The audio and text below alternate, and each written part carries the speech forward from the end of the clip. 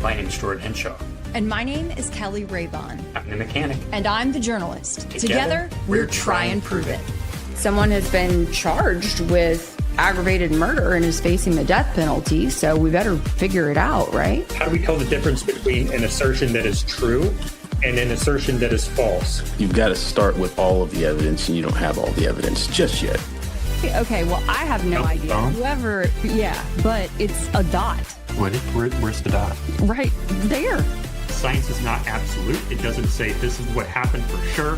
It says this is the best explanation we have. 3, start sequence. 1. If one picture is worth 1,000 words, one field demonstration is worth 100 internet conspiracy theories. I'm gonna ask something at the risk of, being wrong, okay? But we're all just friends here. We're all just talking. And good morning, everyone. We are back for the 4th day of the Tyler Robinson preliminary hearing. We do have Keli in front of the...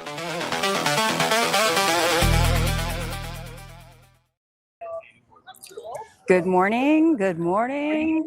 Hello, friends. We are here for Thursday, the 4th day of the preliminary hearing. And there's a little buzz going on. For the entries this morning, we just saw Jack Pasovic cruise up in a red little convertible Lotus with the top down. Really got everyone's head turned. All we need is a red carpet. Did you talk to him? Did you try to talk to him? He's kind of like too cool for school, if you know what I mean. So he just walked off to the side. I think he's waiting to do an interview with someone or maybe shoot something for his own show. I'm not quite sure. Mm-hmm. He's standing in front of a tripod right now. Sorry. Yeah, he's definitely anyone else on the other camp. I haven't seen anyone else walk through yet. The folks in the media just got their wristbands, and so they're primed and ready to go in. The public today who got their wristbands, they are already inside. I'm hearing an echo, Jordan. I don't know if anything we can adjust, but it's okay. It's okay in the stream. Okay, but cool. As long as it's good in the stream, I just want oh to no, make they're sure. saying they're saying that there's echo. I guess I can put my headphones on and try that. Give me a second.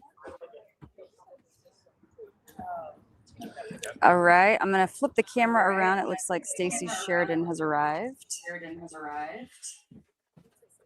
Give me just one moment.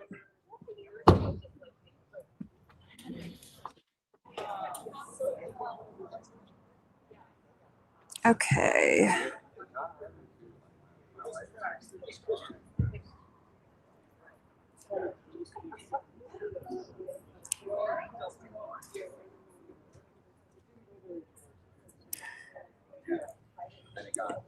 Y'all let us know if the echo is better. And Jordan, maybe if you take my image off, well, actually, never mind. You can just leave me on because Stacey's coming to walk through right now. Mm-hmm. And so in case you guys have forgotten, Stacey Sheridan, she is with TPUSA. She is the fundraising director, apparently very close friend of Erica's. Earlier in the week, she accompanied Charlie's family. Today, she's walking in for the most part by herself. I don't know who the 2 brunettes that she's walking with are, but She's a very close friend of Erica's bank account. yeah, she was with Erica. I mean, basically from the beginning of this whole ordeal. She was on kind of a tarmac by Erica and Charlie's parents when JD Vance had arrived with Air Force 2 to take Charlie's body back to Arizona. Stacey was in the vehicle. I'm trying to think, as they were doing like this drive-by where Erica's like holding the necklace out. Another time when she's kind of got her hand over her mouth and waving. she's been involved in a lot of Yeah. things very closely. She is a very close friend of the bank accounts of a lot of people. Yes. I guess you didn't hear me Absolutely. the first time, but it's okay. No, I All right. couldn't hear you the first time. Do we have? How did you sleep last night? Did you sleep any? Because I think we kind of switched roles today, huh? Hold on, let me turn the volume up just a little bit. Some people are asking how well we've you. got a canine dog coming in. I wish I could adjust this image so it didn't look so blue. But I wonder why they drag the leash like that. There's got to be a reason. I don't know. She's pretty like close up on the dog. But then the leash just drags. Just an observation.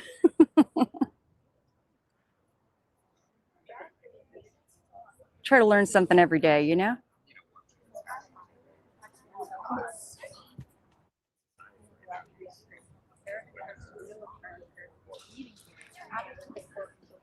So as you guys can see, this. What's that? Has Erica's mother ever showed up before here? Oh, I'm not so sure. I know that gosh, this is the guy who does the podcast with Erica. I can't think of his name. So he does the, I don't know, Bible 365 or something like that, whatever she calls her podcast. So he's a tight friend of the family. James Cases or something like that. I can't remember. Hey, Kelly. Yes. Gary Melton retweeted your post about him. Okay. Did you see that? No, I didn't. It says when you're in, he's calling you a fraudulent grifter. Oh, well. Which doesn't make any sense. Did I call him anything? I don't think so. No, you just said questioned whether he was watching it live or not. Live. So, yeah. Apparently you're a fraudulent grifter, but I don't think so. I think you're amazing. Okay. There's Charlie's parents.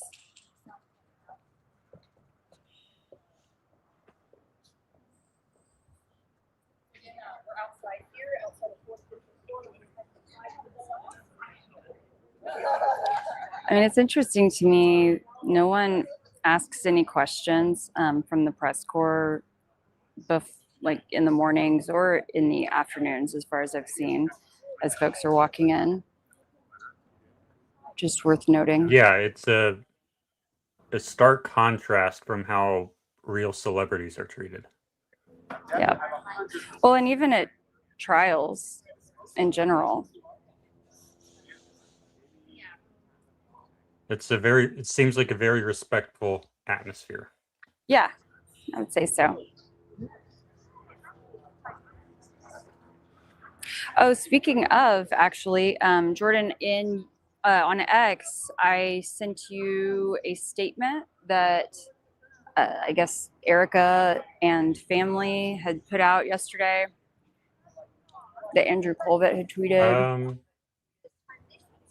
I read one of those not terribly long ago. This was this morning. That's the one. I mean, I sent this to you this morning. It's regarding the evidence. I see it. You want me to read that now? Yeah. If you want to even put that up on full screen or something, then I can get my camera situated again. All right. Full statement by Kirk family attorney. Begin quote. I'm going to turn your microphone off real fast. Okay. The Kirk family believes strongly that if the evidence is being admitted in this prelim hearing, it should be made public for the world to see. No redactions. This court has tools at its disposal to make sure the defendant receives a fair trial. You'll use them if you find that you need to. That's it, Your Honor. To not be transparent here, to not be open, to not let the world see what happened, will create doubt and distrust in the judicial system. And that's not what anybody wants. That's not what any of us believe should happen here. And we'd ask the court to consider the position of the family in making its ultimate decision. Thank you. Yeah, that's basically exactly what they read verbatim in court yesterday. Yeah. So what are your thoughts on that perspective? Let me actually read it for real in my head here. Give me a second.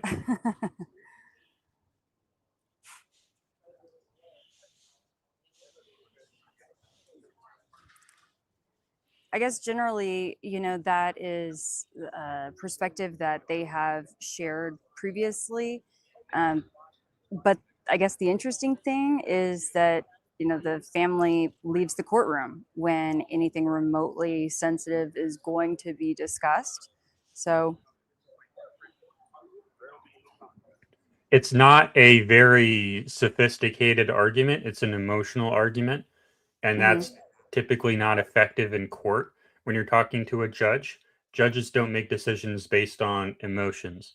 I'm not seeing any legal reasoning here. It's just feels. Yeah. So I don't think this is persuasive. Didn't one of the there was a phrase that was in the middle of it that reminded me, it made me think like Erica wrote it, because it was one of her kind of signature phrases that she uses all the time. I'm not looking at the statement right now, but that's it, Your Honor. yes, that's it. That's it.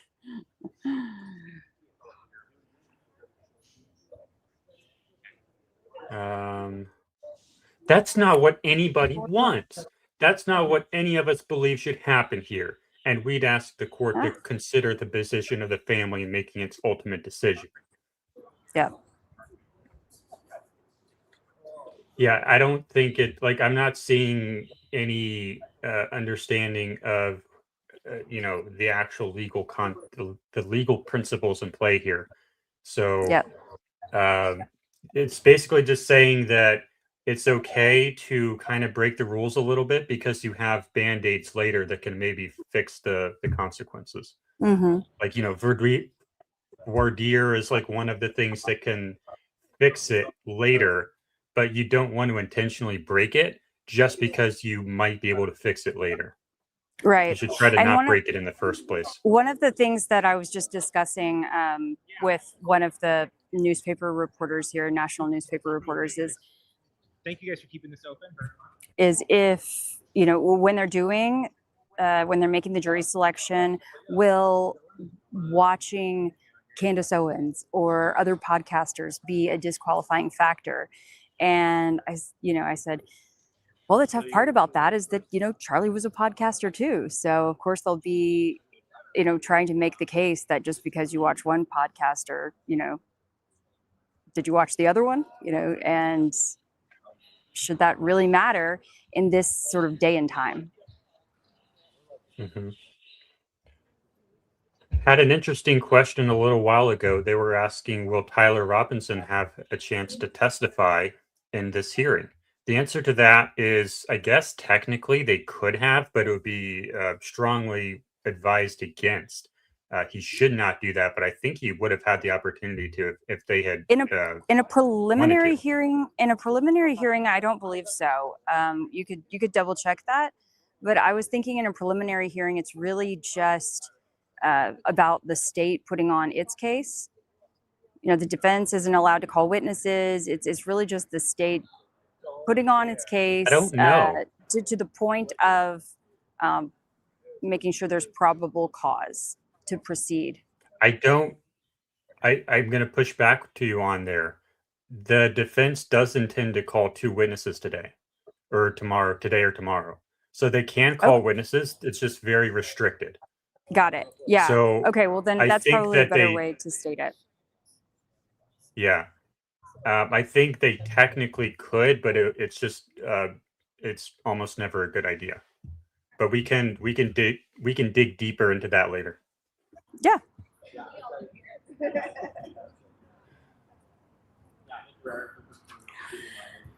What time is it here? Let's see. 8:33 your time. Okay. So hopefully within the next few minutes, we should see well, I don't know. Who knows if Erica will be coming in on this side or on the other side. And it will be interesting to see if some of the other kind of friends, I don't know why this gimbal keeps doing this. I'm sorry. Out of the blue, it just decides that it wants to go a different direction. Anyway, we will not see Donald Trump Jr. today. We will, so that means that in theory that they freed up a few more seats in the courtroom. If I didn't mention this yesterday, Donald Trump Jr., his wife, Bettina, and 6 Secret Service agents were, taking up a good amount of seats in the courtroom.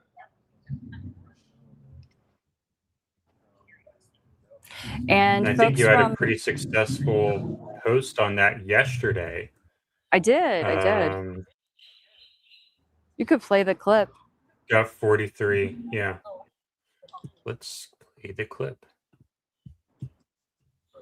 Got 43,000 views on X. I've got one more minute here. Some of the video that was played in court is something that we have never seen before, and the public seeing it for the first time. It's my understanding on Monday, there was some video that was played, and Erica chose to get up and leave the courtroom at that time for obvious reasons when that fatal shot was fired.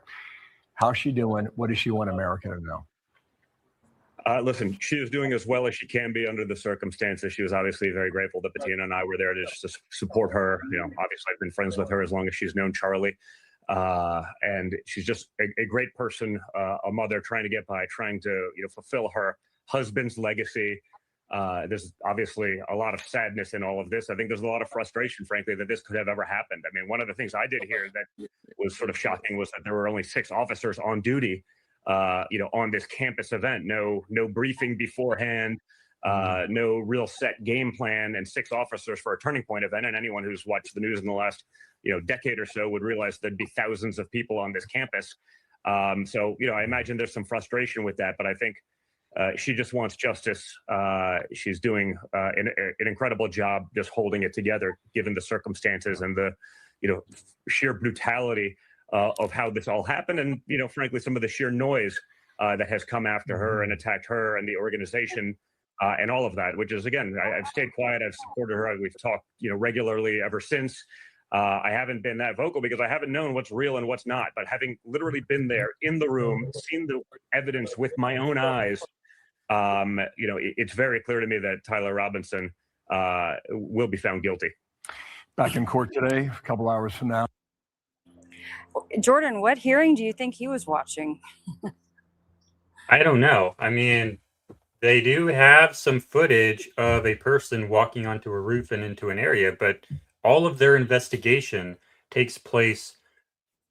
None of their investigation is focused on what actually happened to Charlie. It's all focused on this dude who walks onto a roof. That's it.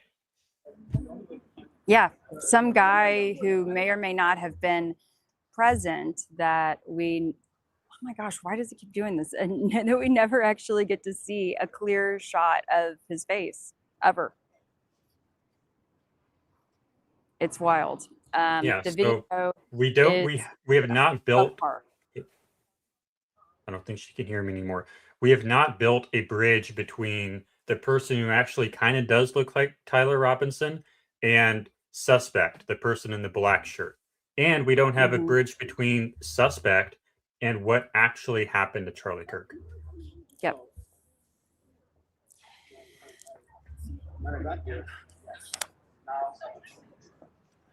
I mean, it's interesting to bring up the spaces from the other night where Blake Neff joined. We did learn that Blake was never even interviewed by police, law enforcement. I mean, and Blake was like 10, 15 feet from Charlie, and worked with him, of course, every day leading up to September 10th. You would think that doesn't matter though, because he didn't know. You would think didn't that know a Tyler thorough Robinson. investigation would, entail interviewing folks to see if there was any inkling of anything going on, leading up to that day. Yeah, but Kelly, Blake Neff didn't know Tyler Robinson, so why would he have? Or did he? The only thing that matters is Tyler Robinson. It's not about what happened to Charlie Kirk. It's about, is Tyler guilty or innocent? That's the only thing that matters. We're not worried about what actually happened. Right. Elaine Nikatra asks, Kelly, did you see the note I sent you about the car? It's not Tyler Robinson's car. I did No? share a tweet with Jordan this morning. If you want to pull that up, Jordan, it's an interesting one as well. So, Elaine, let me know if you had emailed that to me or what time, and I'll be sure to take a look at it. But I think this is what we're gonna. What's going on? Oh man! Oh, of course. You send me a lot of posts. They're pretty slick. Oh, okay. Well, Tyler's family just went in, so they snuck around kind of on the side. I don't blame them. So, the nice thing about that is they don't feel the need to make a big entrance. You send me a lot of posts. Which one are we looking at here? Like, it was, I don't know, I only sent you like 3 this morning. That's like a lot. Okay, the one of the car then? Sunny? Yes, the vehicle. Okay. The car, yep. All right, here we go. We're not in DMs anymore. I saw someone was streaming your DMs, like private DMs with you. Like, Jesus Christ, people. Someone on some other stream. It's like, really? Don't stream your DMs page. Yeah. It's like, they were streaming cool. Their DMs with me? I saw one of your DMs on the stream. With it, never mind. People, if you're live streaming and you're pulling up your X page and you have to go into your DMs, please don't broadcast your DMs. Thank you. Here we go. 2025. And what leads you to believe this particular vehicle belongs to friends? Information that was provided regards to driver's license and Department of Motor Vehicle records. Is there anything unique about the vehicle? Is there something? What are we looking at here? Oh, Jordan. You got a nice paragraph right there that's explaining it to you, friend. Okay. It says the footage, the UVU. Oh, hold on. We got a grammar issue. All right. The footage. There we go. I'm just going to read it verbatim. I'm going to read it verbatim, even though it's not grammatically correct. Take me off the screen while I try to get my gimbal to act right. Okay. Okay, I'm going to try to read this out, even though it's not grammatically correct. The footage, the UVU footage they presented in court is altered, and the challenger that arrived at 8:30 a.m. is not the challenger that is owed as leaving at 9:30 a.m. Pay attention to the agent's step-by-step walkthrough.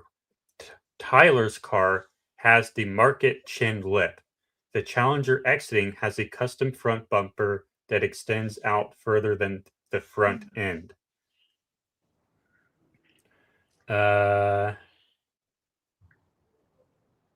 Okay, so they're making the case that there are some visual discrepancies between it's quite clear. So I'll kind of sum it up for you if you can still hear me.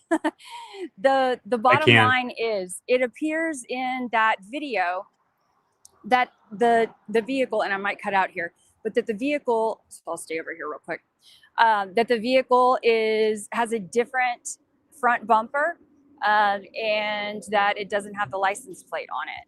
And so then they're going on to show you, I believe, photos of the vehicle in other scenarios. So the question is, was that a different car? Was it? But my question is, what is the one with the license plate and the shorter bumper? Where's it coming from? Where's it coming from? It's coming from when the car was parked at his home and they towed it off. after arrest. Oh. Yep. Okay. So it's not the same car then. So it's relevant, and I think we need some answers.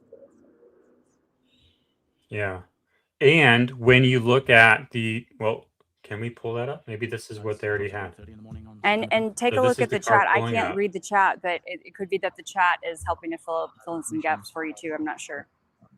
I can't read it. Someone says the exhausts are also different. One has dual, the other one doesn't. Why does this keep doing this? My goodness. When's the last time you calibrated it? So it makes you wonder if, I mean, when you're talking about a full-blown patsy situation, right? Did they acquire a car that was similar, but not exactly the same? I mean, all of these questions are relevant, and if true, hopefully the defense will use that to tear some things apart.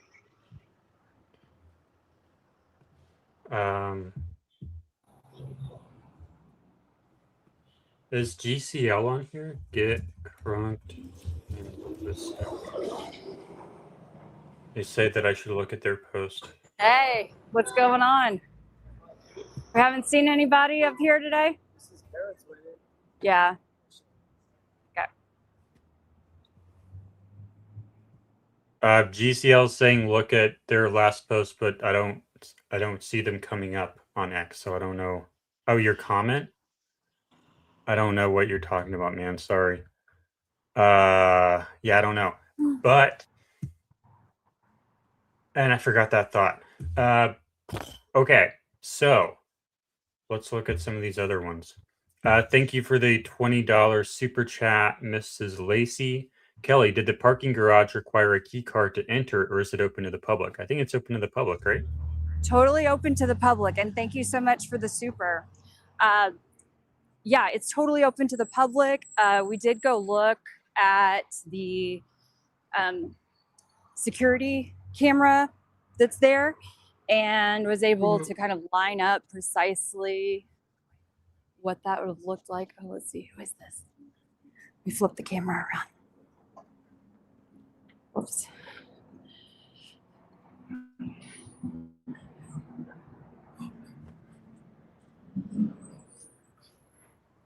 Oh Lord, it's Brandon Tatum again. I was hoping that we were gonna get to see. Oh, he's giving I guess I say a statement. It's probably his own social media. His own, yeah. Because it's being filmed with a cell phone.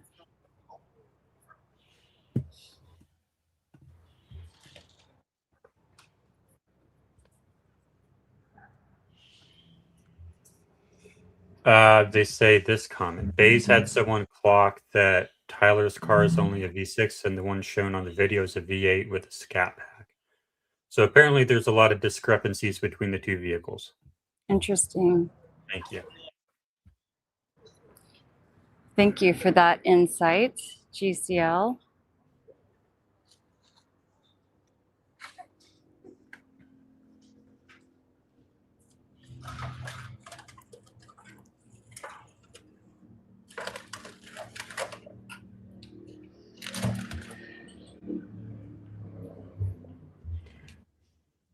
Apparently there was another Louisiana girl, Tara Spaces, last night, and someone said, if you're in Utah, Petton is insanely hydrophobic.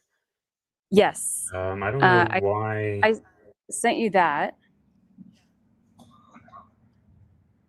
Although oh, I guess they want you to check for it. Yeah, but I ended up actually like debunking, I say debunking, but I had posted this photo, and here comes Brandon Tatum doing his red carpet walk. Mm-hmm. Maybe we call it the concrete paver walk.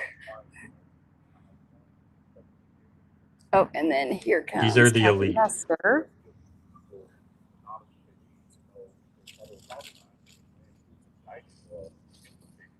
Should tell her good morning. I almost I almost did. I was about to start coughing. Oh, goodness. Okay. Actually, spot Billy Webb back there, formerly of Brandy and Billy. I heard at least one of them is going to go in the courthouse again today. Looks like it's I'm pretty sure it's Brandy. Brandy and Teresa. I think they got here sometime after midnight.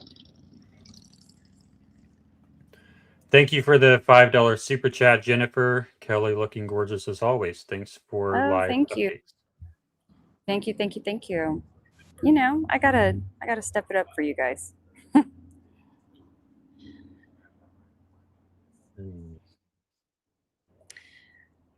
White Deluxe says, before Charlie Kirk, I like Brandon Tatum.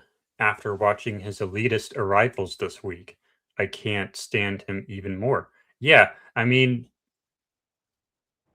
yeah, like these people are elite, no and reason teams want you to know it. Go and like I mean, there's no reason that he couldn't just go like have his car if he has to be driven, have his car parked and just walk in like a normal person. This is the first time I've seen someone stopping him to interview him on the way in. Do you want to go try to interview him? Not really. I think he gets enough airtime as it is. I don't. Yeah. How could you possibly think that they've shown enough evidence to be considered overwhelming, to be considered probable cause? What do you think about those video We're getting cameras? close. We're getting close to probable cause for some of the charges, I think, but we're definitely not there all the way for the murder charge, especially. Mm-hmm. Like what I would expect to see for a murder charge is, someone going up to someone or like going into a room with someone and then they come out and the other person doesn't. Something like that. Or like what we see with the healthcare CEO, where, okay, this dude clearly killed him.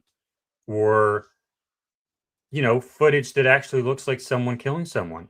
But what we have is a super dark meditation. Anything that shows premeditation, anything that shows him, purchasing these bullets or the tool that he used allegedly to, etch these phrases onto these bullets. I don't know. I mean, something. Something. How he practiced at shooting ranges. Yeah, they have nothing. All they have is a dark figure running onto a roof, and that's not good enough. Yeah. I mean, gosh, they haven't shown any sort of security footage of him buying his Chick-fil-A or anything that morning, have they? No, and there's no GPS tracking data either that we know of. That they've provided, yeah. I mean, it's just like, why not simply make your case if you have the evidence? They're not expected to put forward the entire thing, but this just seems weak to me. On our show last Thursday night, and by the way, we have another show this Thursday night as always, but last Thursday night's show, I was trying to pull up the PC affidavit or the arrest warrant affidavit or whatever for the Aurora movie theater shooting guy, and I pulled up some random one that wasn't it, but it still proved the point, which was in a very short amount of time, you absolutely can write an extremely thorough report with tons of evidence that actually shows probable cause. It's not the case that, oh, well, they don't have enough time to, or, oh, they don't want to prejudice the jury pool, or all these excuses for why they can come up with basically no evidence against Tyler Robinson and get away with it, because we can just pull up a random accidental one and it's like 20 times longer from another case.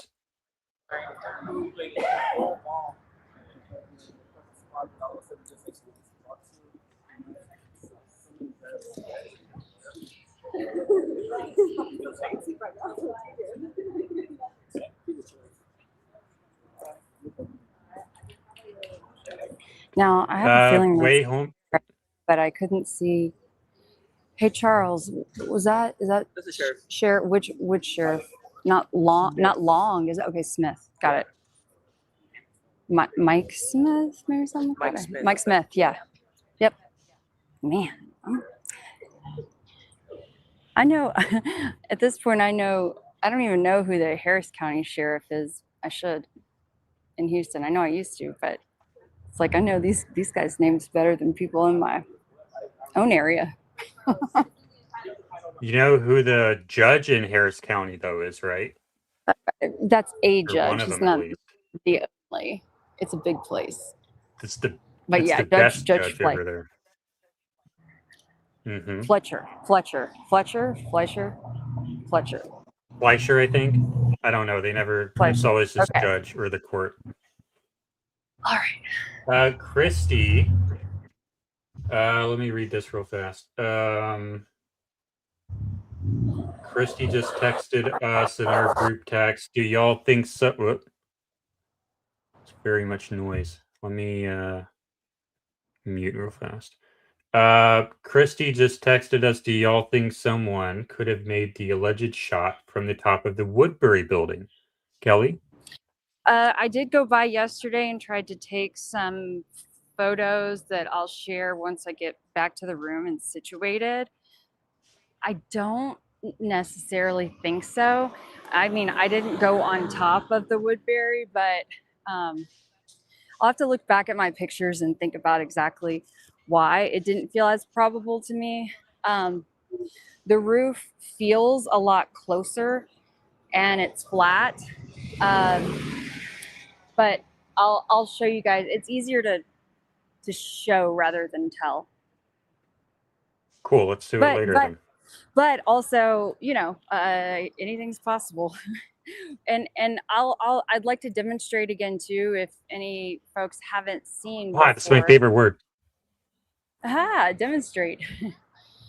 How and why I think that the sort of overhead area above Charlie was really blocked off. I've spoken about it in a few streams before. I guess I'll walk back up there. I just wanted to see what was going on up here in front, but they seem like they said they haven't really seen anyone. Anyway, why the area was taped off for the event. And I would say it's because you have a clear line of sight to that third floor of the Losi Center, the alleged perch where they say Tyler Robinson took the shot. And on the other side where the students actually were standing, you know, it's blocked by the trees. Interesting. Yeah, it sure seems coordinated. It sure seems coordinated. And one of the things that they had said was early on was that there was this concern about rocks being thrown down from overhead, you know, potentially onto Charlie. There are no rocks up there. There are no rocks. There are a few very large, oversized planters with flowers. No, they didn't want people above the Hall of Flags because they would actually be able to see on top of the Losi Center this on the third story. But like I said, it's better to see and let it be demonstrated than for me to tell you. Sure. Thank you for the $5 super chat again, Jennifer. Or how about not calling video from Tyler Farnsworth credible? Just so sad and scary that this is the world we live in. I'm not sure what exact clip they're referring to. I know he filmed his video from atop that ledge, but I'm not sure if he's released other video. Oh, okay. No, this Jordan, they're talking about so remember, Terrell Farnsworth was the one who turned over the TPUSA video. Yeah. And so the From the fact SD that, card. I'll remind me later once I get back to the room, and maybe when we have a break, y'all remind me in the chat. I would like to go over another discrepancy that I have not seen talked about yet with regards to the video. The video To and which the officer's video? testimony. Terrell Farnsworth. Okay. The video that he Okay. turned over via, TPUSA. Okay. We are now at about 9 a.m. Do you want to start moving back? Okay, sounds good. Well, here's the one final shot of the 4th Judicial Courthouse. If Erica did come in, if she did come in, don't know if she was here today. Maybe not, because Lance Twig's video will be the topic of discussion, but did not see her come in.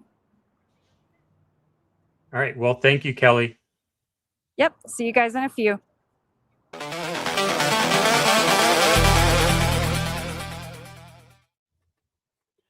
All right. So Kelly will be joining us again shortly from her not apartment, from her hotel room. Thank you, Amy Abadi, for the $20 super chat.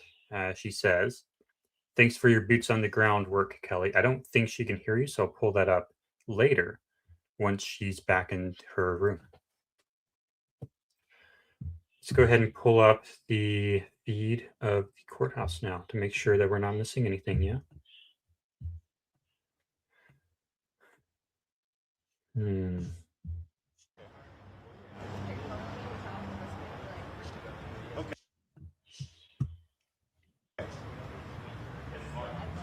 Okay, sounds good.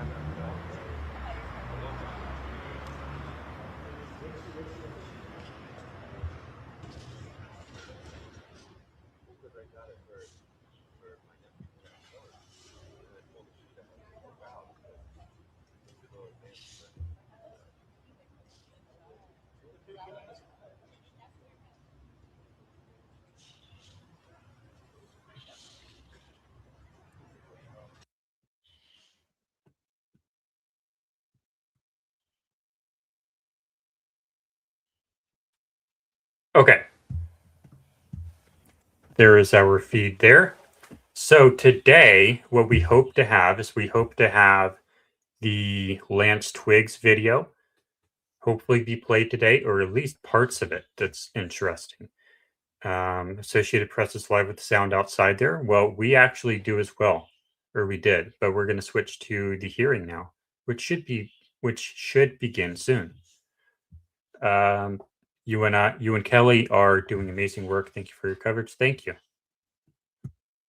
I believe we are the only channel that has a reporter live on the ground. So another thing I want to talk about this morning is, how do I phrase this on a live stream?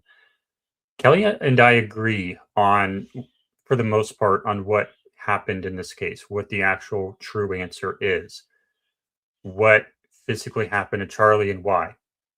We agree for the most part.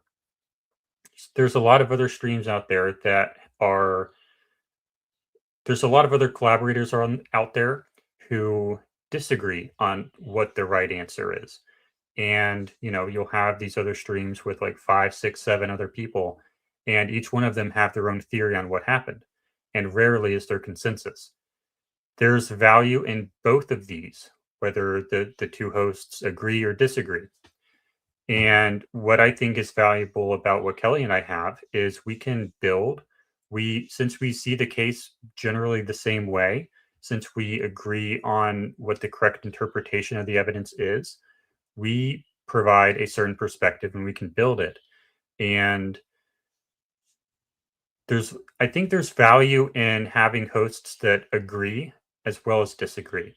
A lot of people place most value in disagreement because, that is valuable. That's good. and there's definitely a time for that, but it's also very valuable to work with someone who does agree so that you can focus on getting deeper into the evidence, I think. So when you're constantly disagreeing on the basic stuff, it's harder to get deep. It's harder to get at what the actual true truth is. So anyway, did I get some sleep? I actually got some sleep last night.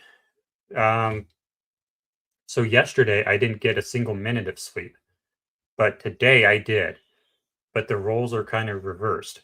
Kelly called me like as soon as she woke up this morning, and she didn't get sleep last night, or at least not a lot, and I did. So it kind of reversed. Like 2 nights ago, I was the one who didn't get sleep, and she got great sleep, and now it's me who got the good sleep, and she didn't get any sleep. So we're kind of taking shifts here.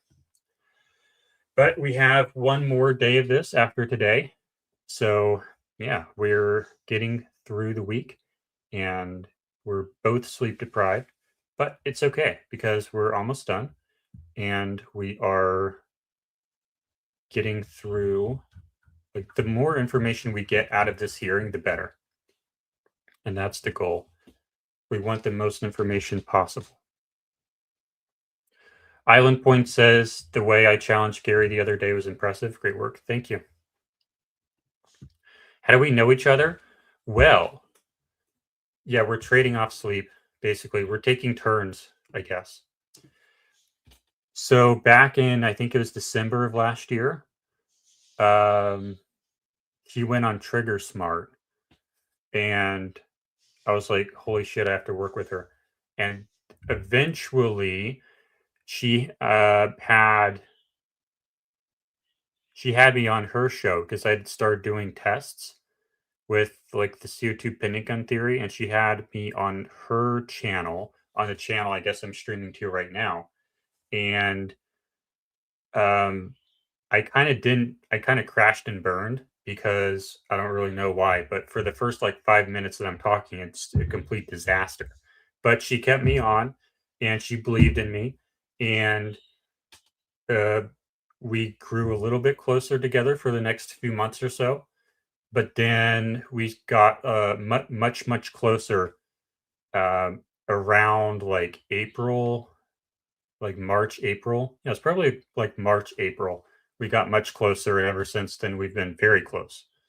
So yeah, we're probably the two. Yeah, we definitely bonded over fake death theory. Jesse on Fire as well is on fake death theory, but he doesn't. Yeah, he focuses on some other things, but Kelly and I are very aligned on our approach, I think, and our temperaments, I think. So, and you know, Jesse has like 500,000 subscribers, so he's kind of out of our league in a sense. But we have basically the same following between us two. So, yeah, I think Blake left. I heard that he left. Apparently, I think this is public knowledge now. He apparently drove out there to Utah, and I think he crashed his one wheel or something because there was some road work, and he was for some reason going down the road in a one wheel. If you don't know what a one wheel is, this is a one. Whoops. I just did what I criticized someone else for doing. My bad. Here we go. What is the one wheel? Probably know what it is, but apparently he had one of these things, and apparently he wiped out. If you're in the chat, are you good, dude? It seemed like you were walking around yesterday, so I guess you're all right. But apparently, I think he said that he busted his elbow or something, so that sucks. But apparently, he hit like a seam between asphalt that was just worked on and asphalt that wasn't just worked on. But yeah, I think he left. I think he's like in his car right now, probably driving back, I guess. Maybe he's listening and just can't chat. I don't know. But I hope he's all right. Hope he doesn't get in a car accident. But yeah, that's a long drive. I think it's like 16 hours or something. That's a good 2 hours or a good 2 days of driving. But it's probably beautiful terrain, though. It's probably nice. A lot of peace and quiet, unless you have to listen to me right now. He might be listening. It's very possible that he's listening right now, but he just can't chat because he's driving.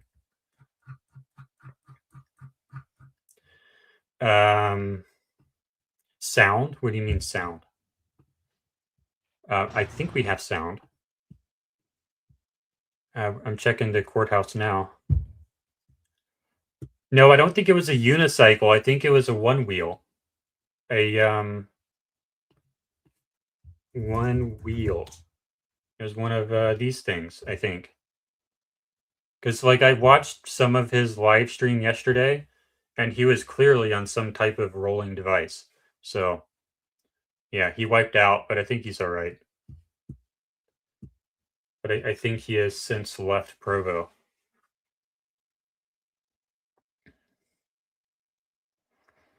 Blake gave new meaning to the phrase, we have a paver emergency. Yes, he did. I agree. Court is not in session yet. We're still standing by 10 minutes after the expected start time. Keli should be joining us again soon. And maybe, I think she said she had a video she wanted to share. Maybe we can do that over lunch, or maybe there will be a break before lunch, or maybe it'll just take forever for them to get started, and we can do it then. Agent 12 says, I don't trust a reporter on a Segway. Yeah. I mean, okay. Should I get into this? I had heard that he was on a one wheel for like a little bit before it was published, I think. And I was thinking, if he flew out there, how on earth does he have a one wheel? Like when you go on a plane, when you go to the airport, you don't take a one wheel with you because it has a huge battery. You can't put that on a plane. So it's like, how on earth does he just randomly have a one wheel? Like, who does that? And then apparently he drove, so that's how he had it. So I have some thoughts about that, but I'm not going to share those here.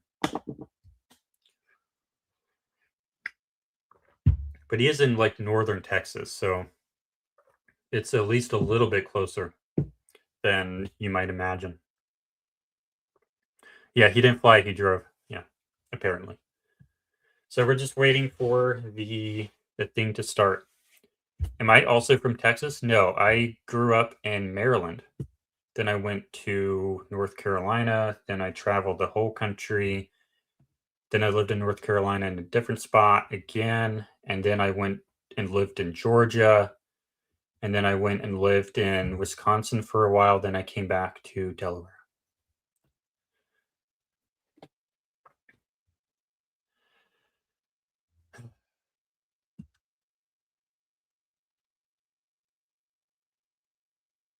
I think the difference between a one wheel and a Segway is a Segway has a handle. Is that right? One wheel Segway. Yeah, Segway has a handle. And I don't think he had the handle one. I just did it again. Don't show that. God. Okay.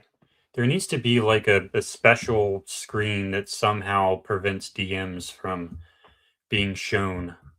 But hey, in my defense, I wasn't intentionally going to the DM screen like some other people do when I knew that my screen was being shared.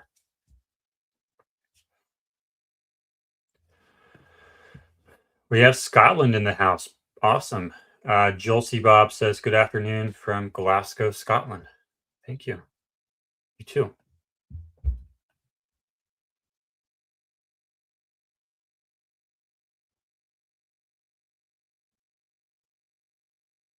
Blake got drone footage from the Lozy Center roof, which apparently was illegal. See, this is what I wanted to do. I wanted to get a little RC car and just drive the RC car out to the shooting position and put like a little camera on the RC car. Because if you can't have drones, I mean, an RC car isn't a drone. It doesn't fly. It doesn't have props. So maybe that would work. to see what the line of sight there is. Yeah. We still have not begun yet.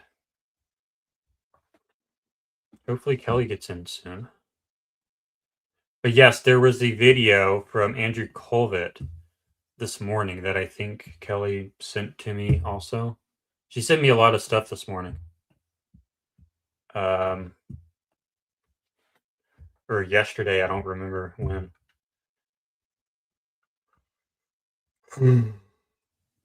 Yeah, I watched this video earlier, and he was basically asking, I think my biggest takeaway was that he was asking if Lance Twiggs was more involved than we would think because he watched the Turkey Tom video.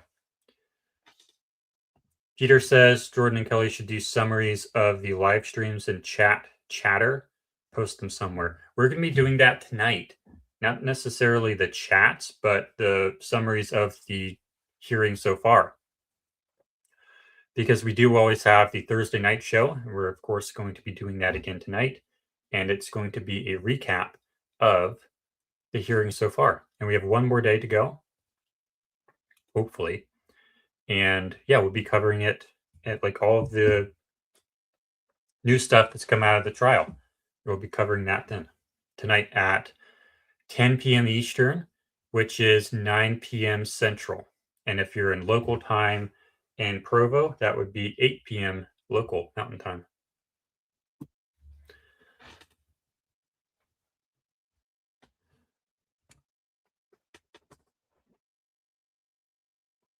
Snake Baby says the entire right-wing griftosphere who have been condemning anyone with questions all of a sudden have a bunch of questions about Twiggs.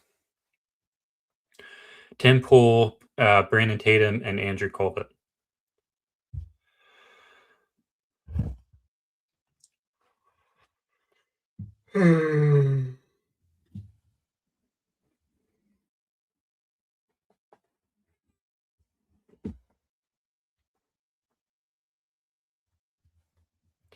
Okay. We should be getting started here pretty soon, but not yet. Maybe Kelly will. I thought Kelly would be back by now. Oh, there she is. Hey.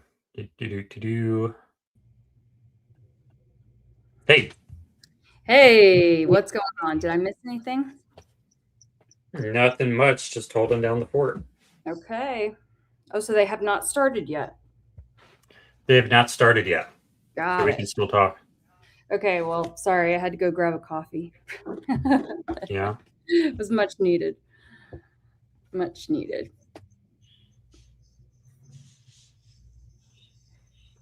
I think there's a super chat question for you. Oh, I wanted to see, let's see. And we were talking about Blake crashing on his unicycle.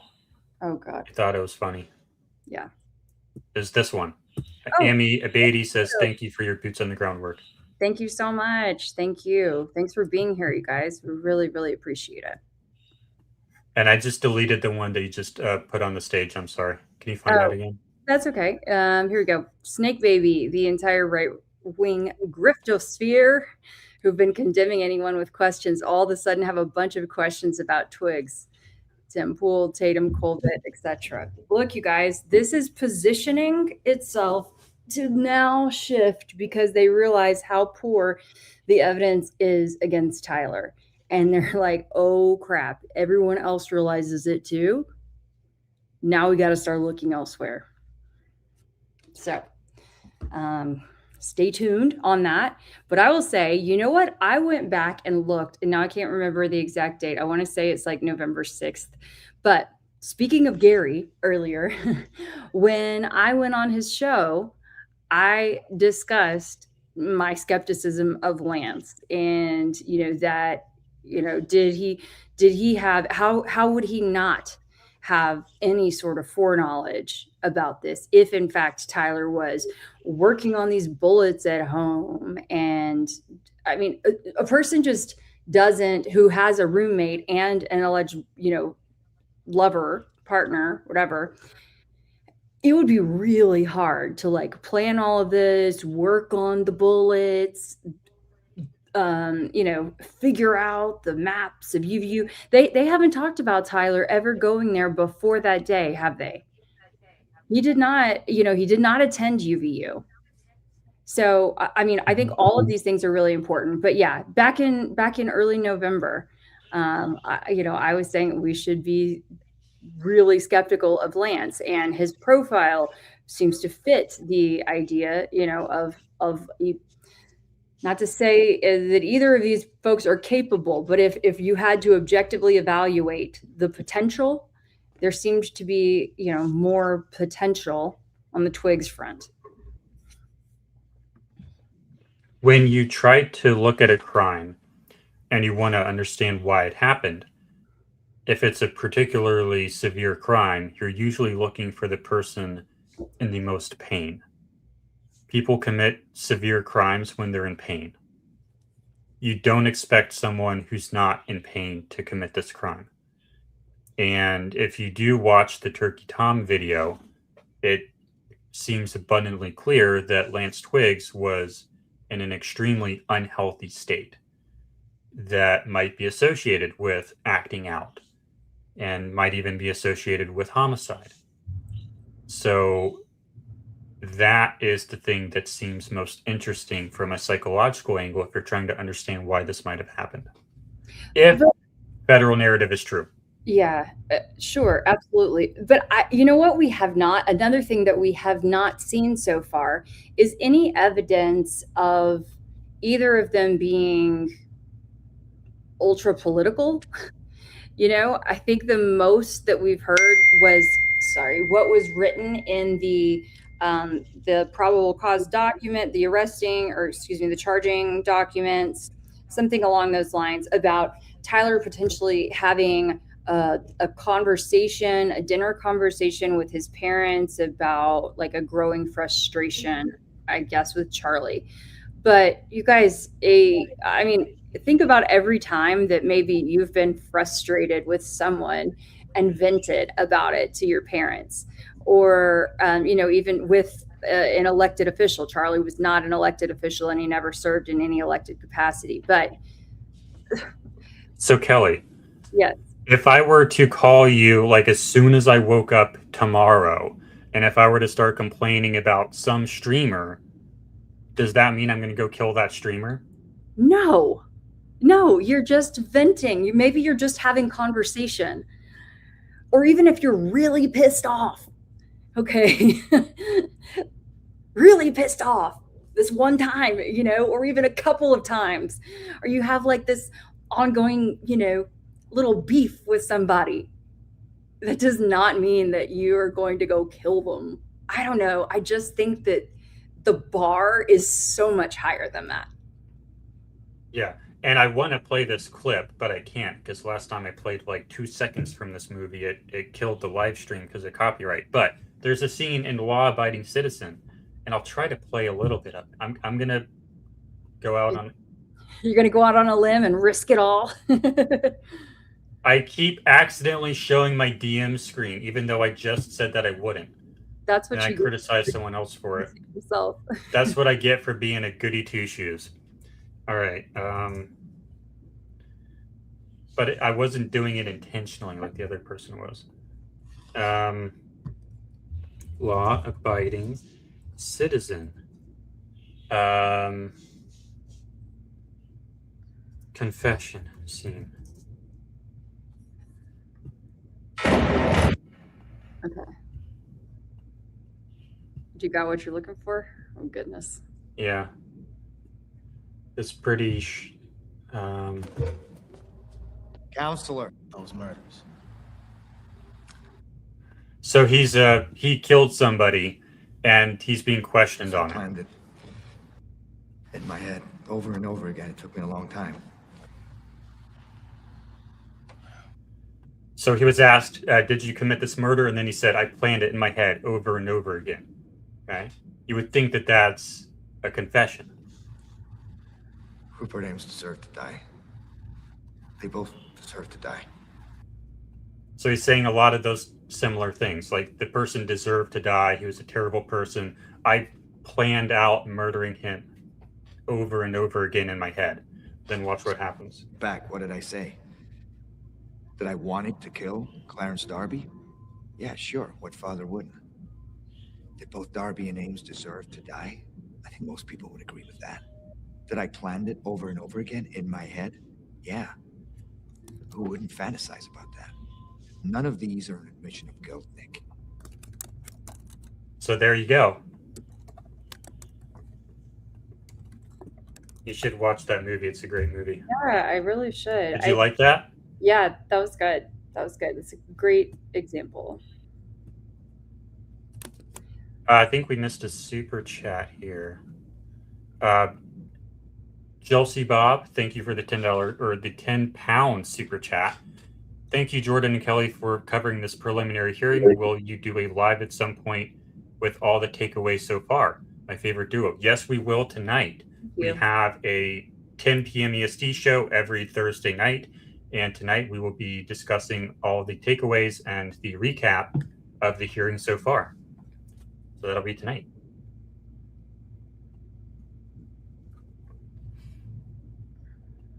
Lady Positive Thinker likes that movie. Perfect.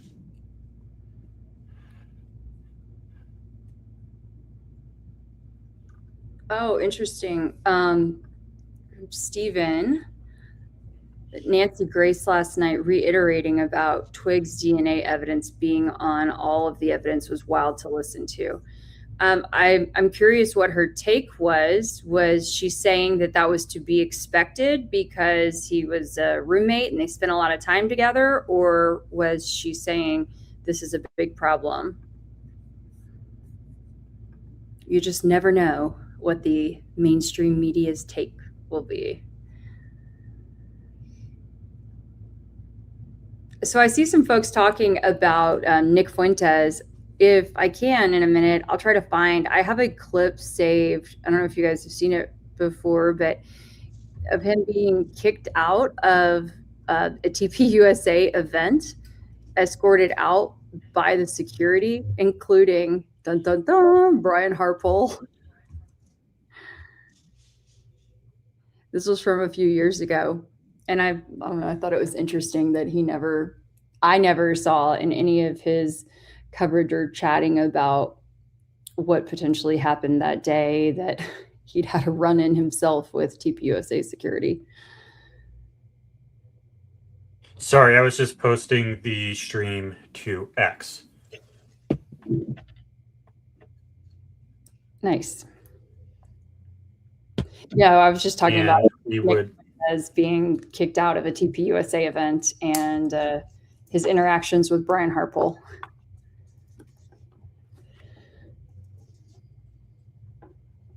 We still haven't started yet. We're at 26 minutes after the expected start time. Yeah. So that's a bit surprising. Maybe they have more technical difficulties like they did yesterday morning. I don't think you were here for that. No. Yeah, I don't think you were here for that, but they had like 20 minutes of technical difficulties. So maybe they're working that out this time before the hearing starts.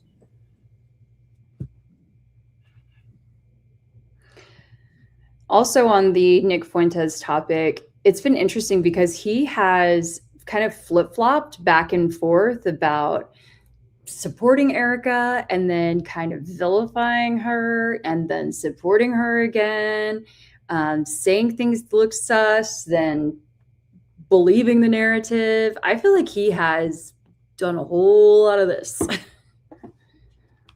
Yeah. And that's a lot of people in this case.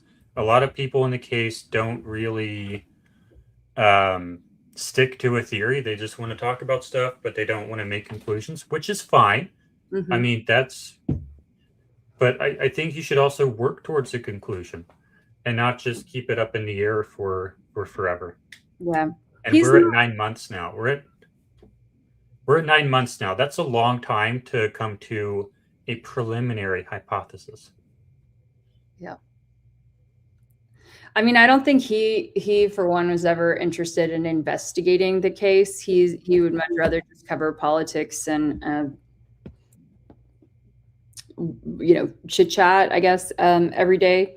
But so I guess different topics for different folks. But when you do speak on a subject, I feel like he was not as educated on the latest and greatest. But I mean, Joe Rogan doesn't seem to be sometimes. Oh gosh, Sean Ryan, a lot of these folks.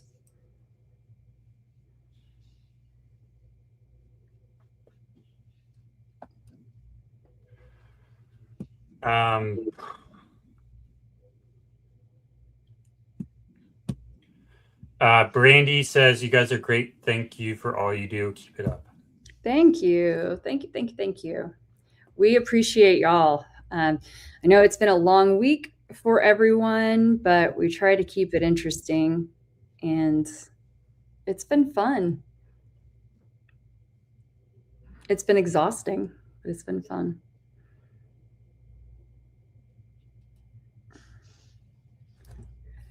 Oh, some of them are going to the Shrine. Perfect. Is this Fuentes has this? A cult of furries called the Sussy Squad?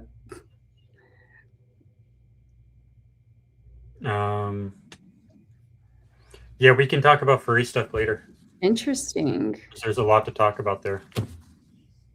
I think we are getting into the trial now because they turned the audio on. Jordan, or into the hearing.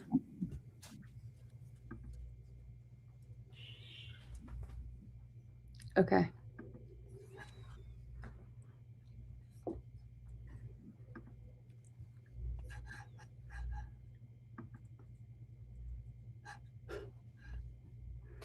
Sean Ryan is clueless on things he should be well aware of given his background. Yeah, a lot of people think that.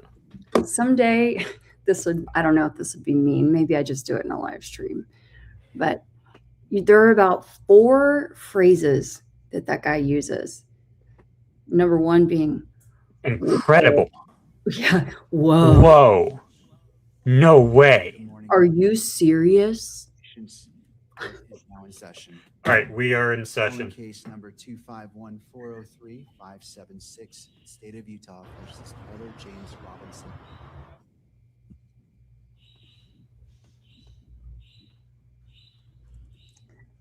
That's right. No shit. Good morning. Thank you for the party's patience. The audio good? Is now in session. Yes. 251403576, State of Utah versus Tyler James Robinson. Counsel, you have to be shitting me. Chad Grunender, Ryan McBride, Lauren Hunt, David Sturgill, Chris Ballard.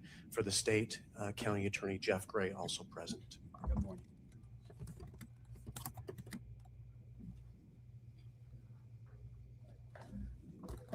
Good morning, Your Honor. Kathy Nestor, Richard Novak, Michael Burt, and Stacy Visser here for Mr. Robinson, who's seated at council table. Good morning. Good morning. Good morning, Mr. Robinson. And for the record, the court also recognizes the presence of Ms. Erica Kirk. Sorry. Good morning, Ms. Kirk. So that's what we were waiting on, I bet. All right. As you Erica getting in? I do need to read the following as it relates to today's preliminary hearing.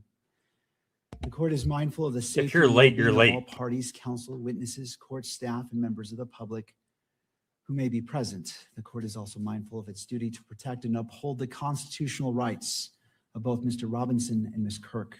To serve those important interests, the court reminds all persons who will be in attendance that portable electronic devices will not be permitted in the courtroom or on the 4th floor. And this prohibition does not apply to legal counsel and support staff for the defense or the state or the media in this manner, or the equipment permitted under any electronic controlling electronic media coverage order, and includes the counsel for victim representative, Ms. Kirk. I do ask the parties, the attorneys, if you will join me in turning off your ringer to ensure that we do not have any interruptions. So I am turning off my ringer, and I invite you to do the same. Every person who is in attendance Who today done it and yesterday? every day will be afforded the dignity and respect due to them. And pursuant to the standing decorum order by the court, all spectators shall be quiet, civil, and orderly. Spectators shall not engage in any distracting, disruptive, provocative, disrespectful, uncivil, or threatening behavior of any kind. Spectators shall not make any audible comments of any kind, shall not shake or nod their heads, shall not otherwise make any gestures during the hearing.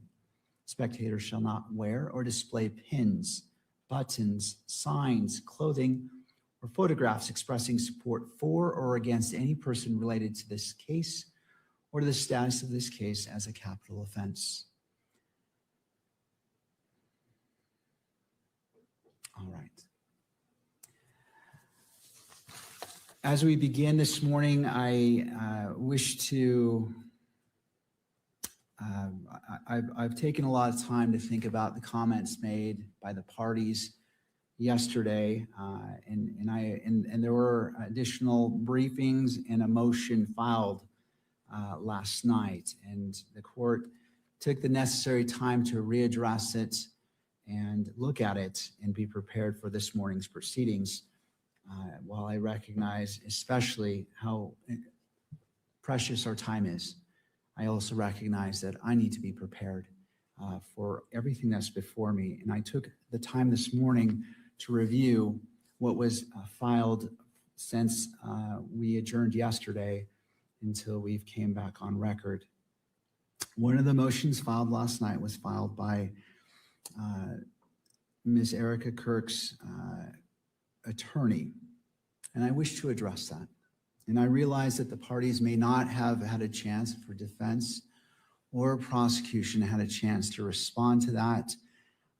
And before I address that, I wish to turn the time to you if you need the benefit of the record as it relates to what was filed by the attorney for victim representative Erica Kirk to the state.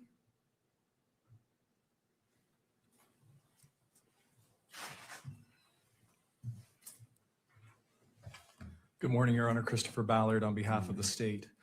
We have reviewed that filing, and we believe that it fully accords with our position in our filing this morning that publishing exhibits to the courtroom is entirely appropriate and indeed honors the victim representative's right to be present in at this hearing. Thank you, Mr. Ballard. To defense, Mr. Novak. Thank you, Your Honor. I read the pleading. I believe that every order that this court has made to date complies with and respects the victim's rights under the Utah Constitution. I think that the rulings that the court has made the last few days do so. And I don't believe that the issues that are presently before the court going forward with the hearing with respect to exhibits in what I'll just call the 16 series interfere with any of the enumerated rights set forth in the Utah Constitution concerning the rights of a victim representative in any criminal proceeding. So that's our position. And I want to also be very mindful of timing issues because we spent a lot of time arguing without the court having the benefit of briefing yesterday. But we have witnesses we have to get to, including a defense witness who is not available after tonight. So I could, of course, as Your Honor knows, say much more, but the court has all the briefing, and I think we should move forward. Thank you. And as it relates to transparency and publication, does the news media wish to be heard on this issue?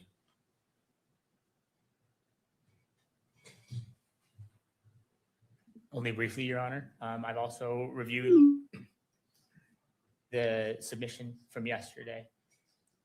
The court has always set this three-step process. And I think taking each of those stages, admissibility, publication to the courtroom, and coverage by the in-court cameras are three separate inquiries.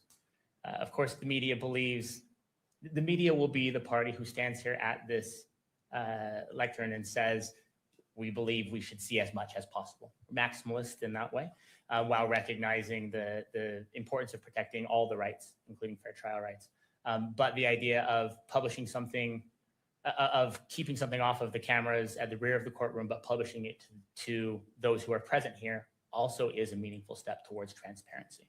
And to the extent that the court is not comfortable with placing something on the video feed, the media does believe that allowing the media representatives who are here and the members of the public who are here to view that, even if those watching on the live stream cannot, is a meaningful victory for transparency, and we of course support that. Thank you. All right. Your Honor, the state would like to be heard on the briefing briefly. For, The briefing that was submitted last night. all right, so I want to address the motion filed by the attorney for the victim representative, and then we'll transition to that. I'm just trying to do it incrementally so we can get it all addressed. So in regards to that, and I appreciate the position of the parties, it is important for me to hear all sides. Article 1, Section 28 of the Utah Constitution recognizes important rights afforded to victims and victims' representatives, including the right to be treated with fairness, respect, and dignity, and the right to be present and heard at critical stages of the proceedings. The court acknowledges the concerns raised in the motion regarding transparency and the ability to meaningfully observe the evidence presented during this hearing. At the same time, the court has an independent obligation to manage these proceedings in a manner that safeguards the rights of all parties. That includes honoring the rights of victims and victims' representatives while preserving the defendant's constitutional rights, including the right to a fair and impartial process. The court has considered the request that exhibits be displayed in real time to the courtroom. After careful consideration, the court determines that not all exhibits will be visually displayed to the gallery, and notes that it will use a tiered method as described. First, whether it will be admitted to the court for consideration as it relates to probable cause. Second, whether it will be displayed only to the gallery. And third, if it will be published through the camera to the public at large. This ruling is not intended to diminish the significance of the victim's representative rights or concerns. Rather, it reflects the court's responsibility to regulate the presentation of evidence in a manner consistent with the integrity of the proceedings and the fair trial rights implicated in this manner. The manner in which evidence is displayed remains in the court's discretion. That discretion must be exercised in a manner that is appropriate and appropriately balances Mr. Robinson's constitutional rights, Ms. Kirk's rights as a victim representative, and the court's obligation to conduct the proceedings that are fair, orderly, and appropriately transparent. Transparency is an important principle, but it must be maintained in a manner consistent with the constitutional rights and protections afforded to all parties.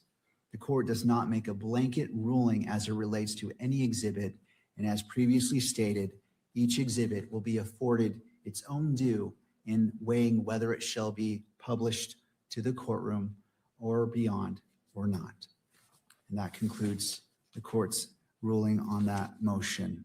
All right, counsel, the last matter as it relates to the briefing, I'll hear that, and there is a slight edit to, and I'm not sure when the state wishes to publish State's Exhibit 16. So turning to the state, do you wish to be heard about the motions filed last night prior to the publication of Exhibit 16? Again, it's your choice on how you move forward. I just want to see which order you want to go.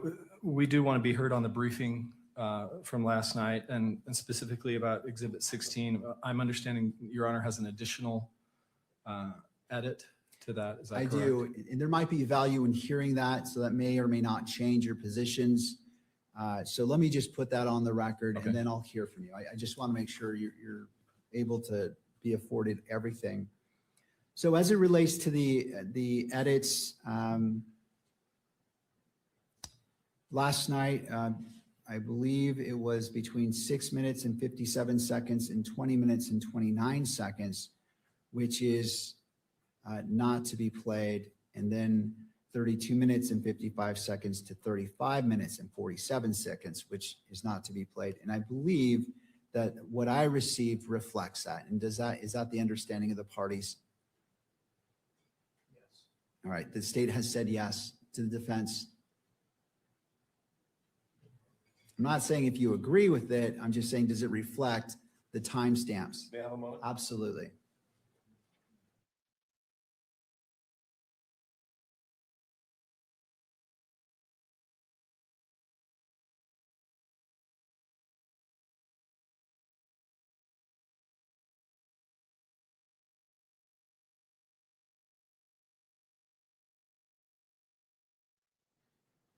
Go ahead, Judge. I think, Your Honor, and then let's just see what the court is referring to.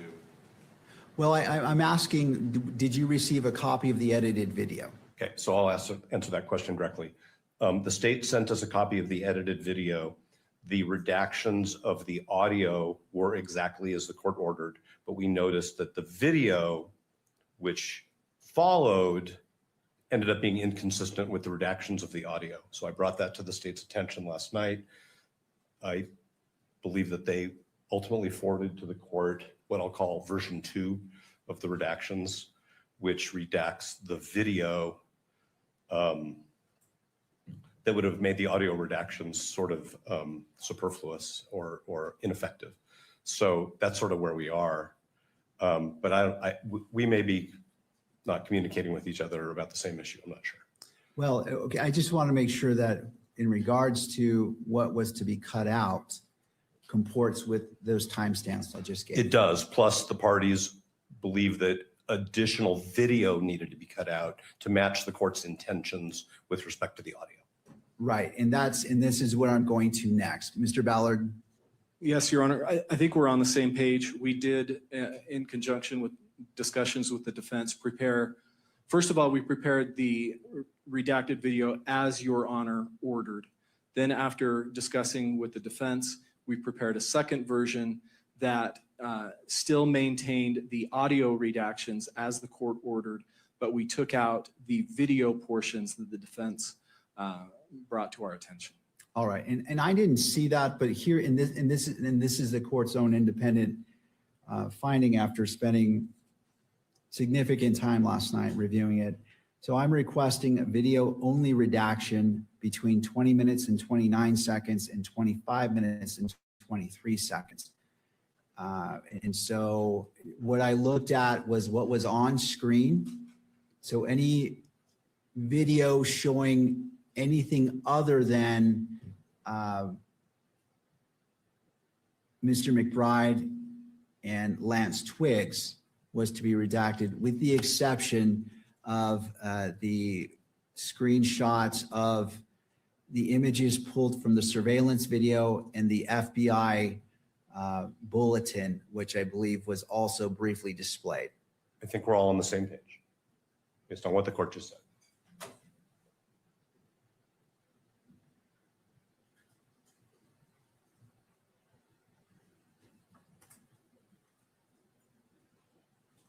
Your Honor, I think we have just a 1 second difference. Our timestamp is 25:22 of the additional edited version, but I think it still omits the video portion that we're discussing.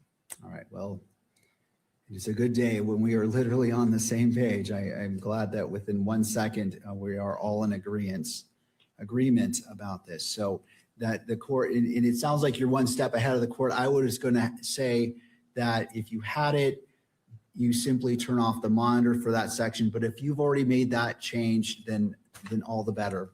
There are 2 additional changes as well.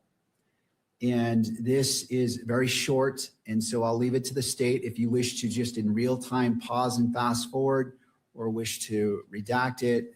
I'll leave it to you.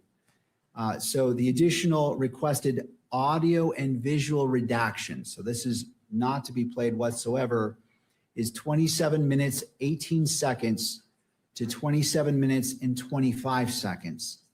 And the second is 28 minutes and 11 seconds to 28 minutes and 18 seconds.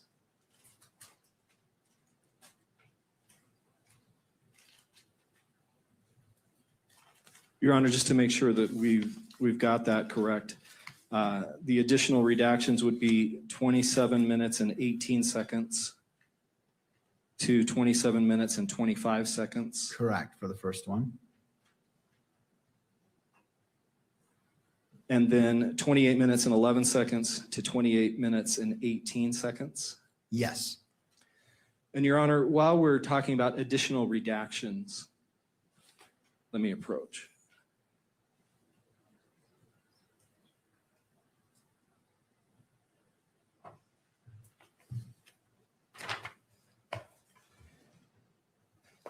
When Your Honor made his ruling yesterday afternoon, it wasn't entirely clear the basis for these redactions that the court proposed.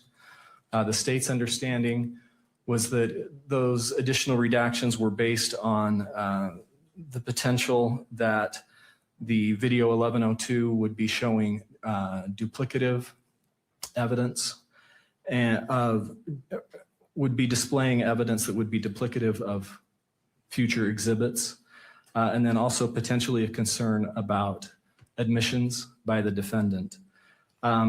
Portions that the court has ordered to be redacted do not have any of those concerns as far as the state's view of that evidence. And I would like to be able to point the court to those. We've got two brief portions that we believe don't implicate those concerns and should not be redacted. Right. Does Your Honor have the transcript? I do. In front of you? Okay.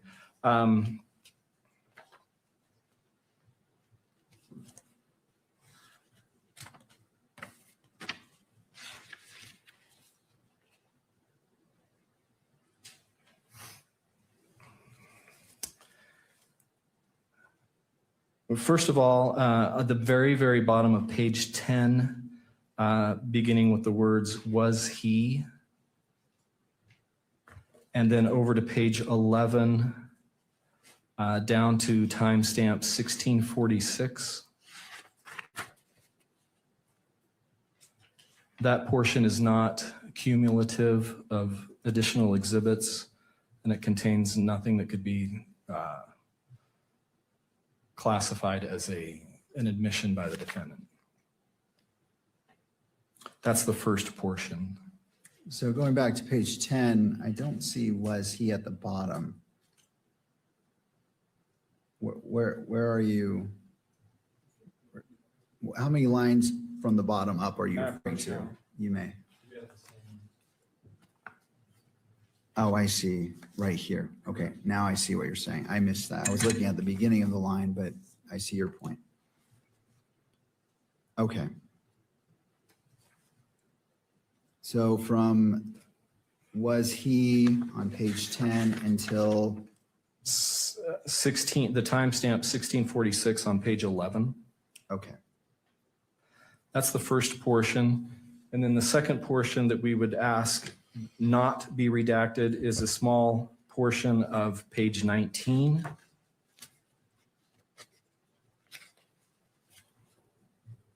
And it begins, let's see. It would be the fifth paragraph down, Mr. McBride stating "okay," and then ending at timestamp 3340. Again, that's not cumulative of any anticipated exhibit, and nor does it refer to any admission by the defendant. Thank you.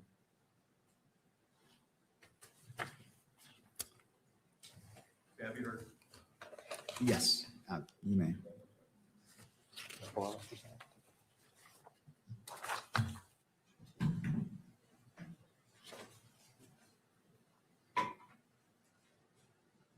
Thank you, Your Honor. With respect to the first of the two portions that Mr. Ballard referenced, I want to be totally transparent with the court, of course, that was not a section that we asked the government to agree to redact. That is a section that the court independently determined was appropriate for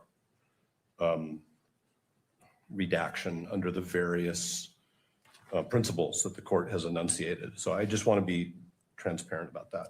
Thank you. The second portion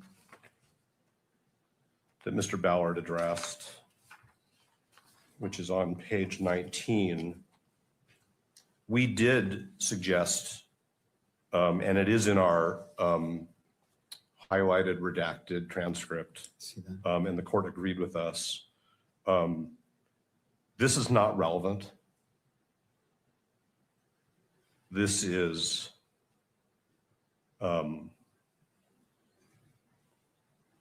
not admissible under 403. I don't understand how this questioning by Mr. McBride and the answers to these questions by Mr. Twiggs, and now I'm going to quote the Utah Rule of Evidence, has any tendency and reason to make a fact of consequence more or less true. That's the relevance question. So I understand that the court has said, I can make determinations of which portions of this transcript to rely upon. But from my perspective, what the state is asking the court to do is to broadcast a portion of the transcript, which we are saying is not relevant, and to the extent it has any relevance, is significantly outweighed by undue prejudice. All right. I am not Mr. Twiggs' representative, but I think as a witness who has counsel, there might be something that Mr. Twiggs' counsel would want to say about this as well. I don't know what it would be, but my firmly held belief is it would be consistent with what I'm saying, which is that it is neither relevant nor probative of anything of significance, especially in compared to the undue prejudice. Thank you, Your Honor. Thank you, Mr. Novak. Mr. Ballard. Thank you, Your Honors. Mr. Novak recognized Mr. Twiggs was represented during this statement. His counsel knew that this was being prepared to be produced in court, and his counsel made no objections to this part of the interview. And this is critically relevant. It provides important foundational information about Mr. Twiggs and identifying information about him. And then also it's very relevant to the enhancement that we have charged. All right. Thank you.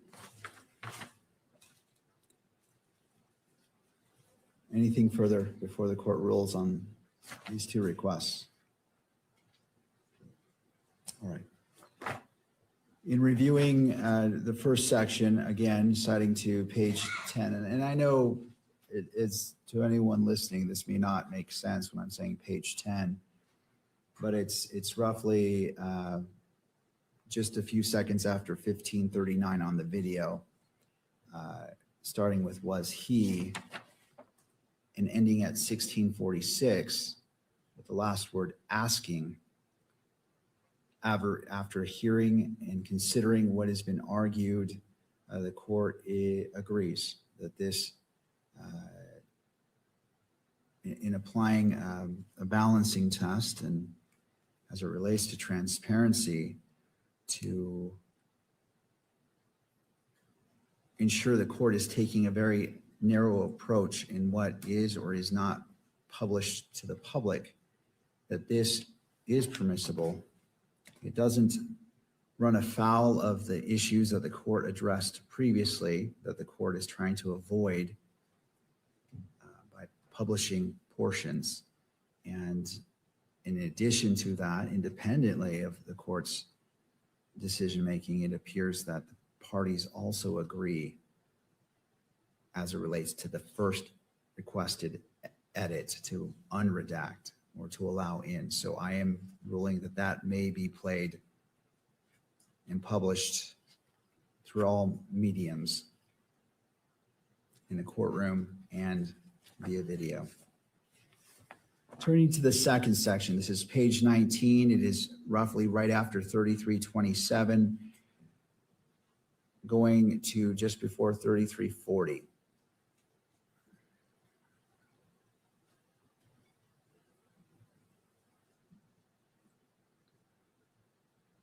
Sorry, Your Honor, just to clarify, what we asked was just before 3307. 3307? Correct, yeah. Yes. Right after 3255, where right. Mr. McBride states, okay. I see, thank you. Let me just take a quick second to review this.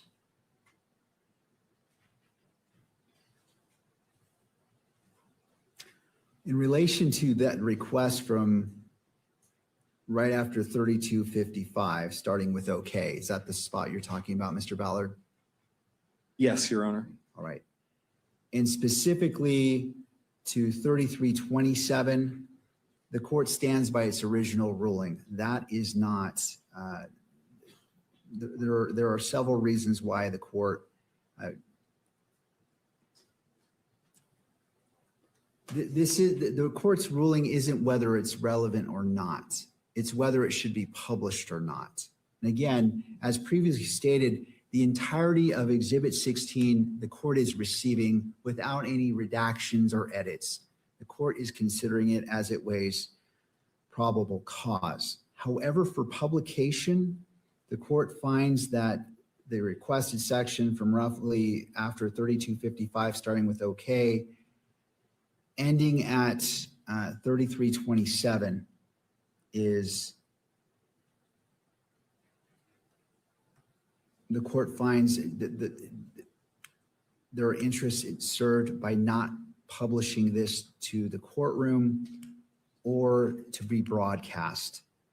I note and I recognize Mr. Novak's statement as it relates to what Mr. Twiggs' counsel may or may not assert, but the court finds independently that this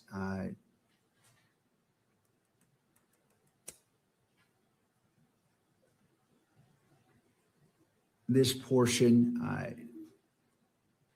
shall not be transmitted into the courtroom because of certain statements made in there that do not serve the interests of justice for publication. However, the court finds from 3327, starting at okay, until just before 3340, I'm sorry, up to 3340 may be published. Did that notation make sense? Did to the state, Your Honor. All right, to defense. Understood. And so this is the appropriate balancing of being transparent while at the same time maintaining the constitutional rights or balancing the constitutional rights of all parties and what is appropriate for publication. And this may be published not only to the gallery, but to the media as well that goes beyond the gallery itself. All right. Anything further on State's Exhibit 16? Not from the state, Your Honor. Thank you. All right. And I note defense is nodding their head as well and not indicating any more is needed to be discussed at this point. All right. I think we've put State's Exhibit 16, we've addressed it. Turning to the state.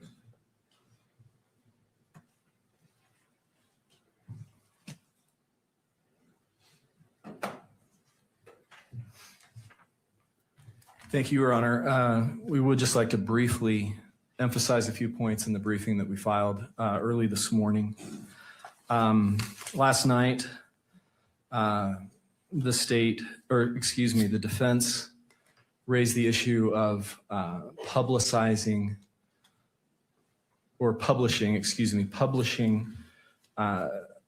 admissions by the defendant or confessions.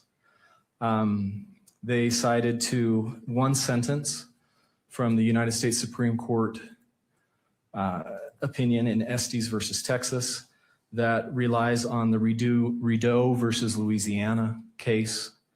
And that one sentence in Estes has no precedential value on the issue that's before the court today.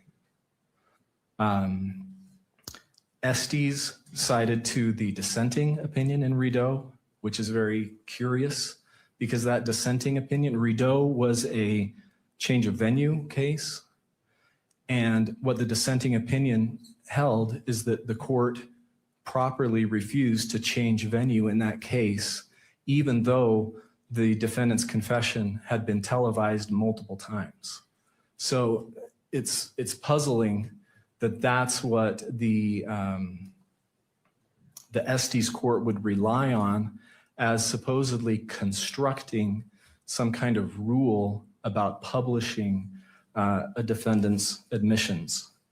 In addition to that, Estes has no analysis of that point from Rideau. Again, it's just one sentence.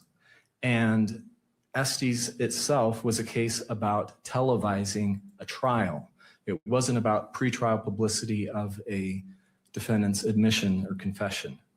And as we noted in the brief, subsequently, the Supreme Court has limited, although it hasn't expressly overruled Estes, it's limited that case to its very narrow facts. So it's difficult to see what precedential value that one sentence from Rideau could have on this issue before the court.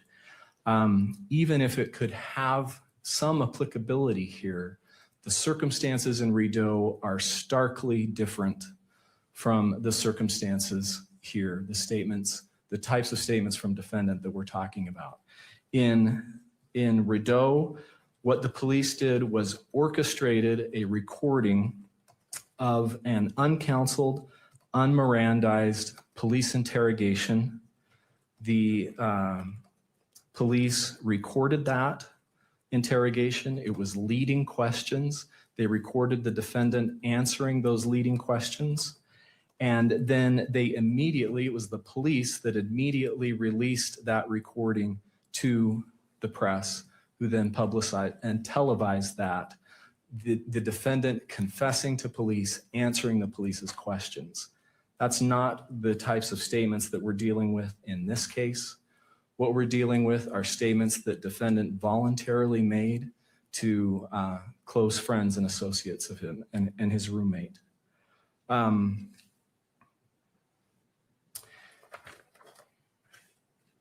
Sorry, just one other point about Rideau and that dissenting opinion. It's interesting that in that dissenting opinion, that judge that the court relied on in Estes continued on in his opinion and said, it's an impossible standard to require that a trial court be a laboratory that's completely sterilized and free from any external factors.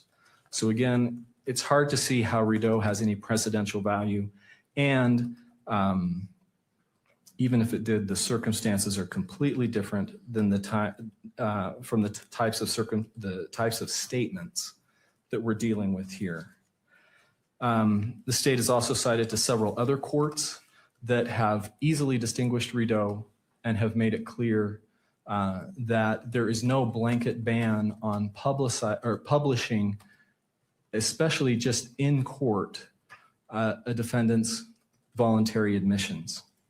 I think the most interesting case is the Sixth Circuit case, because there it dealt with essentially the issue that we're dealing with here, which is publication of a defendant's statements during a preliminary hearing. And that case is especially important, the DeLeslie case, because there that confession was ultimately held to be inadmissible. So an inadmissible confession was played to the public and interested media members so that in a way that it had, as if it had been played in a preliminary hearing. And even though that confession was subsequently publicized and ultimately held to be inadmissible at trial, the court did not hold that that was a violation of the defendant's fundamental rights there, that the court could deal with that through voir dire. It was not inherently prejudicial. And then the state has also cited to the Ohio case of Mamon, and then also the Alabama case, Burgess versus State, where those courts reached essentially the same holdings, easily distinguishing the Rideau sentence from Estes and making it clear that there's no blanket ban on publishing a defendant's admissions, and also that Rideau is easily distinguishable. And the court, because the court can deal with those pretrial publicity issues in the way that we've discussed several times already through the tools that the court has available in selecting the jury. I think it's also important to point out that transparency is critical in this case. This court's noted repeatedly the extensive media coverage. That's why we're having to take this additional time in these hearings to be able to discuss these issues. And transparency is critical to the state's right and the people's right to a fair trial. Where there's a vacuum in the evidence, it just fuels speculation. And then finally, as has already been argued, it's critical to the victim's right to be able to attend the hearing. That's a hollow promise if the victim representative is only able to be here physically, but then is shielded from some of the evidence. Does the court have any questions? No, not this time.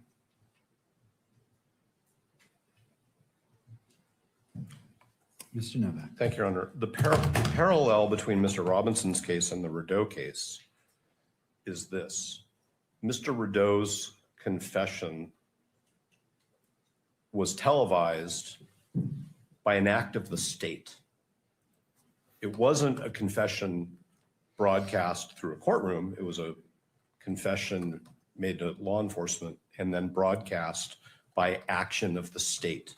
And that's what gives rise to the constitutional problem, which is its state action, which violated Mr. Rideau's right to a fair trial. This court has granted the media's request to electronically publish this entire proceeding.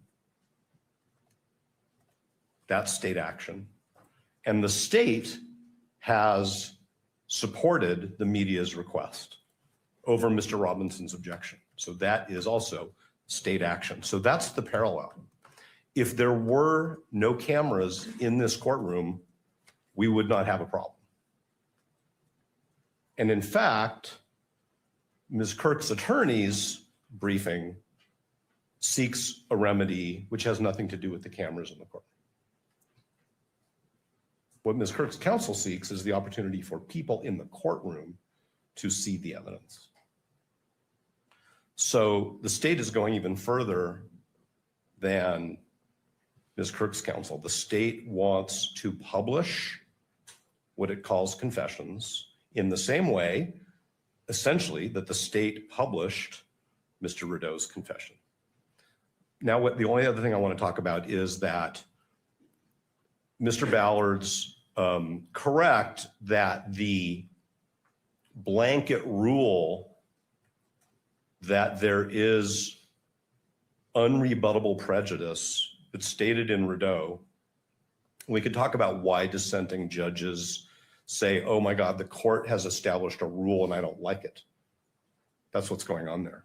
But it was in the Skilling case, Supreme Court decision in 2010, where the court said, yes, we really are going to let judges decide whether potential juror exposure to pretrial publicity makes them makes them unable to serve. But there is an extreme case. That's not my language. That's the Supreme Court's language in Skilling. There are extreme cases of pretrial publicity where prejudice is going to be presumed. And so that's obviously about what has to be proven in terms of the prejudice. But when it's an extreme case, what the Supreme Court is saying in Skilling is there's a presumption. And I believe that this court has already made findings over the last 9 months that this is an extreme case with respect to the quantum of pretrial publicity, the way in which it's being monitored by the public, the speed with which these proceedings, even this week, are being dissected and broadcast through all of the technology channels that we have. So it's our view that this is the extreme case that the Supreme Court talked about in Skilling. We wouldn't have any state action giving rise to this problem if we didn't have cameras in the courtroom. And that's why we think that exhibits 16.1, 16.2, and 16.3 need to be managed in the way we've asserted. Thank you, Your Honor. Thank you. Mr. Ballard. Thank you, Your Honor. Just briefly, Mr. Novak's misrepresented the state's position. We're not going beyond what the victim representative has asked for. As we made clear in our briefing this morning, that we filed this morning, we are asking that these exhibits, unredacted, be published in the courtroom, not electronically, but they be published in the courtroom. It's not the camera in the courtroom that's the problem. The issue here is the public's right. This is a public hearing. The court's ruled that it's a public hearing. Kearns Tribune recognizes that preliminary hearings are public, and the public that is here in this courtroom should be able to see the exhibits that are admitted and that the court is going to rely on. And that is even more important to the victim representative's right to be able to be present and to observe these proceedings. Thank you. All right, counsel. Your Honor, if I may, I'll be brief. I want to begin by saying thank you to both the parties, to the state, to the defense, to the court. Today, the time that's being taken today and the nimbleness that's required to talk about things like the transcript in open court is a challenge. I recognize that it presents difficulties and that it takes time. And I want to begin by thanking both the parties and the court for taking the time to do that. It's important to the public, and I appreciate the court doing that. I know the public does as well. The only thing that I want to say with respect to this question about admissions or confessions is something that I hope will help the court. The court is looking at Rideau. It's looking at Estes. These cases from 50 or 60 years ago in a different media environment under the United States Supreme Court. I want to urge the court to do what the court has done before, and that's to look at Algier. This is a 2011 Utah Supreme Court case. It's obviously in the wake of Rideau. It's obviously in the wake of Estes. It's here in this state, unanimous Utah Supreme Court, upholding a decision made by Judge McCleave below in a case that has striking parallels to this one. In the Algier case, there was a murder trial. The court received a letter, a notarized letter from an inmate saying the defendant in this case has confessed to me. Told me that he was involved in the shooting, gave me details of it, threatened me and my family if I did that. I want the court to know that. That was provisionally sealed for many of the same reasons that the court could conceivably consider keeping some of this information from the public. The court did a two-step analysis. It began by trying to determine whether or not there was a presumptive right of access to that document. The answer is yes. There is a presumptive right of access to this proceeding as well. Like Mr. Ballard just said, because this is a preliminary hearing, there's a presumptive right of access for the public. The second question was simply whether there's some kind of balancing that should be done. Notably, in paragraph 17 of that Algier case, it stressed something that we have said over and over again, which is much of the information that would be revealed through that letter had already become public at that point. And the idea of sealing a document that contained allegations or details that were already in the public sphere would only create the impression that information was being kept from the public when it was not. We stress what we did yesterday, that as we understand it, much of the information that is now under consideration for the court is already in the public sphere. The right case to analyze this under is Algier. Algier would dictate in this case that the court recognized as a presumptive right of access to this material, and that the presumption, the balancing test that would be needed to overcome that presumption of access has not been satisfied here, particularly because so much of that information is already in the public sphere. That must be an animating factor here, and we ask the court for that reason to grant access, both publication to the courtroom and, in our view, publication on the cameras as well. But we again do recognize that middle step is a meaningful one. And if the court were to decide that information be shared in the courtroom, but not on the general feed, we would recognize that as well as a meaningful step towards transparency in this case.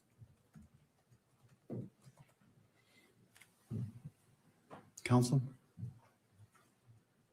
Good morning, Your Honor. Jeffrey Nyman on behalf of the Kirk family. And we appreciate the court is trying to balance here, but the Kirk family's waited 10 months for this hearing. And they have a right to be here, and they have a right to hear the evidence. They have a right to see and feel what's going on in this courtroom, just like, and they want to understand, Judge, what you were viewing. They want to see the evidence. And we understand you have to balance, but at a minimum, this courtroom needs to be open for the evidence to be displayed openly in this courtroom, for them to see it. The Utah Constitution gives them the right to be here, and to be here and not to see the evidence, what's the point of being here? We ask you to let the evidence be seen in the courtroom, please. Thank you for your time. Thank you, counsel. Anything further as it relates to exhibits 16.1, 16.2, and 16.3 as it relates to what's been briefed or any other arguments? I just want to make sure it has all been received before the court issues its ruling. No, thank you. Not from the state, Your Honor. Thank you. All right. And just to be clear, as it relates to the state's request, 16 point, well, so under the three factors or the three levels, admission to the court, publication to the gallery, and then publication beyond the gallery, what is the request for each of these exhibits? We are asking,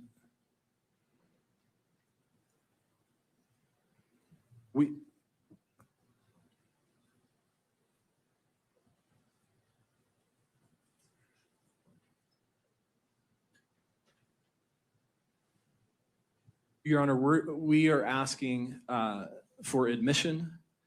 We are asking for publication within the courtroom, but not publication electronically on to the electronic coverage in the courtroom or of these proceedings. We do want to make clear that once the exhibit is admitted, that the witness will be reading from portions of the exhibit, but again, we're not asking that be displayed in any way so that those outside the courtroom could capture that and reproduce it. Thank you. The court just wants to.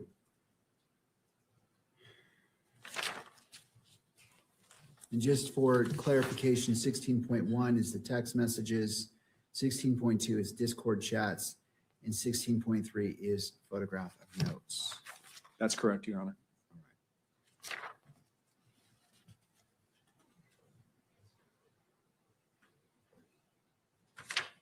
And finally, and this hasn't really been addressed by any party, but it is a factor the court's weighing, how much of 16.1 has been published to the public prior to these proceedings? And this is open to all if you wish to weigh in. I just want to make sure that that's clear because that wasn't really addressed in the briefing and it's a factor. So I want to make sure that issue has been presented by the parties if you choose to.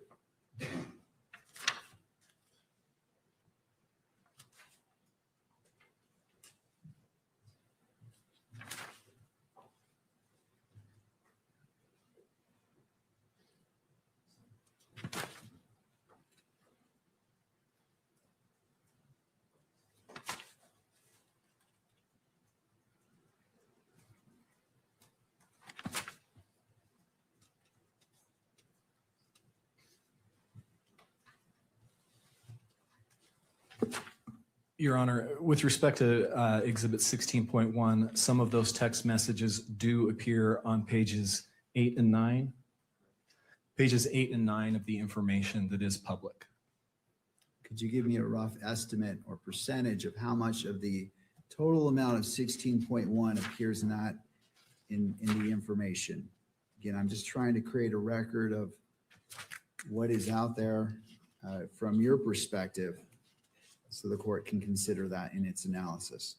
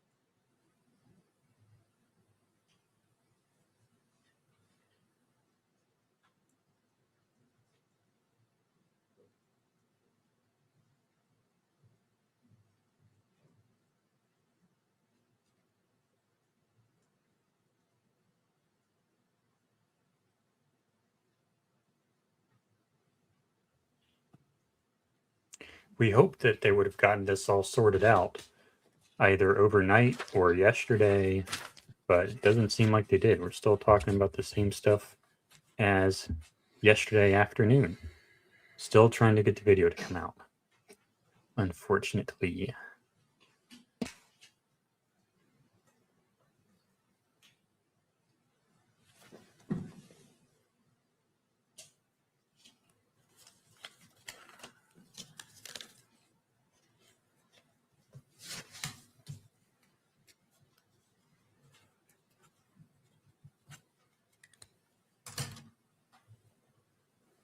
Yes, Catherine Nestor is here today.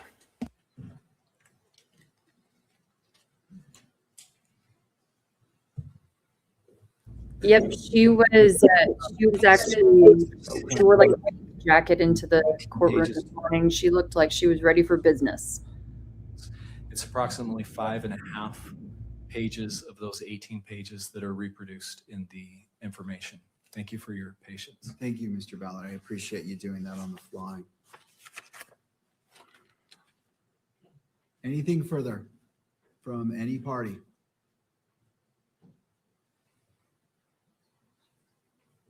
To defense? No, thank you. To the prosecution? No, Your Honor, thank you. Media?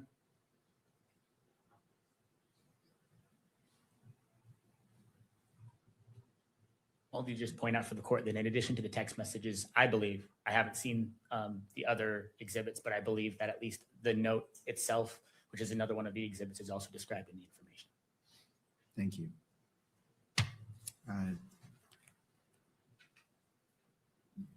Ms. Kirk's victim representative attorney.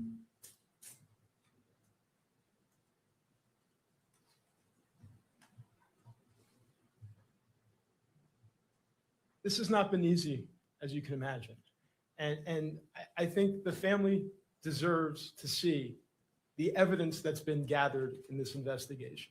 They deserve to know what happened to Charlie. So we urge the court to please, again, display the evidence here in the courtroom. Thank you. Thank you to all parties. I appreciate the diligence and hard work that you've put in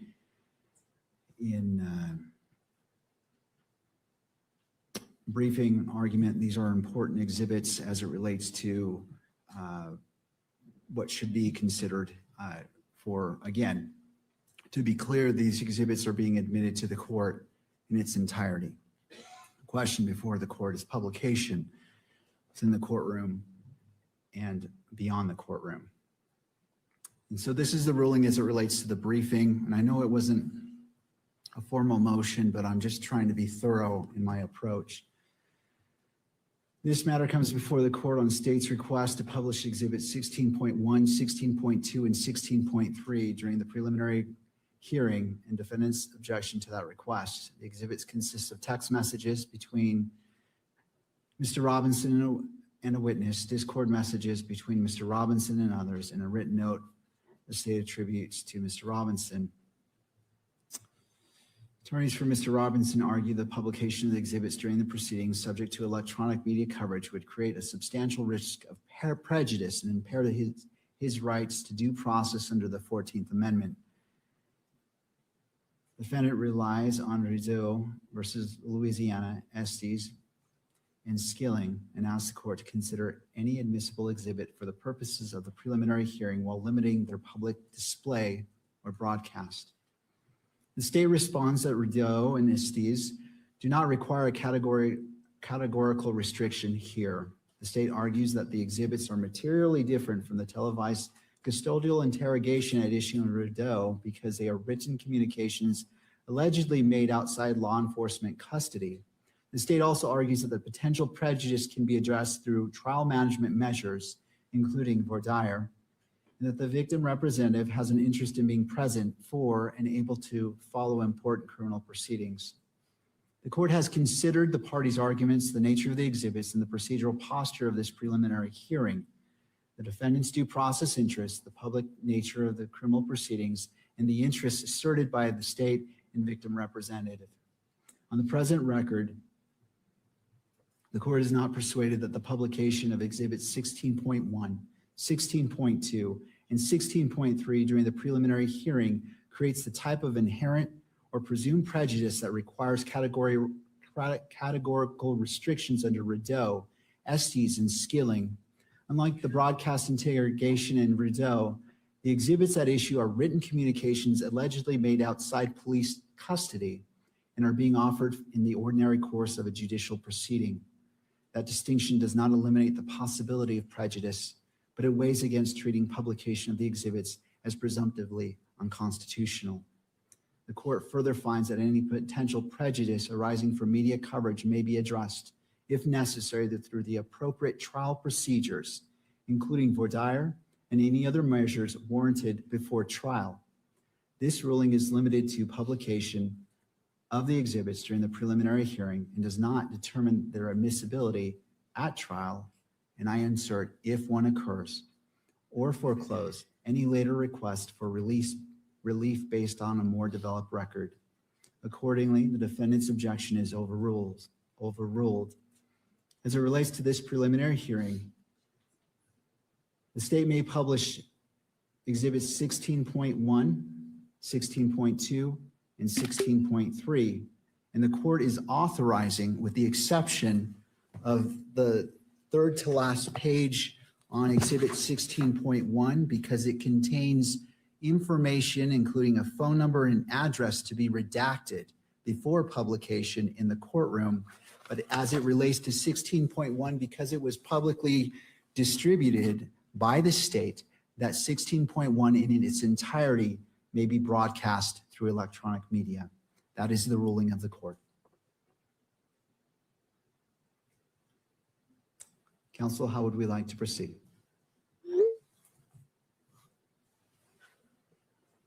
Your Honor, just to clarify the record, the state has redacted that portion. We anticipated that needed to be redacted in 16.1, so we have redacted that portion. We believe that the best way to proceed now is we have the edited video ready that comports with the additional edits that the court has ordered. We propose that we take a break so that we can show that to the defense, make sure we're on the same page, and then we anticipate coming back and playing Exhibit 16. All right. Okay. All right. I appreciate the caution being exercised by all parties. We'll take a 15-minute break, come back at 10:50. Court is in a brief recess.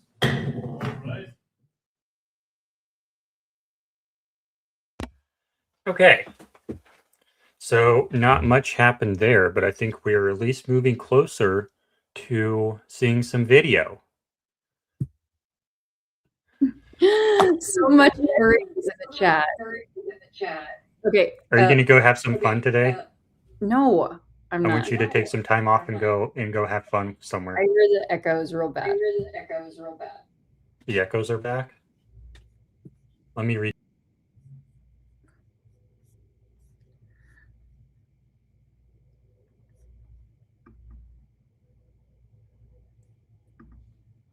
Oh, hold on, Jordan. Is the echo better now? Nope. Oh, wait, hold on. Yeah, I still hear it. Let me put my headphones on then. Sorry. Is it better now? Let's see. Yes, it is. Testing. Okay. Are you going to go have some fun today? No, I'm not going to have fun. I'm doing work. You're going to burn out though. Okay. Okay, I promised them some Erica tea earlier, but I also wanted to just acknowledge the furries in the chat. So what's up, you guys? All right. So I can't believe I didn't tell you guys this when I was standing out there in front of the courtroom. For those who did not get to see the article that was written about me in the New York Times, and apparently I missed this, but a gal from MSNBC told me that it was on the New York Times. It was the top story.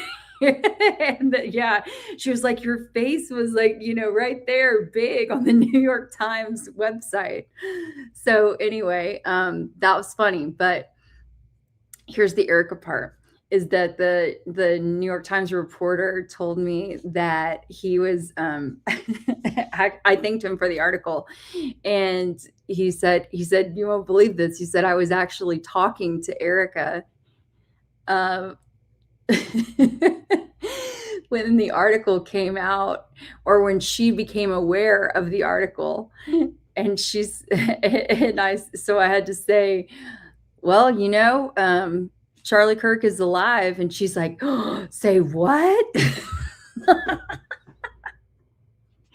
So anyway, if they didn't know about me before, they definitely know about me now.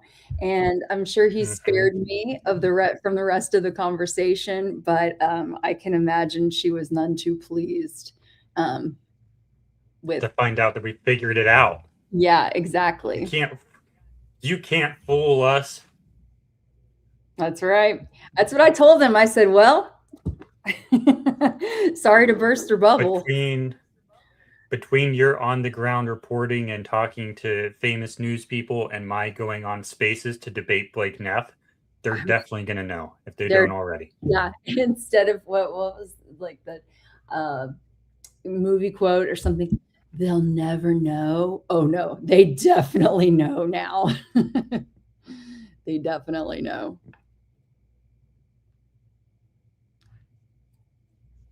They're going to know. Is they'll never know. I think nobody's gonna know.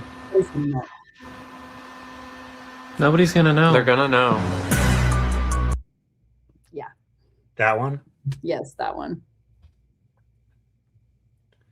Yes, I agree. I agree. Gary and I have been pleasant. So I still haven't looked up to see what he said. I don't know. You guys think I should respond or not? I haven't read it, but I think you should respond. you're instigating. I'm asking our respectful chat.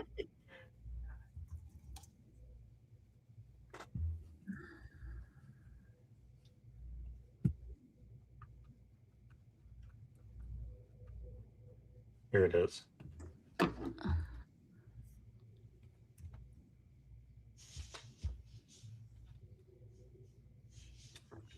I mean, it's not that bad. It's not that bad. I thought he was calling me a fraudulent grifter specifically. Is that not what it says though? To me, that's more generic. And that's not like, to me, I don't take that as specifically attacking me. Well, I'm glad you don't interpret as much negativity into it as I do. Great. Yeah. Perfect. Yeah, I mean, it could be worse.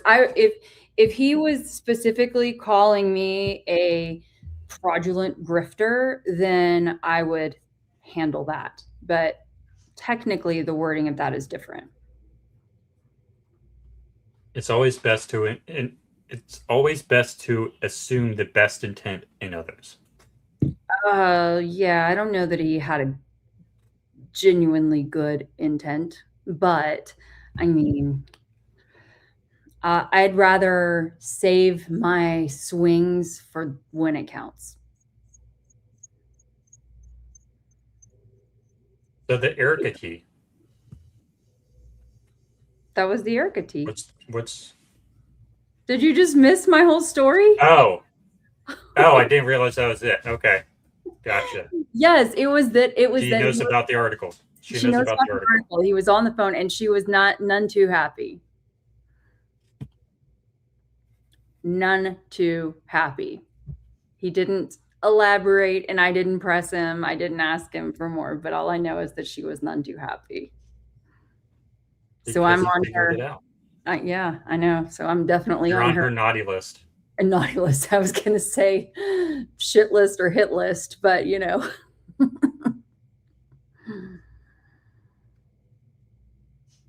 Yep. How are you doing? Hanging in there. Yeah. Hanging in there. Hanging in there. Oh, where is the feed? Here it is. We're good.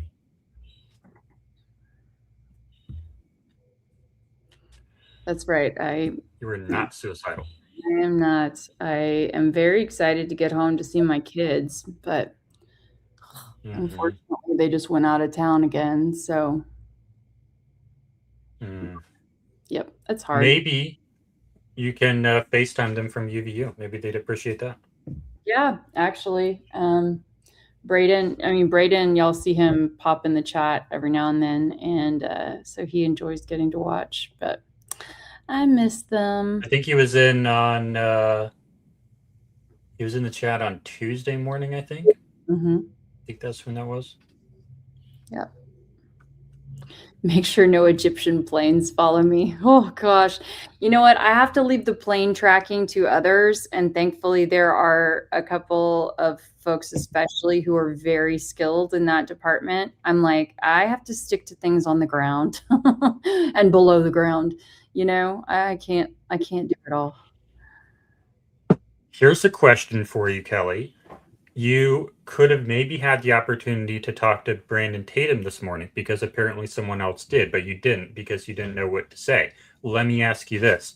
Because I didn't know what to say. You got to, hold on. If you got the opportunity, if you were standing in the front of the courthouse at exactly the right time this afternoon, and you just so happened to have the opportunity to talk to Erica Kirk, what would you ask her? Oh, just man. Hypothetical. Okay, just off the cuff. Plan for success. Plan for success. There's so many things. I'm trying to think though of like the very best question to ask her. I mean, you know, it's things like, where's Charlie? She's not going to answer that. Like, why have you told so many lies about your past?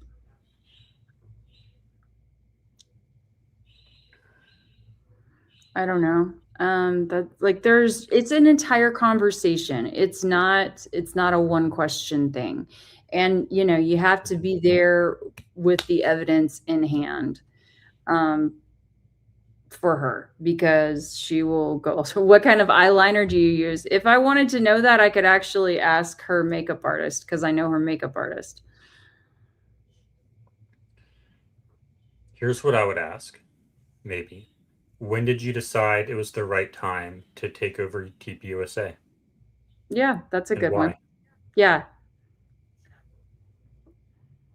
Yeah. I mean, look, when you compare all of the things that Charlie said about, you know, a woman's role in the family to what she's doing now, it does not track. It's polar opposite. Okay. And I don't want to hear that she has to be the breadwinner now. They had a lot of money. Okay. And she could still work, but to transition into the major role immediately does not make sense.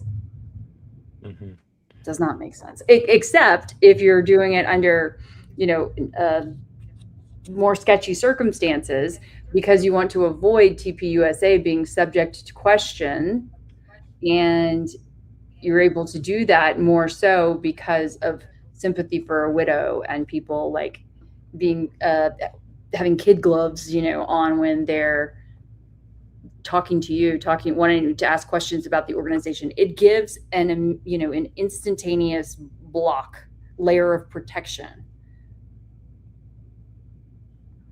So here's what I asked Blake Neff in the Spaces the other night that I was most proud of myself for, I guess.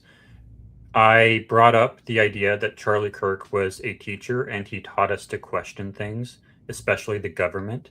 When something doesn't add up, you should ask questions and demand the answers to those questions. I said basically that verbatim to Blake Neff, and then I asked him, can you and then I said that when we look at this case, there are a lot of things that don't add up. There are a lot of unanswered questions. It doesn't make sense. Can you empathize with us for having the attitude we have towards it? And he kind of gave a kind of sort of half answer, and then it kind of derailed from there. But that's what I asked Blake Neff. Yeah. It's hard to just imagine one, because it's like it's the opposite. Yeah. Yeah. I just all the evidence just points me in such a direction that I don't think that, you know, I'm going to get a straight answer, an honest answer from her or, you know, the other folks in just a one question opportunity, you know. And then like, I'm sorry, you guys, but I'm sick. I'm tired of this martyrization, if that's a word, this martyring of Charlie. He was a person, you know. I don't believe, like, he was not a saint. No. It was not a, and he didn't choose this either. You know, like the way that they have treated him is as though he was some savior, and that's concerning. And he didn't choose this. A martyr chooses a punishment for their beliefs, but Charlie didn't choose this. This happened to him. He didn't have any say in the matter. Yeah.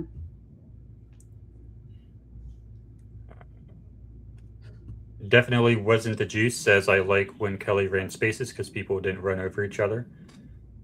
Yeah, we did. We've done like 3 Spaces now together.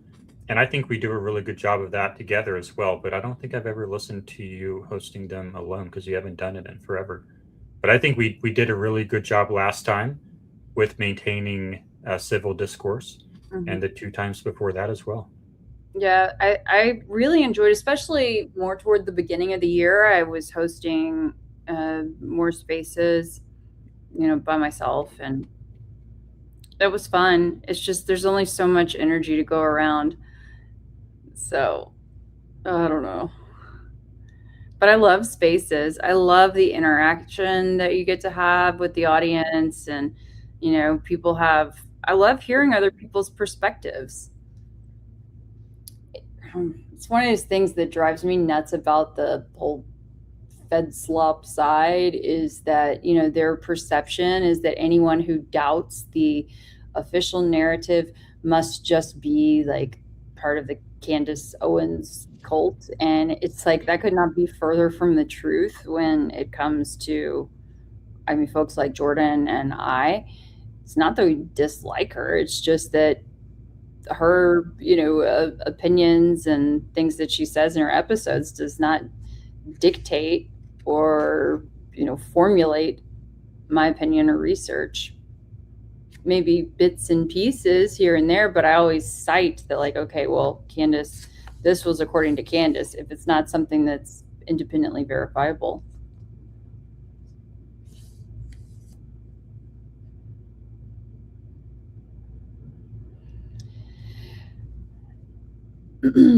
Yeah, I think so here's the thing though, is that donations, like other political donations, do fall into a certain category. I do think that TPUSA is a money laundering operation. Money laundering, political manipulating, data gathering machine. But it is not just for traditional conservative values, or, as one might think. There's a lot of other interests at play.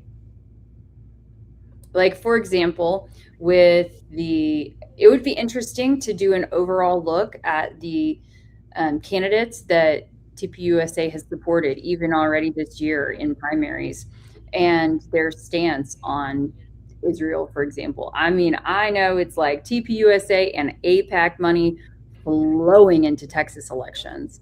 And if that politician is not on board with, our greatest ally, then you won't see TPUSA endorsing them. Adam Kovacs says, Erica faked many parts of her marriage. Charlie was on to her near the end. A lot of people think that when you watch some of the podcast episodes. Okay, so there's two different sides of this. There's the side of, oh, they have the happy music videos where it's just them smiling together and having fun together. And then there's the other side where they're on the podcasts on stage and even on the Charlie Kirk show, and it doesn't feel natural. It doesn't feel right. We'll wait a moment for the public now to be able to come back into the courtroom. And I guess we can continue. It doesn't seem like they have chemistry, right? Yeah, I agree. It doesn't seem like they had that much chemistry. And I even wonder, look, for being married about 4 years, they didn't have that many videos together either. Okay. I feel like she's used the same montage of videos already many, many times. And they're the same ones that TPUSA uses when it comes to them being together. So it's like, did they really not spend that much time together in person throughout their dating and marriage? Or, she just have a hard time? Like, she's got plenty of people who could do the editing for her if she's not that good at it.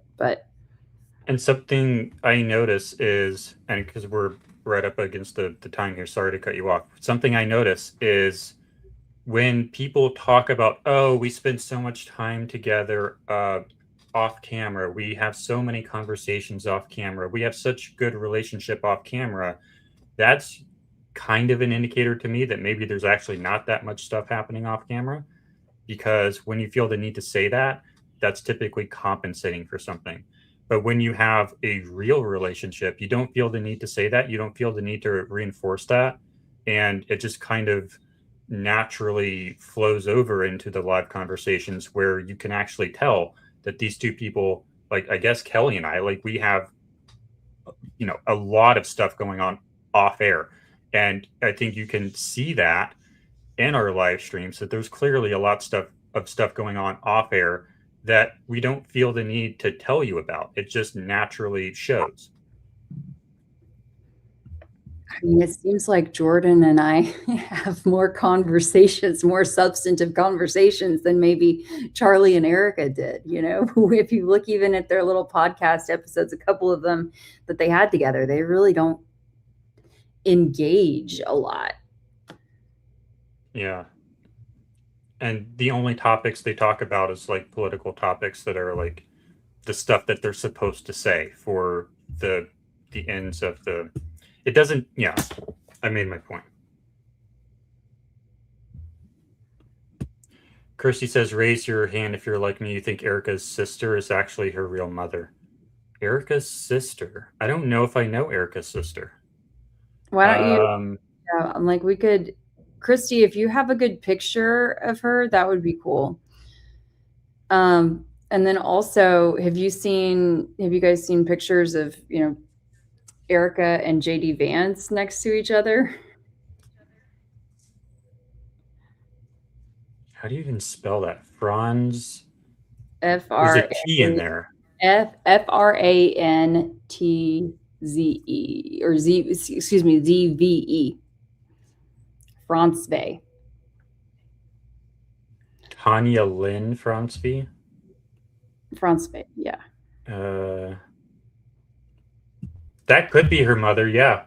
If that's supposed to, no, that is her mother. That is her mother. Hold on.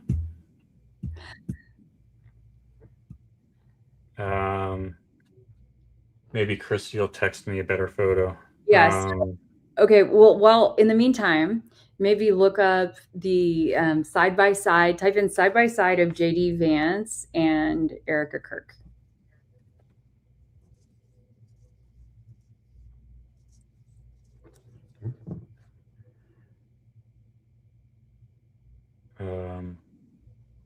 Just click on one of the pictures. This one?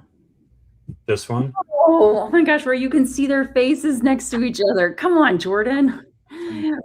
We're talking about. I don't know what you were asking. I mean, we have the hands on the waist. Is that what you were asking for? No, I said side by side of faces. We're talking about if they look like they could be brother and sister. Oh, I didn't realize that was what you were asking. Here we go. Just as long as it takes to show the video. So maybe. I don't really think so, though, because she has so much makeup on. It's impossible to even see her actual face. Even looking right. I'll get you a good picture later. And then you have to add in Michael Aquino, the guy with the eyebrows. And it's like you got a whole family vibe. Okay, I hear the court. Yeah. More minutes. Once you get back home and get a monitor, you can have the remote to the TV. 11:05 approximately. That should work, and also we can inform the bailiff as soon as we're done if it's ahead of that time. All right. So ladies and gentlemen, I apologize. I thought we were ready to proceed. I want to be respectful of everyone's time, but all at the same time keep this hearing moving forward. So court is in a brief recess. Ooh, that judge is pissed. He's pissed. Let's do a replay. Yeah, please. 11:05 approximately. Hold on, go back a little further. Go back. Okay. Apologize, Judge. We were having computer technology issues, and we believe those have been sorted out, but we have not yet had the opportunity to show the final edited versions to the defense. All right. Well, how much time do you need? Just as long as it takes to show the video. So maybe 10 minutes. All right. Well, we'll go into. Well, I want to make sure. Is that on the recording?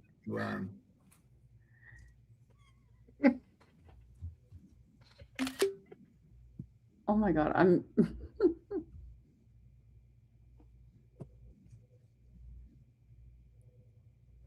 Okay, get it. No, just play it through. Well, I want to make sure sufficient time is done to do that. I'm sorry, I didn't realize that we were at this point. We'll be in recess for 10 more minutes.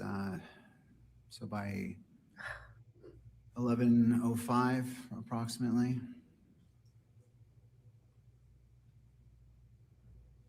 That should work. And also we can inform the bailiff as soon as we're done if it's ahead of that time. All right. So ladies and gentlemen, I apologize. I thought we were ready to proceed. I want to be respectful of everyone's time, but all at the same time, keep this hearing moving forward. So court is in a brief recess. I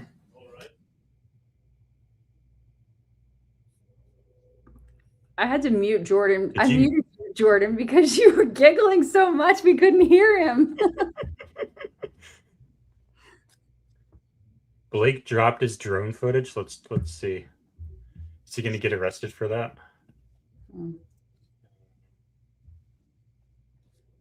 Mighty interesting. Wait, what was that?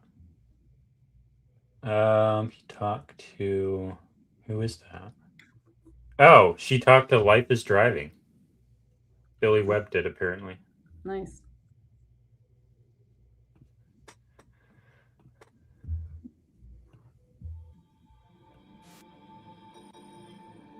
He has Batman music over it.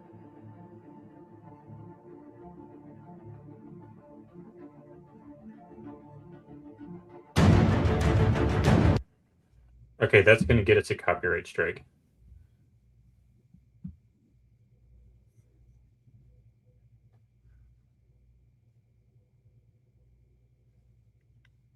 He was reported. Of course he was.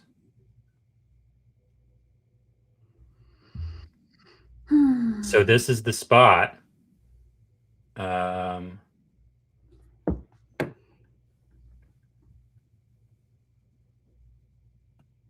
Wait, what? What he's saying is, hold on, is that if you're over there, well, like, hold on, he's not facing the right direction. Can you play it? It is playing. Oh, it didn't look like it was moving. It was a clip. Or it was a still frame. I would like to know how much height the camera has. 3 feet above the roof? How does he know it's 3 feet above the roof? I don't know. I guess with a drone, you're able to dictate the height.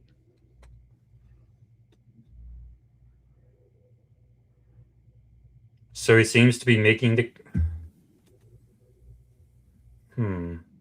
Hey, I would say if anything, that makes the case that you could shoot, if you needed to shoot a shot, shoot it into the pond. Yeah.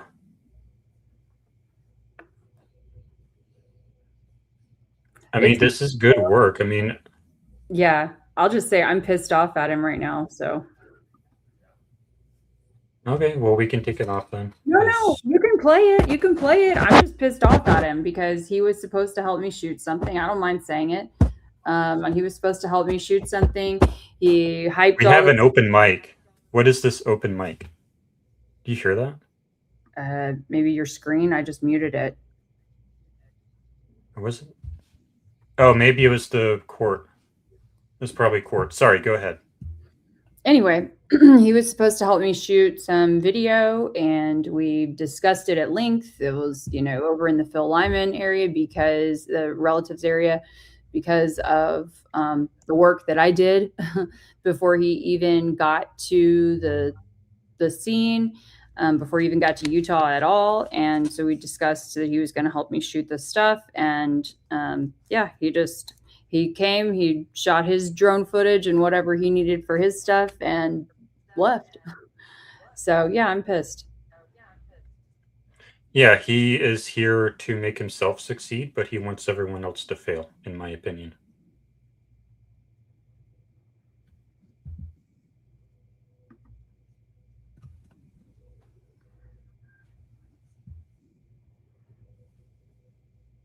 So I know that he argues that you would not have line of sight because of this problem. And it really depends on the amount of height you have above the roof. But maybe he has a point there. Maybe he has a point. I am, with this footage, I'll say this, and maybe he's listening. Maybe someone can clip this. Here's what I'll say. I think this is good work.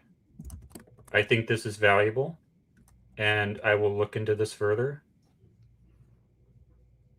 Yeah, I mean, I definitely need to know the exact height of the drone or of the camera above the roof, but this is how you try and prove it.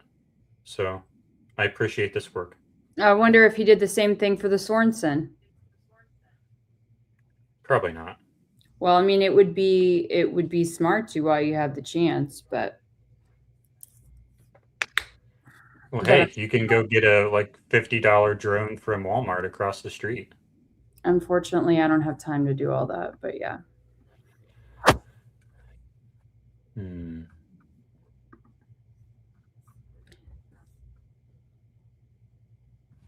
Ooh. I think they're talking to me. Just catching myself up with your channel. Is it your belief that Charlie's death is faked? Yes, both of us. Your squib videos are amazing work. Thank you. I think they're talking to me.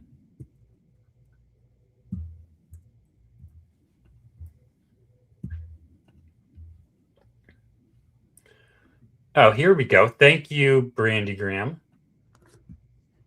I don't think that's a real photo. That is a real photo. No, What do which one don't Who you? is this? Michael Aquino. Who is this? What? Michael Aquino. He's like the. I thought we were. Hold on. That's who they're saying could be, like her father, right? He's written like he's. I think he's kind of a Satanist, but he has written, these manuals on psyops and all these things. It's pretty dark. What? Yeah. No way. I thought okay, I see. Also, so yeah, and then also Erica has history with essay of kids and stuff like that. I don't know. It's weird. Well, that tracks. So I guess the idea here is JD and Erica are brother and sister, and this is their dad. Yes. Is that the idea? Yes. Okay. I can see that for sure. He like has the evil eyebrows though. That's why I thought it was fake. No, it's real. Very real. I hear the echo. I echo. can totally see that. I don't hear echo. The audience does too. Well, I have my headphones in, so I'm doing everything I can.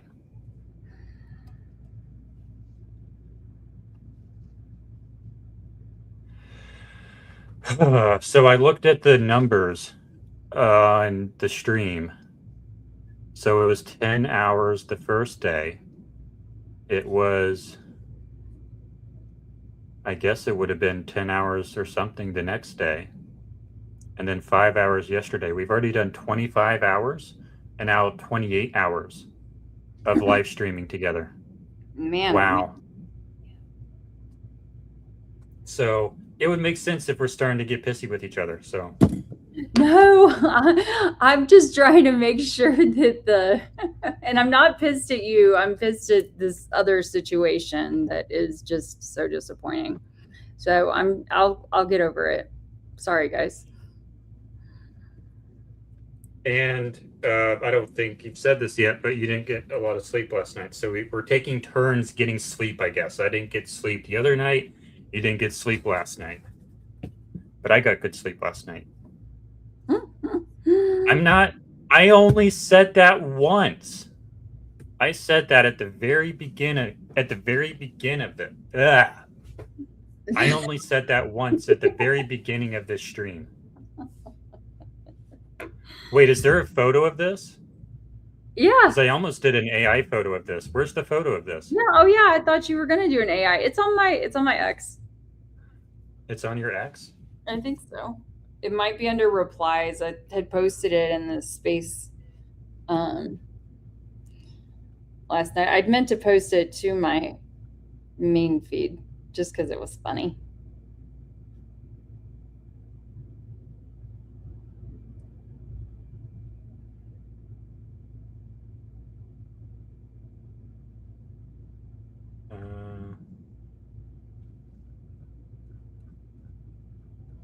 I think I must have missed it. You know who posted it? Louis in the Louisiana girl. Go back, go back. Keep going down. There. Can you make it big? Yeah, there you go. Oh, hold on. Start it over if you can, because the volume was off. I'm in this. I know.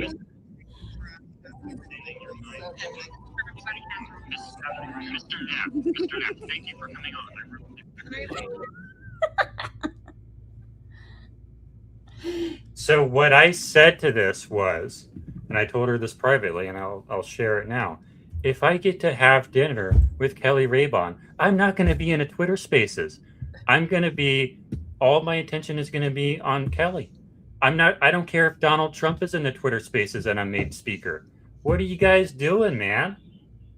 What are you doing on your phones? Like, talk to each other and have a nice meal. And, you know, focus on each other and be real humans.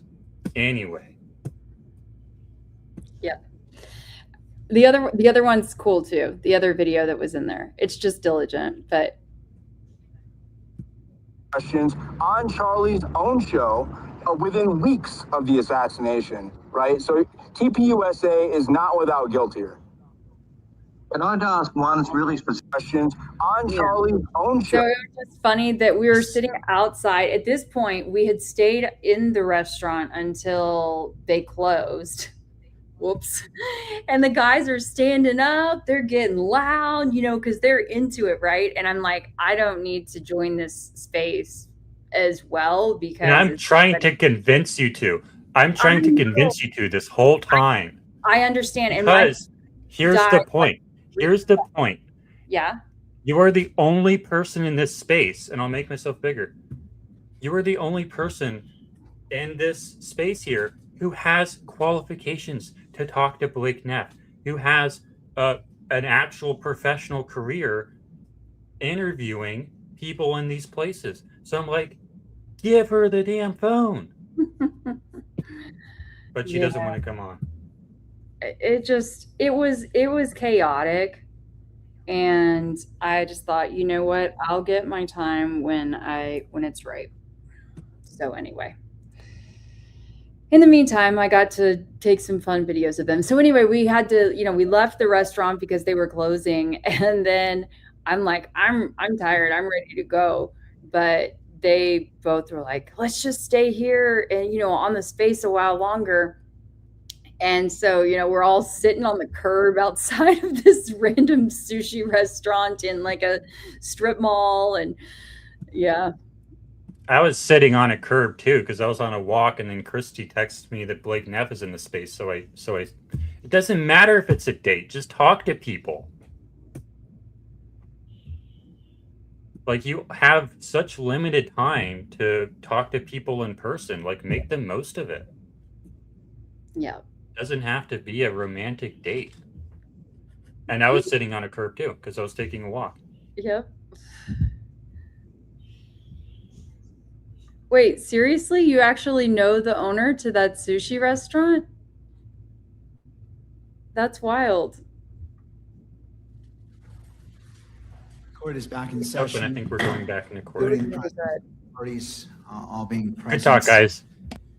And where we left off is we were looking to, what the state was looking to confer with defense to ensure that state's exhibits 16, 16.1, 16.2, and 16.3 were shared. Ms. Hunt. I have reviewed Exhibit 16 with defense, and it comports with the court's order. At this point, we would like to put Agent Davis back on the stand and continue with displaying that, publishing that. All right, Agent Davis, if you'd like to come forward, I remind you you're still under oath. If you'd like to have a seat, there should be a water bottle to your left. And after you're situated, if you wouldn't mind adjusting that microphone and bringing it close to you so the record can pick up your testimony. Ms. I cannot Hunt. believe we're bringing Davis back.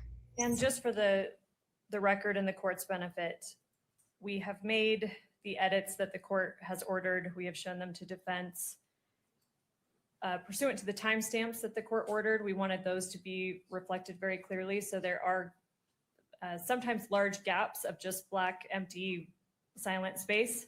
When there are large gaps, we will fast forward. Some of those are short enough that we'll just let it play if the court is okay with that, with proceeding that way. Thank you. I appreciate giving a heads up so all parties know what's going on. Thank you, Ms. Hunt. So at this time, we would move to publish on the monitors State's Exhibit 16. All right, and to the media, there is a monitor for your benefit right there next to you. For the camera, there is one for that direction as well as for the gallery.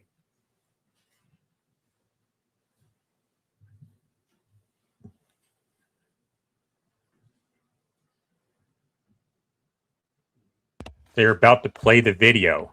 Kelly, come back. This meeting is to use Kelly, your come back. here instead of your testimony at a preliminary hearing. Understand that? Mm-hmm. Okay, so in order to do that, I need to place you under oath and also give you an admonition about false statements. Okay. First, you do solemnly swear or affirm that the evidence you shall give in this issue shall be the truth, the whole truth, and nothing but the truth. So help you God. Yes. I also need to notify you that you are notified that statements you are about to make may be presented to a magistrate or a judge in lieu of your sworn testimony at a preliminary examination. Any false statement you make and that you do not believe to be true may subject you to criminal punishment as a Class A misdemeanor. Understand that? Yes. It potentially could be used as for punishment as a higher offense as obstruction of justice. In addition, I just want to make sure that our recording here is clear that you've also been given a federal agreement and a state agreement granting you immunity from prosecution for materials that you discuss now. Do you understand that? Mm-hmm. Okay. First, we're going to cover some of the things that you've already talked about, but to make it as part of this record. First, what's your name? Full name with middle name or just first and last? First and last is fine. Okay, my name is Lance Twiggs. And do you know Tyler Robinson? Yes, I do. Yeah, I do. And this is the same Tyler Robinson that's been charged with the shooting of Charlie Kirk? Yes. And would you say when you first met Tyler? I think it was 2023. I've known him longer than that, though. That was, I think, the first time I met him in person. Okay. And will you describe your relationship with Tyler when you first met him anyway? When I first met him, I didn't know him super well. He was just a new roommate. So I knew he knew my friend group and I knew he liked playing games, but that's about it when we first, when he first moved in. Okay. Before we go on, I realized my mic was muted at the outset. Was yours on, your microphone? Okay. I'm going to repeat those admonitions just to make sure we got it recorded. Okay, so again, I placed you under oath. Just to make a record, I'm going to do it again. You do solemnly swear that the evidence you shall give in this issue shall be the truth, the whole truth, and nothing but the truth, so help you God. Yes. And again, I'm going to give you the false statement admonition. Sorry, hold on. They're saying that it's echoing, so I think this one's mic is on. Okay, sorry. Okay, you know, I'll mute my mic, but that's fine. Okay. Okay, so we should be good. All right.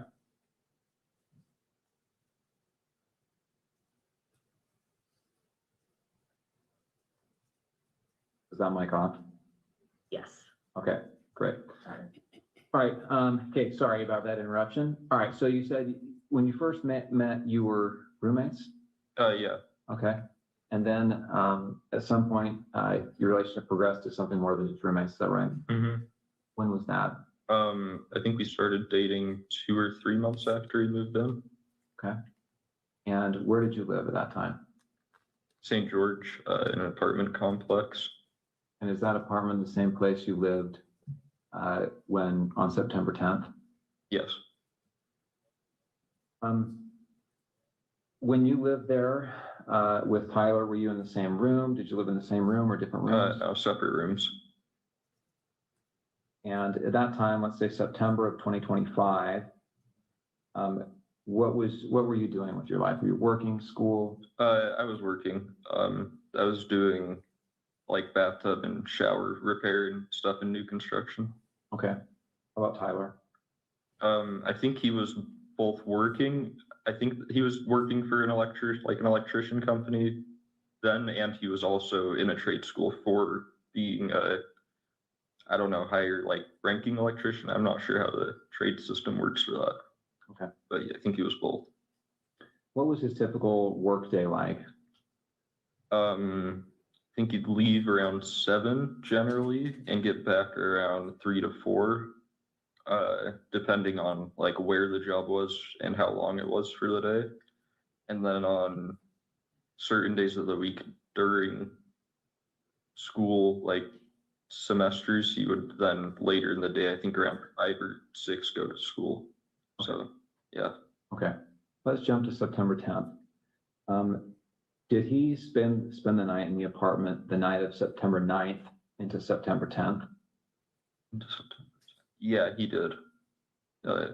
Yes. Do you know when he left the apartment on September 10th? I don't know an exact time. I just know he left early. I heard him leaving, and he just said he had a long drive to work that day, so he was leaving early. Okay, so early. Any guess as to what when that was? I don't know. I would have thought it was 5 a.m. because that's when like an early work day was for him, but it was probably more like 4. Okay. I'm gonna have him spit out his gum just to make sure that I can do that. You're right in front of your laptop. Oh, here you go. Thank you.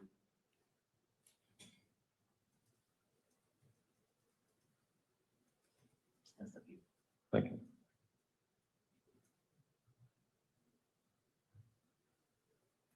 All right, so what time did you get up on September 10th? Probably like 12 to 1 p.m. You didn't have to work that day? No. And did you hear from Tyler? Did he call or text you before then? No, he sent that message in the group chat I mentioned, but he didn't message me directly at all that day. Okay. When did you first hear from him on September 10th? It was at 11 o'clock with that like automated message. Okay, 11 p.m. Yeah.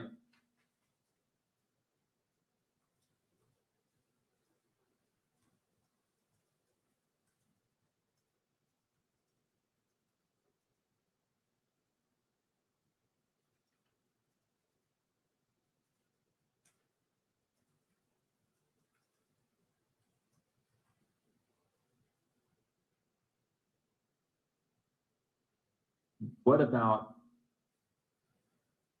he asks you here, remember how I was engraving bullets? Was he engraving bullets before this? Yeah, I don't remember exactly when, but he had said he was planning to go hunting with his family. And he asked me for if we had a Dremel because he said he wanted to engrave messages on bullets. And I just told him where our Dremel was and told him to make sure he doesn't set off a bullet on accident in the house. But I didn't really think about it until then. How long before September 10th was this that he asked about the Dremel? I don't remember because he'd been talking about the hunting/camping trip for a couple months, but I don't remember when he was specifically asking to engrave the bullets. So are we talking like a year before? Oh no, not that long. It would have been I'd say at most a month before this was when he was asking. Okay.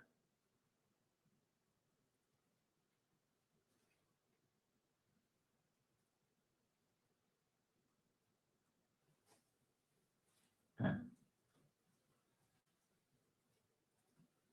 Right. You talked about the note that he left.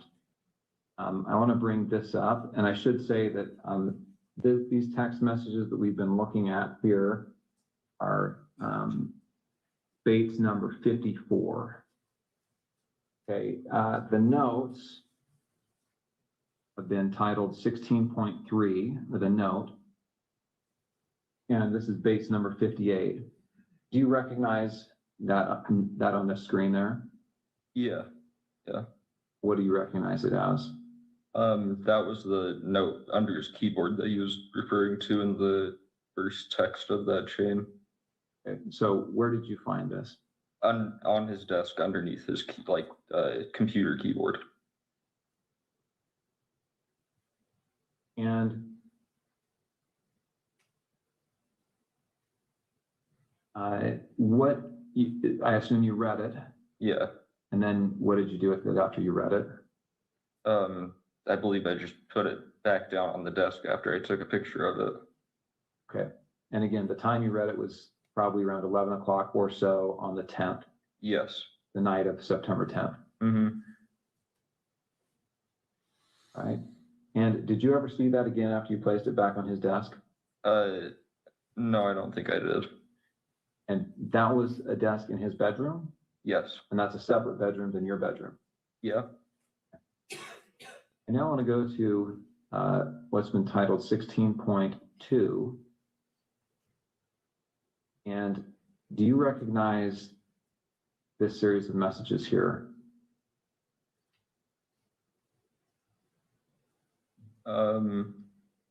Yeah, that was the server of like his friend that I was mentioning. Okay, and this is your phone again? Yeah. And I'm assuming you recognize it because the big crack up at the top. Mm-hmm. And so this is a server. Is this Discord? Yeah, this is Discord. And who are members of this server? I don't want names, just generally. Who are these people? This is his friend group. They played D&D together every week. Okay. And I just want to scroll through this to make sure that you get a chance to take a look at it. Go to the next page. Mm-hmm. Or yes.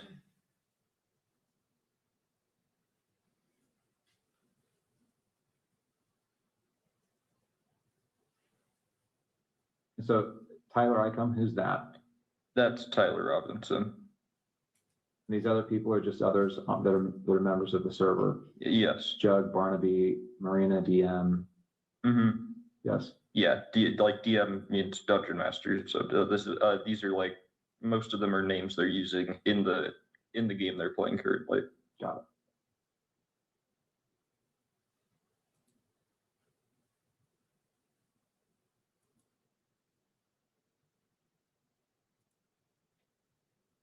Yeah, it looks like the last text from Tyler looks like it's 8 p.m.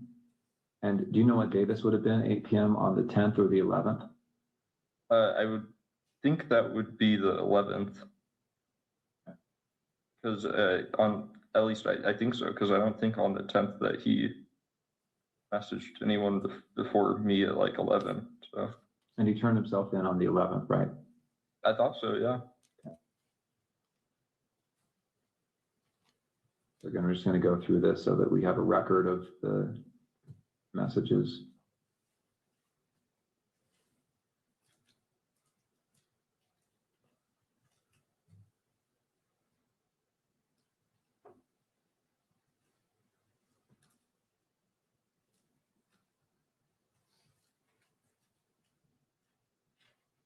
Is that an accurate recording of that thread?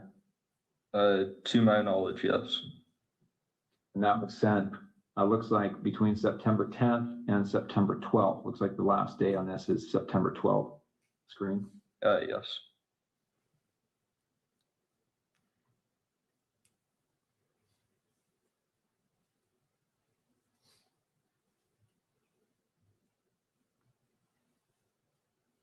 Okay.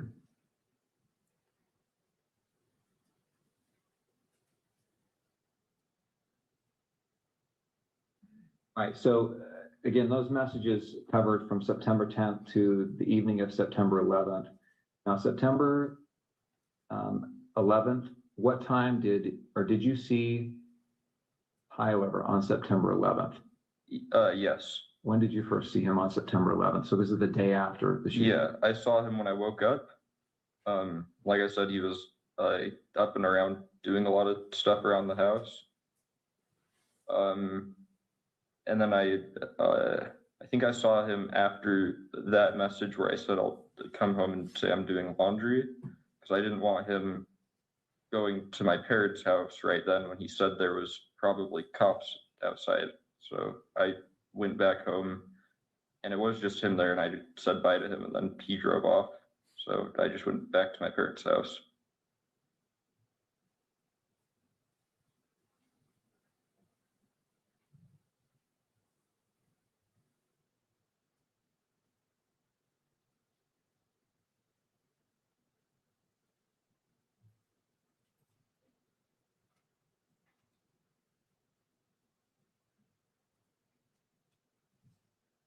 If you're just joining us, we are listening to the long-awaited video from. Was he pacing? Was he just sitting down, relaxing? No, he was walking around a lot. Right, and that's within the home. Mm-hmm. And did he talk about what he had done? Didn't go into detail. I just asked him in person if what he said was true the night before, and he said it was. I started crying a little bit and said he wishes he hadn't done it, and then kept going around and just doing stuff, I think, to keep himself busy or distracted or something. Okay. Did he talk about what he was going to do next? And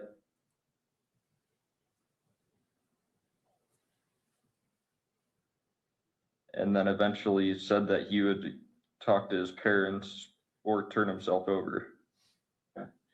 And when you left, was that how you left, understanding that he was going to turn himself in or go to his parents' house? Yeah, and I didn't really want to be at our apartment while any of that was happening, regardless of what went down. Okay.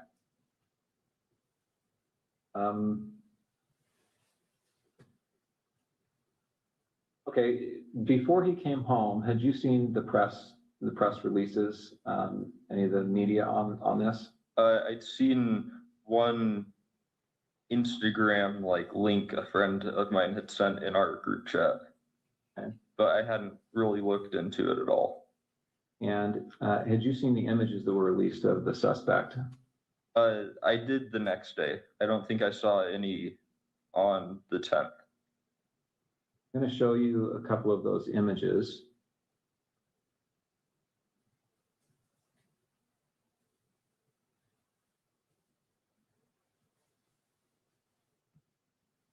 Okay, I'm on the FBI's website. You can see the URL there at the top.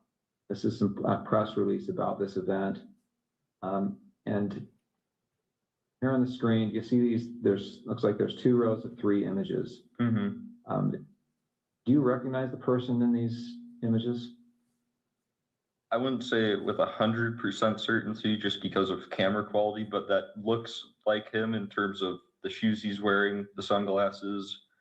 I don't think I'd specifically seen him wearing that hat, but he was usually wearing a hat, and then jeans. So it definitely, especially the bottom, the last 2, definitely do look like him. Oh, they do look like Tyler Robinson.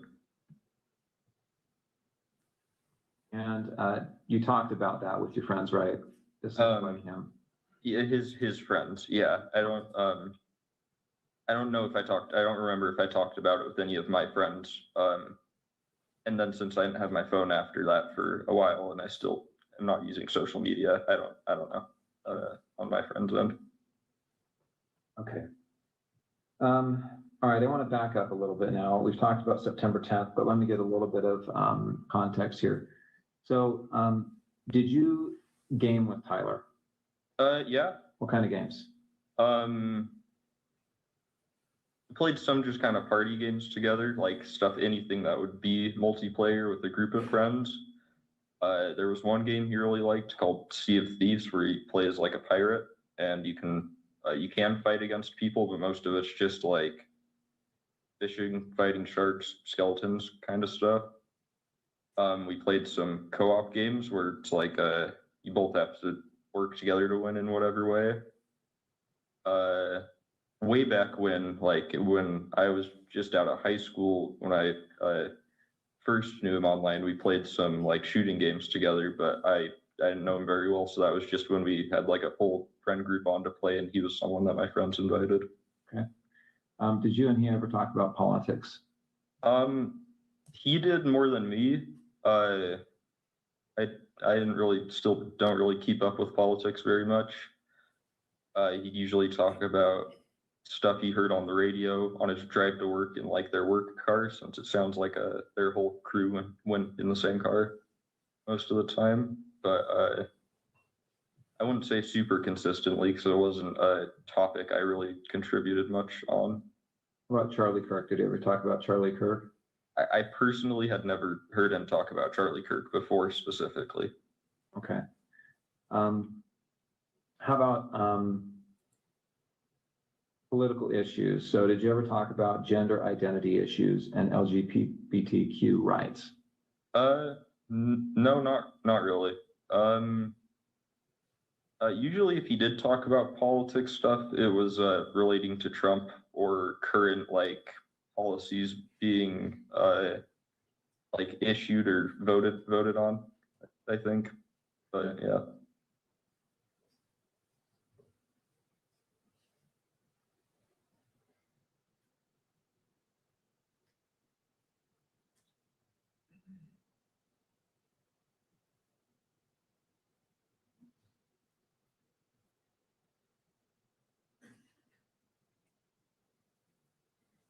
Okay, so before that you have been. For a short time, yes. Okay. And I understand you're going by Luna at some point. To some people, yeah, but not as an overall thing.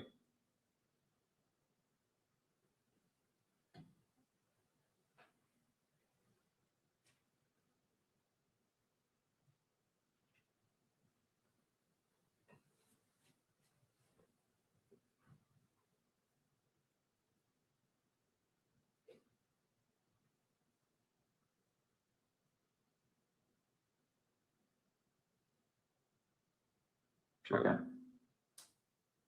Okay. I think that's all the questions I have for this portion. Let me check and see if I've missed anything.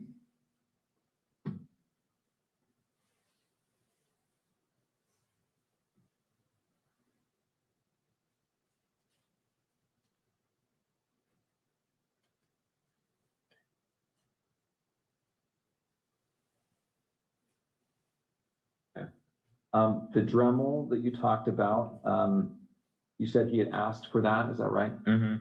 And had he told you it was to inscribe bullets? Yeah. And so did you have a Dremel then? Yeah. Okay. It was in our, like, our apartment, we had a section where we kept all our, like, random tools for household stuff in our, like, lower basement level pantry. So, yeah. Okay. And did you give that to him or tell him where it was? I just told him where it was, yeah.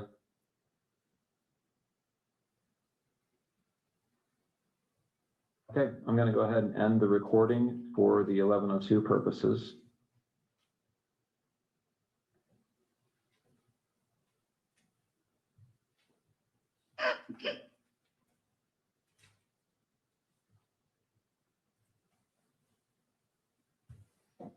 All right, that concludes State's Exhibit 16. Ms. Hunt. Thank you, Judge. Agent Davis, I asked you yesterday, but I want to remind the court and those present. Were you physically present at the interview we just watched in State's Exhibit 16? Yes, I was there.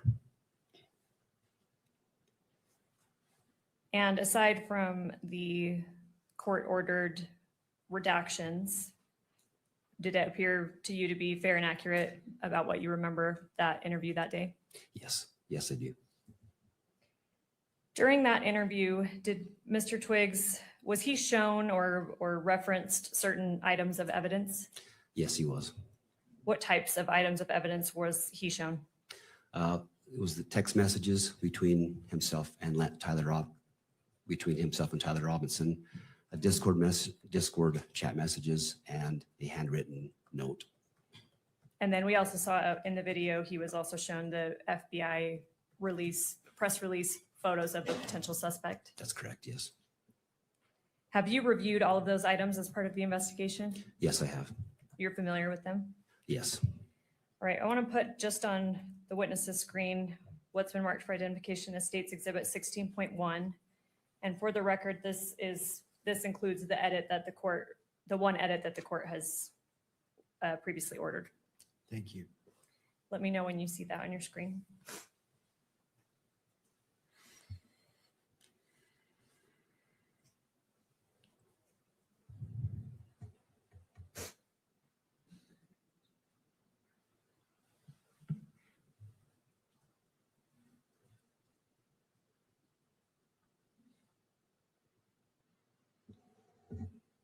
I see it. I see it now. Do you recognize this? Yes, I do. What is it?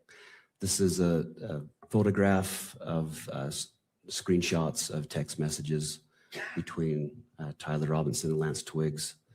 This is a photograph of Lance's phone. So sorry, you said photograph, you also said screenshot. Can you differentiate or clarify there?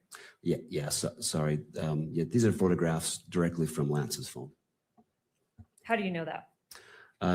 In Lance's first interview, he's showing the FBI agents these text messages, describes them to the agents, and at that time, his phone was photographed.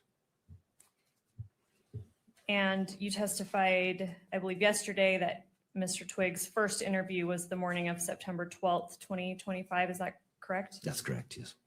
Were you physically present at that interview? No, I was not there. Have you spoken with the officers or agents that were? Yes, I've spoken to one of those agents that was there.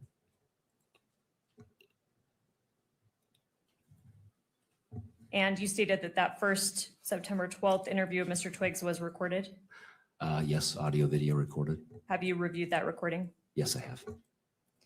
So you stated that we're looking in State's Exhibit 16.1 at a picture of Mr. Twiggs' phone. Yes. Do you know who took these photos? Yes, it was Agent Larson with FBI. Did you speak with Agent Larson and confirm that? I did. And you kind of made reference to this already, but how did Mr. Twiggs initially show law enforcement the relevant text messages? Yeah, during that first interview on September 12th, he shows them the phone and then allows them to photograph the phone. And does he identify it as his phone in that interview? Yes, he does. Does he refer to any particular features of the phone that allows him to make that identification? I believe the second interview, he refers to the large crack in the upper left screen. That so he identifies that in his second interview that was given on April 20th. And according to your review of the recording of his first interview and in speaking with the agents that were there, did he have his personal phone with him at the time of the September 12th interview? Yes, he did.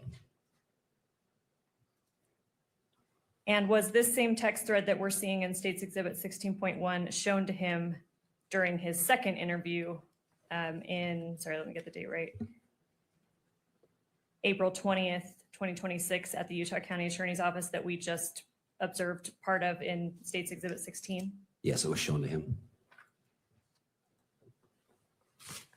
Was he asked how Tyler Robinson is saved in his phone, like as a contact? Yeah, just as Tyler. Without saying it, obviously, did he identify Tyler Robinson's phone number? Yes, he did.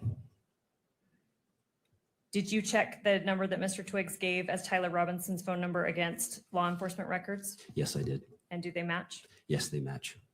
Is State's Exhibit 16.1 a fair and accurate representation of the text thread or the relevant text thread between Mr. Twiggs and Mr. Robinson? Yes, it is. As part of the investigation, was a Cellbrite extraction performed on Mr. Twiggs' phone? Yes, it was. Did you personally review that extraction? Yes, I have. And according to that extraction, did Mr. Robinson and Mr. Twiggs exchange text messages on September 10th through 11th, 2025? Yes, they did. What time was that first text sent according to the Cellbrite extraction? The first text was September 10th at 11 p.m. All right, Judge, I would move to admit State's Exhibit 16.1, and then pursuant to court order, I would move to publish it to the monitors. Mr. Novak. We have no further objections beyond those that the court, of course, is very familiar with at this point in time.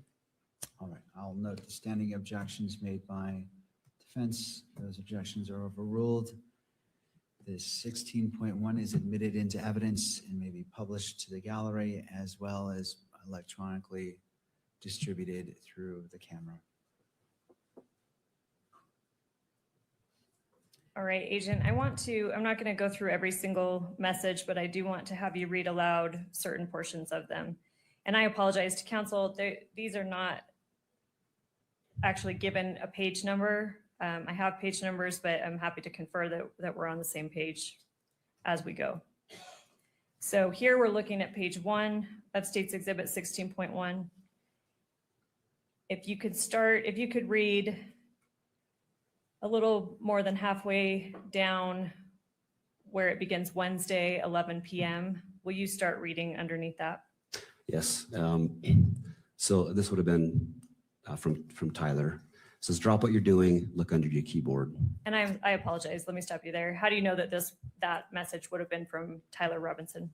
That's just, so any of the messages in gray would be from Tyler, and messages in blue would be from Lance. It's just the way the iPhone distinguishes the messages. And also Lance in his interview also acknowledges that, who was saying what.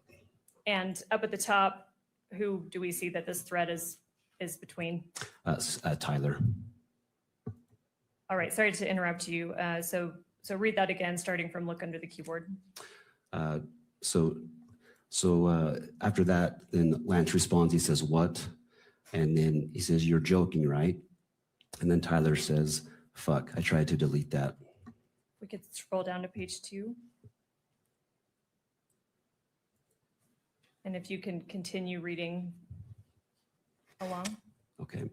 Then Tyler says, I'm still okay, my love, but I'm stuck in Orem for a little while longer yet. Shouldn't be long until I can come home, but gotta grab my rifle still.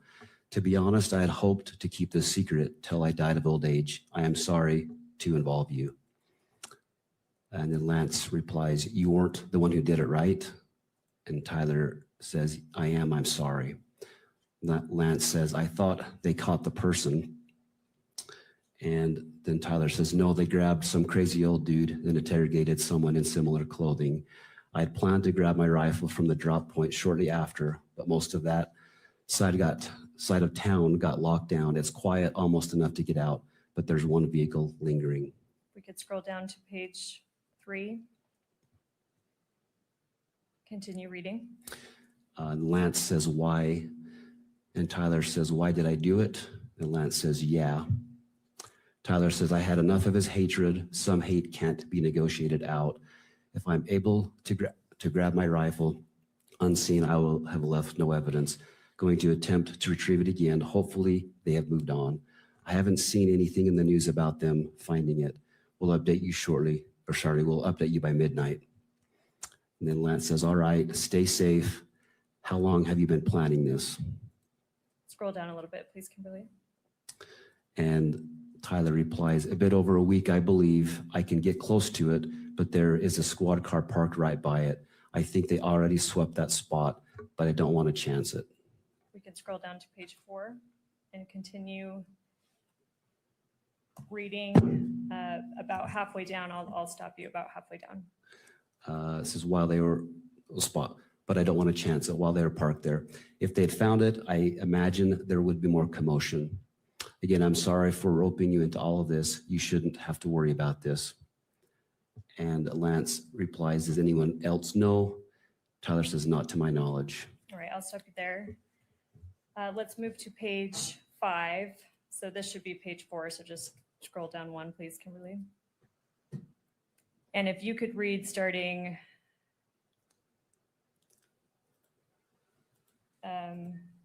sorry, Kimberly, scroll a bit more down.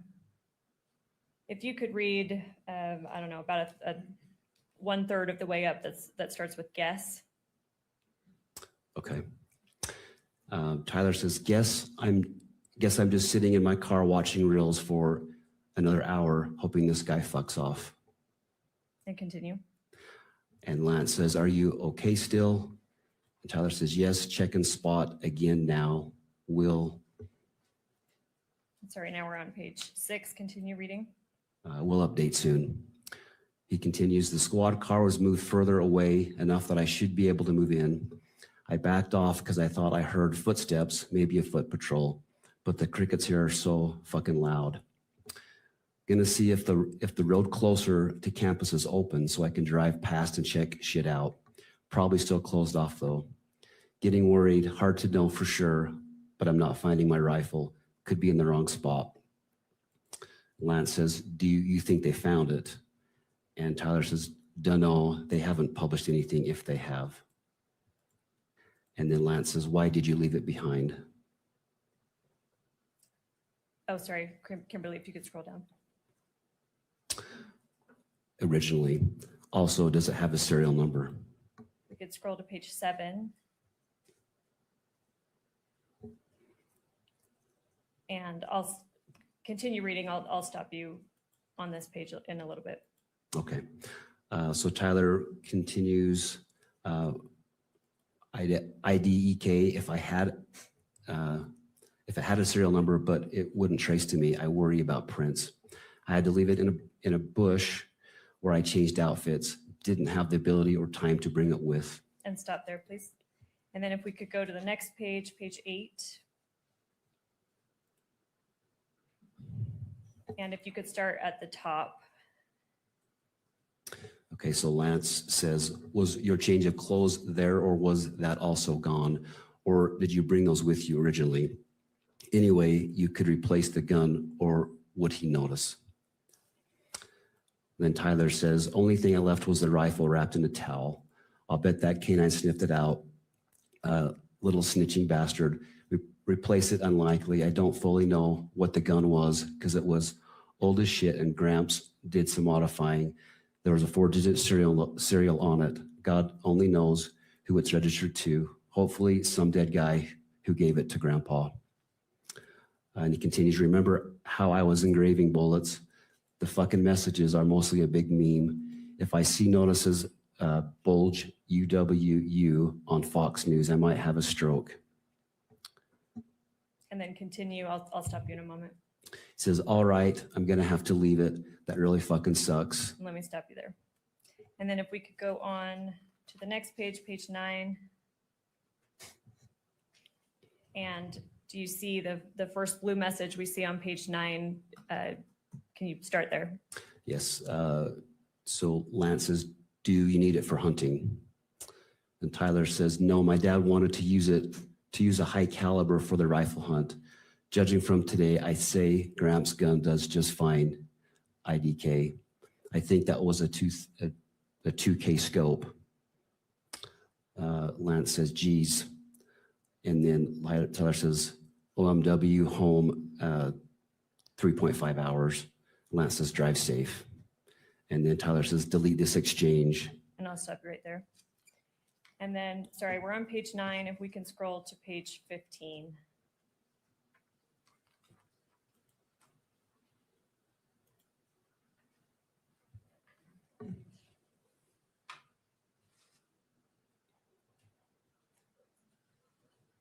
And then the second grade message on page 15, if you could start there.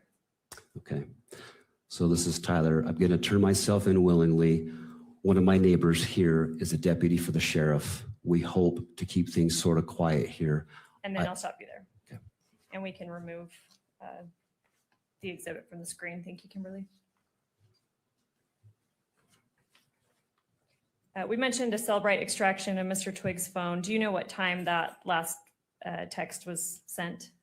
Yeah, I recall it was just before 8 p.m. on September 11th. It was, I think, 7:42 p.m. is my recollection. I'm sorry, September 11th? Yes. Would September 12th make sense, or you're saying September 11th? So September 11th was when he turned himself in. It would have Okay. been September 11th. Yeah. Okay, thank you. Yeah. All right, I'm going to show just for the witness, States Exhibit 16.2.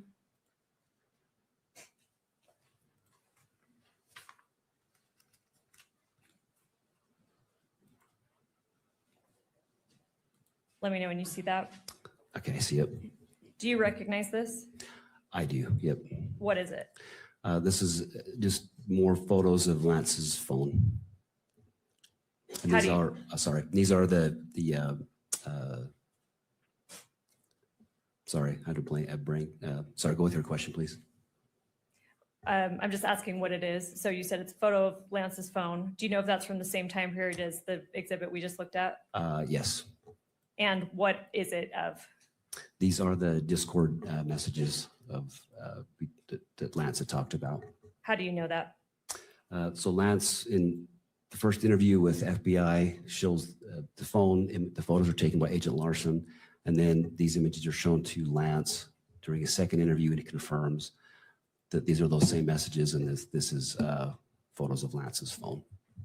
You mentioned an Agent Larson took the photos. Do you know if he's the same agent that took the photos of this exhibit 16.2? Yes, same agent. And you spoke with him to confirm that? Yes, I did. Are you aware if Mr. Twiggs is actually part of this Discord thread? Yes, he is a part of it. He doesn't, in this section, he doesn't reply to it, but he does state in his statement that he was part of that thread. Does he identify whether Mr. Robinson is part of that thread? He does. And when did that happen? He identifies that in his first interview with the two FBI agents, and then he again confirms that in the second interview. Did Mr. Twiggs say what username on Discord Mr. Robinson used, at least with respect to this thread? Yes, it's the Tyler/Icum, IKUM. And is Exhibit 16.2 a fair and accurate representation of that Discord thread? Yes, it is. Did law enforcement send, as part of your investigation, did law enforcement send a subpoena to Discord? Yes, they did. Were these messages recovered via that subpoena? They were. Did you review that? Yes, I did. And in States Exhibit 16.2 that is before you, when is the first message from Tyler sent? 7:57 p.m. And it says yesterday. Do you have any knowledge of what day that would have been? Yes, this would have been September 11th.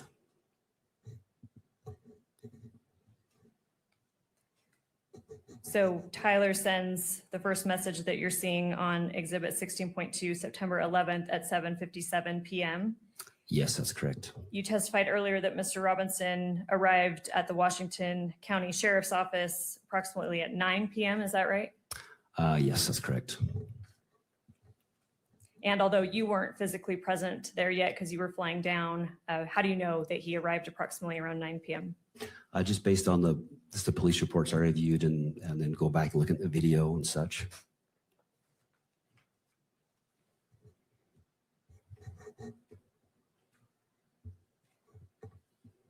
Judge, the state moves to admit State's Exhibit 16.2 and publish it pursuant to court order.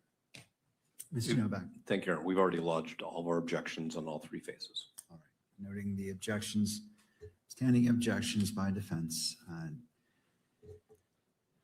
State's Exhibit 16.2 is admitted into evidence and may be published only in the gallery, not for distribution on electronic media.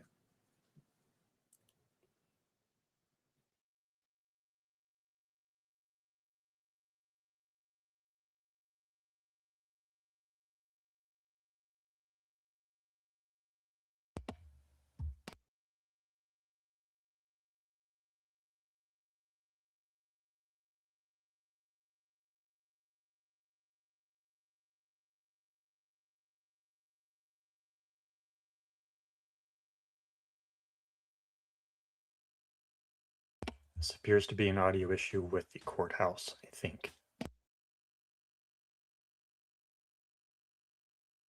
So until that audio comes back, we just were able to see the Lance Twiggs video for the first time. And it didn't seem to be very narrative. He didn't really tell the story of what happened. It wasn't very open-ended questions like the defense argued yesterday. It's basically just the police officer or agent or whoever it was telling a story and then say, right, then tells the story again, right. Very leading questions, wasn't really an open-ended interview that I think we all wished we would hear. Absolutely. I was really surprised to hear how limited the answers were. He didn't go on to really describe his relationship with Tyler the way that maybe they've kind of led us to believe in the past. And the extent of it was that I heard was that they started dating 2 or 3 months after they'd moved in together. Yeah. And then we saw the actual photos of the phone messages. And they also said that they actually did do an electronic extraction of the phone, and that the electronic extraction in some way appeared to support that these were real messages. But we really need the defense to have an opportunity to examine that and for that to be admitted as evidence and not just take the investigator's word for it. We still haven't heard anything about GPS location of the phone. And it does appear as though the court is aware that there is an issue with the audio because they are no longer speaking. Mm-hmm. So they're hopefully waiting for that to be resolved before they continue. And they have been very good about that in the past. Do you recognize this? I do. What is this? This is a handwritten note or letter from Tyler to Lance. How do you know that?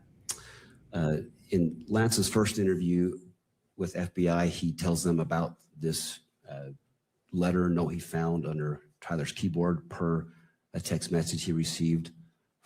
He states from 11 p.m. on September 10th.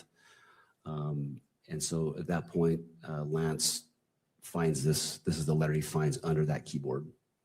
Okay, so to clarify, Mr. Twiggs gets a text from Mr. Robinson around 11 p.m. on September 10th, telling him to look under his keyboard. Yes, correct. And this is what Mr. Twiggs represented was underneath the keyboard. Yes, yes. How did law enforcement get this photograph? So following Lance's first interview at St. George PD, his phone is recovered at that point, taken into evidence. It is downloaded, I believe it was the following day or shortly after that. The FBI transported that phone to the RCFL, which is the Regional Computer Forensic Laboratory in Salt Lake City. The phone was downloaded through Celebrite. And after that, following that download was complete, SBI received a flash drive containing that download. From there, it went to a SIAC analyst to go through that data of his phone to look for any pertinent evidence or information that may be on there. And at that point, that this image of this letter was located. All right, I'm going to break down a few things. You mentioned, I just want to make sure the record's clear. You mentioned Celebrite a few times. What is Celebrite? It's a downloading software that's commonly used by law enforcement. I don't do that myself, but it's commonly used to recover data, to download electronic devices, particularly cell phones. And then you mentioned SIAC. What does that mean? It's the Statewide Information Analysis Center. It's a division within DPS. It's a fusion center. They assist law enforcement with intelligence, various intelligence information for our investigations. You mentioned that you don't personally do Celebrite phone extractions. Have you spoken to the law enforcement officers that performed the Celebrite extraction on Mr. Twiggs' phone in this case? I don't believe I specifically talked to those individuals, the RCFL, that did that. But they, yeah, that was then provided to SBI. Did you speak with officers at SBI that have recovered this photo that we're seeing in States Exhibit 16.3? Yes, I have spoken with an SIAC analyst who in particular found this image. I've spoken to her personally as well. Was Mr. Twiggs shown what's been marked as States Exhibit 16.3 during his second interview? Yes, he was. And again, you were present for that? Yes, I was there. Is Exhibit 16.3 a fair and accurate representation of the photo law enforcement obtained from Mr. Twiggs' phone and that he was subsequently shown in the second interview? Yes, it's fair and accurate. Your Honor, the state would move to admit Exhibit 16.3 and then also publish pursuant to court order. Mr. Novak. Just noting the objections that have previously been made, and I think that the court's order is that it may be published in the courtroom only. Thank you. Noting the standing objection by defense, 16.3, correct? Correct. Is admitted into evidence and may be published only in the courtroom and not be shown or videoed.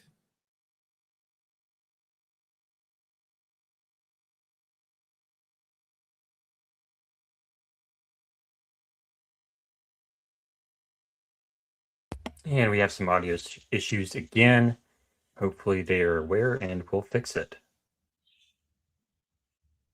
But if it takes them a little while, I have a photo to share. You see the photo, Kelly? Barely, but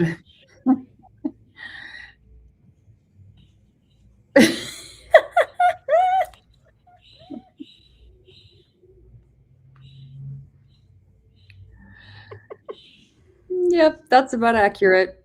That's pretty accurate.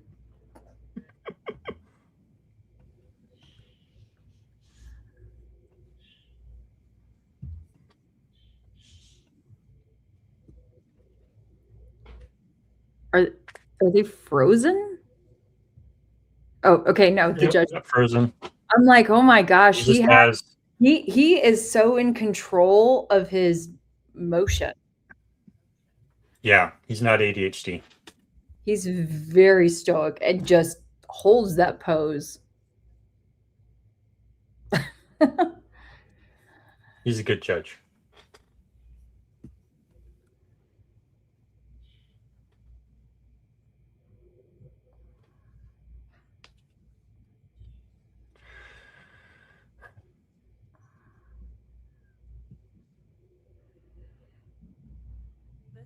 I do. What is it? These are the images that the FBI released to the public. That would have been on September 11th when those were released. And this was, yeah, those were those images that went public of the suspected EVU shooting suspect. How do you know that? I've viewed the FBI's website, and I recall seeing these images released on September 11th. Does States Exhibit 16.4, is that a fair and accurate representation of what you reviewed from the FBI and that the FBI released? Yes, it is. The state moves to admit Exhibit 16.4 and publish according to court order. Mr. Novak. No further objections, thank you. All right, noting the standing objection by defense, overruling that objection, States Exhibit 16.4 is admitted into evidence and may be published in the courtroom. And again, in the Discord,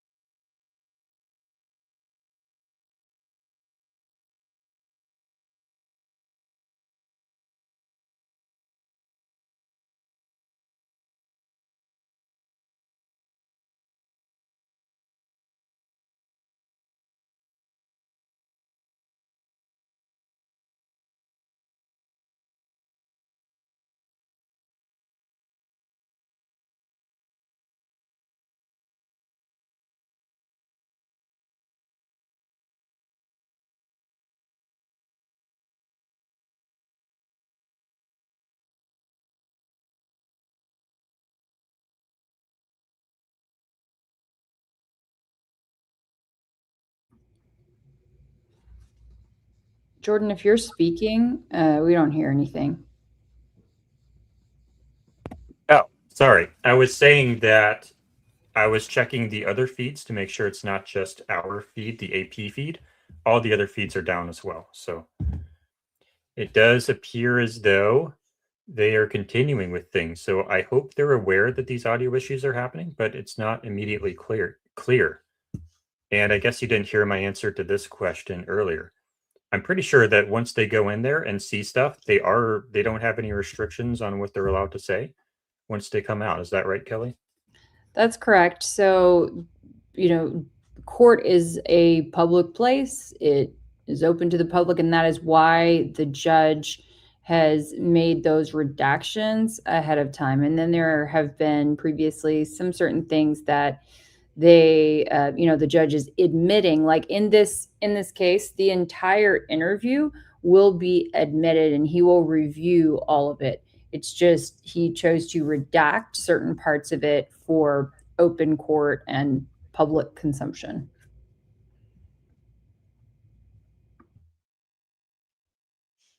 Yes, and GCL is saying this is intentional. The judge is telling the camera to cut audio. I don't know that that's true. Was that discussed previously? That would be pretty odd if it was, I think. They don't typically, I don't think that's the way that they do that. I would be very surprised if that were the case. They would be restricting the evidence that comes in, not just the audio itself.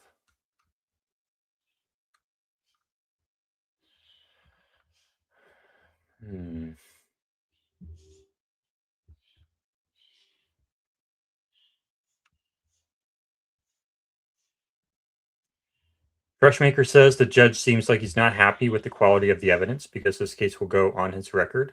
I don't necessarily know that. I think he's more focused on his performance than on the performance of either side, because he's not graded on how well the prosecution performs or how well the defense performs. He's graded and judged on how he applies the law, how he interprets the law, and whether or not the case moves forward to trial, and whether or not any appeal is successful. And I don't actually have personal knowledge of how judges are graded, but the job of a judge is to accurately interpret the law in the case and to make sure that there are mistrials and to make sure that justice is served. It's not his job to make sure that the evidence that comes in is evidence that will result in a conviction or in a dismissal. He's basically the referee.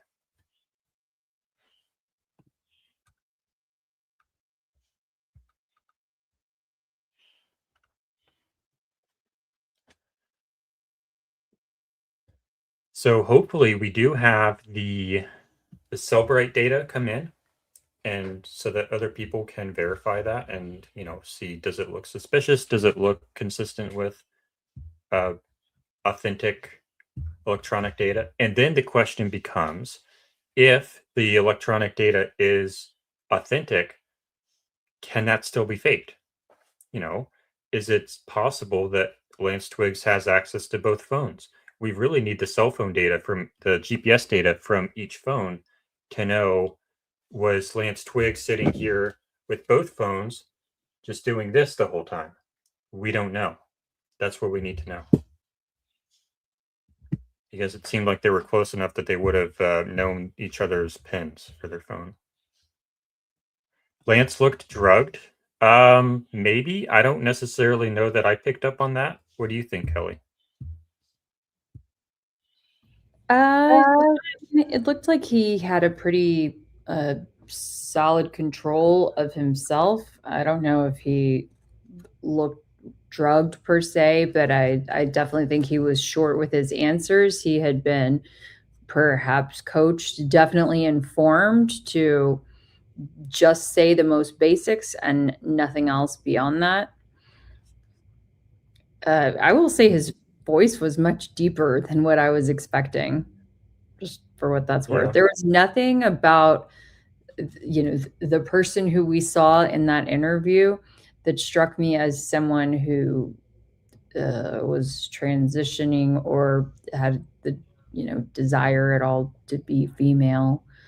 But, that's just what except for the long hair, but that's not even necessarily a tell. Right. I mean, there are plenty of men who decide long hair.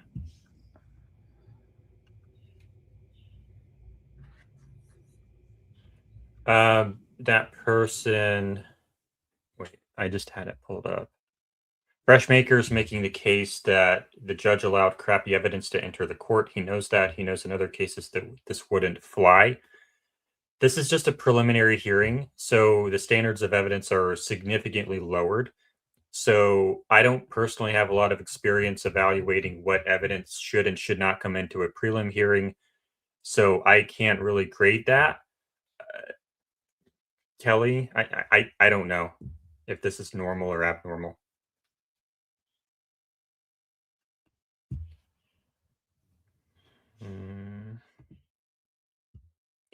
Freshmaker also says, I'm telling you, if this is the, okay, so I guess you're in Houston and you saw the guy at the gas station and yeah, I don't know. I've never met him, so I don't know. Lady Positive Thinker has evaluated that there's a flat affect at times and voice inflection changed when answering with deception. Maybe, but I don't think we have a very good baseline on him from that because he doesn't really elaborate on anything really. So I don't know that we can get a baseline, and without a baseline, it's hard to do any accurate nonverbal analysis.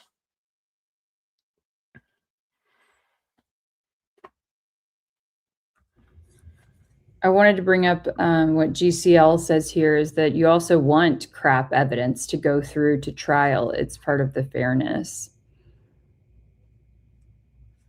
As it relates And that to does make sense. one, the court previously, the day that I did it, I believe it's day 2, perhaps. That sounds correct. The court provisionally admitted it, contingent on additional foundation being laid, whether through testimony or through evidence. And the court notes that such foundation and testimony has been laid in order for the foundation to be laid for 5.1 to be admitted into evidence for full consideration by this court.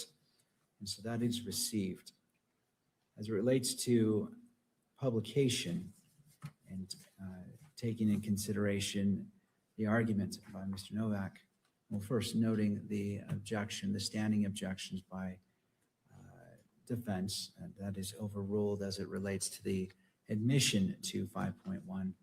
But going to the publication, the court understands the argument made by defense that this is going toward perhaps religion, and that the enhancement, and let me just read that from the information, victim targeting enhancement in violation of Utah Code annotated 76-3-203.14 sub 2.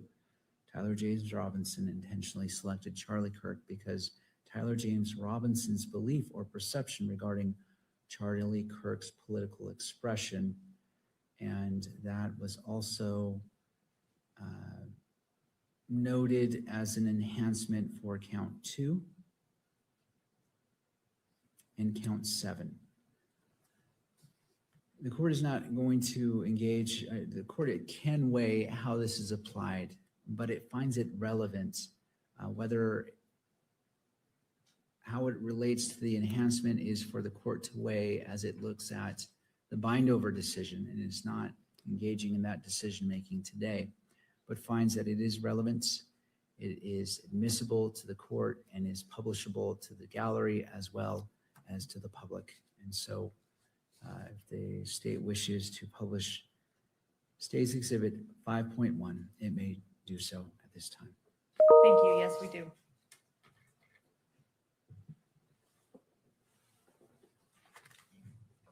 And Kimberly, I don't know if we want to use the same kind of slow scrolling. Thank you.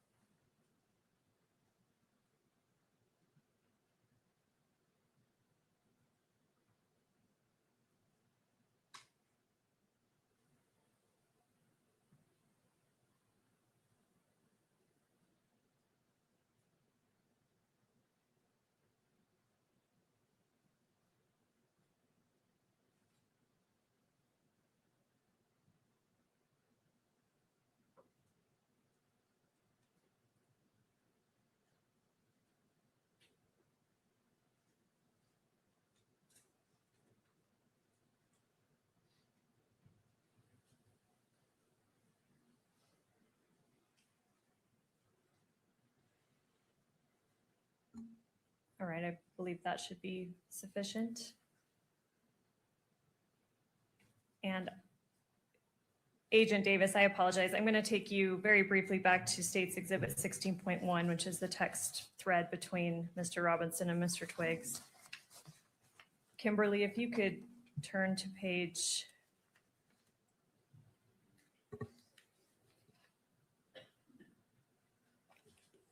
17.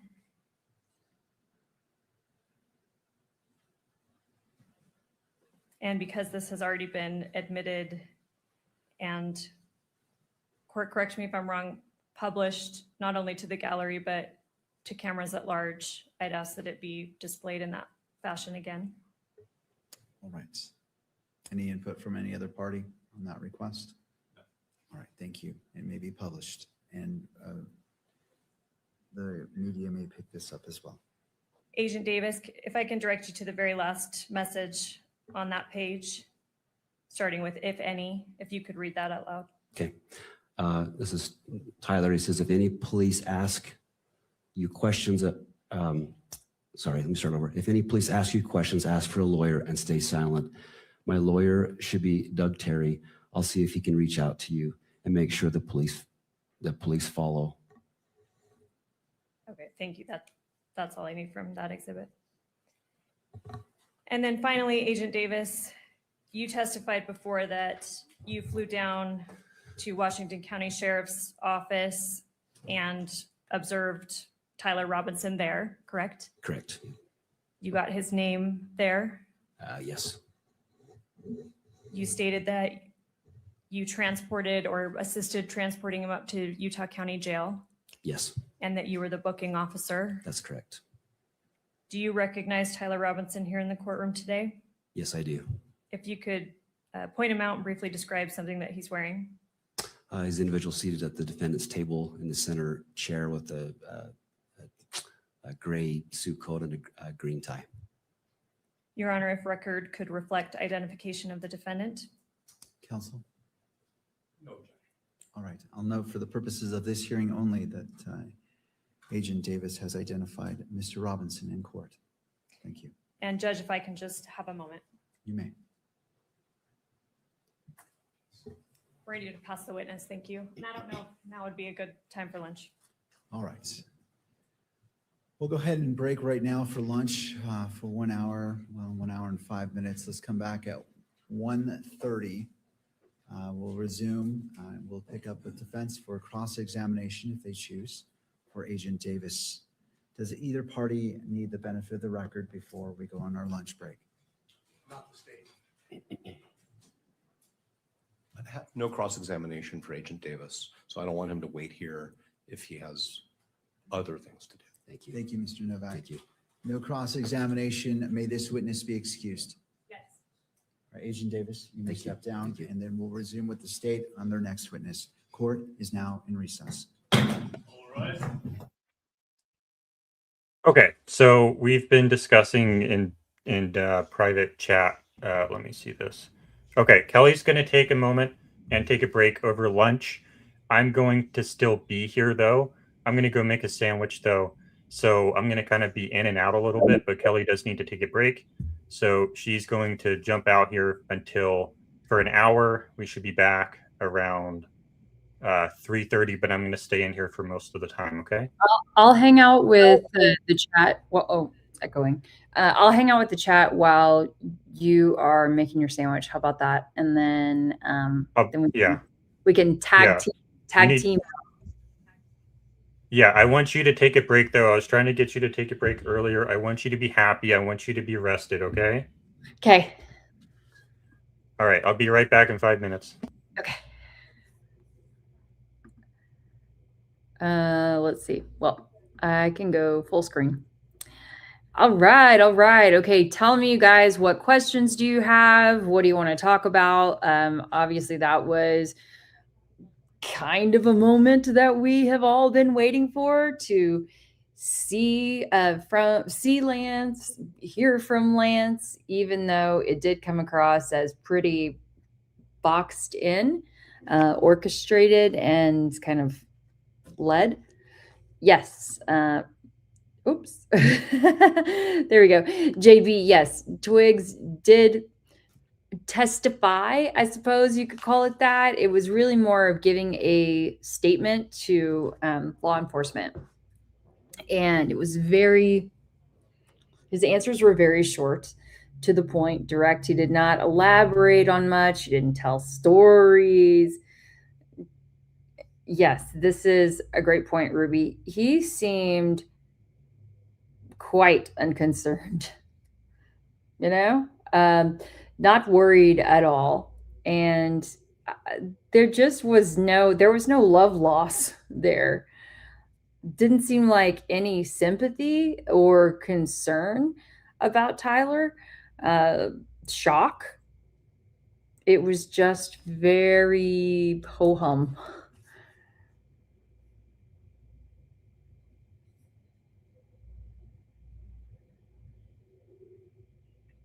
Oh, thank you so much, Brandy. I appreciate it. I'm exhausted, and I want to be able to give you guys my full, I just feel like I'm running on fumes. So I just want to be able to recharge a little bit. Jordan was trying to send me away for a while, but not happening. Kelly, were you able to get any video of the gravel roof or the roof where the person in dark clothing was spotted? Yes, you guys, I got a ton of photos, videos, measurements yesterday, and I would like to be able to go back this evening and spend more time out there acquiring vantage points and content. But yeah, Jordan and I are having a debate right now over if we should try and prove it tonight, or if I can spend time out there gathering evidence, so to speak.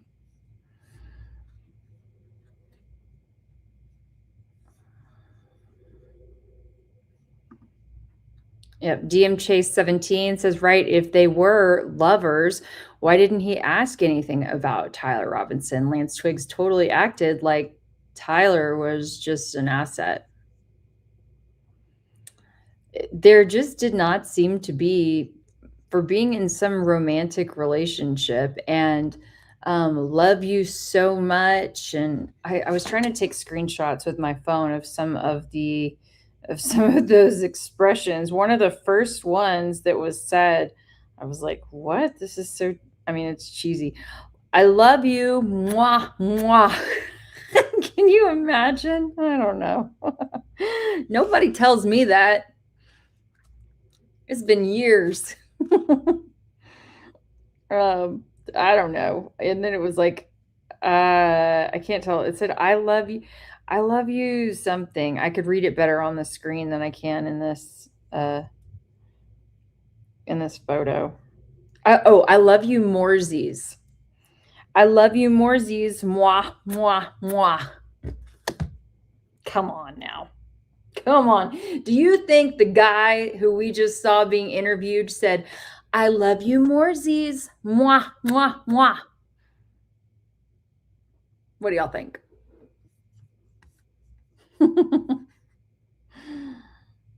My love.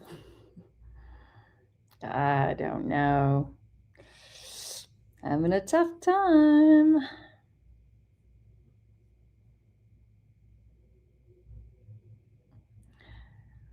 Okay, Adam, I understand you must be Barron's #1 fan. We appreciate you here. We adore that you're here. But, we bring a little something different to the table. So, got it.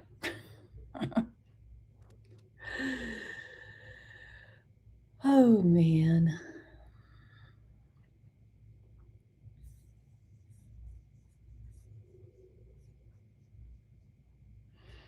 Yeah, even the questions in Lance's text sounded like a Fed leading someone.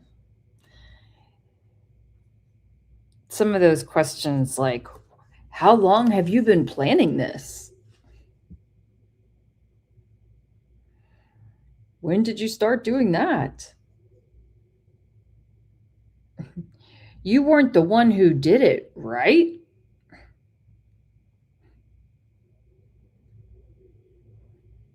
What else? Let's see. Does anyone else know?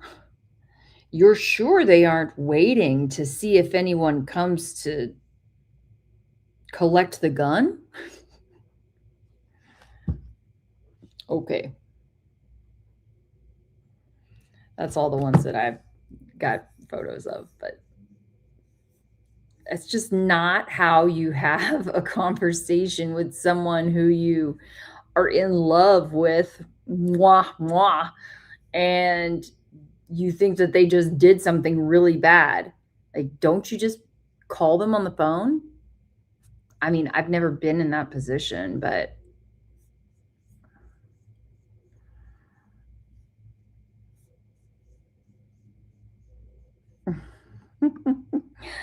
thank you. Thank you. Well, I love you guys too. I love that you were here. Yes. Okay. All right. I'll just go ahead and show y'all first. I have shot a bunch of great video while I was out there. Oh, I see Jordan is back. But I can pull something up. Hey, Kelly. Hey, what? You don't need to pull something up. Go take a break, okay? No, well, I just want to answer this one question real fast, and then I'll go. Okay, and then go and then go take your break. Yep. Okay. But I was thinking, I'm gonna DM James May and see if he wants to come in real fast during lunch, because I think he probably has a lot of thoughts. So I'm gonna DM him. Got it.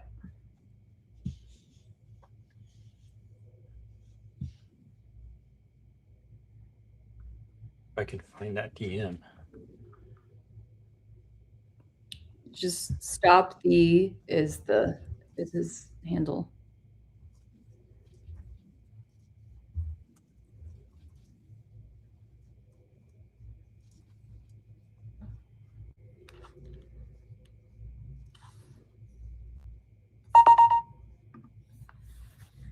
Oh, now it's not my notification. Sorry about the notification noises earlier, guys, but that one wasn't me. Oh. It was my email. It was my screenshot notification. It was my texting stuff. So I turned off my email, and my computer was in do not disturb the whole time, but I shut down the messaging app, and I've changed some other settings on my computer, so it should be okay. But I don't even know how to turn off the sound effect for screenshot. But I'm doing the best I can over here. I'm trying.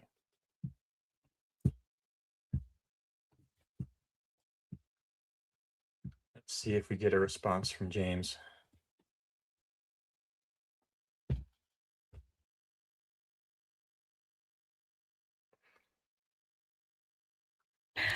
Money mustache. I don't get it. I don't get it. If you knew how many messages I got about the chomping and chewing the other day, we're not doing that again. Okay. What you guys don't see is that she keeps messaging me, telling me that she needs to take a break. So I want her to take a break.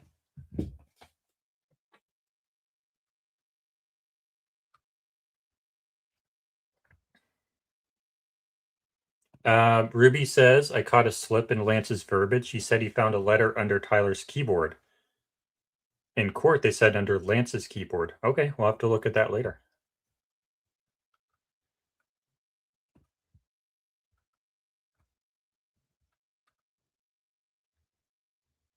All right, can we add this photo to the stage, please?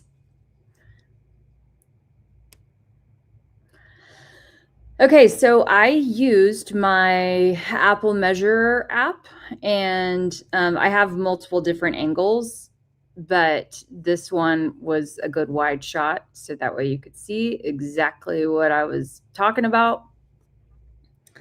It's 15.5 feet. Yeah, thank you. But yeah, 15 and a half feet. And we need to get a screenshot from the live the other night when I was standing in front of it for reference.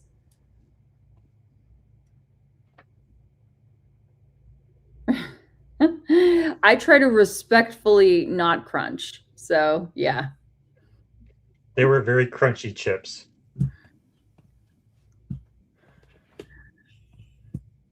If I addressed Kelly as my love, it wouldn't sound as bossy. Kelly, don't be Erica right now. Maybe I should. Whoa. Maybe I should try that out sometime. Mm-hmm. I messaged James for you. Yeah, he might be at work. I should be at work. I should really be at work right now, but it's okay. I know that was mine again because I have my mic open. Sorry. Okay, here's another. Yeah, but my notifications are going through my computer audio, so I can't just turn it off.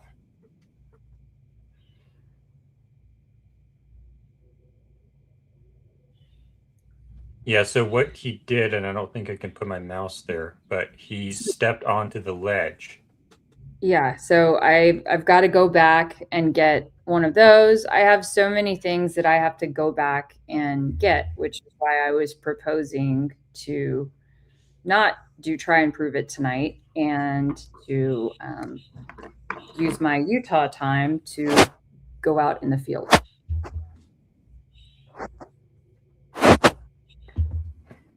What does that sound?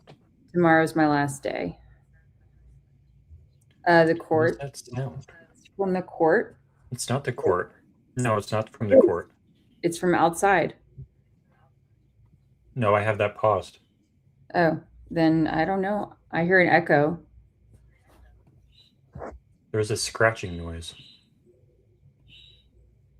I don't hear a scratching noise. I just hear an echo of me.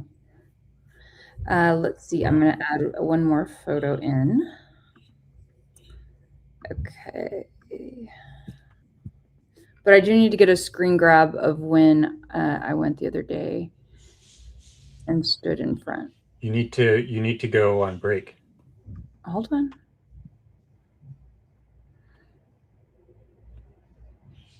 And I have another photo, but you guys can just try to look at this one right here.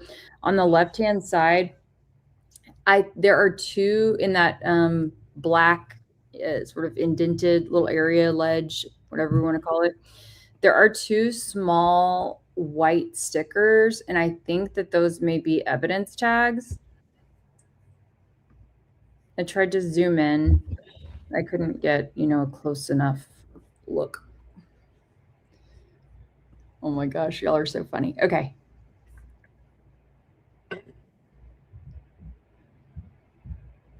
Okay, bye.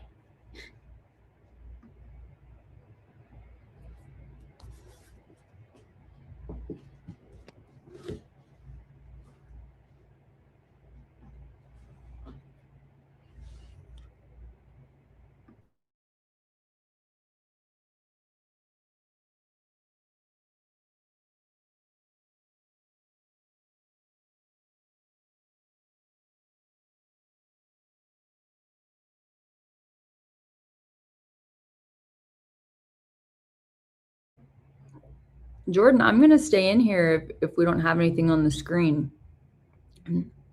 I'm not going to leave everybody to just look at one photo.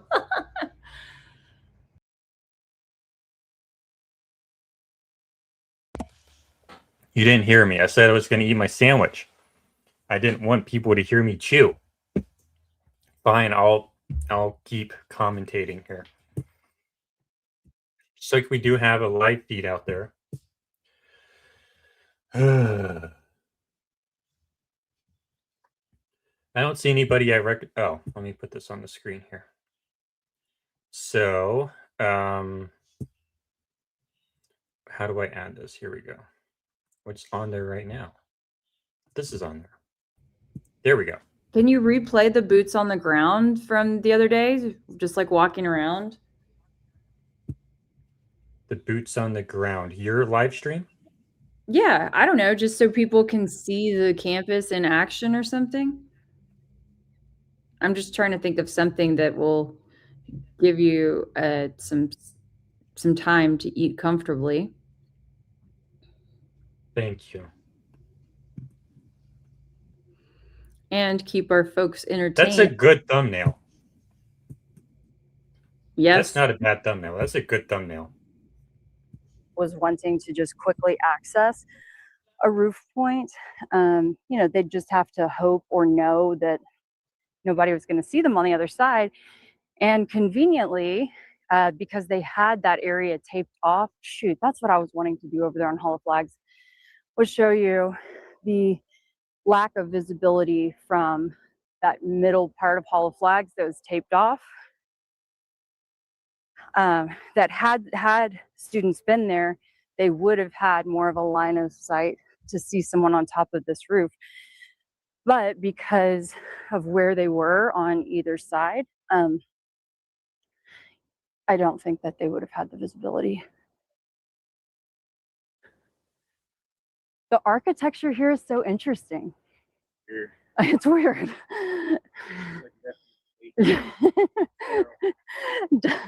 Diligence. It does. I mean, a hospital, it feels. Kelly's on the case and she don't miss a beat. Velvet hammer, yeah, she's coming in hot. Change the laws, now she's calling the shots. Dig through the lies. Truth is loud, can't compromise. She's the one that they can't silence. Keli Rabon, live.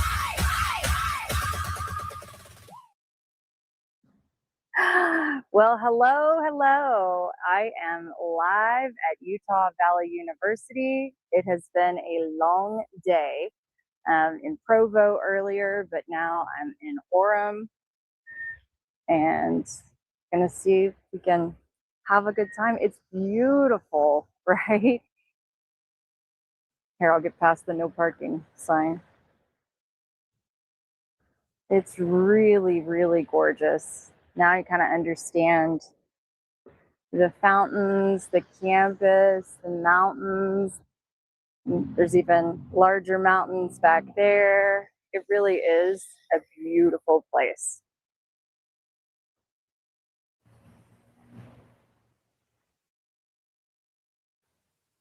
Really, really pretty.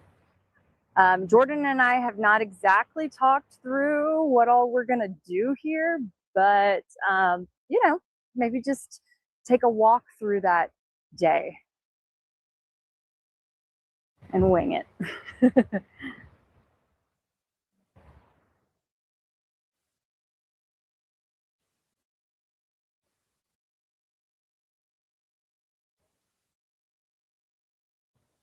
Okay.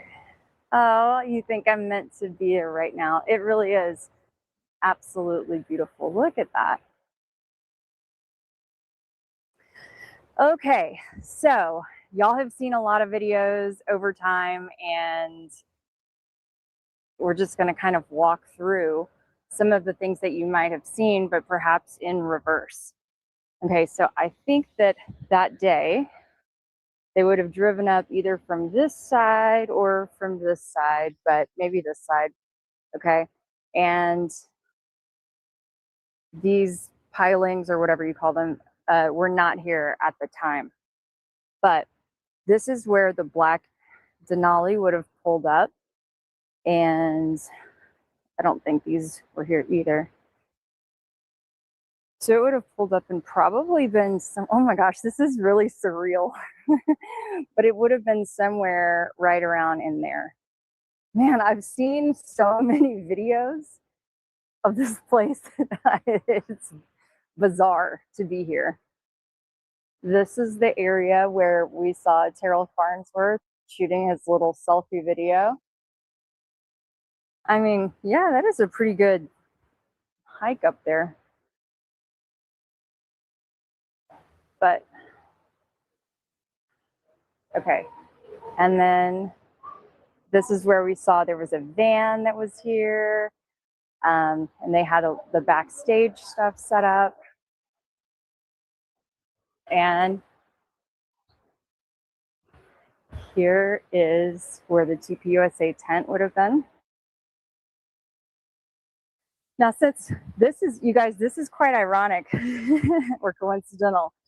My mom will appreciate this. Since she and Jordan both were here a few weeks ago, gosh, guys, maybe that was a month ago or just over a month ago. Okay, they've since replanted all of the plants because everything was dead. So now the plants are looking much nicer. But still, you guys, does this look like a memorial for Charlie Kirk? I don't know. But it looked really pathetic about 6 weeks ago. So now you can see another look at what that under the Hall of Flags area looked like. And I guess this is kind of like the trap door that people were talking about. And I can't see the chat, so I don't know. Jordan, you'll have to put that up on the screen if there's something that people want answered. Just live in the moment. Oh, okay. So you can take, I mean, they're really into the fountains and it is beautiful. But again, with 3,000 people here, it seems like a really weird spot to have a lot of people standing and sitting given the water feature. And then some people have wondered what all of this looked like. It's actually wider than what I was expecting. I thought it was maybe just that size of runoff, but wow. Oh my gosh, like this is crazy. I've just seen this place so many times in videos. To see it in person, it is truly surreal.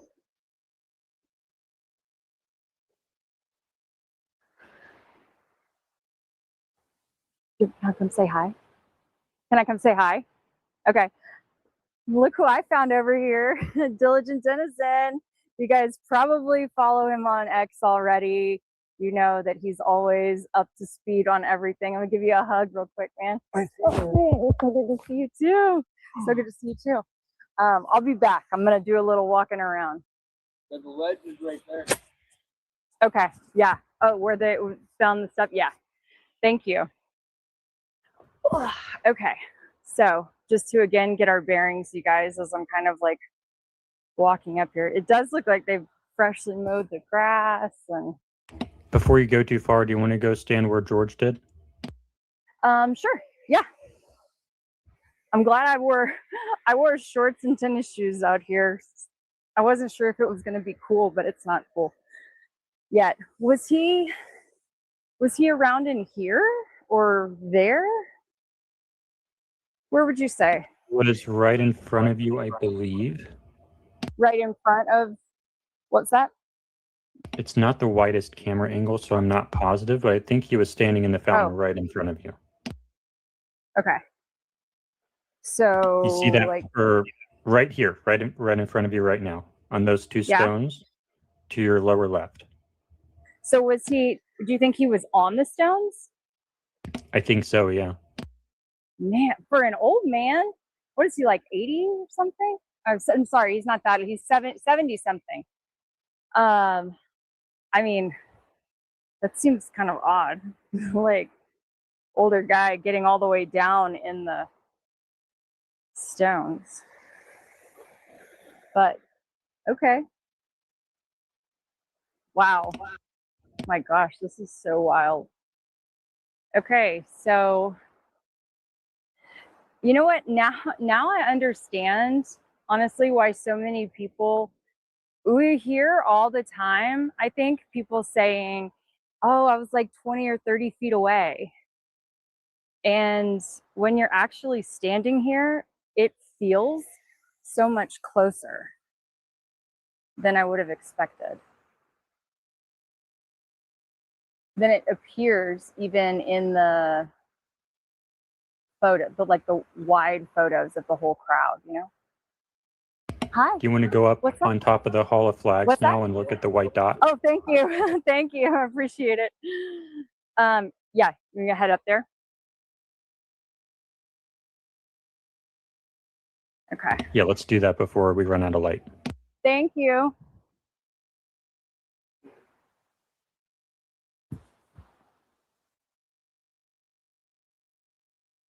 I appreciate it. Okay. Oof. So I feel like this was right around the area where that officer said that he was that they'd found the holster for the gun, right? Yeah, he bent over and picked it up over here. Yeah, That was on video. somewhere right around in here. Although he said that he didn't pick it up. He didn't, someone else did. Okay. But he said he did. Yeah. I mean, there's so much water everywhere, but it really is, it's beautiful. But not an appropriate place for an event like that with so many people. Okay, Let's try to get up on top of the Hall of Flags so we can see the white dot. Oh, okay. Yeah, I'll do that.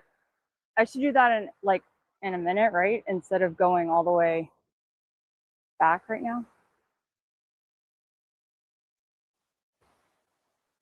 See, Yeah, go ahead along why Sorensen. do they not have, I feel like they could do a Charlie Kirk like sculpture like that, you know, since they already have these people leaned up against columns and things.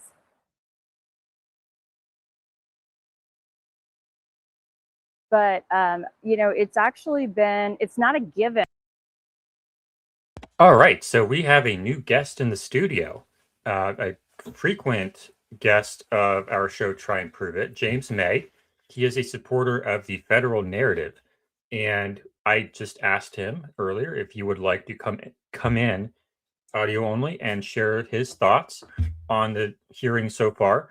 I've not really spoken to him in a while, so I don't know exactly how much of the hearing he's covered or watched, but I do want to get his opinion on it so far, especially since a lot of the stuff that James and I and Kelly debated have now come up, like, for example, the cell phone digital records.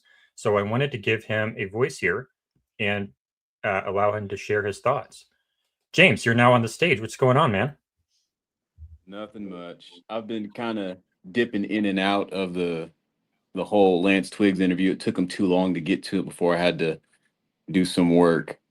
But from what I've read and what I've seen on Twitter, I mean, we haven't really learned anything new other than what the charging documents state is pretty much true. We did learn that Tyler came back to the house and, you know, was piddling around, and Lance Twiggs knew for a while and was around him after he had taken the shot. I believe that's correct, right? So Lance Twiggs was hanging out around him. I believe so, yes. Yeah, so he came back to the house and he was hanging around him. And the interesting thing that I've seen when I've gone through and looked at Twitter is looking at new conspiracy theories pop up. Diligence said, oh, they used an Israeli software downloader for his cell phone. So that's a conflict of interest because Israel's involved. I've heard people say that's not Lance Twiggs at all. That was in the interview. They got a doppelganger. I've heard people say, well, you know, maybe Lance Twiggs was the one that showed up there and did the shooting. And honestly, this is what I've said a long time ago. The flat earthers are very similar to the Charlie Kirk truthers in that if you have one conspiracy theory that gets shot down with logic, science, reason, whatever you have, like putting their nose in front of it, another conspiracy pops up. And I'll give you a perfect example of that. When they sent those guys, the flat earthers, down to Antarctica to prove the 24-hour sun, those guys went down there and they were like, yeah, the sun's 24 hours down here. And then immediately the community was saying that these guys have been compromised. These guys are shills. They got paid, blah, blah, blah, blah. So no information is going to be good enough. In their defense, though, what you're referring to is a no true Scotsman fallacy. But in their defense, a lot of them did convert after that. They did look at the evidence and change their minds. I will say some of them probably did. Others said, well, we got to go back and redraw the model. Or the third option was everybody's a paid shill. There was something that was going on with the green screen. Somebody moved and, technology's not perfect. And I think they saw like some kind of green artifact on the screen and they were like, oh, they were on a sound stage. So new conspiracies pop up whenever you start answering questions like this. Now, what are your general thoughts on the hearing so far? Do you think that the state has done a lot to prove their case? I think they've done enough to prove probable cause. There's probably more evidence that can prove, without a shadow of a doubt that he did it. But right now, they're just trying to get over that low bar.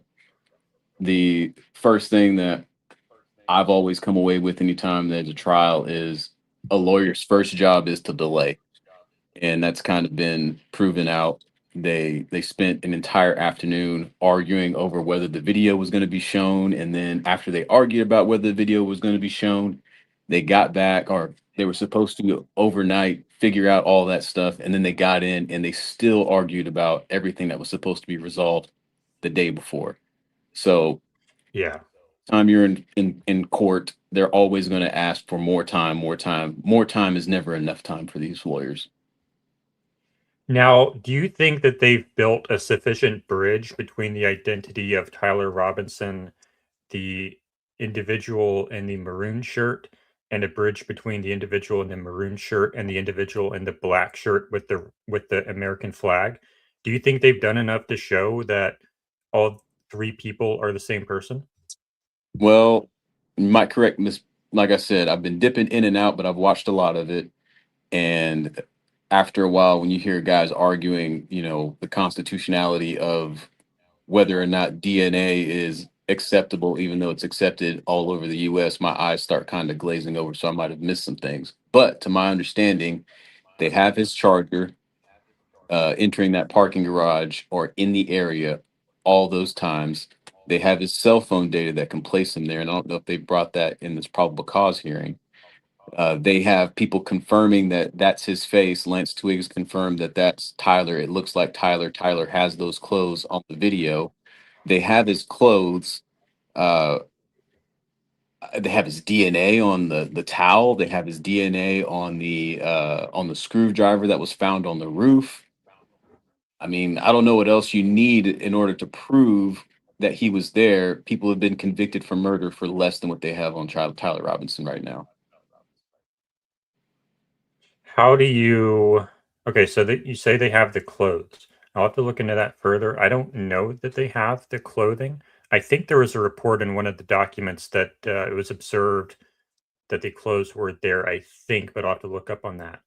I might be wrong on that. How do I was going to say him being in that maroon shirt, that was part of the reason they showed that video of him from the back. So that was to confirm that he was wearing those items of clothing. Those clothes, but not necessarily the American flag shirt, because my perspective is I don't know who Black Shirt Guy is. And I don't think they've done enough to show that Black Shirt Guy must be the same guy as the Maroon Shirt Guy, because the guy is looking down to the side. He has sunglasses on. He's clearly making a deliberate effort to not show his face, and it's mostly effective. Does it look like maybe the same basic shape person? Maybe, maybe not, because people say that the earlobes are different. And now I believe people are saying that the height is wrong. He's either too short or too tall.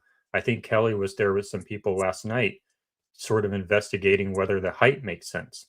So there are a lot of lines of evidence that question whether or not you can build a bridge between these two individuals. I want to get your opinion on real quick before you to the height differential.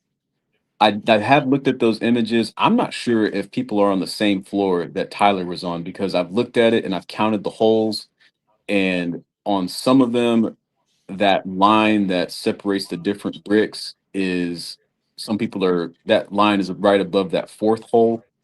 And then I think on the image where Tyler's at, that line, the separation between the concrete is above the fifth hole. And I might be wrong on that, but I'm not sure if people are going to the same exact floor.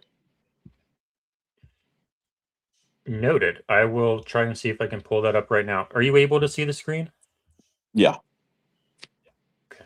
Let's see if we can find that real fast. I saw it earlier this morning. Yeah, that one right I there, is think that by this is- diligence? Yeah. Yes, sir. So I see 1, 2, 3, 4, 5, 6 holes. Okay, so I have 1, 2, 3, 4. 1, 2. I'm missing a hole right there. Is that what you're referring to? Right? It's actually rebar. It's not a hole, or I guess it actually is a hole. Is that what you're talking about?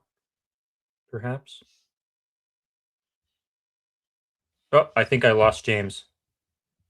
That I accidentally tapped my screen. Okay. What I was, I got echo now. I think it's better now. So I have this pulled up here. What I'm observing is I see hole, hole, hole, hole. Good, good, good, good. All this is good. But then when I get to this layer here, I see hole, but no holes. Is that perhaps what you're referring to?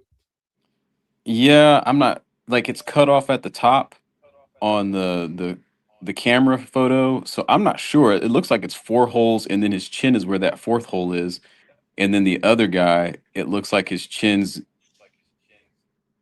where that 4th hole, like it something just wasn't reading right. And like I said, I could be wrong on that. Like you see that line right there where the arrow is on the left one, that looks like a separation of the brick, or not the brick, I'm sorry, the concrete. I do And see then, this curve right here, though. I was trying to make my yeah, mouse bigger, but I don't have that on speed dial. So that seems consistent, but what I'm noticing is this rebar hole here, but I yeah. don't see it there. So I'm suspicious of that. We do have Like I the said, staircase going down. I could be wrong, but there was an image where somebody had it, and that concrete division was right near the hole. Like it was off. Like it was something wasn't right. So I don't, like I said, I could be wrong. I'm not there. Well, I appreciate your notes there. Okay. So with the DNA evidence, what a lot of people are thinking is Lance Twiggs' DNA appears to be on basically all of the items. And so that raises the question, how do we know that Lance Twiggs didn't do this? What do you think about that? Uh, you would suspect that you would have more of Lance Twiggs' DNA as opposed to Tyler's, but that's not the case. We have overwhelmingly more of Tyler's DNA than Lance's DNA. And I could be wrong, but to my knowledge, the higher the transfer data, not data, but transfer of DNA, the larger the number shows that there's more contact with that object, or there's more recent contact with that object as opposed to having less DNA. I'm not sure if I agree with that. I listened to most of the testimony, but it was several hours. So it's certainly possible I missed something. But I would raise the question, if Twiggs's DNA is on it at all, what if it belonged to Tyler, but then Twiggs took it from Tyler, like from his drawer or something, and then threw it on the roof and used it for only like a couple minutes or so? And it technically is Tyler's, but we have evidence that my thing is we have evidence that that both people contacted all of these objects enough for the DNA to be left. So it could belong to either of them, but the important thing is the time it takes to use the screwdriver and the towel and everything for the purpose of the crime is, it's evidenced that both of them had the object for long enough to do that. Well, then you'd have to cross-reference that with the fact that, do we have cell phone data of Lance Twiggs being there at the site? Do we have evidence that his car was there? Do we have any kind of evidence that puts him there other than the DNA? Did you see the X posts claiming that the car was actually not Tyler Robinson's car? I've heard people say, I think Pia said that there's been a bunch of challengers that have been down there because of the police. So that I'm not sure if she was implying it, but some people have implied that there has been a conspiracy involving the police that have been down there, and Blake Neff's being involved with, making Tyler the patsy because he was seen in a Challenger or something like that.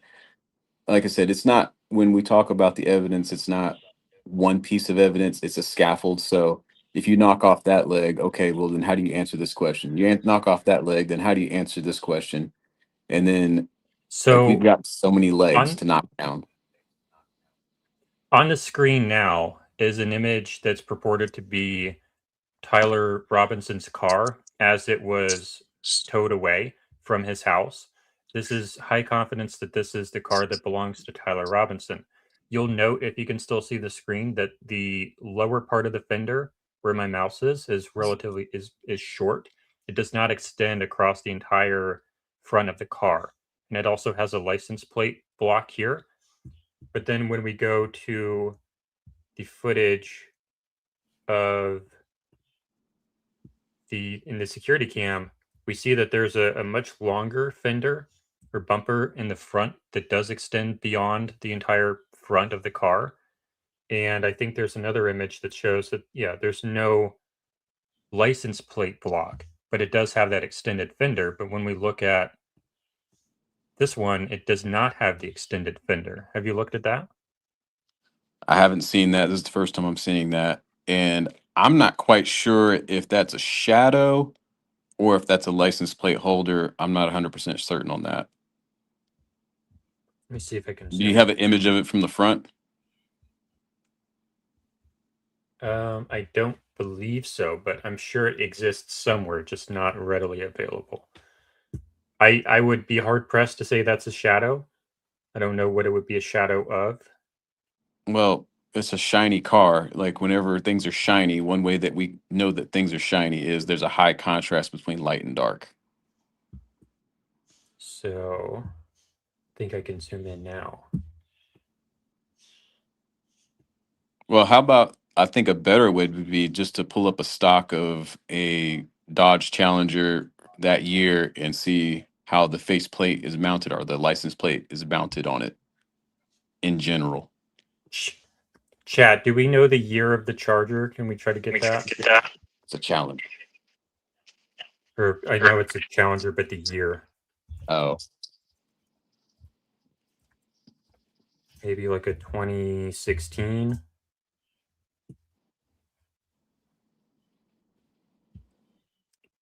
That's not too expensive. Are you looking for one? I am. I think on the screen now. You with one inside of a Challenger doing donuts in a parking lot. So this has, can you see the screen now?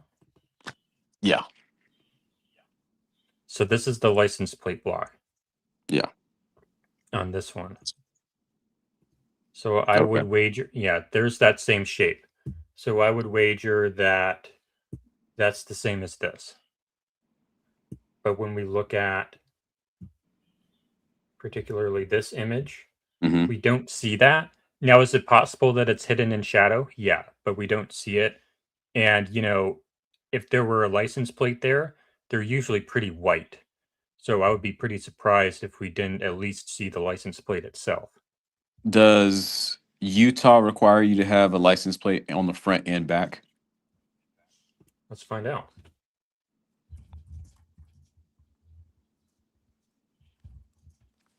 According to Google, it says no. Senate Bill 45, Utah dropping front license plate requirement in 24. So no, it is possible that it's just blank. Yeah. Who knows? Like, it could, like I said, it could just be lost in the shadow. I don't know. Like, if they were going to raise an objection to it, I think now would be the time, especially since they introduced that it's his Challenger that goes into the parking garage and everything. So let's talk about some of the other witnesses that have come forward so far. We had the DNA lady took forever. We had the the first police officer Oh, let me ask you about this. The police officer who testified first, he said that he did not know anything about other people who were armed at the event, that there were absolutely no metal detectors, no screening whatsoever. Anybody could have been open carrying. Anyone could have been within 20 feet of Charlie Kirk that day, or even closer than 20 feet with an open carry firearm. And he didn't know anything about all the people who were open carrying that day. And he also found a holster of a handgun in the grass at UVU. So doesn't this raise the question how many other weapons could have fired that shot? Yeah, and I think that's part of what the defense is going to raise when it comes to trial. That's why they like introduced the fact that there was a holster found, there was an unshot round, or it wasn't spent. I forget was a chamber or a cycled round or whatever that was found. I think that's what the defense is going to argue in order to sow some reasonable doubt into the case. In terms of the holster, you're going to have to convince me that it fired a 30-06 round from a pistol. The unspent round or the unspent round or whatever that they found was accounted for because it came from a police officer. If you want to say that it might have been somebody else, that's fine, I guess. I mean, you're going to have to link a gun somewhere to that, but as it stands, why is Tyler's DNA up on the roof? Why is Tyler's DNA on the towel that was wrapped around that long object or that gun or that rifle? Why was Tyler So in the area?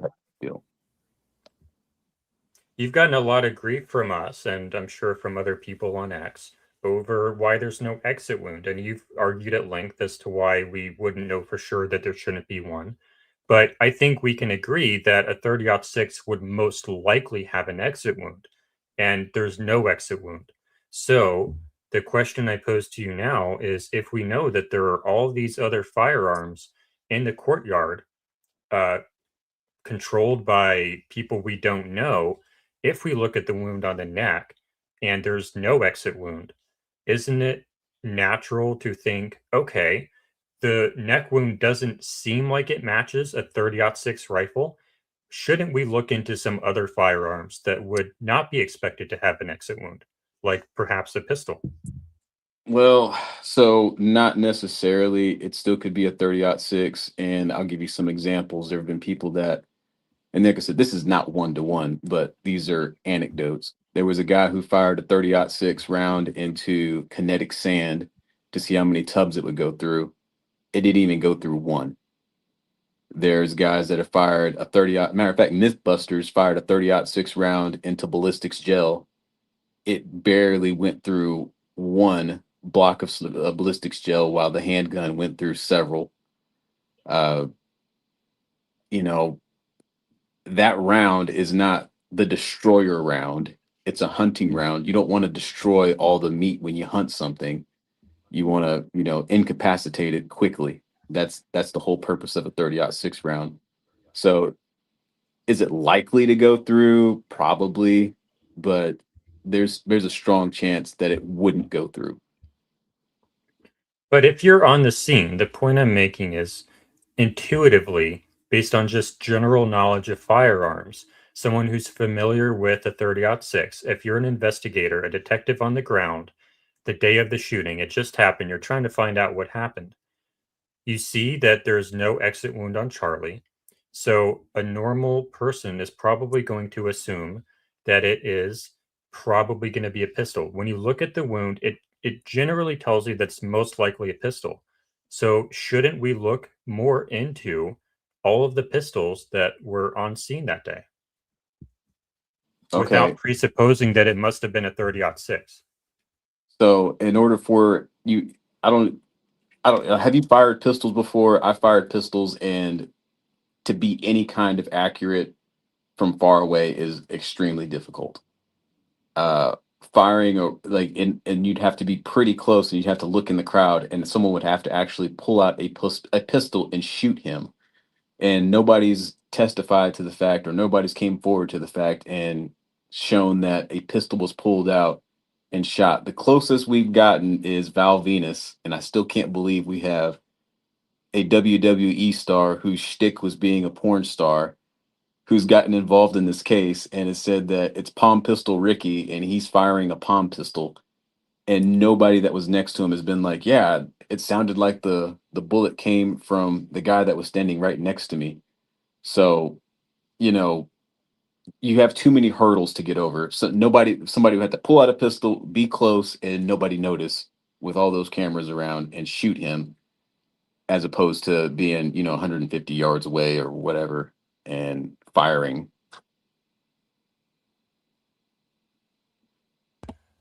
So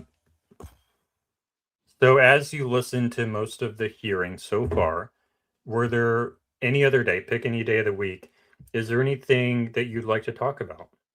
Any I told you so's?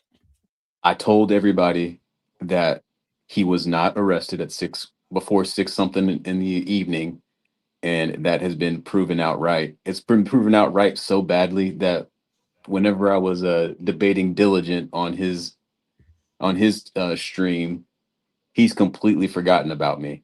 He doesn't remember who I am whatsoever anymore. But I was right on that, and that's I don't know what I can do with that. Maybe I'll buy myself a trophy or something like that. That was the main thing I was right on, like off the top, is his time of being detained. So the timeline that I remember from the hearing was he arrived at the police station with his parents and a family friend at 9 p.m. Yes. And then he was arrested at, I think, 4 a.m. the following day, the 12th, correct? Correct. And people were saying he was arrested on the 11th. And in the trial, they said he wasn't formally arrested until the 12th. And Barron was really big on this, was saying that he was arrested before the what's it called? Before the Discord posts. Yeah. Yeah. And Barron was really big on that, quadrupled down on it. And he looks kind of dumb because he's a lawyer and he knows this stuff, but he lied because he thought he could get some clicks, in my opinion. I think I'll push back on you there. There's a difference between being formally arrested and a custodial interview. If he has surrendered himself to the police station and he walks into an interview room and he's being questioned, if a normal person in that scenario would not feel like they are free to leave, that would be considered a custodial interview, which means unless you are Mirandized, nothing you say can be used against you. And I think Barron's point was, and I don't even necessarily agree with him because I think he confused the legal concept, and I tweeted about that. But Barron's point, I believe, was that he was in a custodial interview, and that would, I'm not going to pretend like I remember what exactly his point was, but I'll make the distinction between custodial interview and formal arrest. Well, the Mirandizing said when they were talking about how the media has played a role in shaping the case and how they didn't want cameras in there, and they referred to that Bates number, and it talked about him being Mirandized. Barron Coleman is a lawyer. He knows better. And he was saying that the evening of his arrest was at 6 o'clock on the 11th. And it was a big conspiracy that he was being patsy, and it was based off of a Bates number that he misunderstood either willfully or unwillfully or unknowingly or whatever you want to say. He based it off a Bates number that he misunderstood and put that out there and quadrupled down on it, even after everyone pointed out to him, well, not everybody, but people pointed out to him that here are the documents that show his arrest. Here is the law that says when you're not formally arrested in this kind of situation until you're brought before a magistrate. My point is, he just knew better and he ran away with it. He's not just some random person. He's a lawyer. He knows better.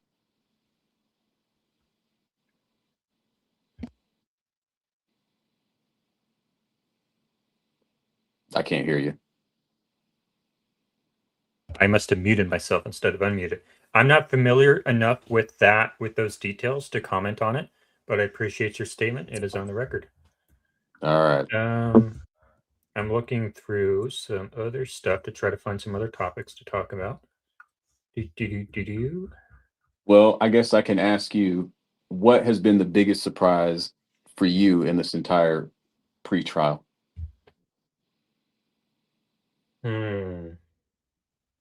Surprise.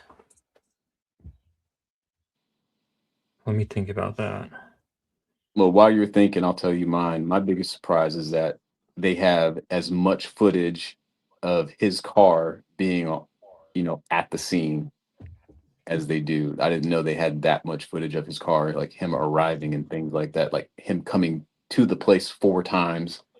I didn't realize they had that much of it.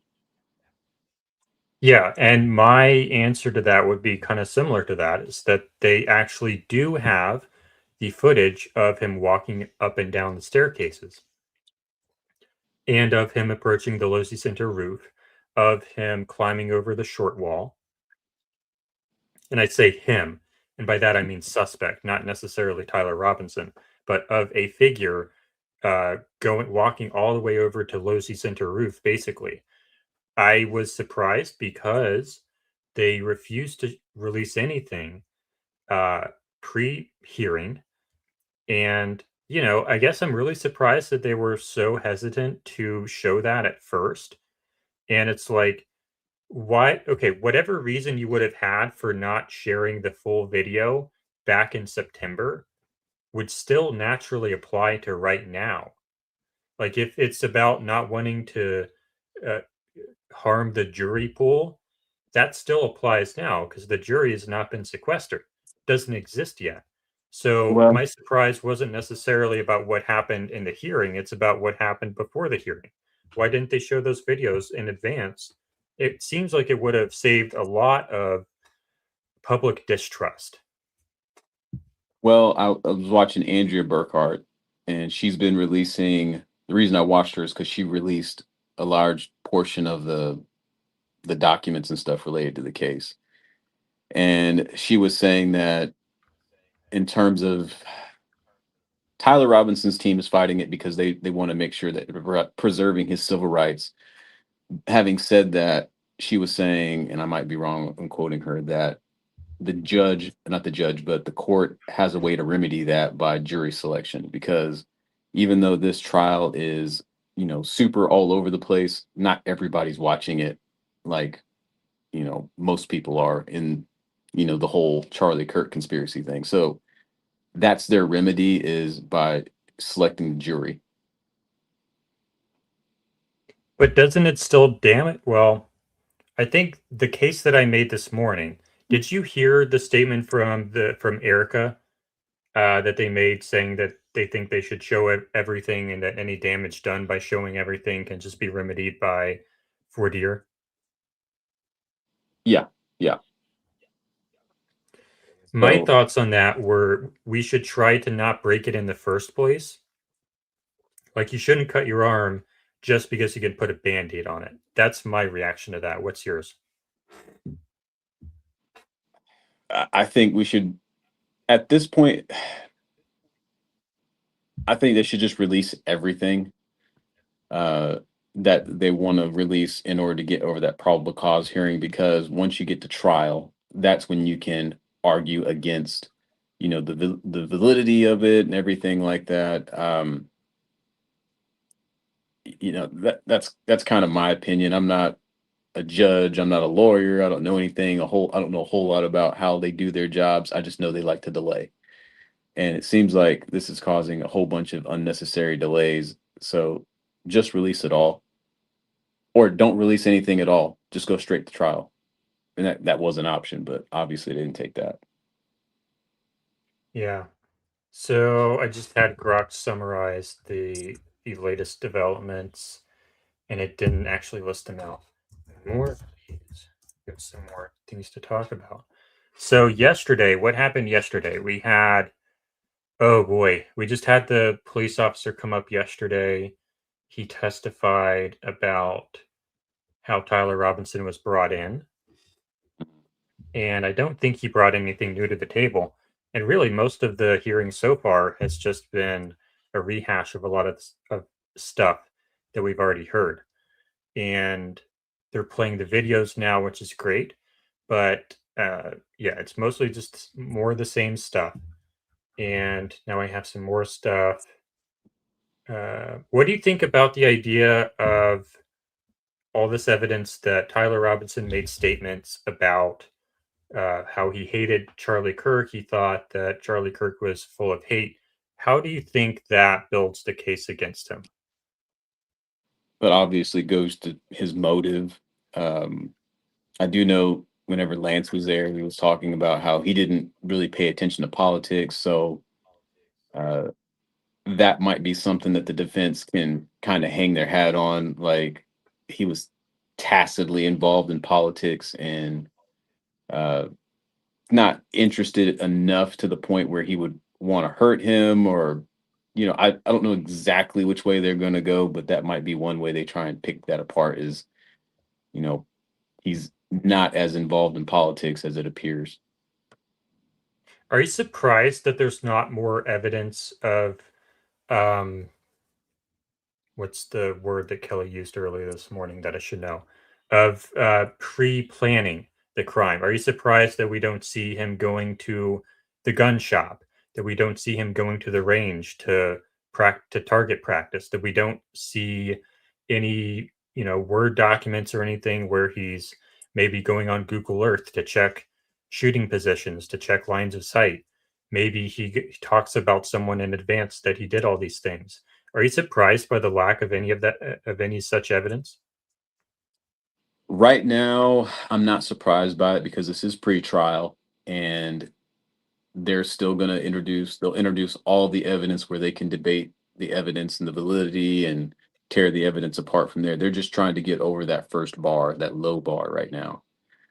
Having said all that, if it comes back that he wasn't doing any of that, that would be very surprising because I've always held the opinion that Tyler seems like he's kind of slightly, on the spectrum or something, just the way he talks, the way he kind of just carries himself. I don't know. He reminds me of, some kids that I've interacted in the past where they were on the spectrum. He kind of reminds me of that a little bit.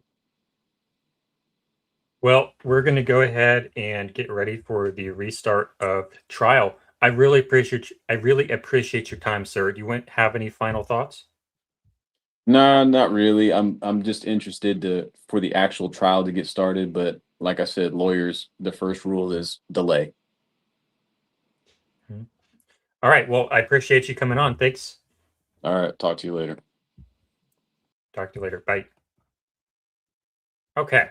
That was fun. And I think Kelly is in the chat. I don't know if she's coming back on screen though, but I think that was a good interview. We got some outside perspective there. That's great. So let me go find this again. There we go. Get this up on full screen. I think court is restarting and Kelly is back. Lovely. Hey, did you get some good rest? Yeah, I think I got 20 or 30 minutes in there. So it was good. Were you listening? Thank you guys so much. I had it on low, had the volume on low because I don't know, I was paranoid that I would even sleep through my alarm or something. So anyway, so you guys were probably in my dreams. I know I had a dream. I'm pretty sure y'all's voices were in my dream. I think I did a good job. I think that was a good interview. Fantastic. Yeah, I could hear my walk and talk around the campus for a little bit, and then I heard James May. I'm sure he'll be thrilled to know that he was in my dreams. Yeah. Okay. So basically, I just asked him like what his thoughts were on this, what his thoughts were on that. We didn't really go back and forth a lot, but I did offer some pushback here and there. But it was just like a very good like media style interview.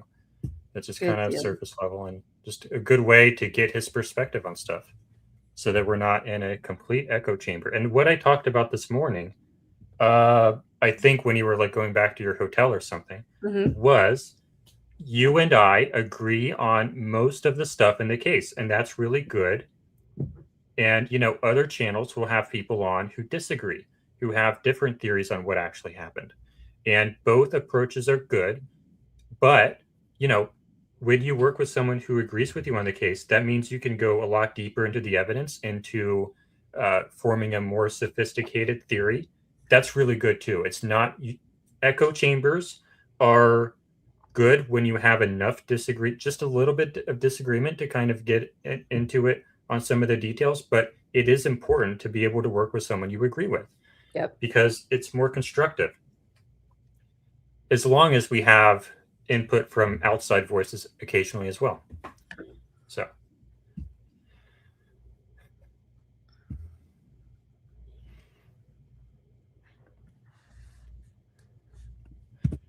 Girl Friday on Tuesday says nobody hated CK to the point where they wanted him dead. You'd only want him dead if he knew something you didn't want coming out. Yeah, that's the issue a lot of people have with this is it's hard to imagine why someone would hate him that much that they would be willing to go to prison for the rest of their life or risk, you know, the death penalty. Like, how do you get to that level of hatred?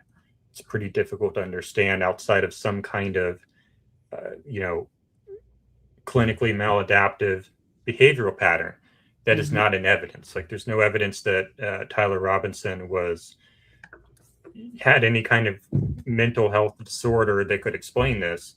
But then you look at Lance Twiggs, and while the evidence is not confirmed, there does appear to be a lot of evidence of some kind of psychological issue going on in that person's mind.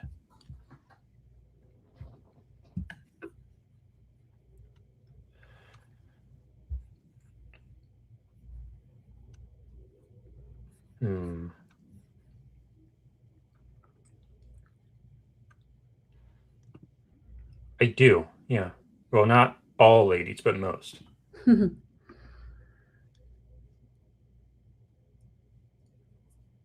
Yeah, I mean, you have to wonder if with the vehicle, if they could have just did you and James discuss the differences in the vehicle? Do I have lag in my sound? Yes. I do. Should I'm going to rejoin then. Okay. Yeah, I wonder if he had a chance to speak to James May about the difference in the vehicles. Oh. Did Blake deactivate his exit? Isn't loading? I don't know.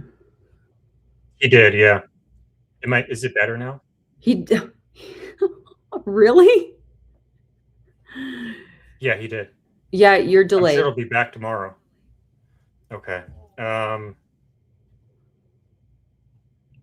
I wonder if people were coming after him for the drone footage or what. That's interesting. Could be anything. Usually he explains it by saying, oh, it was all the bots attacking me. Now it looks like I have lag too. Ah. Not to me, it doesn't. Okay. No, court is not done for the day. It was supposed to be back at 1:30, right? That's yes, that's what I heard. 4 minutes ago. Mm-hmm. Do you have I don't see it on stage here. Oh, let me pull it up because I just exited. No, Brandon Tatum is not the Y-Refi guy. That guy's name is Lane Schroy Bucker something. Anyway, Schroy something. But In session, noting the presence of counsel in all parties. We left off with Agent Davis being excused from the stand, no cross-examination, and turning to the state. Are you ready to proceed?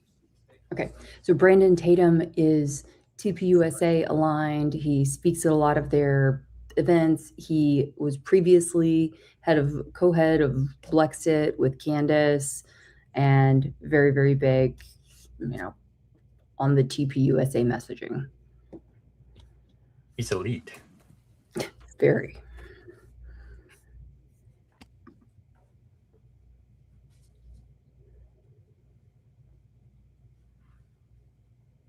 He definitely is paid. I mean, he is absolutely paid. Right, sir, Sergeant, if you'd like to come forward, you're still under oath from your previous testimony from the previous day. So if you'd just like to come up to the witness stand, be seated to your left. The monitor should be a bottle of water. After you're situated, if you wouldn't mind just pulling that microphone toward you to ensure that the audio is picked up. Mr. McBride, your witness. Sergeant Falmuina, good afternoon. Good afternoon. We briefly covered some of your involvement in this case the other day. I want to return back to your initial assignment to this case. When were you first assigned to go to the campus of Utah Valley University? On September 10th of 2025. What time did you get that assignment? I believe it was approximately 1:30 p.m. And where were you when you received that assignment? I was at our headquarters office in Salt Lake. And did you go directly down to the campus? Yes, I did. And will you describe what you're seeing as you arrived there? Yes, when I arrived there, I actually arrived near the south end of campus, and that's where I saw multiple police cars as well as multiple officers from various agencies. Then I was asked to respond to our command post, which was in the Fugal building there. And the Fugal building, we've had some testimony about this, but is that just to the south of the courtyard? Yes, that is. And were you there while officers were securing campus? Yes, I was. And do you know generally how that was done? I don't know the specifics, but I do know that officers were canvassing the area, trying to look for a suspect, but also trying to see if anyone else was injured, and then making sure that the scene was secure and that no unauthorized people were allowed in. And I think you testified earlier. What was your primary assignment? My primary assignment at the campus, as well as throughout the case, was to oversee the crime scenes as well as the physical evidence. Before you could do your work on the crime scenes, did the campus have to become secure? Yes, it did. And did that involve making sure there was no active shooter on campus? Yes. And did that involve officers searching buildings and clearing buildings throughout campus? Yes. You mentioned that were there multiple areas that were processed by you and other crime scene analysts in this case? Yes, there was. Would you like me to go over them? Let me direct you to a few of them. Well, yes, please mention the scenes.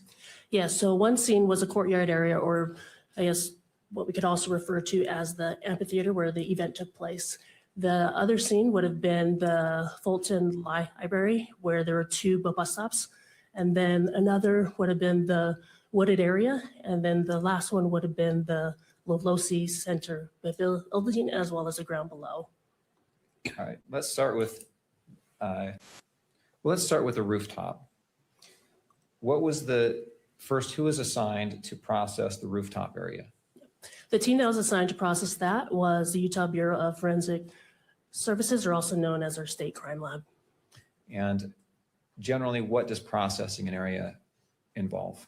Processing includes documentation, sketching, as well as taking photographs, marking, as well as labeling evidence, and then determining how to package them properly, as well as also just trying to ID anything probative. On the rooftop was evidence found? Yes. What types of evidence were found on the rooftop? One item of evidence that was found was a screwdriver.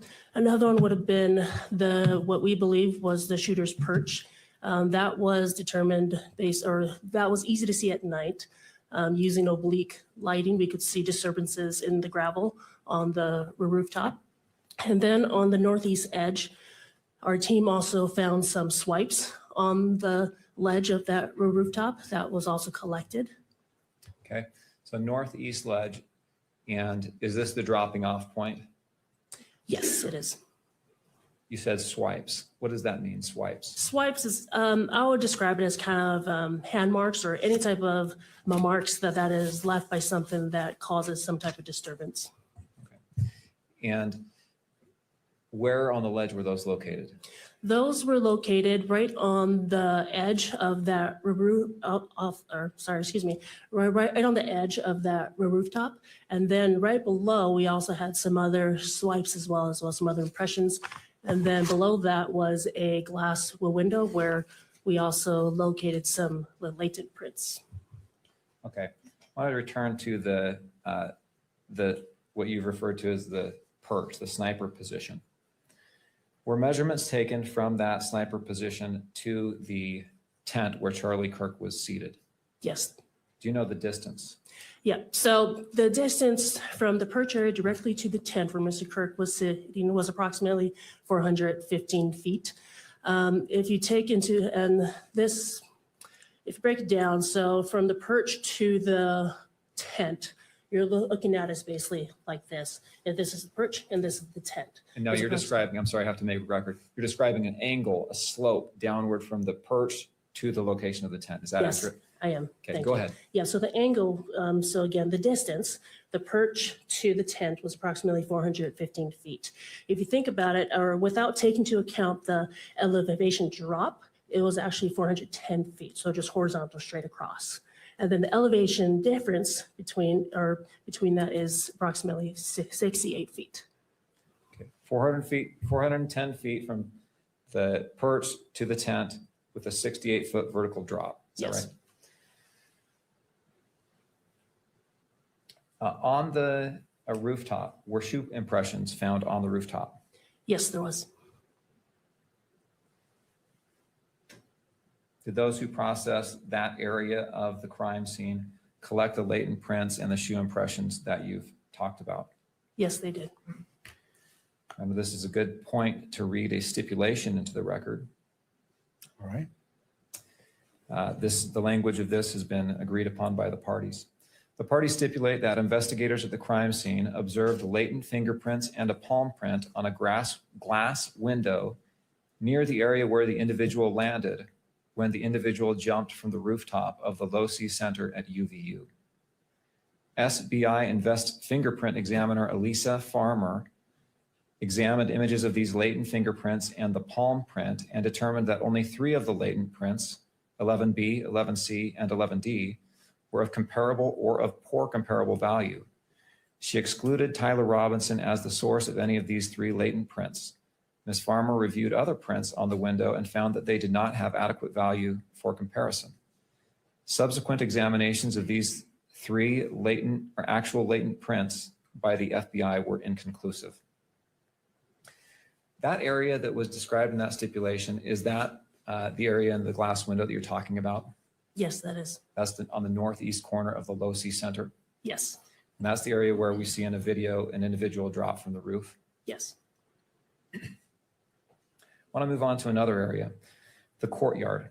First, will you describe what that area of the crime scene looked like?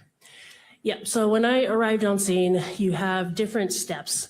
I believe there were maybe like five or six covered in grass. When I was there, there were personal belongings spread throughout.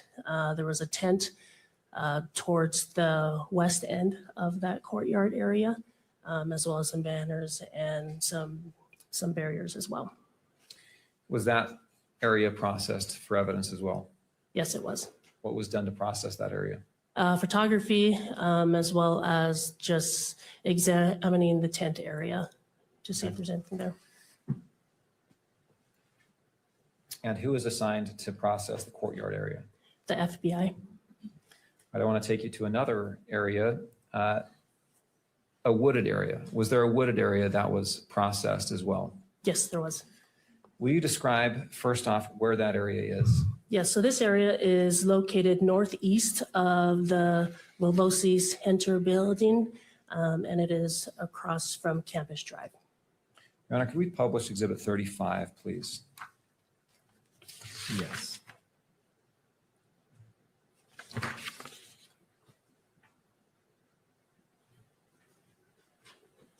And if I may approach the witness, I'll put up the hard copy of this exhibit as well. All right.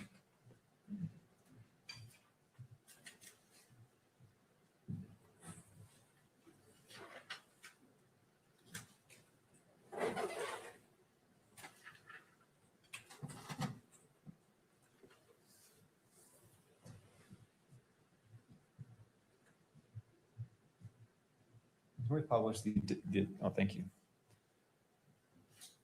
All right, on the screen in front of you, will you take a look at Exhibit 35? Yes. Do you recognize that? Yes, I do. Will you take a moment to orient yourself on that map and tell me when you've found the relevant points that help you understand what this map is of? Yes. Do you see the courtyard on that map? Yes, I do. Kimberly, can you zoom in to the courtyard area, kind of the center of the, there's a pointer on the screen. Is that the courtyard? Yes, that is. All right, now the Low-C Center, will you describe, well, let's jump to the wooded area.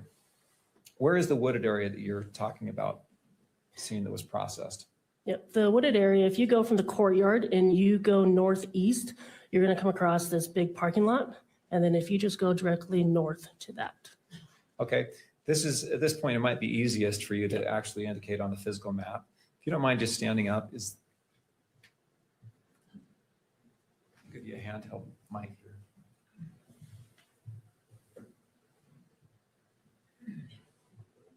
Yes, so the wooded area is approximately right here in this area. Okay, so just to make a record of the area, on the northern, I guess I'll say, and north is up on this map, is that right? Yes. Do you know where Campus Drive is? Yes, Campus Drive is this road that winds right along here. Okay, and so that's kind of the windy road that begins in the upper left-hand corner of the exhibit and winds down through the center of the map and kind of exits to the middle right side of the map, is that right? Yes. And the wooded area, where is it in relation to the Campus Drive? It is north of Campus Drive. Okay, kind of in that, probably the center right of the map, is that right? Yes, that's correct. Will you describe, first off, what is on the south side across the street from the wooded area? Yeah, so on the south side of the south side of the wooded area, we have the computer science building, which is to, I guess, east.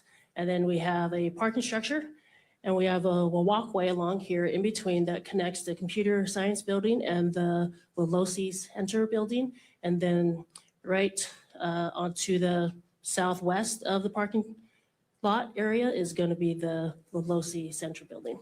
Okay, now you referred to the area across the street from the wooded area as a parking structure. That's a parking lot, right? I'm sorry. And there is a parking structure on campus, correct? Yes, there is. But that's different than the parking lot you just mentioned. Yes. Okay. All right. Back to the wooded area. What was found? Was anything found in the wooded area of evidentiary value? You can sit down. Thank you. You can take that.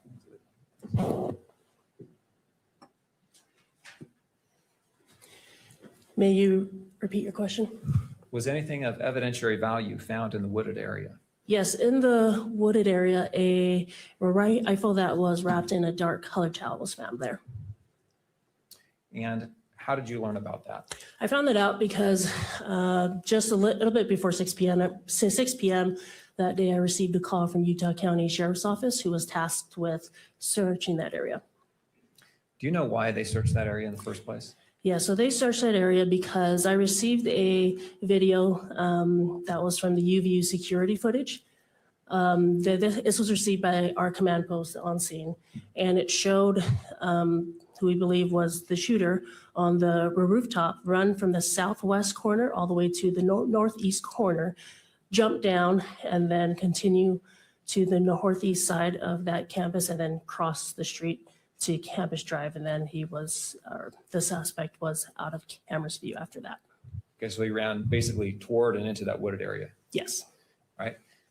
What were you told from the sheriff's office? I was told that they found a gun, and from there I asked them to hold the scene, and that myself and FBI ERT team, the lead, Special Agent Kamak, would be en route. Okay. FBI ERT, FBI Evidence Response Team, right? Yes. All right. Did you go to that area? Yes, I did. Did you observe the weapon? Yes. Will you describe what you saw? Yep. What I saw was a rifle that was, or at the time before even having removed it, we found, or in the bushes, we found all you could really see was just a dark towel there. So pictures were taken of that. And then eventually the gun or the towel was removed. And then once we removed the towel from the bushes is when we uncovered that the towel was actually used to wrap the gun in. Have you reviewed State's Exhibits 10, 10.1, 10.2, and 10.3? Do you remember reviewing these? Yes. And are they accurate photographs of the weapon when it was recovered and shortly thereafter? Yes. I move the admission of State's Exhibits 10, 10.1, 10.2, and 10.3. Defense? No additional objections. All right, and as it relates to publication, if any? Yes, I would ask that these be published at all three levels. All right, any input, Mr. Burt? Same objections. All right, I'll note the standing objections from defense. Those are overruled. And 10.10, 10.1, 10.2, 10.3 are admitted into evidence and may be published both in the courtroom and through the use of the camera. If we can please publish number 10, thank you. You have in front of you on the screen Plaintiff's Exhibit 10. Will you describe what we're looking at here? Yes, what we are looking at here is actually the bushes where the dark colored towel and the gun were found. You can kind of see the dark colored towel towards the right-hand side of the screen in the middle, right middle. Kimberly, can you zoom into that area, please? All right, is this a better view of the towel? Yes, it is. If we can go to Exhibit 10.1.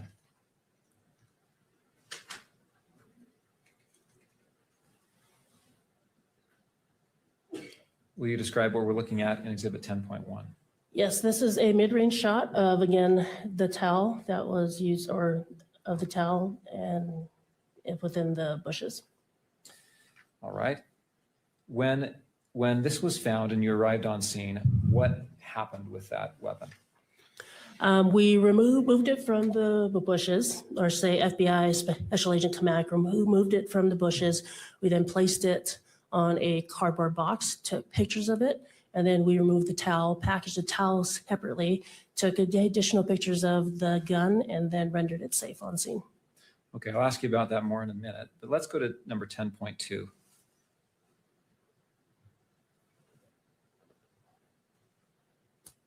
Will you describe what we see here?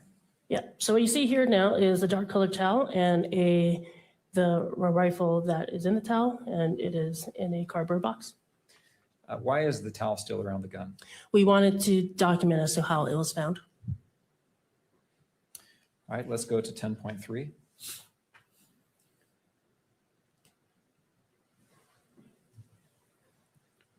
Is this the rifle? Yes, it is. You described making the rifle safe. Will you describe what that is? Yep, so what that is that we ensure that there isn't anything in the chamber and that there's no other cartridges in the gun that would have it go off. So to do that, because it is a bolt action gun, we would have to manipulate the bolt or the lever back, and then from there see if anything was in the chamber, and then I'd say carefully remove anything that was in the chamber and below it. All right, what is the difference between a bolt action and an auto ejecting gun? Yep. A bolt action is one where the user actually has to manipulate the bolt. So they would actually have to turn, or they would actually have to pull it back and forward to, whether it be to load it, lock it, as well as extract anything that's in it. Unlike a semi-auto gun, that is one, every single time you pull the trigger, a bullet will be fired. And then from there, a casing will be extracted out, as well as a new cartridge will then be automatically fed into the chamber. So if you shoot a bolt action rifle, does that spent shell casing automatically exit the gun? No, it does not. It will stay in there until the person that is handling the gun actually removes the bolt, or actually pulls the bolt back, and then the casing will be extracted out. Were you present when this weapon was made safe? Yes, I was. Will you describe what was found when that happened? Yeah, so when we rendered the gun safe, we found in it, when we removed the bolt back, we found one 30-06 cartridge case, or say a fired cartridge case, and we also found 3 unfired cartridges, all with engravings on them. Okay, I want to make sure we understand the language you're using. When you say cartridge case and you say cartridge, what do you mean? Yeah, so a cartridge is basically the round itself, right? The whole round. And the round consists of the cartridge case, and then the powder, and then the bullet on top. So the cartridge case, the term is used for something that has been fired already. A cartridge is an unfired round.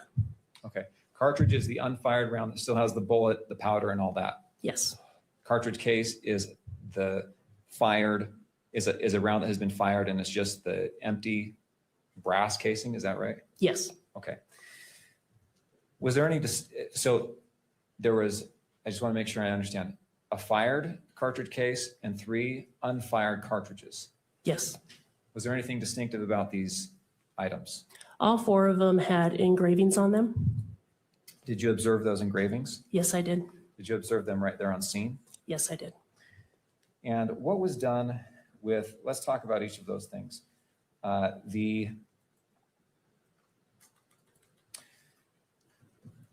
First, the towel. What was done with the towel? The towel was packaged and then it was eventually provided to the FBI. What was done with the firearm? The firearm was also packaged and then provided to the FBI as well. Was the firearm, did the firearm go to the FBI or the ATF? Oh, sorry, correction. It went to the FBI, and then to be in their custody, and then it was then sent to the ATF lab. Okay. And the rounds, the cartridge and cartridge cases, yep. Cartridges and cartridge case. Yes, all those were packaged, originally provided to the FBI, then was sent to the ATF lab. All right. And were each of those items tested? Yes, they were. And in the testing, were they photographed? Yes.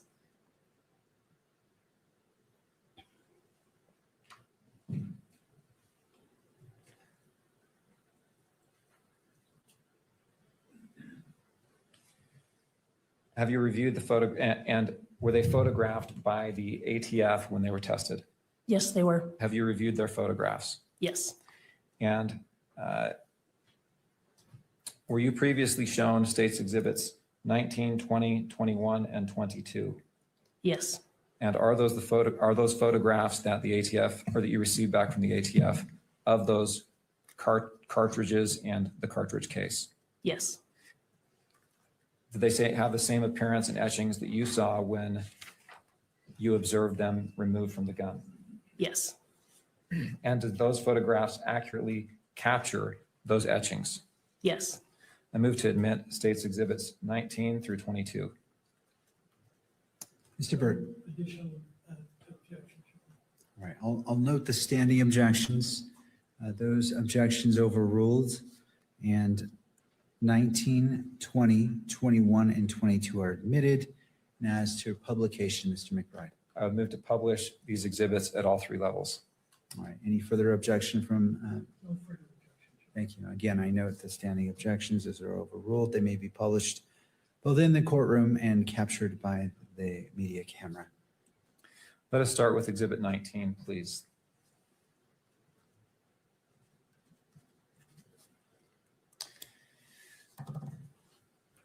What are we looking at here in exhibit 19?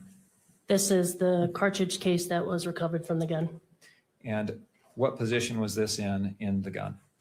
This was this is what was in the chamber. Okay. In the chamber, meaning that's where a cartridge is before or when it is fired, correct? Yes. Do you notice an inscription or an etching on this cartridge case? Yes, I do. Will you read what that says? Yes. Notices bulge. And if we can go down to page 2 of the exhibit, will you read what this says? OWO, what's?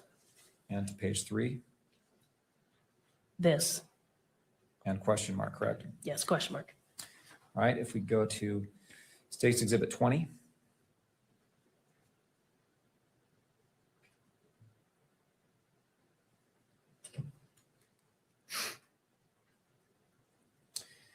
Is this a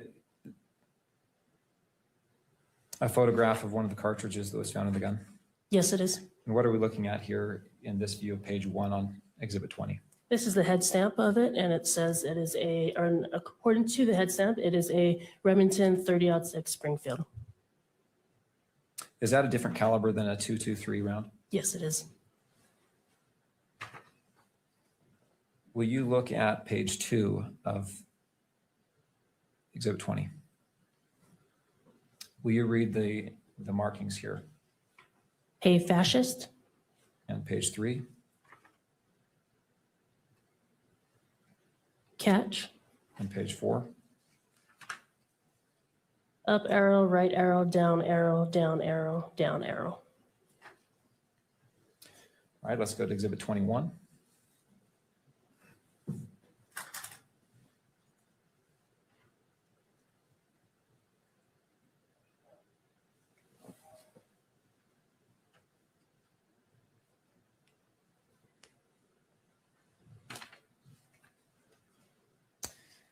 And was this another round that was found in the gun? Yes. Will you read the inscription here? Oh, Bella Chow. Page 2. Chow, chow. All right, let's go to Exhibit 22.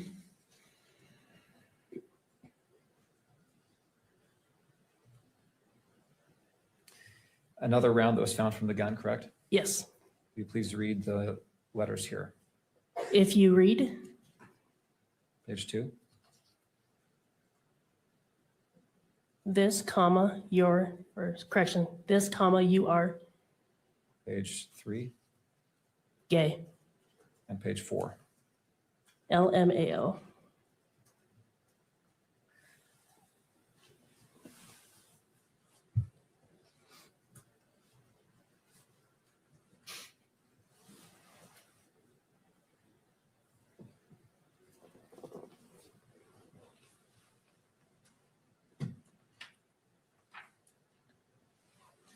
All right, after processing the scenes there at Utah Valley University in Orem,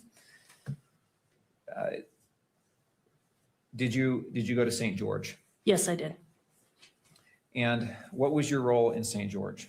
My role was overseeing the execution of the search warrants at both Mr. Robinson's residence as well as his parents' residence. And we've had testimony that Mr. Robinson was arrested there. Was he fingerprinted and his DNA taken? They were actually taken at the Utah County Sheriff's Office jail. After he was transported to Yes. Utah County. Okay, you said that there was, were items of evidence collected from him after he was arrested? Yes, there was. From his person. What were those things? They were his clothing that he was wearing at the time of his arrest, to include shirts, pants, underwear, as well as shoes and anything that were in his pockets. Do you remember what tops he had on? I believe it was a maroon top. And was there any other top layer that was collected that you recall? I don't recall. Okay.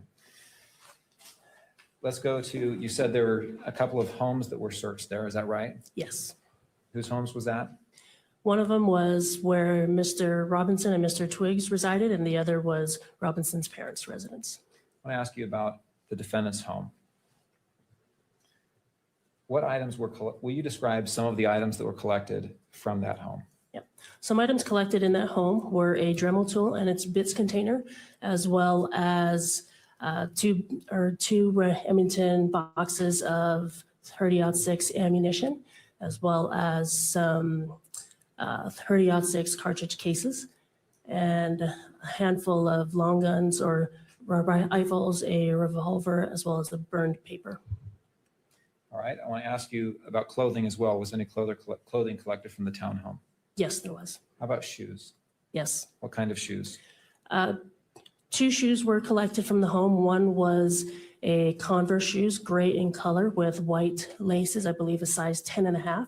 And then another Converse shoes that were also gray, but it had gray laces instead, but were of a different size that I can't remember.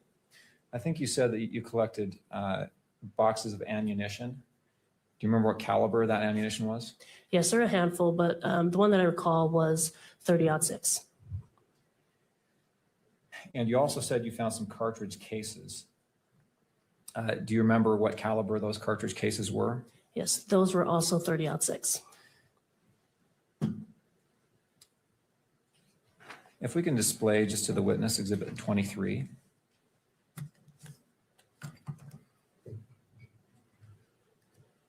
Do you recognize Plaintiff's Exhibit 23?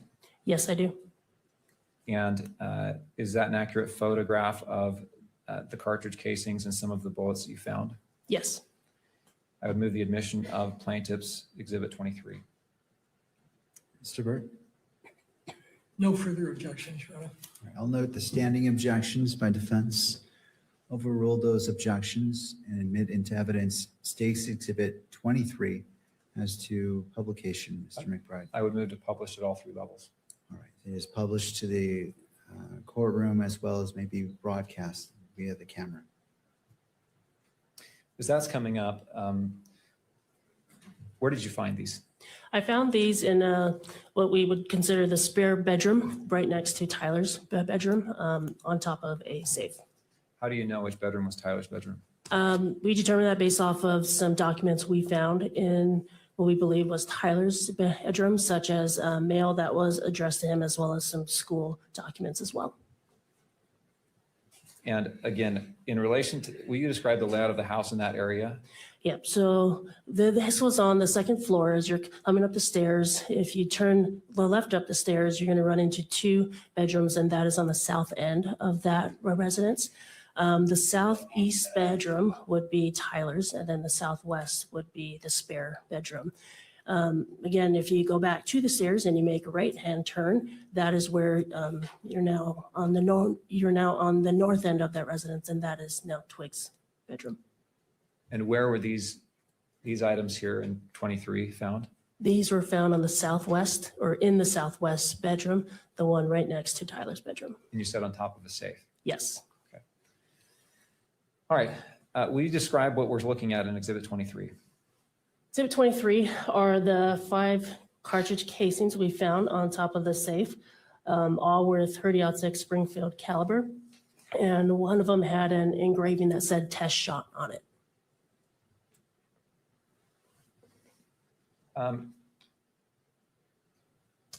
You've talked about Springfield, Remington. Are these 30-06s? Are they the same type of round as was found in the gun? Yes.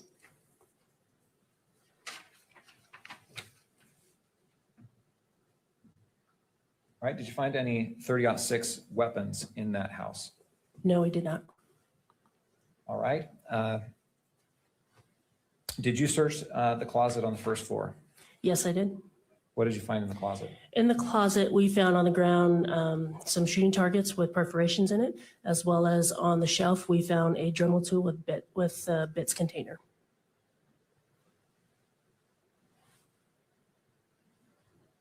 All right, a Dremel tool with bits. What is a Dremel tool? It's basically like a handheld device where you can make etchings or engravings on things. What are bits? Bits would be I guess like a sharp edge or something that that would actually cause the etchings that you would put into the tool. Is this kind of like a drill bit? Yes. And what did you do with the Dremel and the bits? We photographed them in place, took additional pictures, packaged them, then sent them for testing to the ATF. All right, you also mentioned targets. Were those targets photographed? Yes, they were. I want to show you on your, and have you reviewed Plaintiff's Exhibit 25 before? Yes. And is that an accurate photograph of those targets that you found? Yes. I move the admission of State's Exhibit 25. Mr. Burt? No further objections? All right, and note the standing objection, and those objections are overruled. And Stacy, excuse me, sorry. oh, well, did you want to, in regards to publication? Yes, I'm so used to admission before publishing. I would move to publish those at all 3 levels. Any further comment, Mr. Burt? No further objections. Again, all right, noting the standing objections, those are overruled. State's Exhibit 25 is admitted into evidence and may be published in the courtroom as well as captured by the media camera. Will you describe what we're looking at here? Yeah, so these were shooting targets we found in the closet, and each of them have have perforations in them. You say perforations, what do you mean? Holes in them. Those holes consistent with? Objection, foundation on this opinion. Mr. McBride, do you want to weigh in upon that objection? No, I'll submit it. I'll lay foundation if the objection is sustained. I'll sustain the objection. All right, holes. Have you ever shot a gun before? Yes, I have. When you hit a target, what happens to the target when it's hit with a bullet? Hit with a bullet, there's holes in it, what we call perforations, because there's a entrance as well as an exit. Looking at State's Exhibit 25, I'm going to ask the question that was objected to. You said there's perforations in those. Are those consistent with bullet holes? Yes. And I would ask you to describe where those perforations are there's 3 targets here, right? Yes. Let's look at the far right target first. Where are the perforations in relation to the bullseye? They're all probably within the 7, 6, and 8 ring. Is there a perforation up at the upper left-hand corner of that rightmost target? Yes, there is. Do any of those hit the bullseye? No. Okay, looking at the center target, will you describe where the perforations are in relation to the bullseye there? It is closer, but still not it. Most of them are to the left of the bullseye in rings, let's say 9 and 8. All right, and then the leftmost target, will you describe where the perforations are there? Yeah, the perforations are actually closer to the bullseye as well, actually one being in it.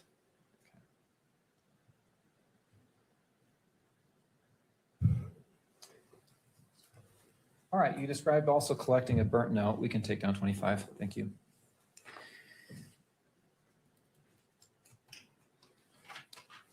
Will you describe where that note was found and what it looked like to you? Yeah, the burnt note was found in the trash can located in the kitchen. The way it looked like to me, it looked like, say you're at like a campfire and someone burns paper. What was done with that? That was also collected and that was sent to the FBI for analysis. Was it photographed? Yes, it was. And have you reviewed State's Exhibit 24? Yes. Is that a photograph of the note? Yes. I move the admission of Plaintiff's Exhibit 24. Mr. Burt? No further objections. All right, and to publication? I move to publish at all 3 levels. All right, I'm going to note the standing objection by defense, overrule those objections. And State's Exhibit 24 is admitted into evidence and may be published in the courtroom and may be captured by the media camera. Do you see here on the screen Plaintiff's Exhibit 24? Yes, I do. It looks like as to the evidence tag, it's actually upside down. Is that right? Yes. Does it look like there's any writings on that note, on that burnt paper? Yes. Will you point that out for the judge where the writing is? Yep. And describe what you're pointing at, kind of the general location on the image? Yeah, so the part that I'm pointing out is the paper that you can you can still see the lines in them, and as well as some handwriting as well to the edge, the left edge of that piece of paper. All right. Have you also observed the image of a note that was recovered from Lance Twiggs' phone? Yes.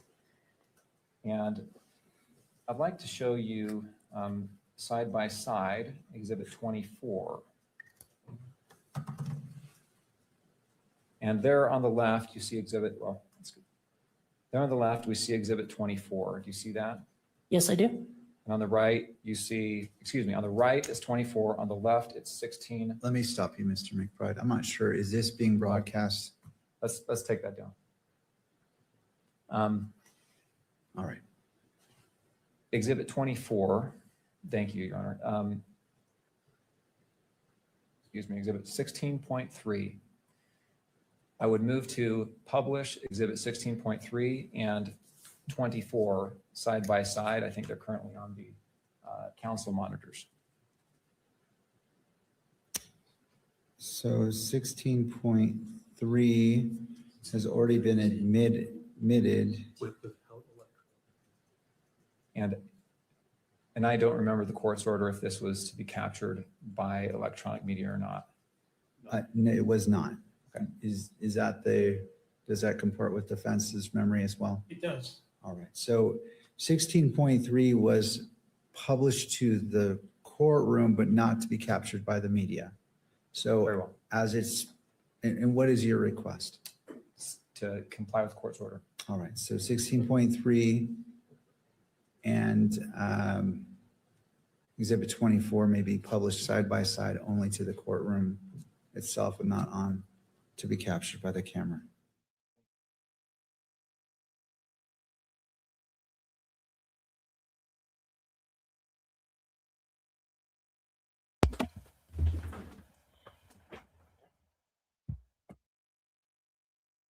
So we have the photos of the bullets now, of the rounds. And the question now becomes, it looked like Full Metal Jacket, like they looked like normal rounds, but I think Kelly was in communication with Corby Hall. Is that true? Maybe perhaps coming on, maybe? I mean, I don't know if you will or not. Okay. Because I'm not necessarily qualified to tell what kinds of bullets those were. But that is the question now. Were they normal bullets? Were they specialty bullets?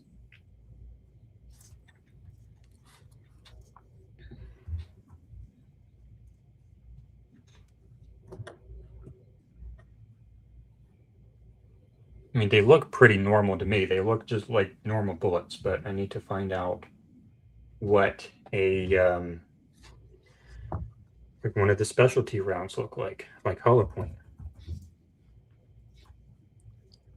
It's just amazing to me how he's so still.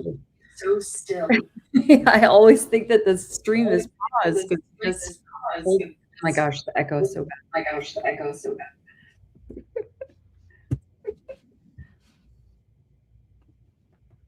I'll just stay quiet.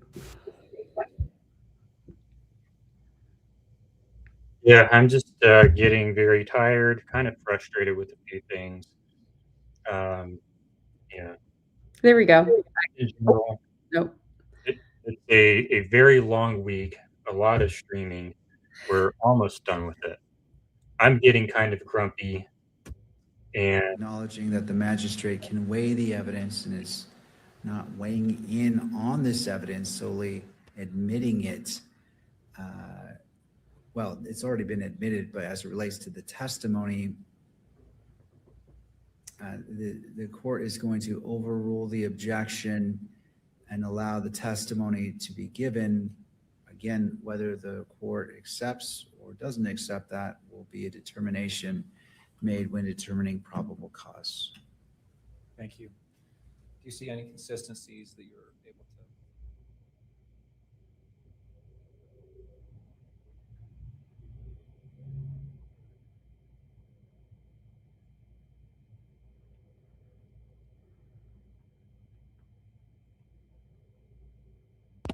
Oh, you had some photos you wanted to bring up. Let's bring those up real fast.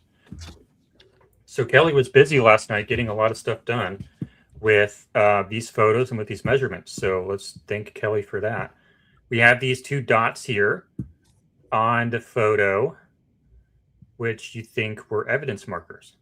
I think it's possible that maybe that's where they could tell that there was maybe a foot impression or bag hit. I'd have to look back at the video, but that they seemed, I tried zooming my phone in pretty good. I don't know if I sent that, uploaded that picture yet. Let's see. I don't think so. Here we go. It's coming through right now. But if I mean, it's just yeah, hard it to looks like tell. a sticker. Yeah, some kind of like just two stickers. I didn't see anything else like that in the area. Car. So Yes, Where did you collect Cool. that from? that was Thank collected you. at the Robinson's parents' home. And will you describe that vehicle? Yep, that vehicle is a gray colored Dodge Challenger.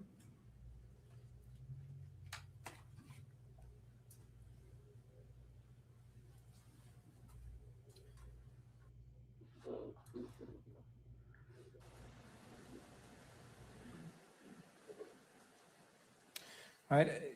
You've mentioned that you sent several items to the ATF and the FBI for testing.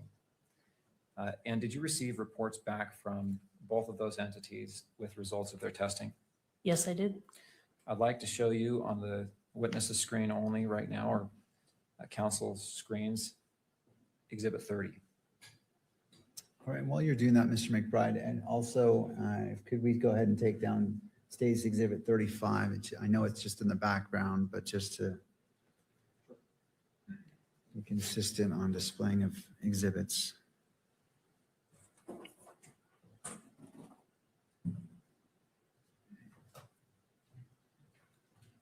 All right, thank you. You may proceed.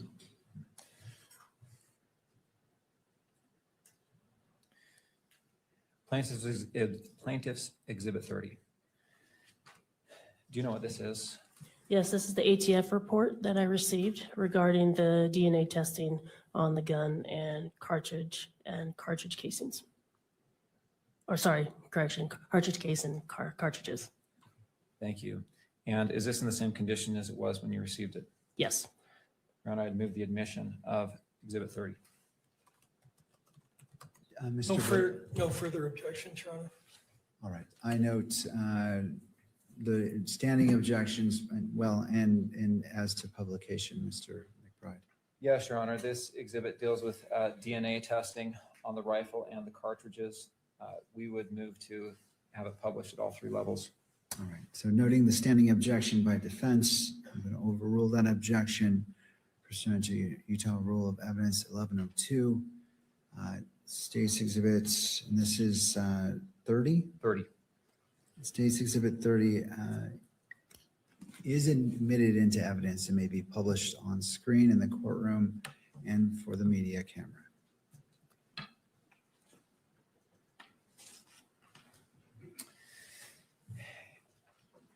I want to ask you a little bit about the format because it may be helpful to understand here. But on page 1 under the exhibits,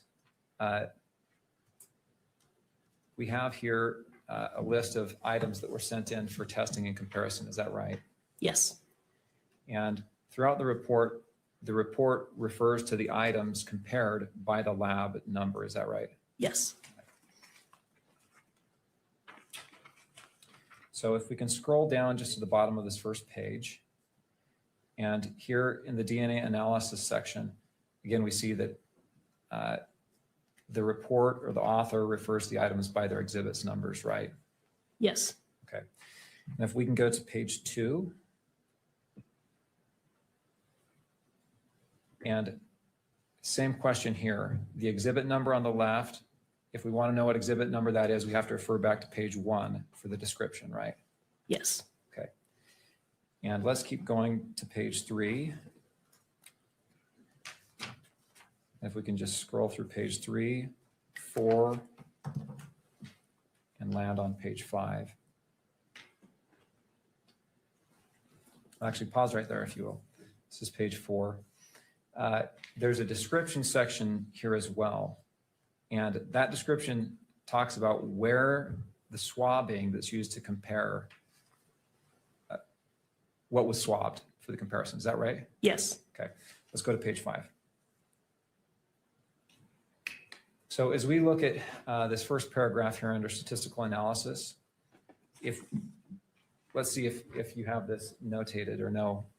Exhibits 1.1 and 1.4. Do you know what that is referring to? Yeah, they're referring to 1.1 is swabs of the stock and grips of the rifle, and then 1.4 is swabs of the bolt of the rifle with possible ridge detail and or smudging. Okay. Will you read paragraph D? Yes.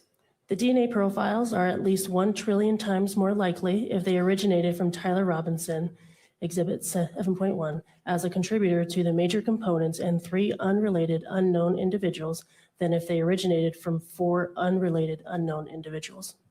And again, that's swabs of the grips and the bolt. Stock and grips and bolt, is that right? Yes. Okay, number 2, calculation number 2.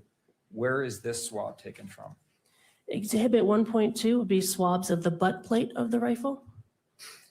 And will you read paragraph D here? The DNA profile is at least 1 trillion times more likely if it originated from Tyler Robinson as a major component and 4 unrelated unknown individuals than if it originated from 5 unrelated unknown individuals. Looking at calculation number 3, exhibit 1.3. What areas were swabbed for this comparison? 1.3 is swabs of the trigger and trigger guard of the rifle with possible ridge detail and or smudging. We read paragraph D. The DNA profile is at least 1 trillion times more likely if it originated from Tyler Robinson as a major component and 3 unrelated unknown individuals than if it originated from 4 unrelated unknown individuals. If we can go to page 6. Calculation number 4, exhibits 1.5 and 5.1. What are those?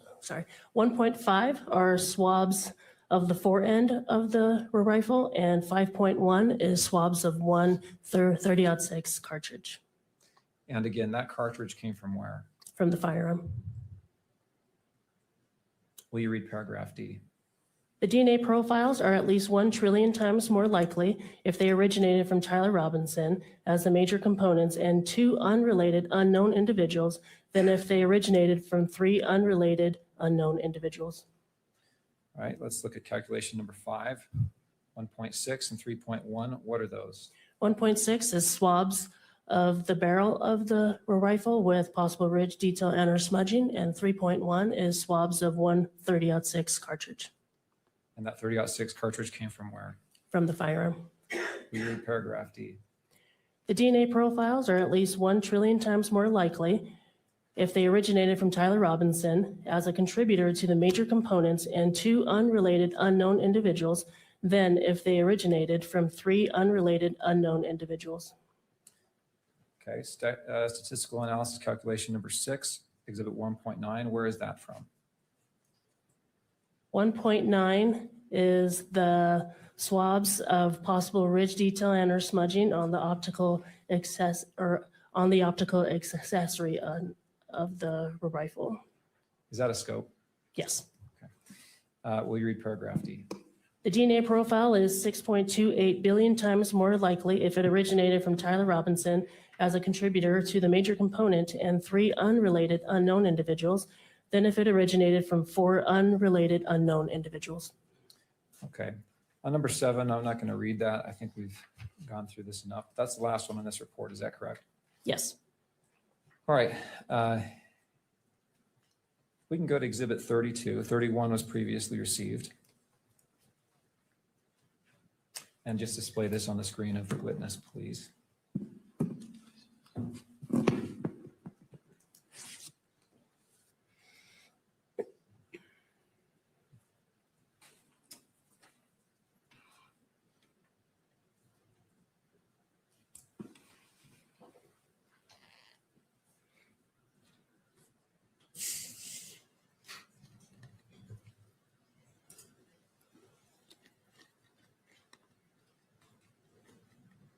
I think it might be display. It might display on the gallery video. Okay.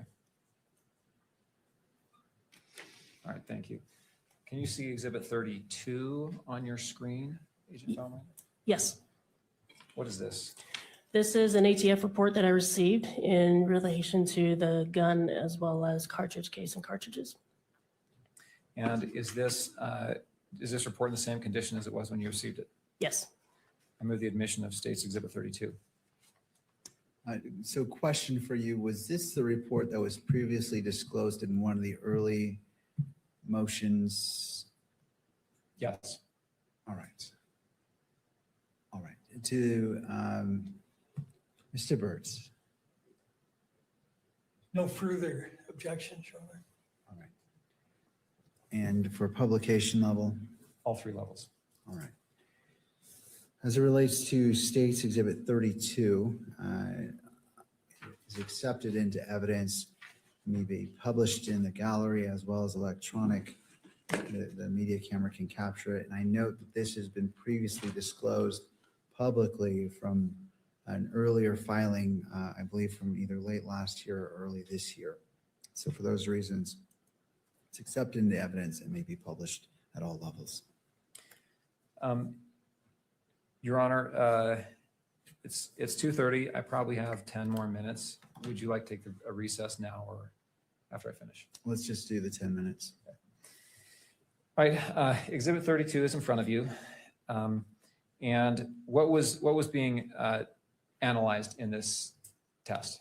What was being analyzed would have been the cartridge case as well as the bullet fragment and the lead fragments that were recovered from Mr. Kirk at autopsy. Right. Same question on structure of the exhibit. The lab numbers and agency numbers are listed here on the first page, right? Yes. And if you want to know what the report is talking about, you have to refer back to there, right? Yes. All right. I want to have you read, if you can scroll down to the bottom of page 1. Thank you. I would ask you to read the second line under results of examination. Yes. The Exhibit 1 rifle was test fired and found to be in operable condition. The test fires were designated as Exhibit 1.11. And again, Exhibit 1 rifle is what? Is the one that we found on campus. Okay. Exhibit 2, if you'll look at the next, skip the next line and then go to the Exhibit 2 cartridge case. Will you read that sentence? Yes. The Exhibit 2 cartridge case was identified as having been fired in the Exhibit 1 rifle. Okay, now I want to jump back up to the top where it lists the exhibits. 2 through 5, will you explain what those are and where they came from? Yes. That would be the items we found in the gun on scene. And this was the gun that was found in the wooded area. And so the cartridge case is the round that had been, is the case that had been fired. Yes. Okay, so that's number 2. All right. I can't remember. Did we already read that line? Exhibit 2 cartridge case? Yes. Okay, thank you. Will you also look at or read the last paragraph on this page? Yes. The Exhibit 2 cartridge case and Exhibit 3 through 5 cartridges were examined for the presence of comparable tool marks. Tool marks were located on the exterior of the Exhibit 2 cartridge case and Exhibit 3 cartridges, parentheses scribe marks, that are consistent with being produced by engravings and or rotary cutting tips commonly found. Let's scroll down, please, Kimberly.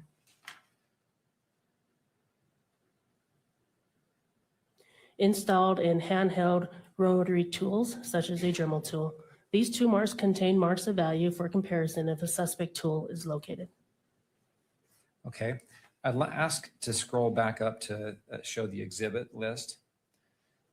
Number 6, what is Exhibit 6? Exhibit 6 is the bullet fragment, or sorry, the bullet jacket fragment, as well as some other fragments that were recovered from Mr. Kirk at the time of autopsy. Thank you.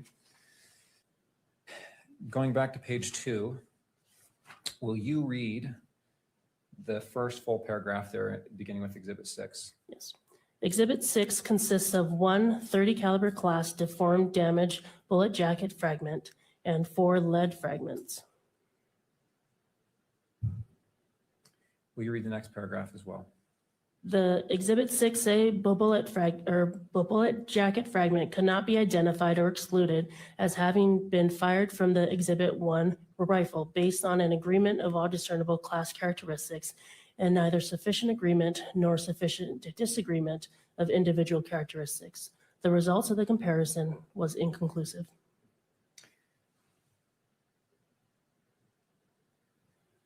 And if you'll look at the line starting with the Exhibit 6B through 6E, will you read that sentence as well? The Exhibit 6B through 6E lead fragments are not suitable for microscopic comparison. Thank you. We can take Exhibit 32 down.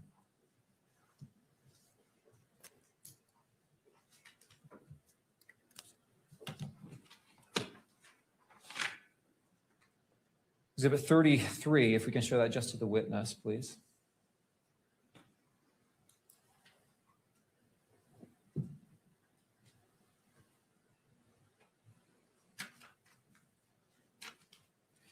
You recognize Exhibit 33? Yes. What is that? This is an ATF biology report on the Dremel tool as well as the cartridge cases that were found on top of the safe in Tyler's home. Did you receive this from the ATF in response to your request for testing? Yes, I did. I move the admission of State's Exhibit 33. No further objections, Your Honor. Thank you, Mr. Burtz. Noting the standing objections by defense and level of publication, Mr. McBride. All three levels. Court overrules the standing objections and State's Exhibit 33 is admitted into evidence and may be published in the courtroom as well as captured by the media camera.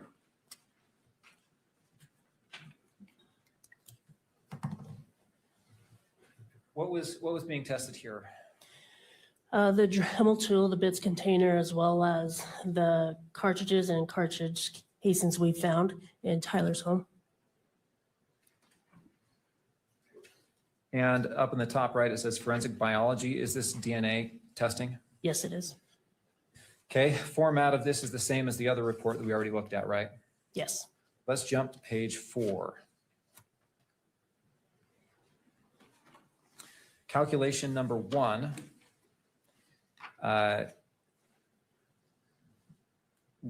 It mentions here Exhibit 15.1. Do you know where that swab is from? Yep, it is swabs of the buttons of the Dremel tool.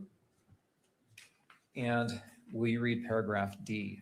Yes, the DNA profile is at least 1 trillion times more likely if it originated from Tyler Robinson as a contributor to the major component and 2 unrelated unknown individuals than if it originated from 3 unrelated unknown individuals. We also read paragraph E. The probability of an unrelated individual in the population who has not contributed DNA to this sample yielding this level of support is less than 1 in 1 trillion. Thank you. I'm not going to ask you to read those paragraphs for the rest of the statistical calculations, but I will ask you to go through and identify where the swabbing came from. Exhibit 15.3, which is calculation number 2, where's that swab from? As swabs of the cord of the Dremel tool. Exhibit 15.5. That would be swabs of the longest metal bit of the tool. Going on to page 5. Calculation number 4, exhibit 15.6. 15.6 is swabs of the shortest metal bit. And calculation number 5, 18.1. This is swabs of 1 etched 30-06 cartridge case. What is that? Where did that come from? That come from on top of the safe. Okay. Is that the one that had the etching test shot? Yes. Will you read the paragraph D as it relates to the test shot swab? Yes. The DNA profile is at least 1 trillion times more likely if it originated from Tyler Robinson as a major component and 2 unrelated unknown individuals than if it originated from 3 unrelated unknown individuals. Thank you. We can take exhibit 33 down.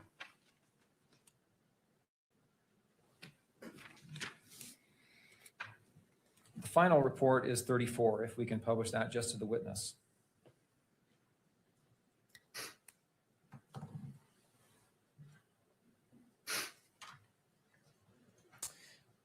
What is State's Exhibit 34? This is an ATF report I received that was comparing tool marks. And is this, I move the admission of Plaintiff's Exhibit 34 and publication at all 3 levels. Mr. Burt. No further objections. All right. And, all right, so State's Exhibit 34 is admitted. The objections, the standing objections by defense are overruled. They may be published in the courtroom and captured by the media camera.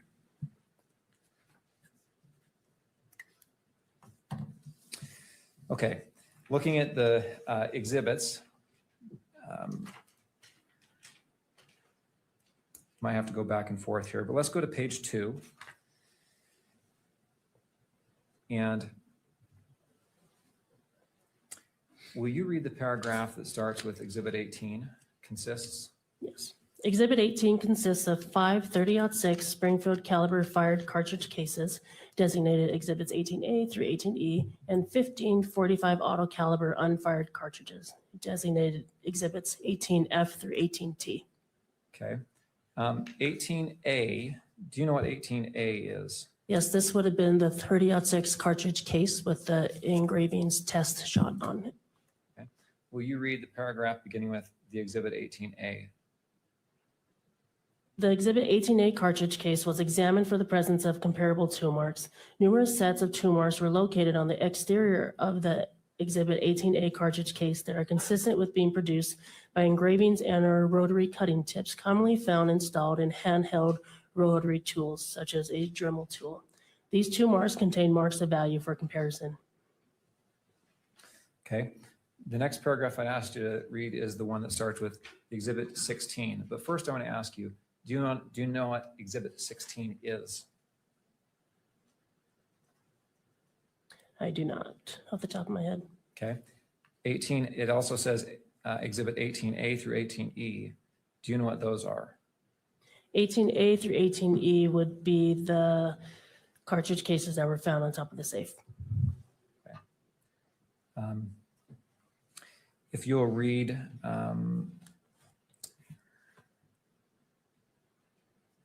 paragraph, or that paragraph.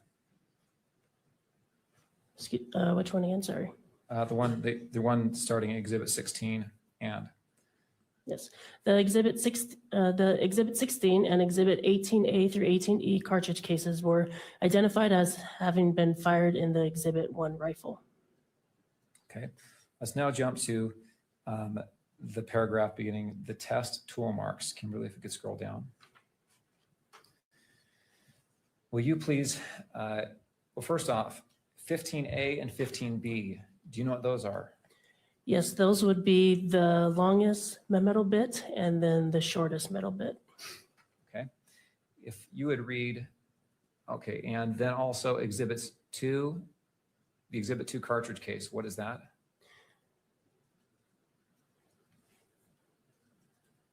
This would have been the cartridge case that was found in the gun. And Exhibits 3, 4, and 5 cartridges? They were the ones also found in the gun. And Exhibit 18A? Is the one that was found on the safe. Okay, if you'll read the first bullet point there, the Exhibit 15A.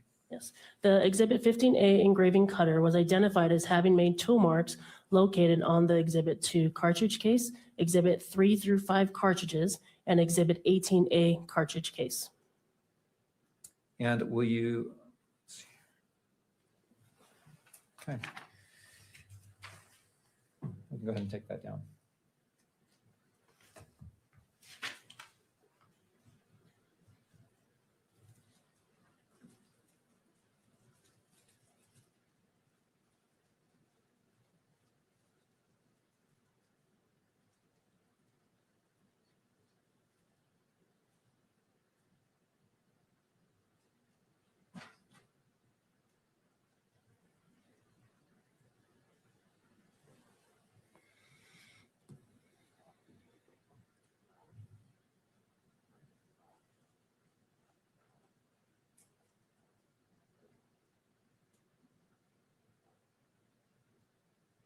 Your Honor, I want to, before I ask to enter my final line of questioning, I would like to show the witness exhibit 12.1.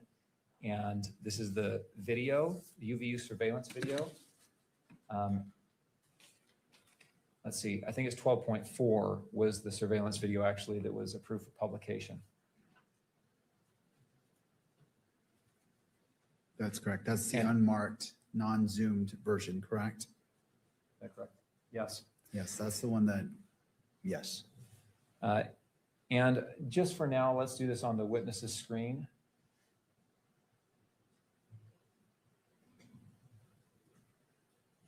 .4, and I'll ask you to jump to the 804 mark.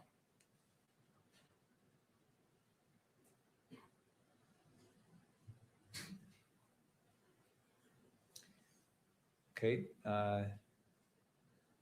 I'd move to publish. We intend to play about 10 seconds of this video. I'd move to publish that at all 3 levels. Mr. Burt? I'm not sure what the relevance is at this point, so it's hard to object or not. I would ask for a proffer as to what it's showing, because it's not apparent from the exhibit. Understood. Proffer is about prints being found on the glass window of this building. This exhibit demonstrates the suspect's behavior in that area.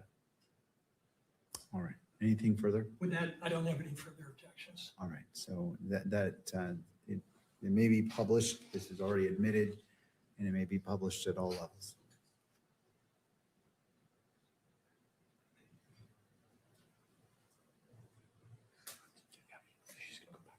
Okay, before you pause, before you hit play here, Sergeant Falmuina, do you see what's on the screen in front of you? Yes, I do. Can you see the suspect in this image? Yes. Will you describe where that suspect is? He's on the rooftop, let's say on the gravel part, and this would have been close to the northeast side of that building. Timestamp is 12:23:47 p.m. Is that right? Yes.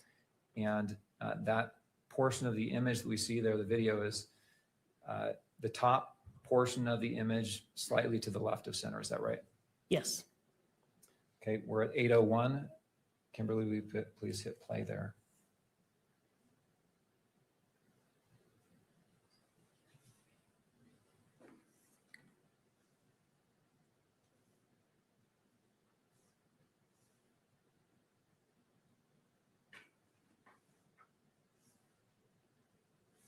Let's go ahead and pause it. Pausing it at 8:20. Were you able to determine if the suspect touched the glass when he dropped from the roof? Not at the time when we first saw the video, no.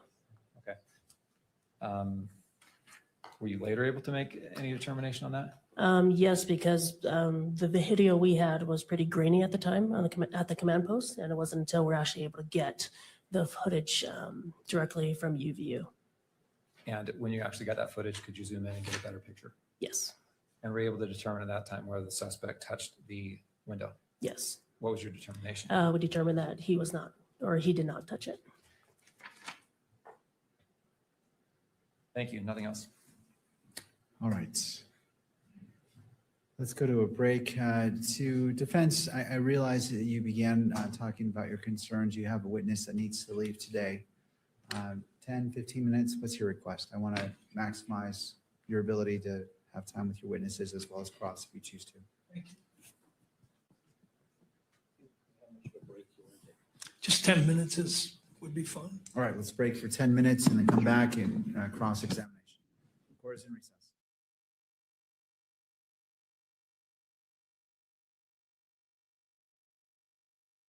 All right, let's have some fun. I posted in the chats request for some suggestions on some funny videos we should watch. Yeah. So let's get to those to try to lighten the mood here. All right. We have Sean Ryan phrases. We have Skerka Kirk. We have Adrian. I don't know who Adrian is. Who's Adrian? Andrew Colvitt got community noted. Let's go find that. I think I'm alone here. Andrew Colvitt. Let's see what he got community noted for. So yeah, we need to find out what kind of bullets those are. I'm pretty sure they're just normal bullets. I don't think they're special bullets. So for all the people saying, oh, we don't know what kind of bullet it was, it's probably some kind of super specialty bullet. No, it looks to me like it's just a normal bullet. The 30-06 was. But I'm not qualified to make that determination. I'm not seeing the community noted one. I think it was the one saying that They said it had. Candace and Charlie weren't friends. Yeah, that's what they said. I don't know.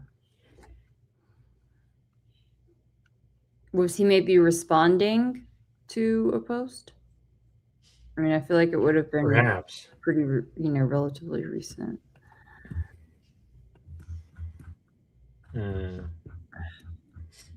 Well, if I don't find it in the next 5 seconds, we'll move on. But Yeah, I wouldn't worry about it.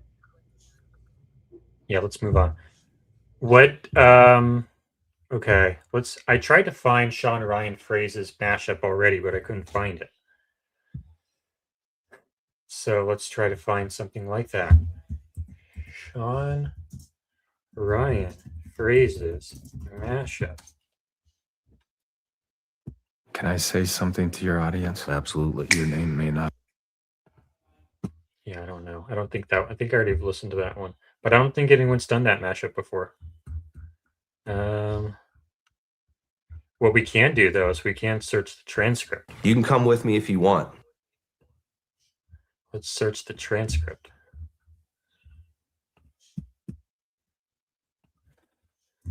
You go ahead. That's great.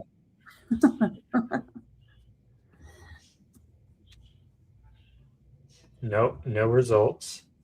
You got to be shitting me. Just type in shit. Just type in shit. I need to go to like an actual episode. On the transcript, just type in shit.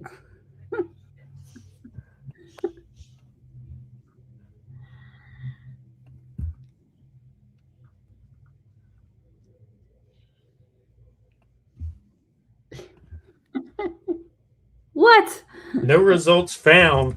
No way. I've never seen him do an interview and that not be in there. I mean, it's not like I've watched that many of his shows, so the odds are pretty high. Shit, that's crazy. Thank you. Thank you. There's one of them.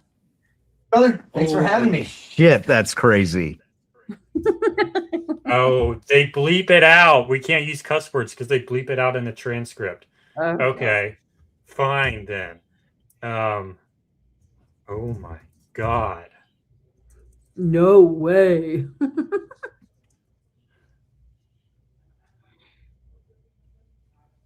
No. Never? It's like a Polish name. Oh my God.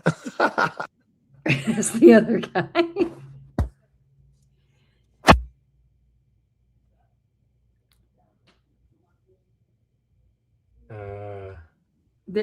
Yeah. Someone really needs to make a mashup of it. Okay, well. I know it's in the Brian Harpole. There are a lot of them in the Brian Harpole. Them there, and in the Candace one too. I haven't listened to that one yet because we were going to do the reaction stream, but we never did it, so I haven't listened to it yet. Sean Ryan, Brian Harpole. It's kind of late to do that now. Yeah.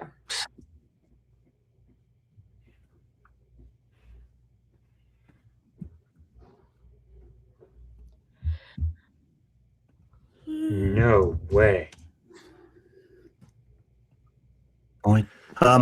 So did you see? No. Yeah. And then holy, yep. He said that's what it was. And so, holy shit. Yeah. And so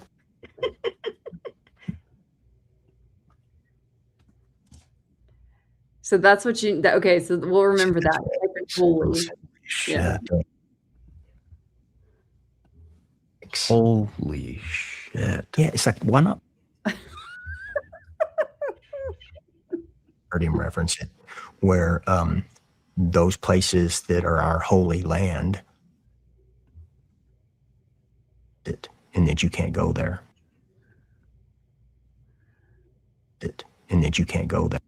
Play the whole, yeah, the holy shit.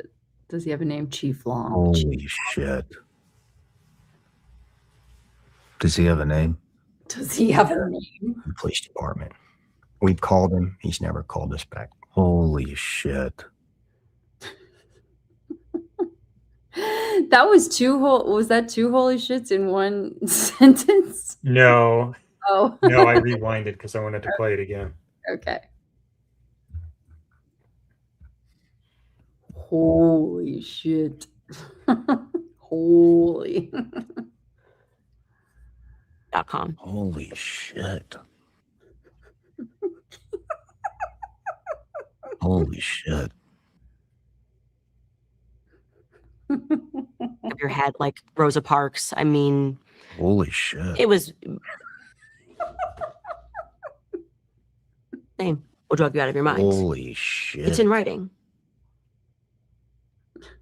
No repeats yet. Holy shit. And so when It's that many of them. This is going to be a repeat. who is this guy? Holy shit. And so when Holy shit.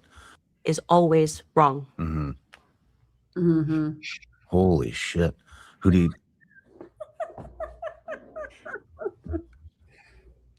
To Facebook, and it got 26 million views. 26 million views? Mm-hmm. I mean, it went absolutely viral. Holy... And that's your third video? Yeah, I don't know if it was about BLM, actually. It was my Holy... And he did the same thing to Brett. So it's like you can never leave, sort of a thing. Holy shit. But that's We need a few more. We need a few more. Two more. Assassinated in the middle. demonic stuff. I mean, when you told me at dinner that he was assassinated in the middle of a pentagram, Mm-hmm. I was like, holy shit. When someone sent me I think there's one more in this one. to it, so it just to, like how I kind of pray, and like I feel like I have to incorporate you into it. So well, like whatever. So name of the Father, the Son, and the Holy Spirit. Dear. Oh, that's not one. What's another phrase that he does? No way. Mm-hmm. Hmm. Are you serious?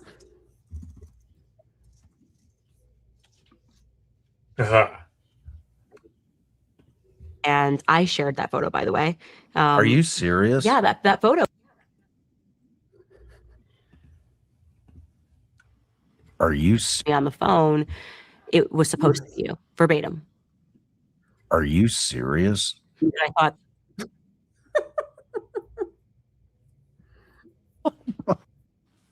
the ka-ching sound effect. Oh, wow. One of the reasons I got fired. Are you serious? Because of a random show playing. No. Just making it up. Okay. What else do we have here? I think I've successfully cheered you up a little bit. Mm-hmm. On the community noted post, Andrew quotes over a tweet made by Candace where she said, I don't really care. Do you need a minute? I don't know. There's a question about admitting ballistic or forensic evidence. What are some other funny videos we should pull up? I don't think I have anything. Should we do a Skerrick Kirk one? Yeah.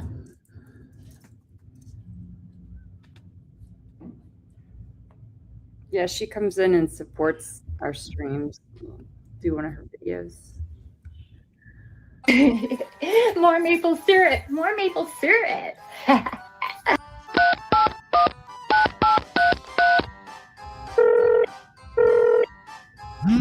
Hi, Bag.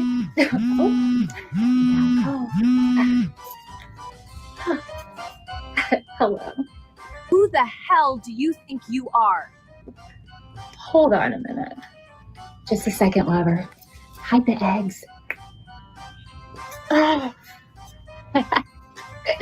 minute. Hello, whoever this is, make it quick. You're messing up my Easter egg hunt. I wonder if there's a better one. Because I did popular. That's the most popular one.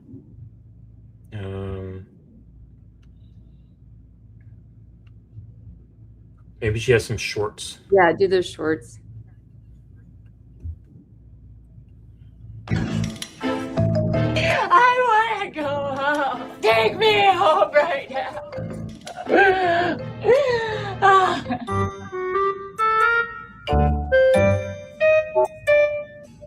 Can you guess what the difference is? I don't have a BMW in my garage.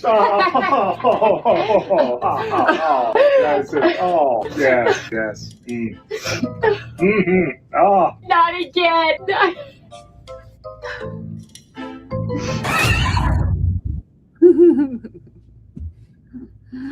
Have you seen the little music video for some song like I don't know if it's The Widow? It's like Candace. Probably if you search like Candace and The Widow, it'll come up. On her channel or general? It's general. Candace the Widow, like song, I think. You may have to do song. I am officially the prego, right? No one can question anything I do. Oh yeah, it's not going to be on her official page. Do you type in song, like add song to it? The Widow song. Exodus 22:22. You shall not afflict any widow or fatherless child. If you afflict them in any way and they cry out at all to me, I will surely hear What if the widow is Corey Richards, though? their cry, and my wrath will be hot.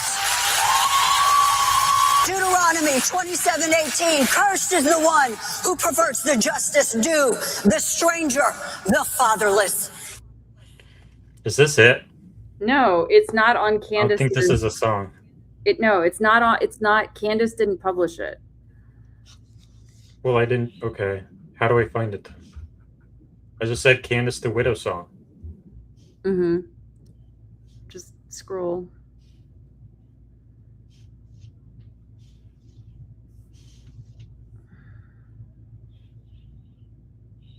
Who did publish it? Oh, I asked the chat here. Let me. Hold on. I'll see if I can search my YouTube.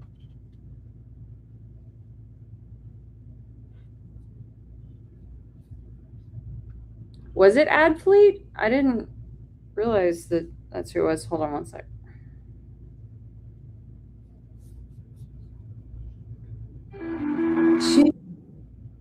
No, I don't think that's it.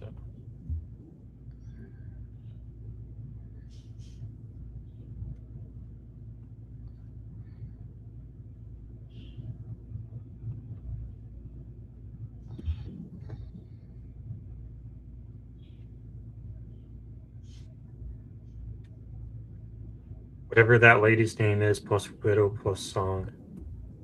I don't know. I don't know. It came up in my just randomly, you know, in my For You or whatever you call it thing the other day. But I don't remember who it was by. Hey, check your history. Okay. Oh, we're already done. Find it. Oh, someone said I can't find it. It was in saved music and it's gone. So we'll see.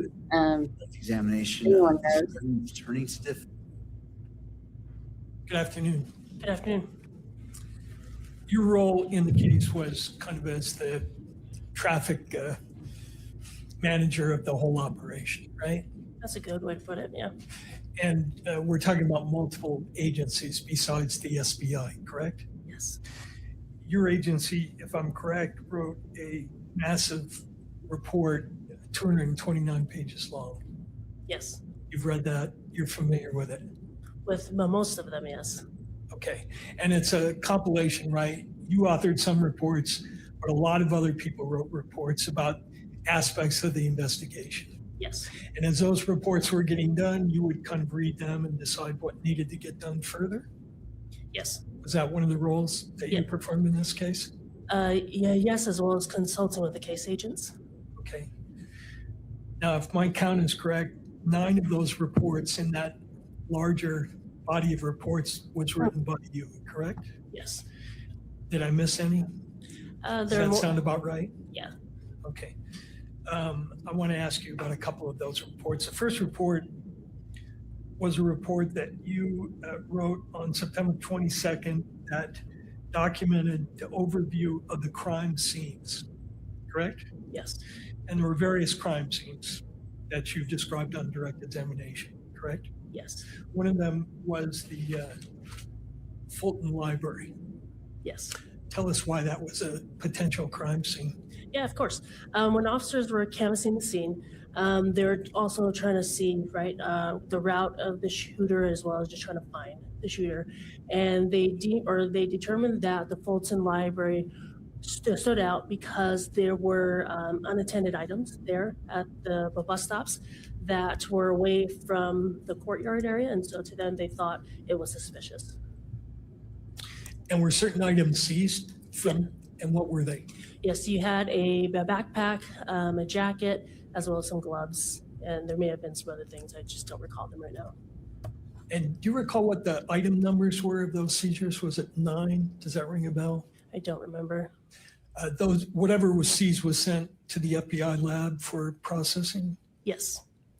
And along with some information that the suspect may have shed some of these items as he fled, correct? Yes.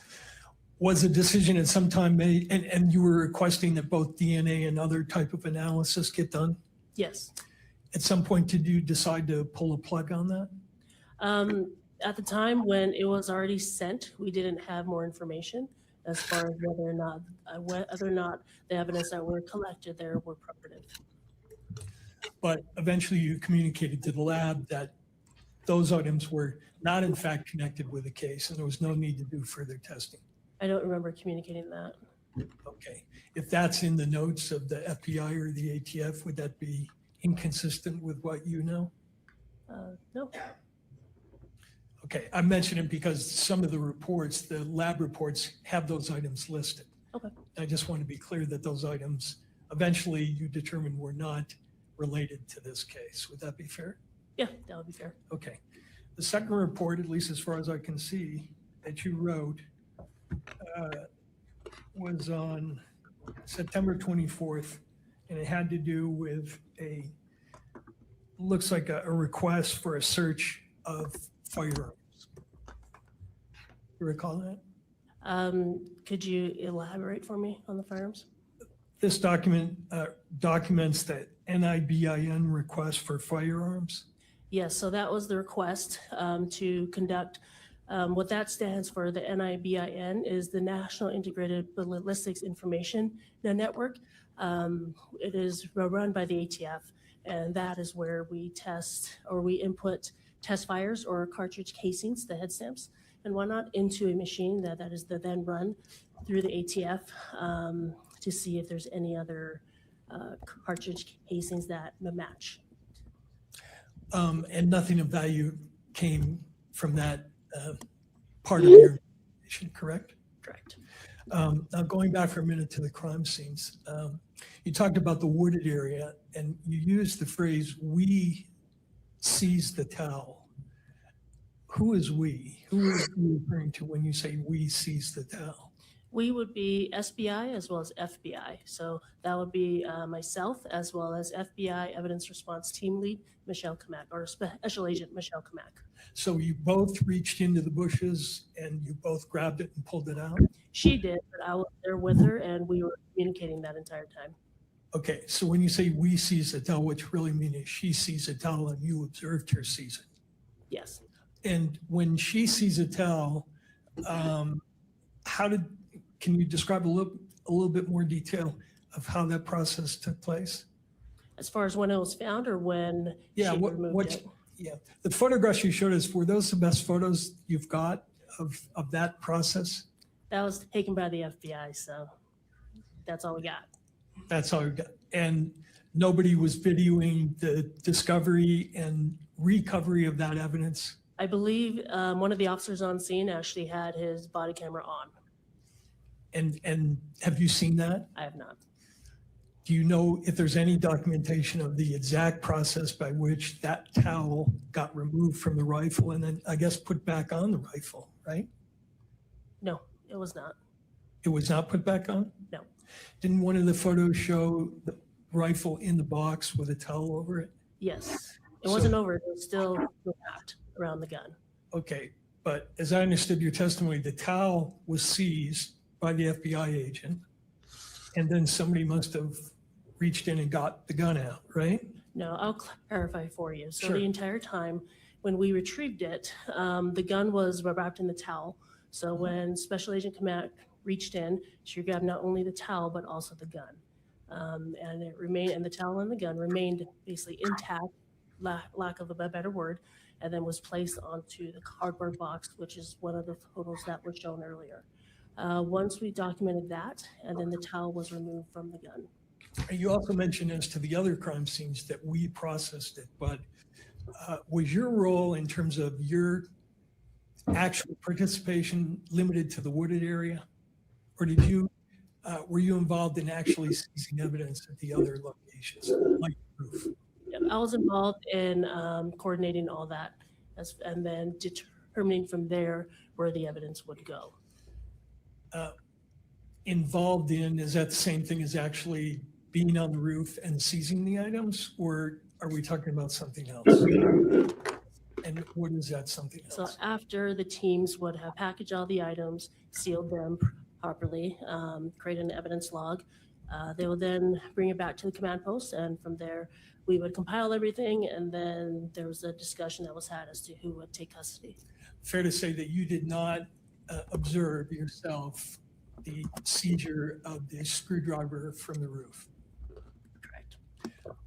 And who were the people who were actually conducting that part of the crime scene processing? That would have been our state crime lab, those two people are part of our state crime lab's crime scene response team. When did you review the video of the suspect running toward the area from which he jumped off? That would have been, I don't know the exact time, but it would have been the day on September 10th. You saw that on September 10th? Yes. And when were the windows processed for the latent fingerprints? The windows were processed on September 11th, the next day. And was the reason that those latent lifts were taken was because you wanted to rule out whether the suspect had touched that window? Yes. That's what the notes say, right? Yes. You were not present when that scene was processed either, correct? Not the entire time, no. Okay. Now, the other reports that I have that you did, and correct me if I'm wrong, is one report dated September 24th, documenting the forensic analysis as of September 24th, summarizing what you were hearing back from the ATF and the FBI. Yes. Okay.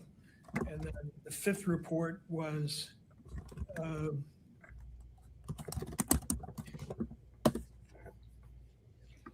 again about the crime scene progress of the forensic testing, right? Yes. Right. And then you have a report here which documents a firearm trace and a firearm seized at River Street. Yes. Nothing of value came of that, correct? Correct. You have a report that has to do with the latent print report from your people, SBI. Yes, or it's not SBI, it's actually the state crime lab, but yes, same department. Same department. Just detailing the results of that examination, which the stipulation addressed. Yes. Right. You have a report documenting the transfer of evidence from the FBI to your department. Yes. And then the last one that I have that you personally wrote has to do with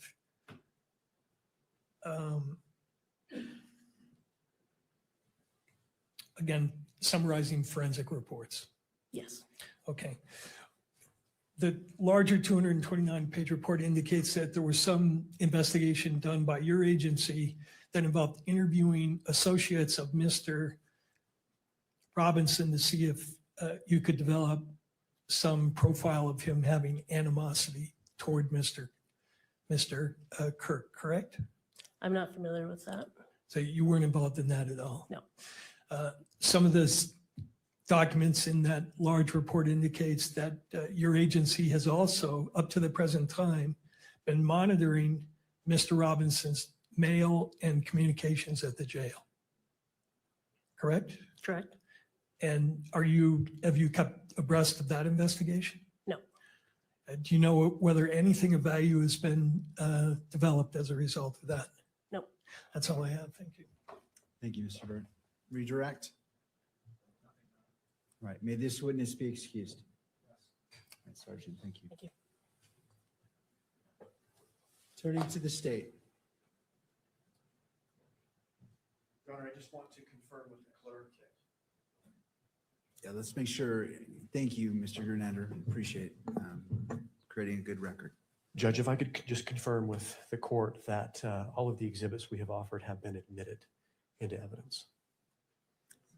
All right, so here's what I have, and my court clerk will certainly correct me if I'm wrong. I have State's Exhibit 1, 2, 3, 3.1, 3.2, 4, 5, 5.16, 6.17, 7.18, 8.19, 10, 10.1, 10.2, 10.3, 11, 12.1, 12.2, 12.3, and I believe 12.4, 13, 14, 15, 16, 16.1, 16.2, 16.3, 16.4, 17 and 18 are blank, so no. That is 19 correct. All right. We're not offering 17 and 18. All right.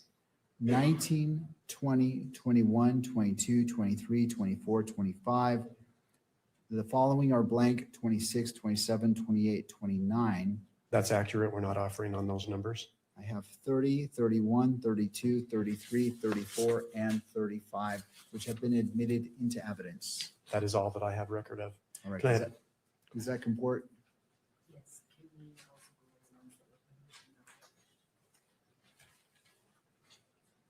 I mean, we certainly can. Yes. Would you like to put on the record what were published and what were not published? No, that's okay, Judge. Okay, we're good. And then, all right. Can I have just a moment? Yes.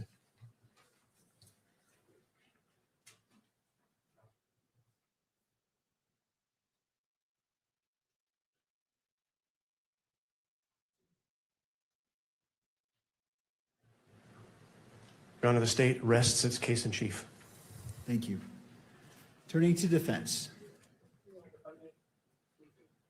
Approach the bench, please.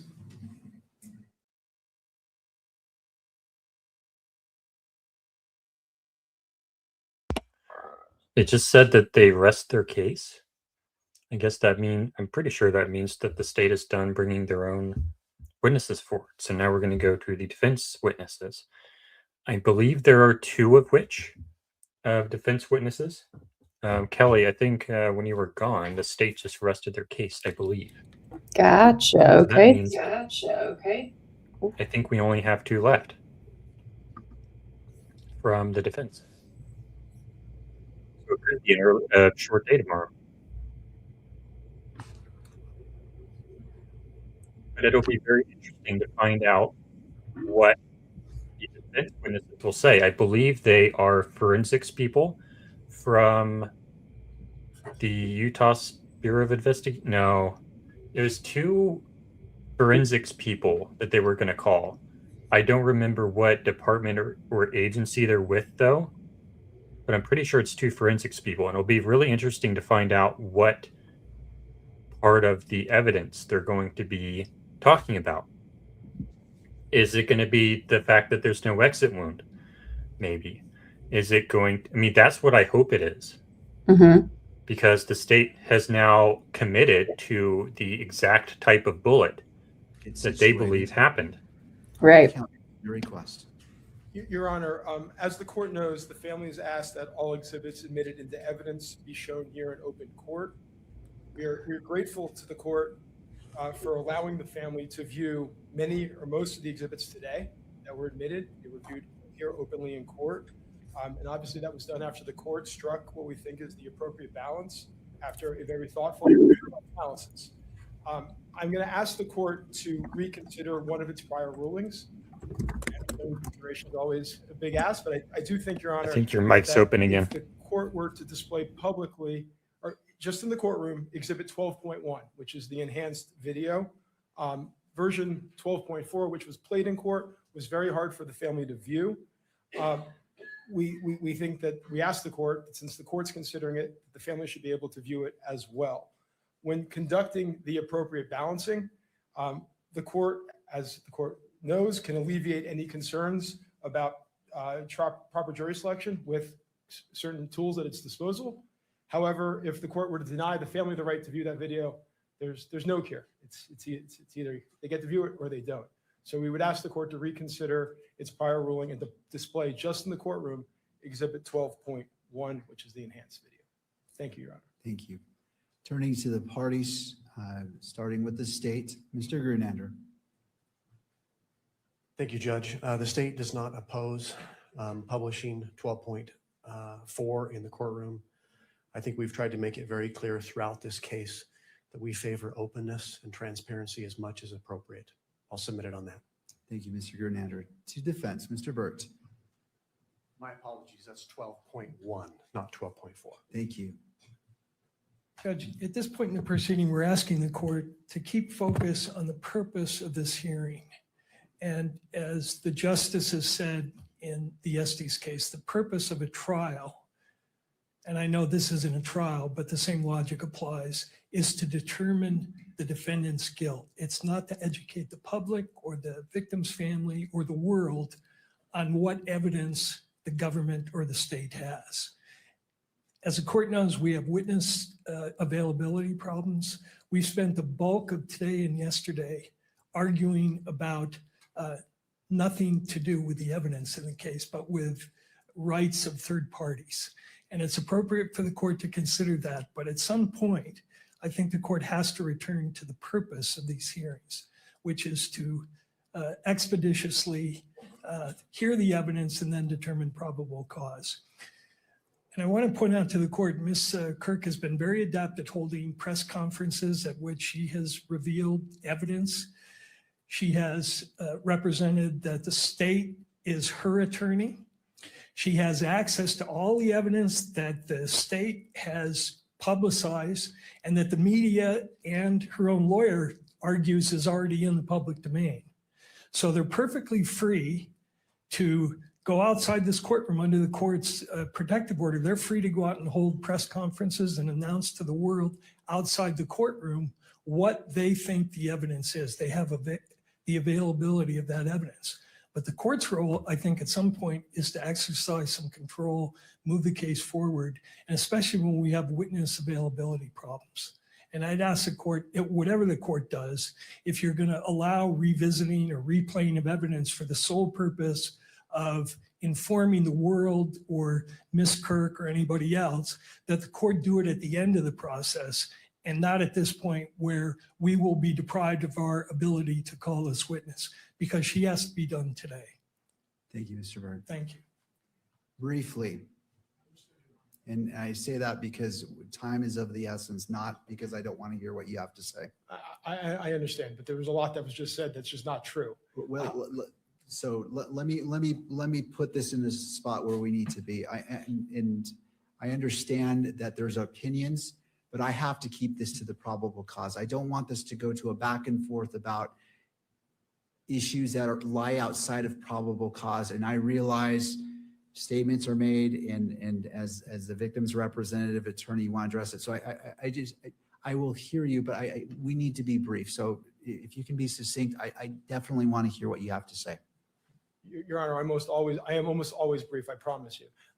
The family's not seen this video. It hasn't. It doesn't have access to the evidence the state has. The state is the state, and Mrs. Kirk and the family have their representatives. There's a completely distortion of reality that was just put forth. And this isn't about educating anybody about anything.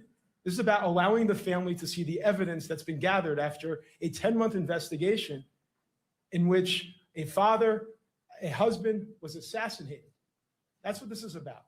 So we ask you to please allow the family to view the video like the court has viewed in order to allow the family to process this moment. Thank you. Thank you. Anything further before the court issues its ruling and we go from there? Not from the state. All right. Defense? All right. All right. So I recognize that the Utah Constitution under Article 1, Section 28 recognizes victims' rights, and the court respects those rights, and as it's been previously stated, balances those rights with the constitutional rights of all parties. I will reserve my ruling on that and maybe revisit it tomorrow. But because we have an issue of expiring time and one witness that needs to leave today, I need to turn to that. I'm not ruling that that cannot happen, but for today, we need to focus on this to getting this defense witness on the stand and off the stand. And so please, if I do not remember, the parties can remind me and we can revisit this tomorrow. So again, I'm not saying yes, I'm not saying no. I'm simply saying we need to get to this witness, and I'm happy to readdress this tomorrow. Okay? All right. Mr. Burt. All right. Samantha Carner is being requested. If you can go ahead and retrieve her. Yes. Bring her into the courtroom. Someone is doing that.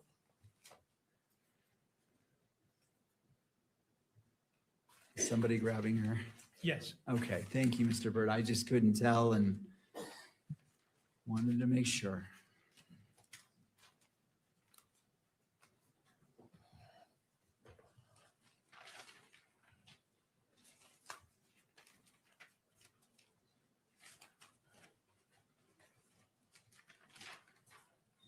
All right, Ms. Carter, if you wouldn't mind coming forward, right by our bailiff to be sworn in.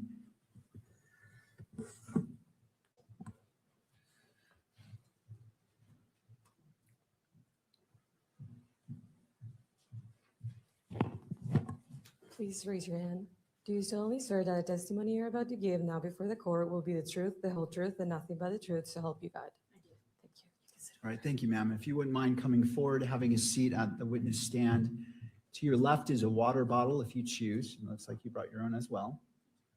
And after you're situated, if you wouldn't mind pulling that microphone toward you, just to ensure that your testimony is picked up on the record.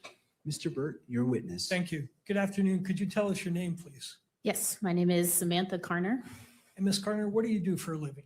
I am a firearm and tool mark examiner. And where are you stationed?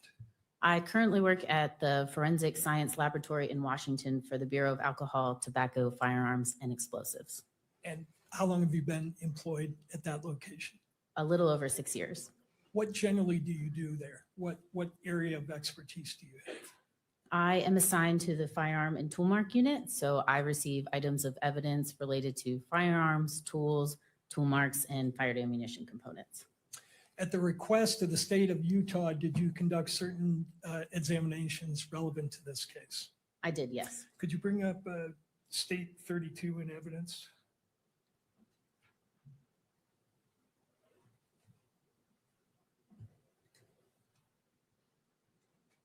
Do you want it, Mr. Burt? Yes, I think. On all screens? All screens, it's admitted and Okay. I think approved. All right, for let's go ahead and publication. put it on all screens because this was admitted and published previously.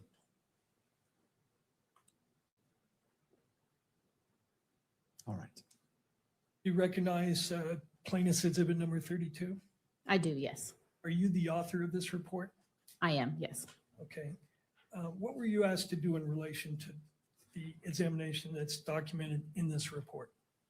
For the submission 1 report, I received a firearm, cartridge case, 3 cartridges, 1 bullet jacket fragment, and 4 lead fragments. I was asked to test fire the firearm and compare the test fires to the cartridge case and the bullet jacket fragment. I also was asked to do a tool mark characterization on the cartridge case and the cartridges. And then I also ran a general rifling characteristic search on the bullet jacket fragment. Okay. And are your conclusions accurately documented in your report? Yes.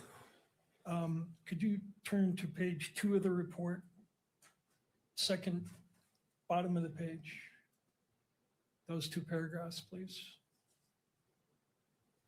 Did you write in your report, these conclusions conform with the relevant Department of Justice policy on uniform language for testimony? Yes, that is always added to our reports. And do you have a standard operating procedure that requires that in each examination you do, this language has to be in there? We do, yes. Okay. And I want to ask you to review the document that is referenced in that language, which would be, and this is just for her only, Exhibit 11. Let me know when you can see that.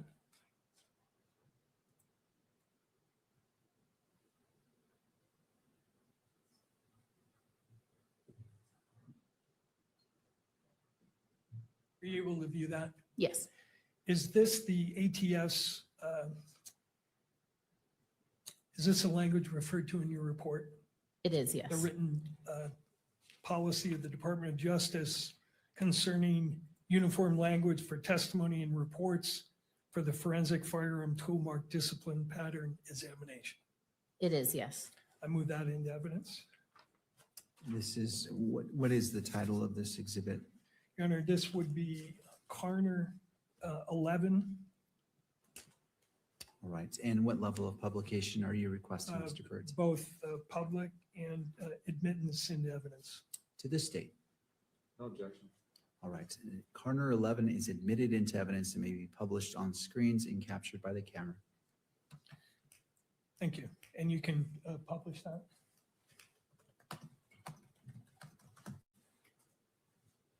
Ms. Carner, can you tell us what the purpose and scope of this document is? Yes, this is the DOJ Department of Justice's uniform language for testimony and report, and it standardizes the appropriate language an examiner will use during reporting and their testimony. And DOJ published this to standardize the wording that examiners would use across their forensic laboratories. And was this published in part because of some criticism that the prior testimony, not by you, but by other people, may have gone beyond the bounds of science? I don't know why DOJ published it. It was before my time. Do you know how long this has been the policy of the Department of Justice? I do not off the top of my head, no. Are the reports that you issued in relation to this case in conformity with this policy? They are, yes. Okay. Now, could you go to page 3 of that report? Where it says qualifications and limitation of firearm tool mark discipline examination. You're familiar with that part of the policy, correct? I am, yes. And the portion of the policy that says a conclusion provided during testimony or in a report is ultimately an examiner's decision and is not based on a statistically derived or verified measurement or comparison to all other firearms or tool marks. Therefore, an examiner shall not, and then it lists several propositions. You're familiar with that language? I am, yes. And it says that an examiner shall not assert that a source identification or a source exclusion conclusion is based on uniqueness of an item of evidence. Your report is not meant to imply something contrary to what's stated here, is it? No, it's not meant to contract. You're not asserting that a source identification is based on the uniqueness of an item of evidence. No, I am not. And the reason you're not doing that is because you haven't examined all possible items of evidence that could be relevant to your comparisons, correct?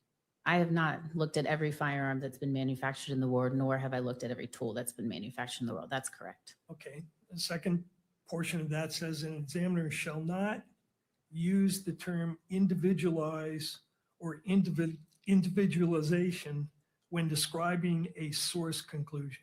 Did you abide by that policy in this case? I did, yes. And you're not expressing an opinion here that the comparisons that you made are individualized to a particular weapon or a particular cartridge case, correct?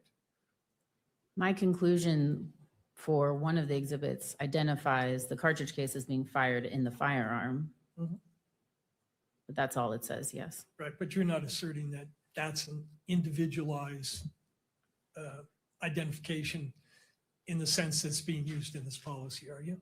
No, I am not. Okay, and then the third part of that says that an examiner shall not assert that two tool marks originated from the same source to the exclusion of all other sources. You're not expressing that opinion either, are you? I am not, no. It says an examiner shall not assert that examinations conducted in the forensic firearms tool mark discipline are infallible. You're not asserting that. I am not, no. You're not asserting that. It says the examiner shall not assert that there is a 0 error rate. You're not Correct. making that assertion. No. Okay. Says an examiner shall not provide a conclusion that includes a statistic or numerical degree of probability except when based on relevant and appropriate data. You didn't conduct such an analysis here, correct? I did not, no. Okay. And it says an examiner shall not cite the number of examinations conducted in the forensic firearm tool mark discipline performed in his or her career as a direct measure for the accuracy of a conclusion provided. You didn't do that, and you're not doing that here, correct? Correct. And then it says, an examiner shall not assert that two tool marks originated from the same source with absolute or 100% certainty, or use the expressions reasonable degree of scientific certainty, reasonable scientific certainty, or similar assertions of reasonable certainty in either reports or testimony, unless required to do so by a judge. You're not making any such assertions in this case, are you? I am not. Okay. All right, thank you. You can take that down. Now, when you conducted your analysis in this case, and in all cases, do you typically generate a case file that includes proper documentation of your examination? I do, yes. And did you do that in this case? I did. Could you display to her alone, please, Exhibit 6, Carner 6?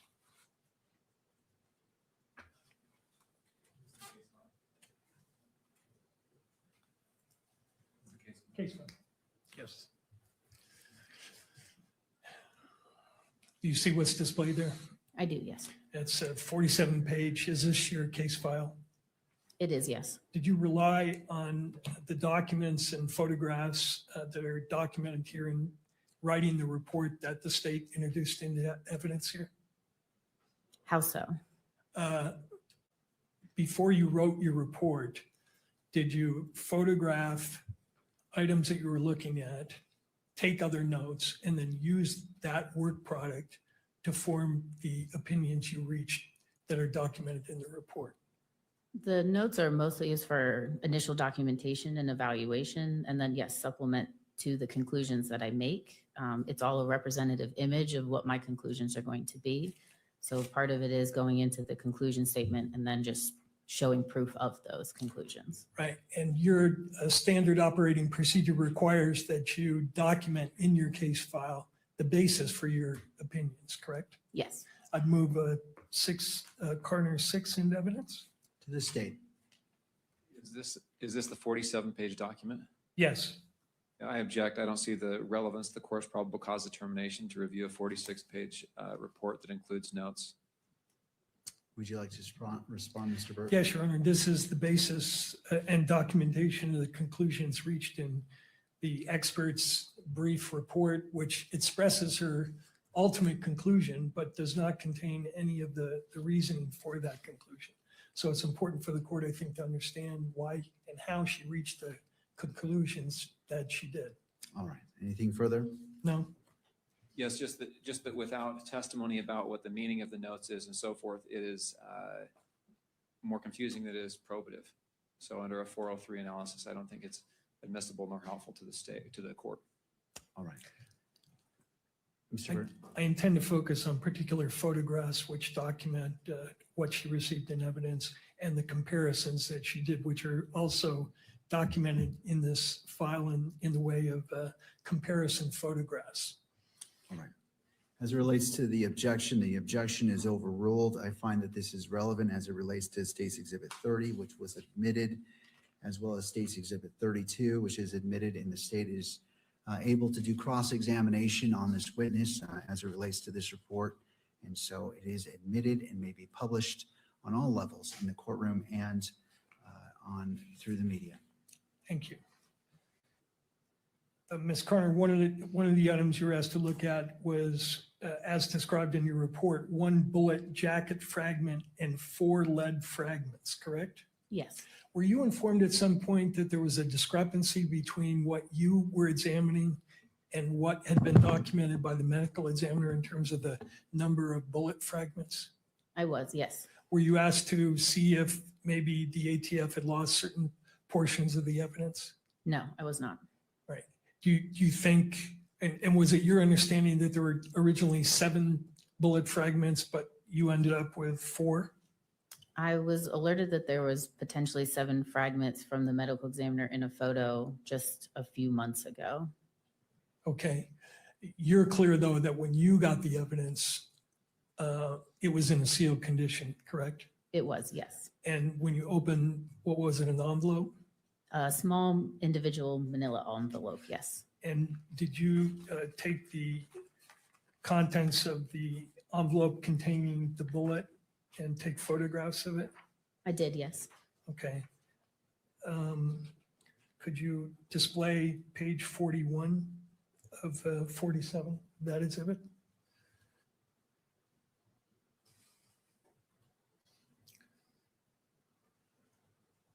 I'm sorry, page 14.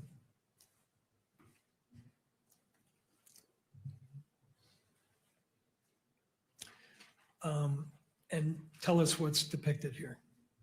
Yes, this is a picture of the as received condition of Exhibit 6 in its entirety. That's the top picture. So you'll see Exhibit 6A all the way through 6E in descending order. And then the bottom 2 photos on the left is the Exhibit 6A bullet jacket fragment, and that is the view of the exterior. And then the photograph on the right is the Exhibit 6A bullet jacket fragment, and that's the view of the interior of it. Okay. Now, after you documented what the bullet and the fragments look like, did you do certain procedures on the bullet, the larger bullet fragment? I did, yes. And what did you do? I cleaned the bullet jacket fragment, and I also peeled the petals back. If you think of a banana and peeling the skin away from the interior, it's almost like doing that. As you can see from the photo, the petals have been crumpled in on themselves. So in order for me to see the land and groove impressions, which holds those individual characteristics needed for a comparison, I have to do some maneuvering of those petals. And how do you do that? Do you use an instrument to peel back the portions that you want to look at? I use pliers. Okay. And after you did that procedure, did you then photograph the larger bullet fragment itself? I did, yes. Were the smaller fragments essentially not of any value to you in terms of doing comparisons? They were deemed unsuitable, which means there are no microscopic marks of value for comparison. Okay, but the larger fragment, after you did the process you just explained, you then photographed it again, correct? That is correct, yes. Could you display the next page of this exhibit, please? Tell us what we see here. This is 2 pictures of that 6A bullet jacket fragment after the examination preparation. So the top photo is going to be the interior of 6A, and then the bottom photo is the exterior of 6A. Now, after you took these photographs, did you proceed to do something to determine whether you had either class, individual, or subclass characteristics? Yes. Tell the court what that means. To start, when I do my initial examination of a bullet jacket fragment like this, I'm going to look at its class characteristics.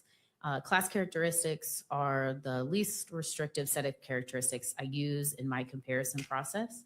And these are design features that are given to a large group of items that characterize them together. So for a bullet, you could think of the diameter of the bullet, the number of landing grooves, the direction of twist, and the type of rifling. So I would go through and look at the class characteristics of this bullet jacket fragment, which was 6 right conventional rifling. Then I'd move on to look at any subclass characteristics. And subclass characteristics are more restricted than class, but less than individual. And they are design features that can be put on an object during the manufacturing process, which is consistent among items that are made by a tool that's in a specific state of wear. So what I mean by that is it's going to be a subset of a larger group, which is why it's not used for for identification or comparison purposes for the basis of a conclusion. But when you think of something that's made through a mold process, when that mold comes together, it creates a seam line, and that seam line is going to be represented on all the items that it makes. So that's why you can't use it for the identification process, because it's going to be on a lot of items, which is why it's a subset of the group. Then I move on and looking at the individual characteristics. And these are imperfections and irregularities that arise from the manufacturing process. And then there's also individual characteristics can arise from wear, use, and abuse of a tool. And these individual characteristics is what is going to be distinct to that tool, and that's why they're used for the identification process. So again, I did an examination of its class characteristics, looked for any subclass characteristics, and then looked to see if there was individual characteristics in the land and groove impressions sufficient enough of marks and values to do a comparison process. Now, once you have the class characteristics of a bullet, can you narrow the range of firearms that could have fired it just based on class characteristics? You can, yes. And is caliber a class characteristic or an individual or a subclass characteristic? It's going to be a class characteristic because a lot of firearms will have the same class, or excuse me, the same caliber. Did you measure the diameter of the bullet? I did, yes. And did you end up with a range where it could have been a certain range of length or diameter? I did, yes. And what was your reading?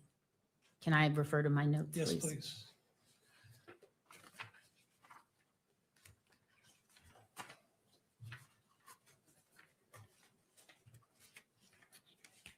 The range of the diameter for the 6A bullet jacket fragment was 0.286 to 0.301 inches. Okay, what page are you looking at? It's page 13. Okay. Now, so this is your documentation of the diameter measurement. And then on the right there, LIMP, that's measurement of the land width, correct? The land impression width, yes. And these are all general characteristics or class characteristics, right? Correct. Okay.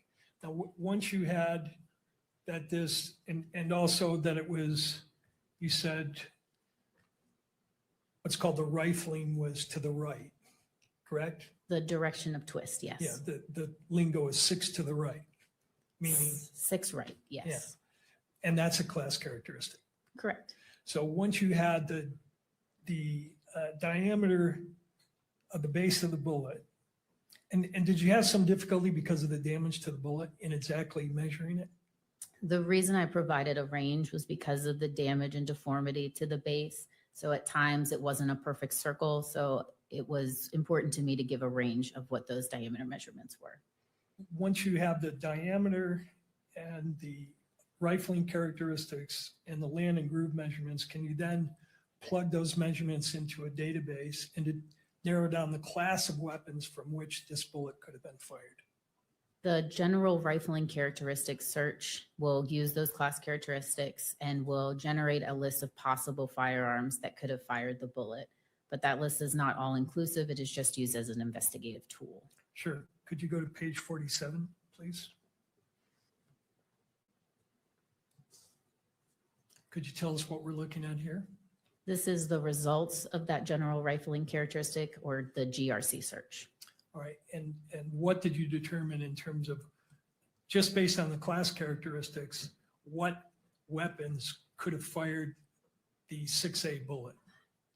There were several different 30 caliber class firearms that could have fired the bullet. And they're listed here, correct? Correct.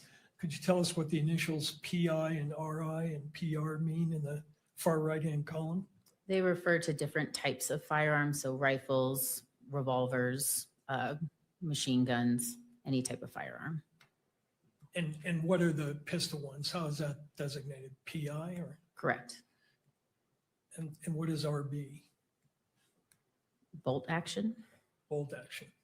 So based on the class characteristics, any of these weapons could have fired that bullet? They could have possibly fired the bullet jacket fragment, yes. Okay. Now let's go back to the examination of the other two measures, subclass characteristics and individual characteristics.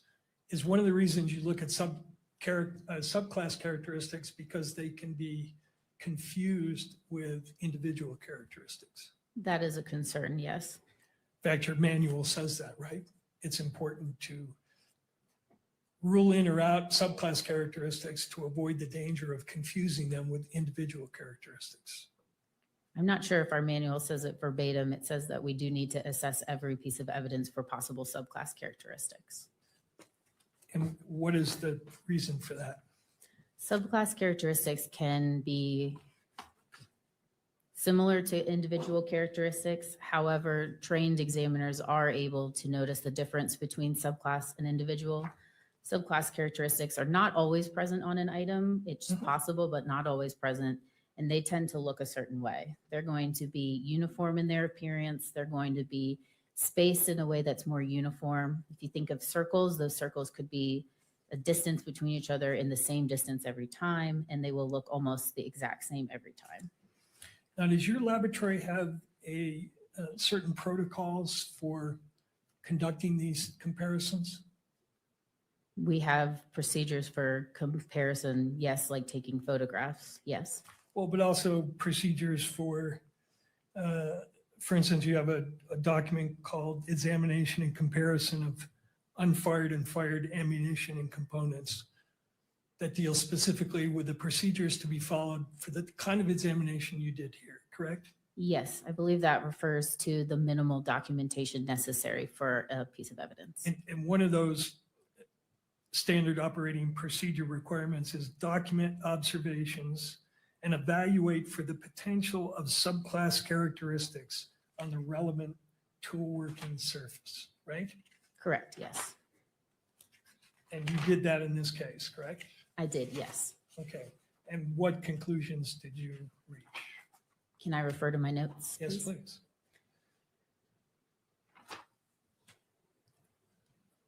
My subclass assessment that's on page 13 of my report states, stria observed in the land and groove impressions contain starts and stops, are not coarse, and vary in their height, width, depth, and spatial arrangement. No apparent subclass influence. Okay. And what page was that again? Page 13. Page 13. Let me ask you about that.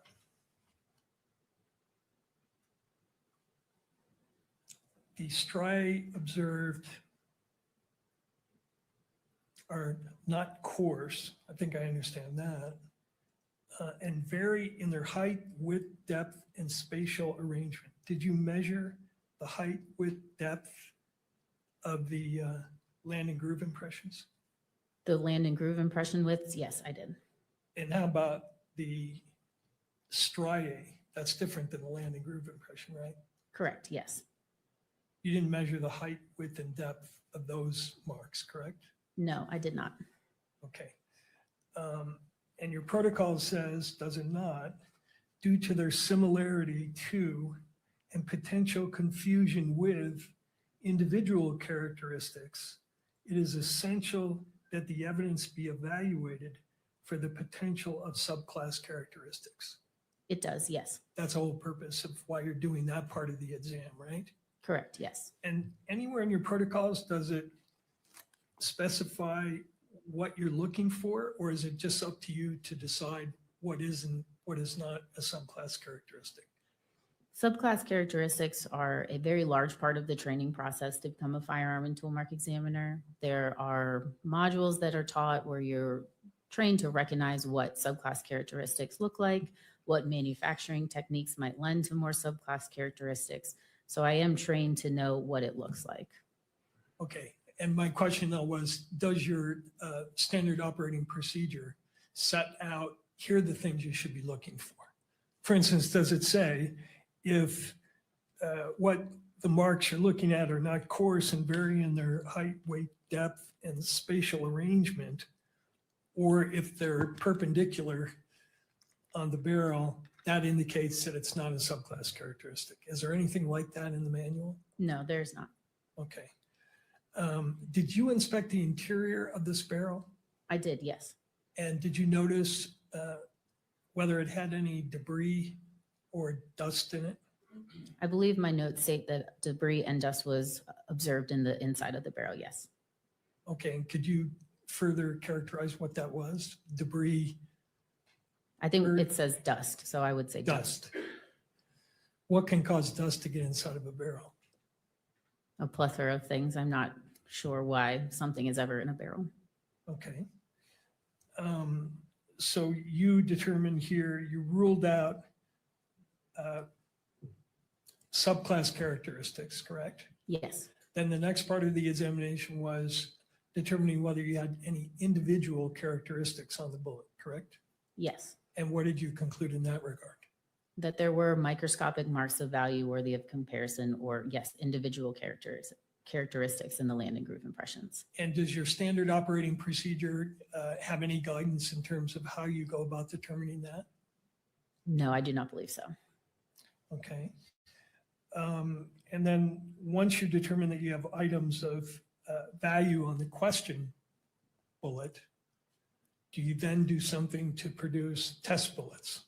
Yes, part of the comparison process when there is a firearm that we receive is to test fire it to make pristine samples to see if reproducible individual marks of value is on the bullet or the cartridge cases.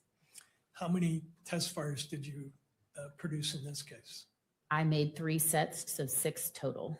6, is that your standard number of test fires?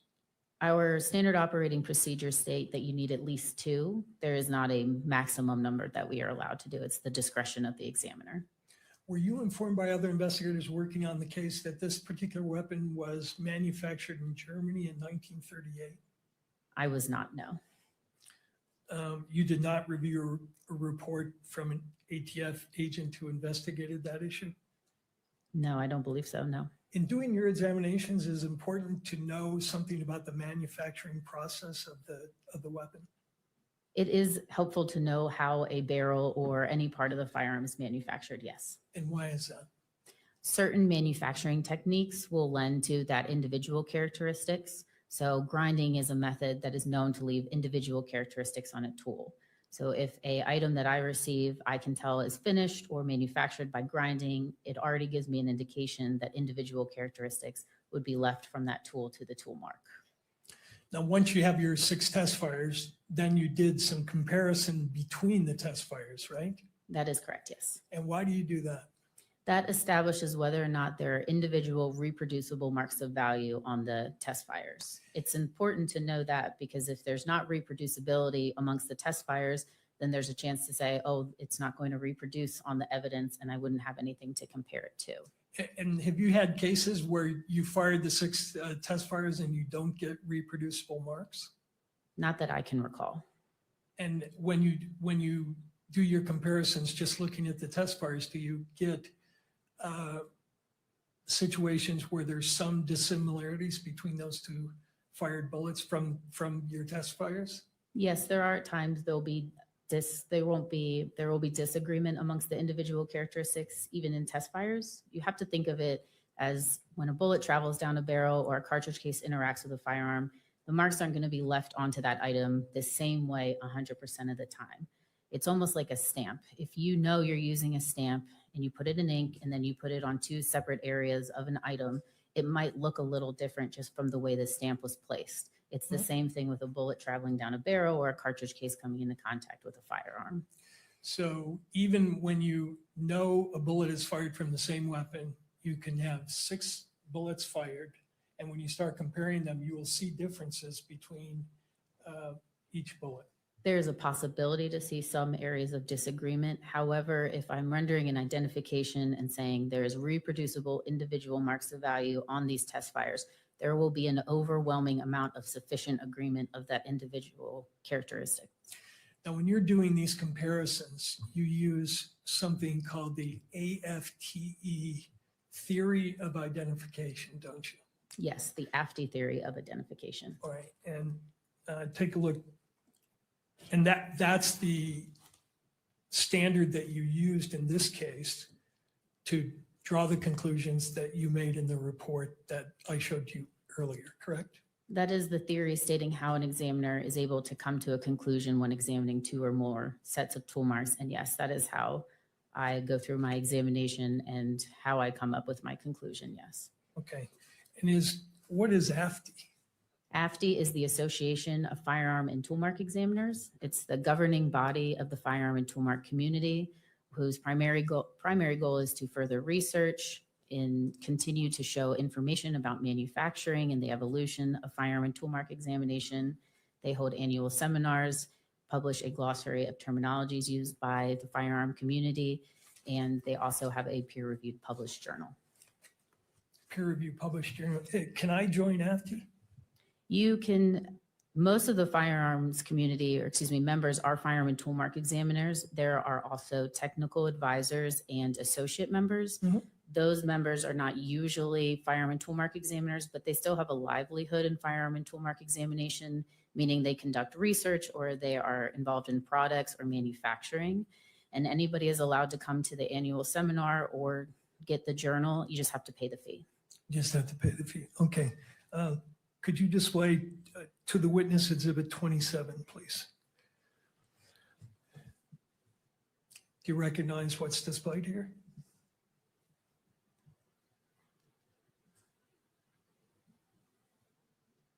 It appears to be the AFTE theory of identification, yes. All right, I move that into evidence, Your Honor.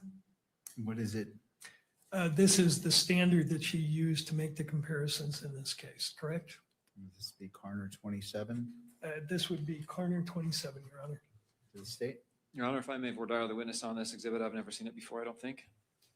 All right. Sure. Let's go ahead and do so, Mr. McBride.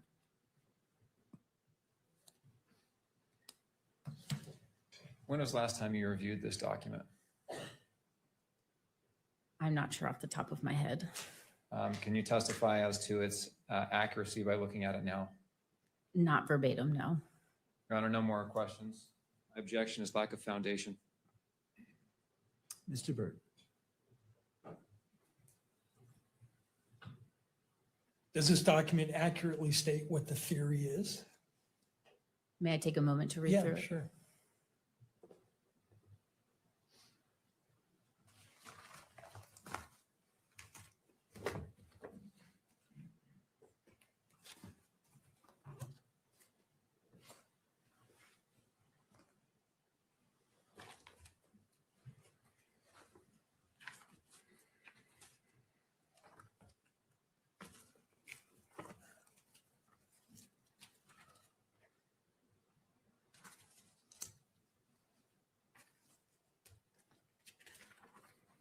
I believe something, I think the first statement is different than what I can recall, but overall it is what the AFTE theory states.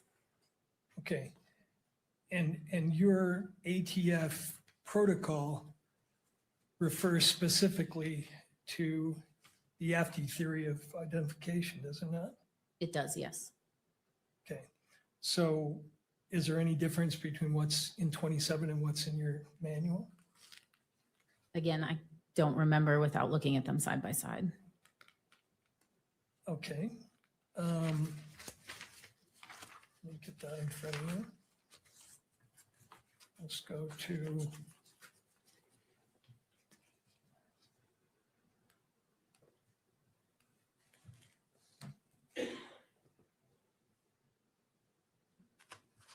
exhibit 12.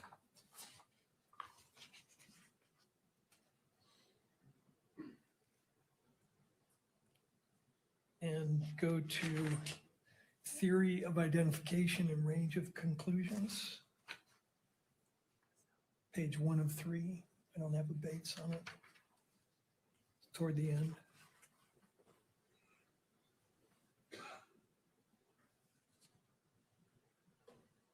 It's document FT 10. No, that's not it.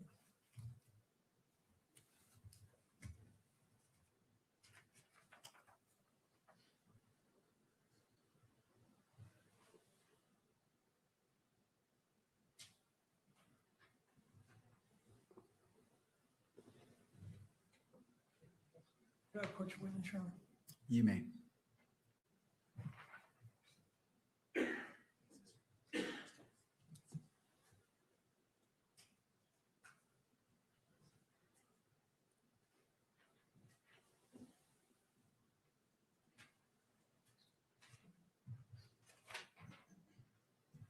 Page 1 of 3 of your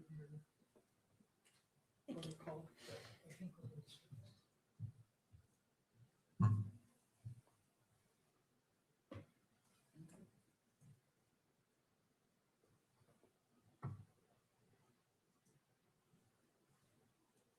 I recognize this as something that comes from our SOPs, yes. okay. And it refers to the AFT theory of identification, right? It does, yes. Same theory that's displayed in 27. Yes. Okay, so I'd renew my offer on 27. Your Honor, the objection stands. Language matters. Without knowing what, if this language is identical to what she's trained on, that can make a big difference. Whether the word sufficient or adequate is used, these are scientific principles and we need to be precise in the language that's used. The witness cannot authenticate the exhibit that's been offered, so it should not be received into evidence. Mr. Burke. Goes to weight, not admissibility. You'd be free to question her about any differences, but I think she's laid a foundation that the theory is the same. So, All right. Well, I remind the parties that this is a probable cause finding, and so as it relates to what's been presented, the witness has said that it looks familiar. Again, I don't want to quote you. I don't remember the exact phrase, but she recognized portions of it and then was given the opportunity to compare it to her standard operating procedure. I think she said SOP. For those reasons, Carner 27 yes. is admitted and may be Okay. published.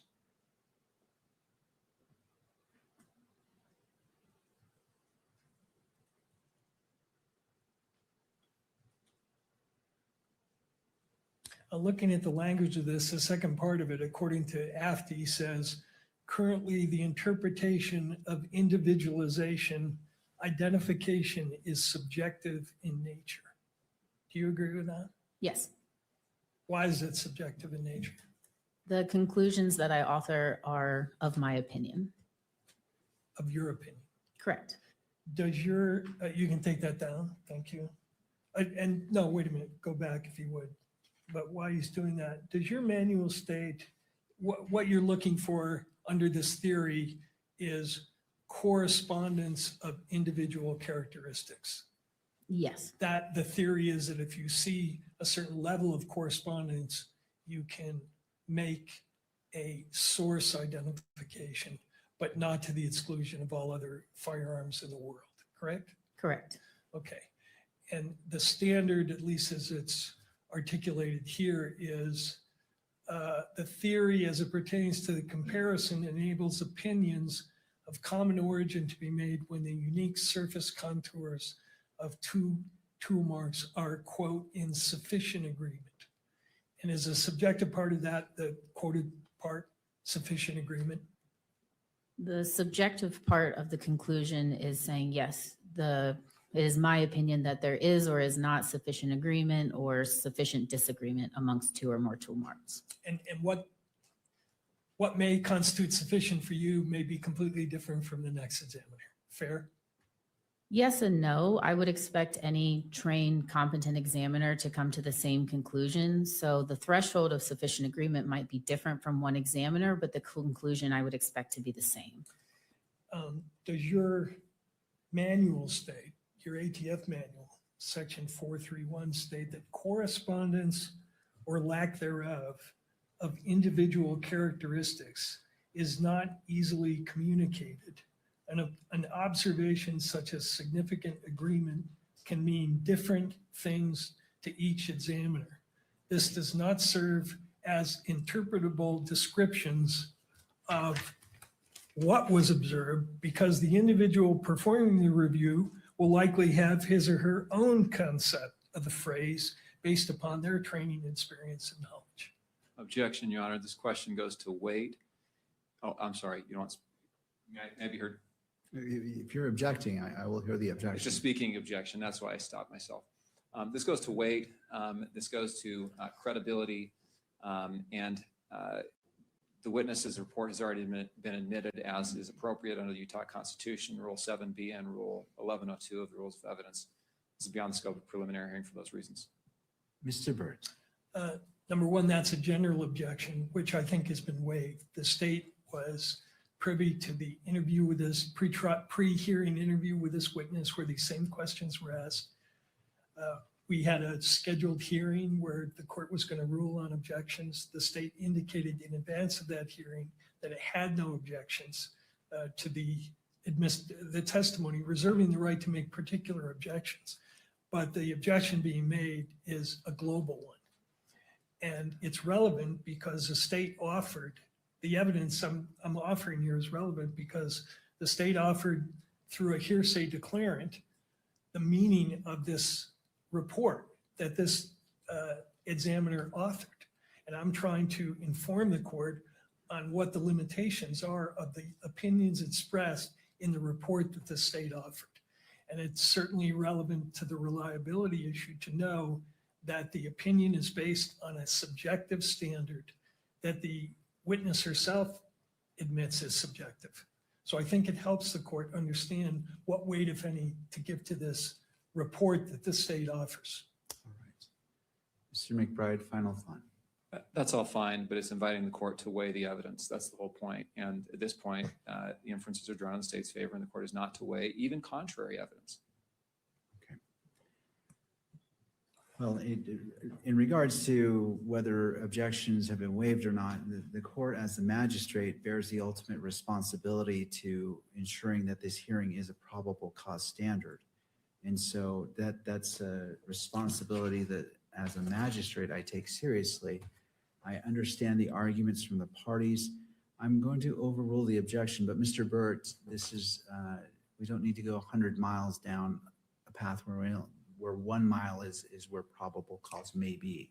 And so I invite you to refocus, to bring it to the probable cause. I'm not trying to limit what your theories or such, but I need to hold to probable cause. Absolutely, and I don't even need a quarter of a mile. This is my last question, and I'm going to move to another topic. Thank you, Mr. Burt. Is that what your manual states? I don't remember it verbatim, but it does sound accurate. Well, could you pull up Exhibit 12, page?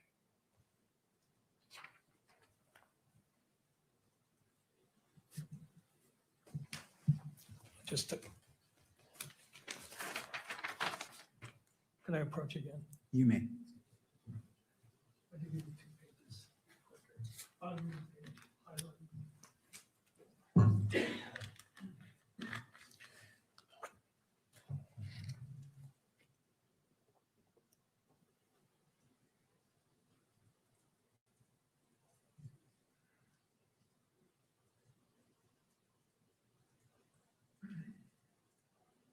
I see where you were reading from, yes.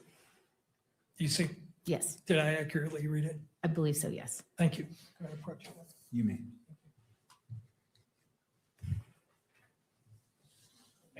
Now let's return to the report, the People's or State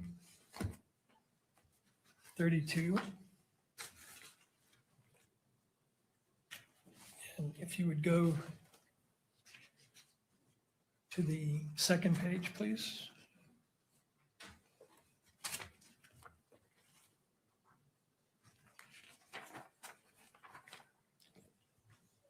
you concluded here, did you not, that the Exhibit 6A bullet jacket fragment could not be identified or excluded as having been fired from the Exhibit 1A based on an agreement of all discernible class characteristics and neither sufficient agreement nor sufficient disagreement of individual characteristics?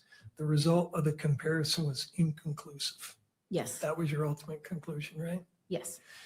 And on the next page, if you go to 2 pages in, you have an appendix, do you not, where you explain what inconclusive means?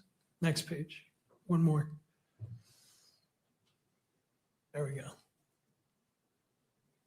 I want to ask you, because I'm unclear on what inconclusive mean. You say reasons for an inconclusive or include the presence of microscopic similarity that is insufficient to form the conclusion of source identification, a lack of any observed microscopic similarity, or a microscopic similarity that is insufficient to form the conclusion of source exclusion. Could you specify which of those possibilities exists in this case? Was this a case where you had microscopic dissimilarity, but in your opinion, it was insufficient to form a conclusion of source exclusion? No, my conclusion is inconclusive, just as it says in the appendix. There is a lack of sufficient agreement and sufficient disagreement, so I'm unable to say one way or another. Okay, but I guess my question is, were there points of dissimilarity between the question and the known bullets? Again, there was sufficient agreement and there was not sufficient agreement or sufficient disagreement. So yes, there was times that I saw agreement in the striations in the land and group impressions, also seeing disagreement, but there was also a lot of lack of microscopic marks of value to see it all. So because of this lack of quality and quantity of marks to be able to see, it never reached the threshold of sufficient agreement nor sufficient disagreement. So an identification or exclusion could not be rendered. Okay, I think you and I met before today, correct? Yes. Where we talked about what that term inconclusive meant, correct? Yes. And I think, and correct me if I'm wrong, but did I read to you from a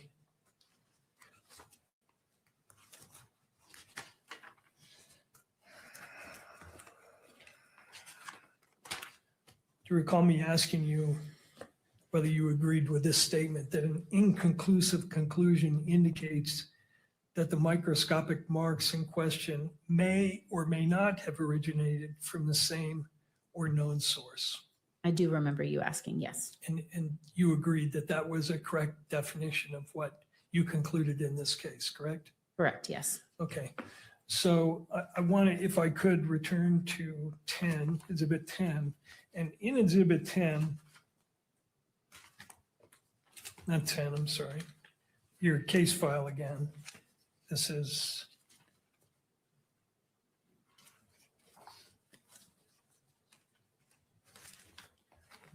the 47-page document. There we go. What's the tab? 6. Okay. In your case file, you have produced for us some nice comparison photos of your comparisons, correct? Yes. Okay. And if you would go to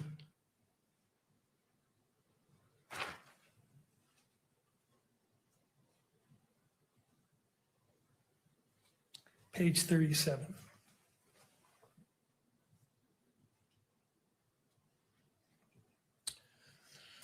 Is the top photo depicting one test fire on the left and another test fire from the same gun on the right? Yes, it is. So do you see areas of agreement and areas of disagreement in these two bullets fired from the same rifle? I see sufficient agreement amongst the striations that are in this land impression. Okay, and tell us where they are. When you draw that conclusion using this subjective theory of identification, show us what you're looking at. Is it touchscreen? Probably. No, it's not. No. I'm sorry. but we can, if you direct us, we can get there with a pointer. Sure. So you can see towards maybe the last third of the bullet or the land impression that, yes, right where your cursor is below there, that's an area of agreement with that striation. It looks like it's going from the left to the right. So that mark is appearing on the test fire on the left and the test fire on the right.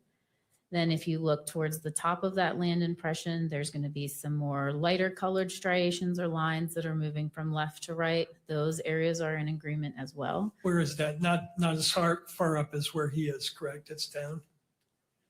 Yes, and I believe the PowerPoint that I provided does have some areas and circles of some of these marks, if that would help as well. But if you move your cursor up, continually up, keep going. There you go. You have a line that was right there, and you have several others underneath of it that looks like it's going just straight across from left to right, and that shows an observed area of agreement. So that one he's got circled on the right, I see a line there. Are you saying you see a line on the left that it's identical to the one on the right? I'm saying I see agreement amongst those striations, yes. Okay, anything other than those two areas? You can really go down the entirety almost of that line looking at those striations. So under the top red circle, there's another area there. Yep, if you start right there and you draw your circle over, like I said, at the top of the circle, there's a highlighted line on the left that goes all the way to the right.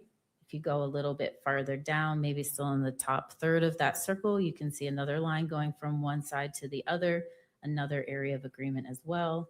And then under the final third circle, in a little darker area down there, there's still some lines, again, in sufficient agreement. Okay, and again, these are comparisons between test fires. So you know the rifle that you're test firing fired these two bullets, right? Yes, and the purpose of those test fires is to ensure that though it was fired from the same firearm, you want to make sure that those individual characteristics are reproducing. All right, so go to the photo on the bottom of that page.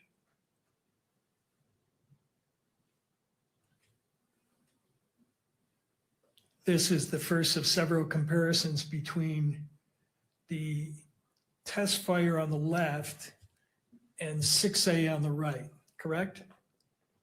Yes. And what does the writing on the top mean? Blue index, GIMP.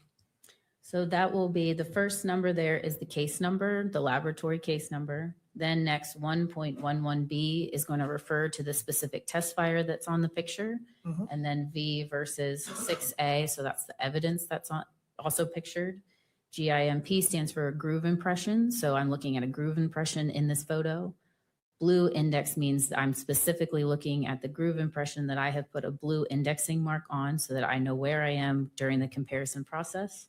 Okay. 30X refers to the magnification that the photo was taken at.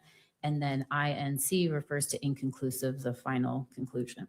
So I'm interested in the areas of disagreement. Are there areas of disagreement between the known and the unknown here that you could point us to? So for this photo, to me, I see areas of agreement in the top. And then on the way down from the 6A, right after you see those two highlighted lines near the top, there's a lot of damage that is observed and almost no microscopic marks of value can be observed at all. So again, that lends to the lack of quality and quantity of marks even to do a comparison. It's almost like missing data points. Okay, missing is not the same thing as dissimilar though, right? It just means there's nothing there to call agreement or disagreement. So do you see areas of disagreement here or no? On the striations that are available to me on this groove impression, I see areas of agreement and specifically talking about those two highlighted lines at the top on the right. Okay, go to the next page, please. Top photo on the next page. It's B38.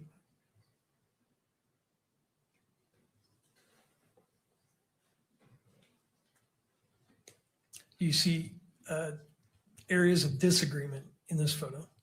So this is the same photograph that we looked at before, just at a different magnification. It's zoomed in a little bit more from 30 to 40x.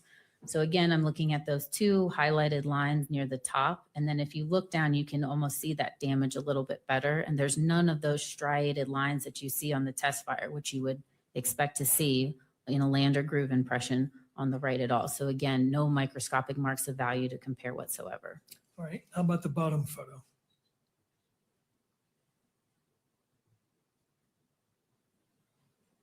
And again, the question, areas of disagreement.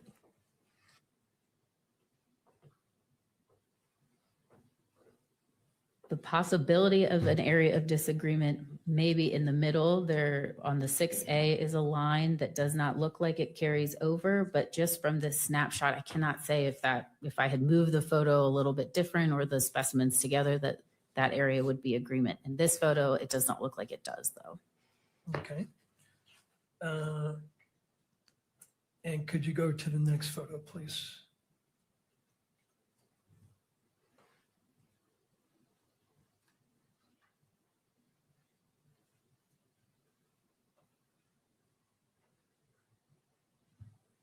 Same question here, areas of disagreement. The way this photo was taken is highlighting more of the lack of microscopic marks of value. If I had pulled the specimen that's on the left, the test fire over, there might be some agreement that could be observed, but the way the photograph is now, you don't see the line on the right going all the way over. But again, this is just a snapshot of one particular area. Doesn't show areas of agreement or disagreement. There is an area of agreement at the very bottom of the photo. Okay. Correct, yes. Next photo, please.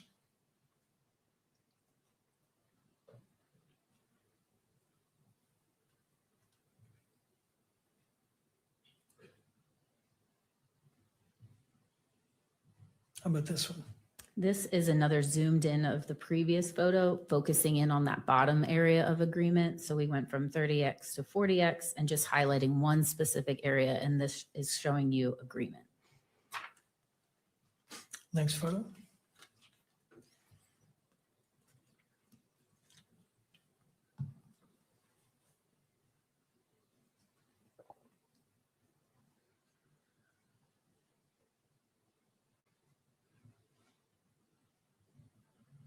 So again, this area that is highlighted, the bottom portion that's in focus, is showing an area of agreement. As you go up, the lines are a little bit blurred on the 6A bullet jacket fragment, so it's hard to say if that area was an agreement or disagreement. That's not what my photo was focusing on. All right, next one.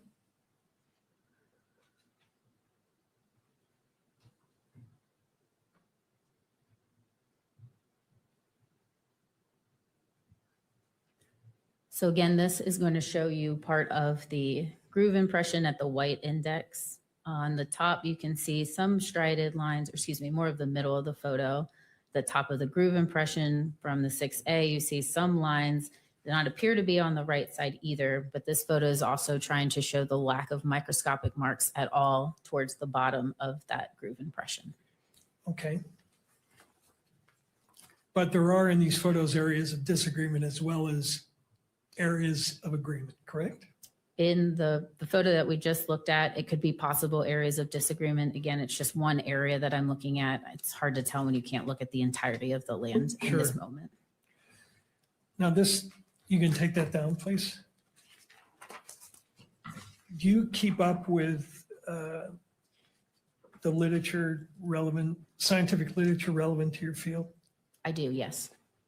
And are you aware of certain criticisms that have been leveled against this AFTE theory of identification? I have heard, yes, I've heard recommendations on how to improve the AFTE theory of identification, yes. Well, the criticism have gone beyond that, right? Specifically, what are you referring to? Well, you're aware that the National Resource, the Natural Resource Council? The National Academy of Science? National Academy of Science? Yes. Is that a pretty preeminent scientific organization in this country? Yes. Did they conclude in 2009 that, quote, a fundamental problem with tool mark and firearm analysis is the lack of a precisely defined process? As noted above, AFTE has adopted a theory of identification, but it does not provide a specific protocol. It says that an examiner may offer an opinion that a specific tool or firearm was the source of a specific set of tool marks or a bullet striation pattern when, quote, sufficient agreement exists in the pattern of two sets of marks.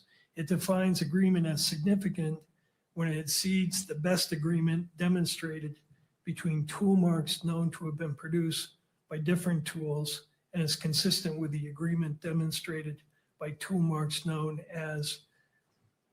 to have been produced by the same tool. The meaning of exceeds the best agreement and consistent with are not specified, and the examiner is expected to draw on his or her own experience. This AFTI document, which is the best guidance available for the field of tool mark identification, does not even consider, let alone address, questions regarding variability, reliability, repeatability, or the number of correlations needed to achieve a given degree of confidence. I do remember Objection. We're now firmly into 702 territory. I object on grounds of relevance to the probable cause hearing beyond the scope of the PC hearing, as I previously objected. I think it goes directly to reliability. That a scientific group studied this exact process that she used in this case and reached that conclusion. If you would, so again, I'm trying to keep us on the probable cause standard. This is going a bit deep in regards to it. This is citing to 2009. And so we're in 2026. And again, I don't want to have to dive deep into areas trying to determine, because I feel that we are exiting the orbit of probable cause. If I'm having to make that analysis and trying to see, like, how is this relevant? How does this apply? How does this go to probable cause? So if you wish to ask this question and then move on, we certainly could do that. But sure. The only thing I wanted to do was establish that this was the foundation criticism in 2009. And I know when we had raised this issue with respect to one of the other experts, the comeback was, oh, well, this was in 2009 and the PCAST report was in 2016. In this particular field, these criticisms have started in 2009, but they have continued up to the present day and have gotten more strident. So I think that's the take home here, is that this is not some past criticism that has been set aside. This is a criticism that this expert is aware of and that has continued in the literature up to the present time. But I don't have that second portion of what you just said in front of me. So I can't agree with you, because what I have is what's before me. I can't go searching myself as a magistrate for probable cause. I have to take what you say as it is. And if I have to start searching, I've left the universe of probable cause. I agree. And I was offering that to the court as a proffer in terms of where this line of questioning is going, so the court can understand the context. It isn't just an isolated criticism, and I'll establish with a couple of questions that it's continued up to the present time. So I will overrule the objection, but I will limit you to this question. We're going to more and more and more. I see your point. You're looking at whether this science is challenged or not. The point's been received, but anything further goes outside of probable cause. So we have to get back on the path. Got it. Thank you, Mr. Burke. You're aware of that criticism, right? Yes, I am. And you're also aware of the criticism leveled in 2016. Counsel, I just said that we're focused solely on, I've accepted what you've said, but I said that it's limited to this question and then we're moving on, because anything further is going outside of probable cause. I misunderstood. I apologize to the court. I apologize if I wasn't clear on that. So maybe it was my error not communicating. I've accepted that coming in. I've overruled the objection, but I said we're gonna leave that where it is and then move forward. And that's where I'm unclear. When the court says move forward, no more questions about any further criticisms beyond that one? On this line of question, that's correct. Thank you, Mr. Burke. And I think I've made the proffer in terms of the relevancy of it. And I accept that. So thank you, Mr. Burke. All right. Then the last area is in the years that you've been doing this testing, is it true that you've only taken one proficiency test that involves bullet comparisons? Yes, I've only had the opportunity to take one bullet proficiency test so far. And is it true that that was in 2023? I don't remember the exact year, but that sounds correct, yes. Right. And is it true that that proficiency test involved a test where you had question bullets and then you had two sets of bullets, one that was fired from one gun, not the suspect gun, and then a second gun that was fired from another gun? I don't remember the exact final ground truth answers that were there. No, I'm sorry, I don't remember. I think when you and I talked about this, you said you're aware of a controversy about that particular test, correct? I was aware, yes, of the results of the proficiency test, yes. That there was a very high error rate in that particular proficiency test, right? There was a higher error rate, yes. However, my answers were satisfactory along with the 5 other examiners at my specific laboratory that took it as well. Your conclusion in that case was, as in this case, that it was inconclusive, correct? Correct. Even though the correct answer was that the bullets did not come from the question, the two did not match, the known in the question should have been an elimination. The ground truth answer was yes, they were excluded. However, an inconclusive result in this comparison was extremely appropriate. The lack of quality and quantity of those individual characteristics never reached sufficient agreement, nor did it ever reach sufficient disagreement. So saying anything but inconclusive was not appropriate. I see. And can you have bullets fired from different weapons that can have individual characteristics that look pretty similar? There is occasions, yes, that tool marks that are made by 2 separate tools are similar, yes. Could you go, and this is my last area question, Exhibit 19, page 26.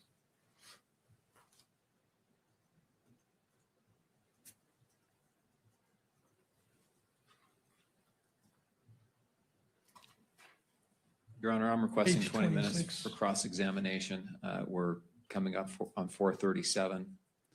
That would be my request, Your Honor. That's my last question. So All right, Mr. Burt. Thank you, Mr. McBride. I appreciate the heads up. in your opinion, does this, the one on the left and the right, show matching individual characteristics? Counsel, has this been admitted?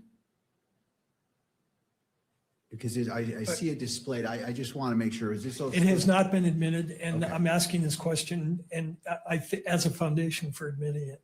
Okay, that's fine. So I just, Yeah. it was on another screen. I wanted clarification. So it's not on any screens because it hasn't been admitted, but clearly it can be on her screen. Thank you. So only to the witness and counsel to the screens. Page, Exhibit 19, page 26.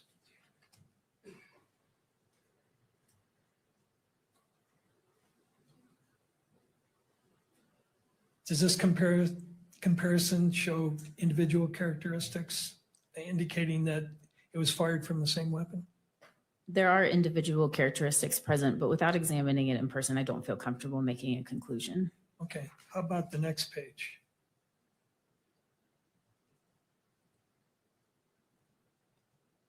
Watch, 27. How about that one? Again, I see individual characteristics. On a very first glance, I can see maybe one striation that is an agreement, but without seeing it physically in person and having an accurate representation of the entirety, I can't conclude in any answer. And the last one, the third photo, page 28.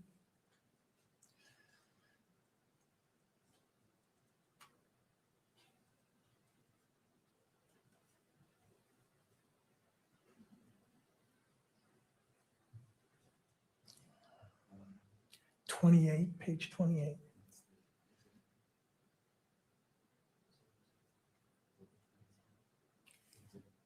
Exhibit 19, page 28.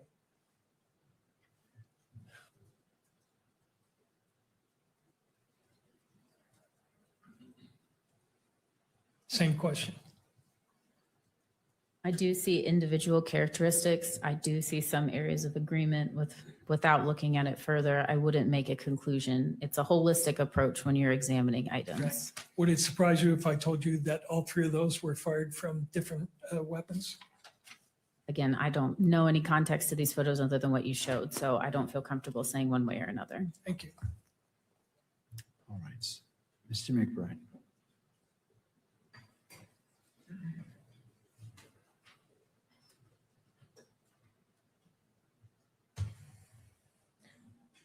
Good afternoon. Good afternoon. Those last three photos that you were shown, had you seen those before? I have looked at them probably back in 2024 when it was published. Okay, that's a study. Is that what that is? Of some sort? It was a look from the Association of Firearm and Toolmark Examiners. It was a volunteer of photographs of people that did have an incorrect answer in that proficiency test. Okay. And when you do an examination or a comparison, are you limited to one photograph? No. You actually have the item in front of you, correct? That is correct, yes. And you can manipulate it, you can turn it, you can look at every angle and every side of that item as you do the comparison. Is that correct? Yes, that's correct. And as you're doing that process, you're looking for as many characteristics that match or agree or disagree as you can possibly find, correct? Yes, it's a holistic approach. If I have a bullet like this case, I'm looking at every single land, every single groove impression, and doing an evaluation of each one of those, looking for areas of agreement and disagreement before rendering a conclusion. Would it be responsible for you to reach a conclusion based on a single photograph of a very limited area of two bullets? I would not feel comfortable doing that, no. Okay, I want to back up. How long have you, first of all, where do you work? I work at the Forensic Science Laboratory in Washington for the Bureau of Alcohol, Tobacco, Firearms, and Explosives. How long have you been there? A little over 6.5 years. Where did you come from? Where did you work before that? Prior to working for ATF, I was a latent fingerprint technician, recovering latent fingerprints from improvised explosive devices. And I also worked as a crime scene investigator in Winston-Salem, North Carolina, and Anne Arundel County, Maryland. How long did you have that position? I think cumulatively it was about 5 to 6 years. And before that? Those are the only ones. I think it was about 6 months as a latent fingerprint technician, 2 years as a crime scene in Winston-Salem, and 3 in Anne Arundel County. Do you have education and training before that position? Yes, I have a Bachelor of Science in Forensic and Investigative Science from West Virginia University, and have attended and graduated the National Firearms Examiner Academy, as well as done specific training at my laboratory. At each of the positions you've held, have you had on-the-job training at the laboratories where you've worked? I have, yes. And will you describe what that training is like at the ATF where you are now? Yes. So part of becoming a firearm and toolmark examiner for ATF was attending the NFEA, the National Firearms Examiner Academy, which is a year-long intensive comprehensive training program. I learned about historical cases, figures, and the evolution of firearms, fired ammunition components, and manufacturing.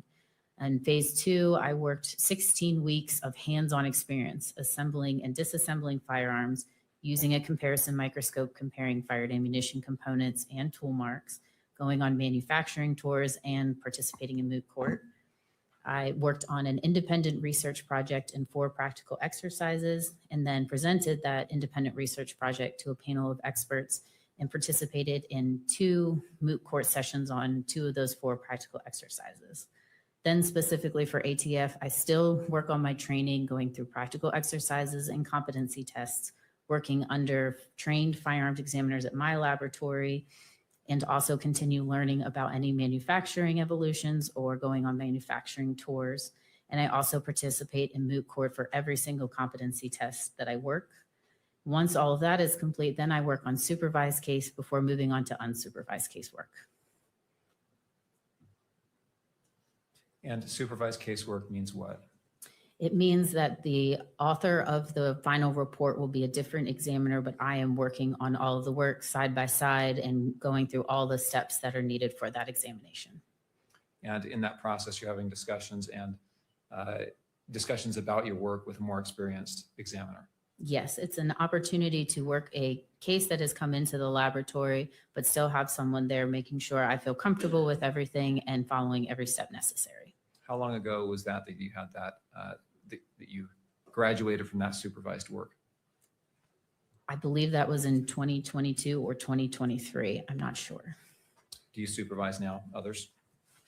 I do not have a supervisor capacity, but I have had the opportunity to now teach at the NFEA. I've been fortunate enough to participate as an instructor in the test firing module, the mini moot court module, and the comparison of bullets and cartridge cases. Are you required to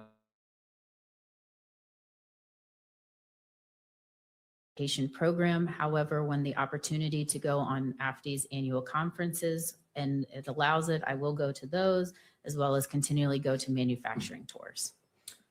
Is this an area of science and forensics that is continuing to develop new techniques and advance in research? Yes, it is. And how do you stay up on those advances? Part of the way to do that is to continue my membership with AFTI. Again, they do an annual training seminar recently, just in May of 2026 here in Baltimore, where there's case searches and studies that are presented, different manufacturing techniques, just new and upcoming research that is throughout the community, not just firearms practitioners, but also standard and technology researchers like those from the National Institute of Standards and Technology, or NIST. And I think Defense Counsel has asked you a little bit about some of the publications that have given criticism is how he's phrased it, but given recommendations on how to improve the science in your field. Are you aware of that? I am, yes. And is there an effort to adopt those suggested improvements where they have merit? Yes, AFTI especially takes those recommendations very seriously. If the PCAST asked for more specific design test studies, they said, yes, we will do that. I can think of just a few right off the top of my head that has satisfied those asks that they wanted. Is your laboratory accredited? It is, yes. What does that mean to be accredited as a laboratory? An accreditation means that my laboratory is held to an international standard of reporting, testimony, training, and proficiency tested. We have a large audit every 4 years through ANAB, or the American National Standard Institute, National Accreditation Board, but we also do internal audits, and we make sure there is some type of audit that we are staying in within those accreditation limits every single year. There is a mention of proficiency testing. Are you required to do proficiency testing? Yes, I am. And are those specific as to what type of proficiency testing that you do? Yes. What are some examples? We are required to take proficiency tests in all discipline that our scope enables, so serial number restoration and the comparison of tool marks, bullets, and cartridge cases. Are there similarities and principles that apply to all aspects of tool mark analysis and comparison? Can you elaborate on the question, please? Well, let's say you're comparing what we've been talking about here, rifling on a bullet. Are there principles that apply to that area versus that also apply in tool marks analysis, say of impressions of a handheld tool? Yes, all of those comparisons are a product of a tool mark comparison. A firearm is nothing but a tool. So when you are talking about a cartridge case comparison, it's still looking at a tool and a tool mark. The tool in this case is the firearm. The tool mark is being left on a cartridge case or a bullet. I want to draw your attention to Plaintiff's Exhibit 32. Thank you.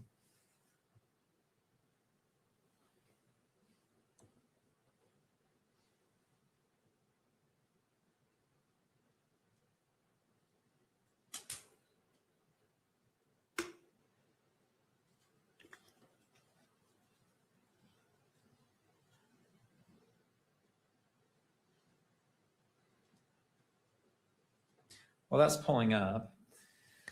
And this has been published, this has been approved for publication at all 3 levels already, so we can put that on the screens. While that's pulling up,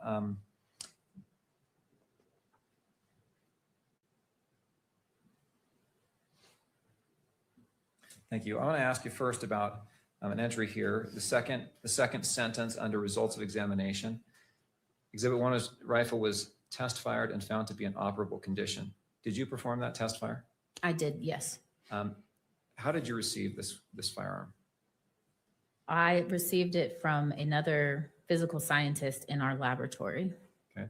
And did it have a scope on it? Yes, it did. What did you do to determine if it was in operable condition? In order to determine if the firearm is in operable condition, I will find ammunition that it is calibered for. In this place, it was 30-06 Springfield. Load that into the firearm, and then I fired any test fires into our water recovery tank. Okay. And why do you choose a water recovery tank? The water recovery tank is what is used to obtain bullet specimens. The water is going to slow down the bullet from its movement so that we can actually obtain the bullet, and it is supposed to cause minimal damage. Why does it matter if there's minimal damage or more damage? You would like minimal damage because that means that there's going to be less damage on the areas that you need to compare. And that the evidence rounds that you, or in the bullets that you often receive in your cases, are there cases where there's a lot of damage to those bullets? I have received cases with lots of damaged bullets, yes.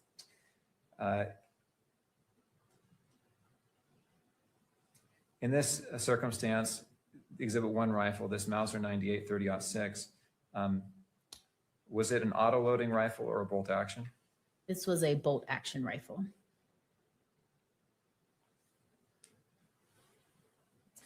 Exhibit 2 cartridge case. Let's see here.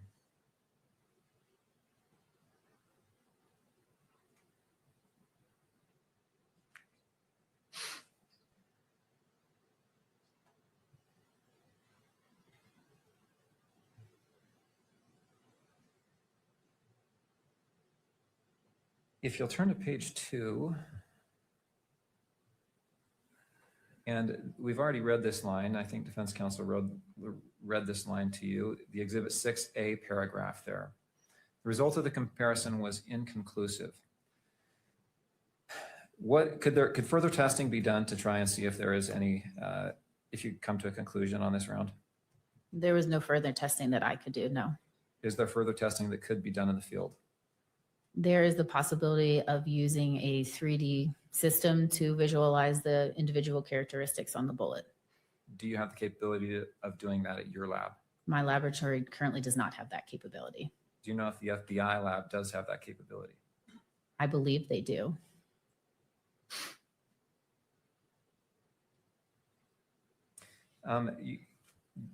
Defense counsel put up a list of potential firearms that could have fired this round or this bullet. Is that list comprehensive? It's not an all-inclusive list. And does it mean that this round, I'll leave it at that actually.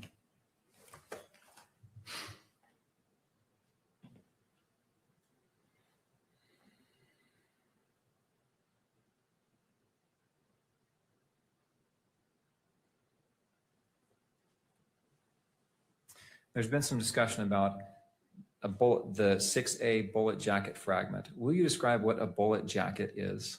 Yes, I do have a demonstrative. May I use that? Do you have that with you? Yes. Yes, please go ahead. So this is a demonstrative of a bullet. So a bullet jacket, it would refer to the outside of the bullet. Inside the bullet would be the lead core. So when I'm referring to the jacket, it means that I've only received that outer portion. I did not receive any of the lead core intact with it.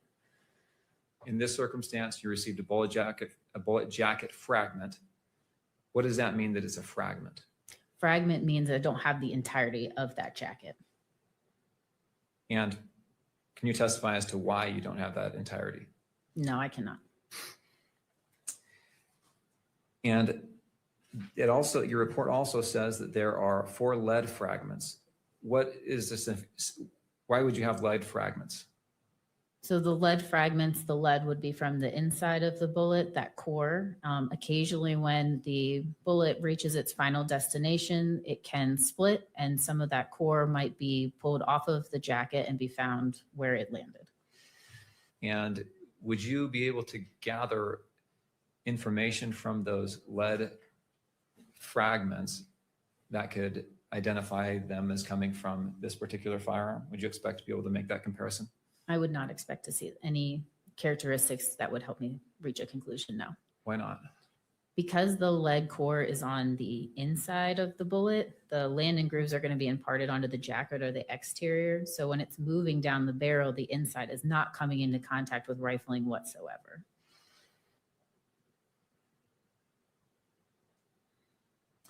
In this case, do you have a verification step where your work is reviewed by another analyst? We do, yes. And were your conclusions in this case verified by another analyst? Yes, they were.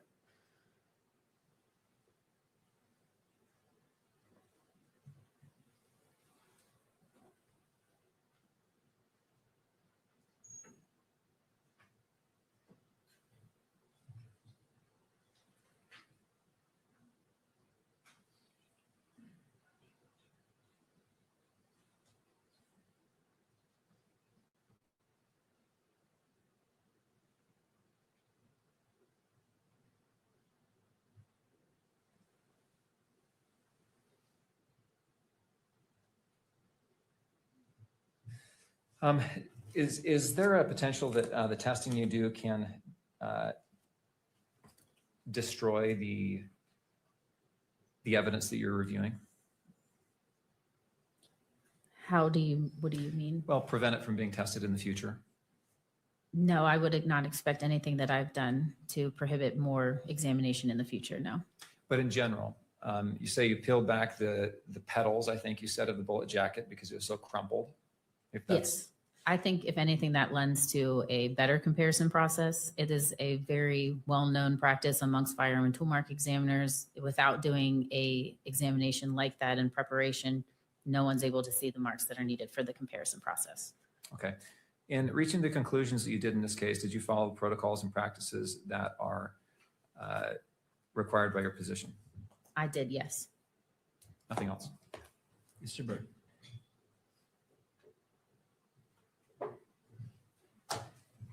You said a couple of things of interest to me.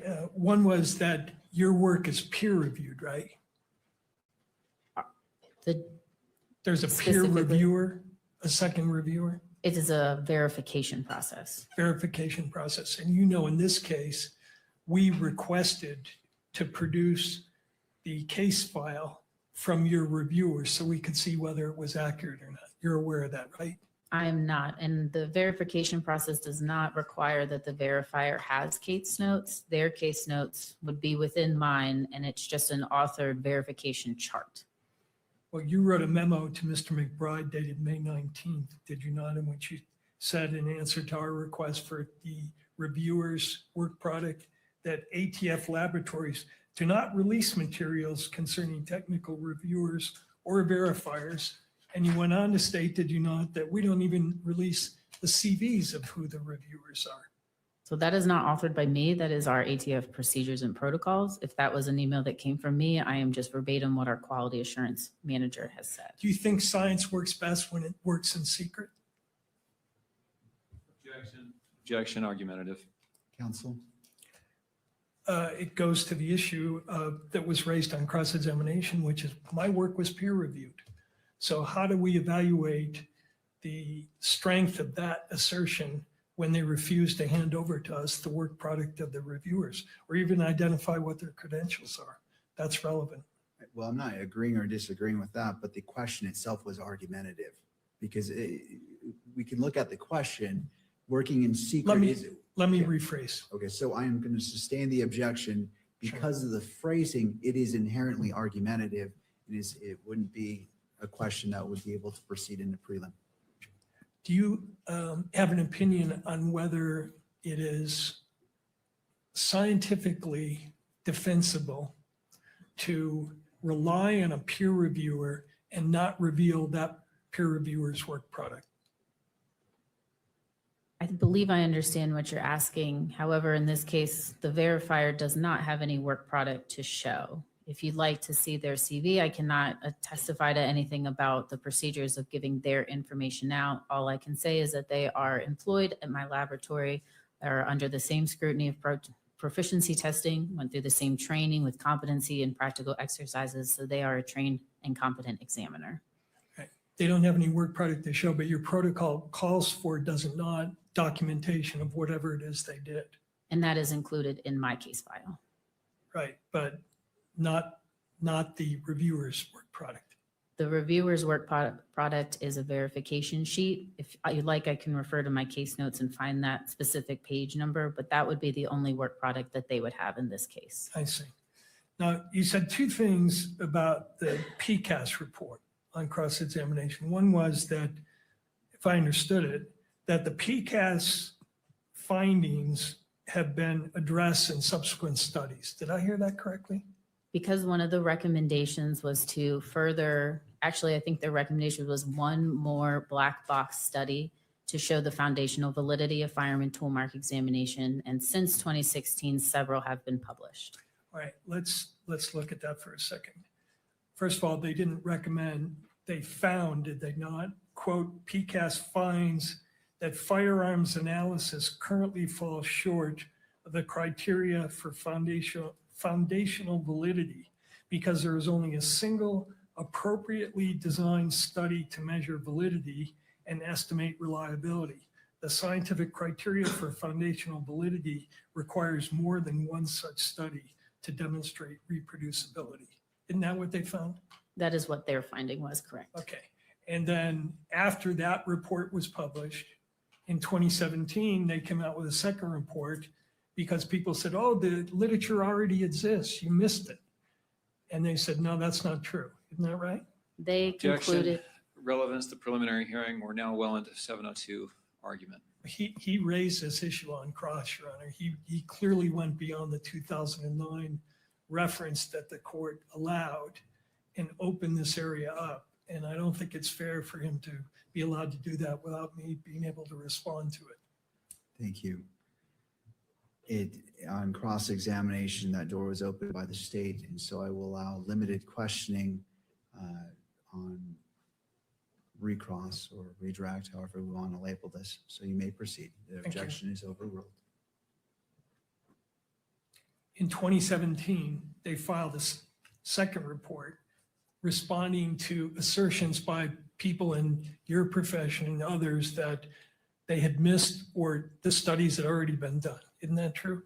Yes, PCAS did a 2017 addendum to their 2016 report, reiterating that they believe that the only way to properly empirically test a science is through these black box studies, and that they would not take into consideration the numerous amount of work and validation studies done over decades that the firearms community has published.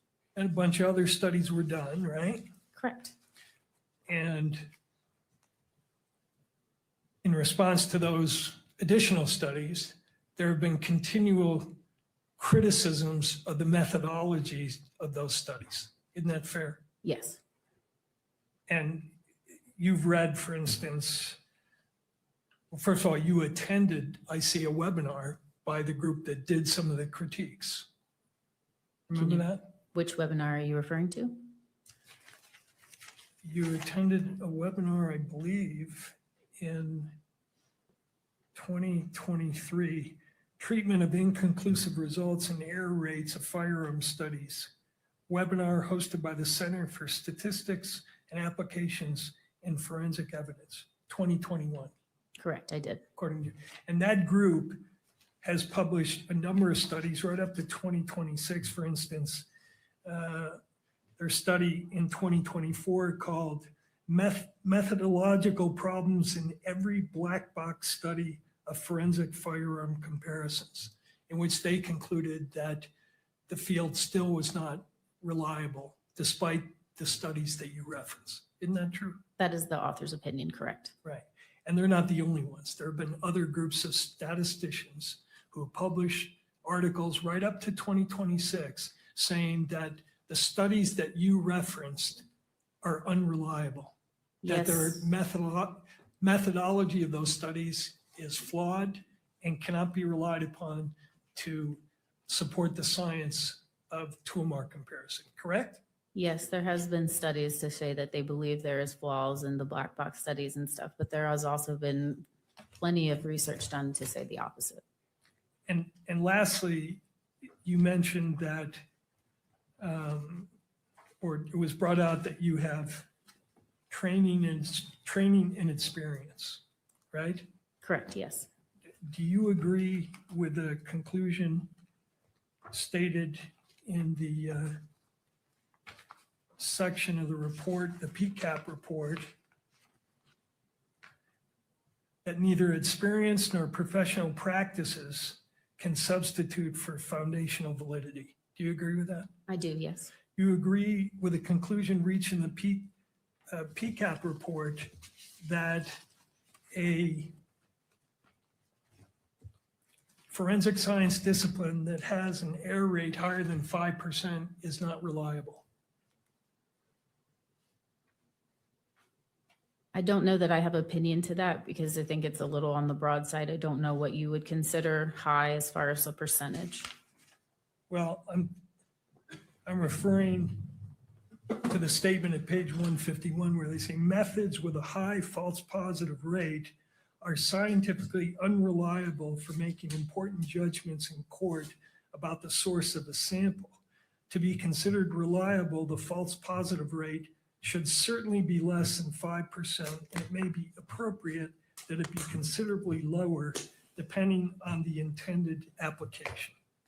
I would agree with that statement. You would agree with that.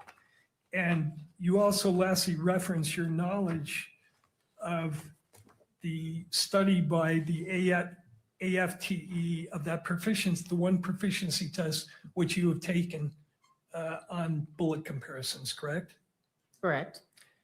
And the error rate in that particular study, proficiency test, was 20.4%, correct? Correct. For item 2, 18.2% for item 3, and 18.9% for item 5. I believe those were the results. However, I don't agree that proficiency tests are what are used for validation studies to show foundational validity. So if the error rates are high, then they shouldn't be relied upon to show invalidity, but they should be relied upon to establish that your experience means that your science is valid? Is that what you're saying? Foundational studies are looking at, just as PCAS said, those black box studies, different test design, all of which firearm and toolmark community has conducted. We've looked at cartridge cases, bullet, pristine samples, damaged samples, and different firearms. Proficiency test is looking at the accuracy of an examiner's results, not foundational validity. But you would agree that an error rate of 20% is unacceptable, would establish unreliability, correct? I would agree that those results need to be looked at to see where that error was coming from. Right. Okay, thank you. Thank you. Anything further for this witness? And Mr. McBride, I'm going to limit you because your objection to going outside and going to 702, you open the door, but I've got to close that door to some point. So I will give you a limited number of questions. We need to come to a close. I understand that.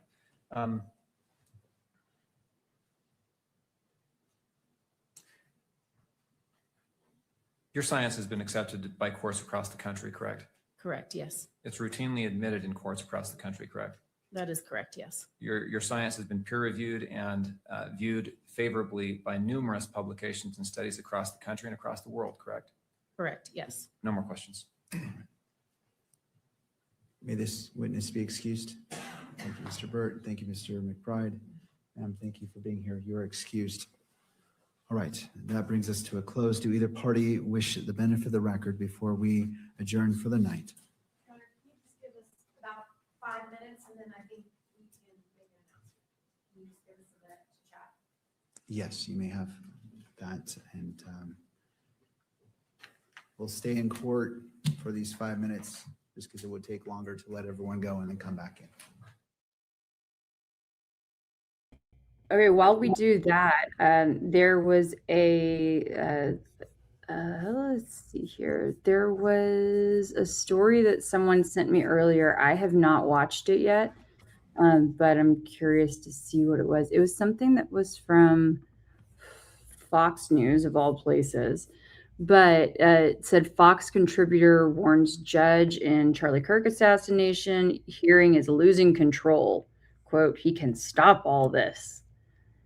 So I'm curious to see what the context of that was, because it sounds like the Fox contributor thought things were getting out of hand. With what? With the hearing. With what part of the hearing? Well, I don't know. That's why we're going to have to watch the video. And since Okay, I also want to go to. Oh, sure. Yeah, that's fine. I also want to go to. Well, you first, but I also want to go to Valhalla. Oh, well then go ahead and go with that. Let's take a look at that. Well, you first. You first. Yeah. Real quickly, Valhalla is saying. You keep interrupting. Valhalla is saying it was a soft tip or a soft point bullet, and that actually makes it worse for the state as far as no exit wound. And has he said what, why he believes that, or did it physically because look those like are that? designed. I think we have some delay here. I think he's saying that. I'll have to play the clip. I'll play the clip here in a bit. We're live. So court is back in session. All the parties are present, except for maybe one. Oh, they're already done. Mr. Grunender, should we wait? That was a quick 5 minutes. Counsel. Take maybe 30 seconds to wait for Mr. McBride. All right, we'll wait for Mr. McBride. I just want to ensure all the attorneys are present. But he said it was a soft point tip, I guess, based on the visual inspection of it. And those are designed to penetrate even farther. Those are the ones that are actually designed to take down elk. So it actually makes it worse.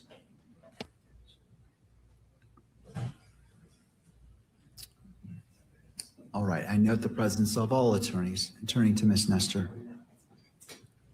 Thank you, Your Honor. Your Honor, we have just one more witness who would be a fairly short witness, not super long. So I anticipate we will be done tomorrow, probably by lunch, I would think. So maybe if we could plan that we'll be finished. We probably will not need the entire day tomorrow, is my suggestion. All right. Turning to the state, obviously I'm not holding you to your answer today, but just for guidance, does the state anticipate and rebuttal witnesses?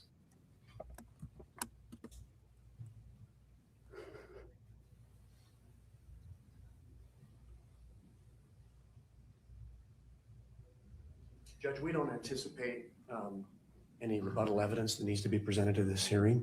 So I think the question would be is, are we going to argue the bind over tomorrow? And the state would be prepared to argue bind over tomorrow.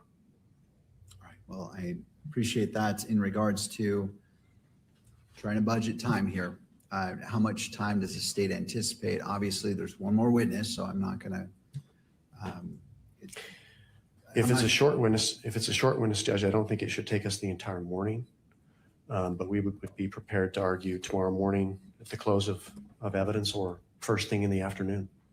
And how much time do you anticipate that argument being? Again, a rough estimate. I'm not holding you to the exact number. I'm just trying to see how close are we to the 5 o'clock, because I'm going to ask the defense the same question as well. It wouldn't come close to the 5 o'clock hour, Judge. For just you or for both? For argument? Yes. Both of us. Okay. All right. Well, I'll turn it. Thank you, Mr. If we have to argue 2 hours apiece for bind over, there's a problem. All right. Thank you. I would say that. Thank you. To the defense, I'm just getting an estimate. I'm not holding you. I'm not going to time you to this, but just trying to see as it relates to 5 o'clock and for argument for bind over tomorrow afternoon. Understood, Your Honor. Our request, the defense request, is that we be allowed to submit briefing. There are some legal issues that we would like to brief for the court prior to the decision on the bind over. We're open to briefing, page limits, time limits, all of that, but we would like that opportunity because there are some legal complexities involved here. All right, and if, and I'm gonna ask the state, but if the state, well, I'm not gonna assume anything. Thank you. So I believe the state is going to object to that, Your Honor. So what I hear you saying is you wish to, well, I don't want to assume, what it seems like you're saying, I want to be clear, is you're waiving oral argument and just doing briefing. So generally, Your Honor, in cases with multiple counts that are pretty complex issues of law, I have asked for briefing and the opportunity for an argument. We can set time limits on that as well prior to bind over.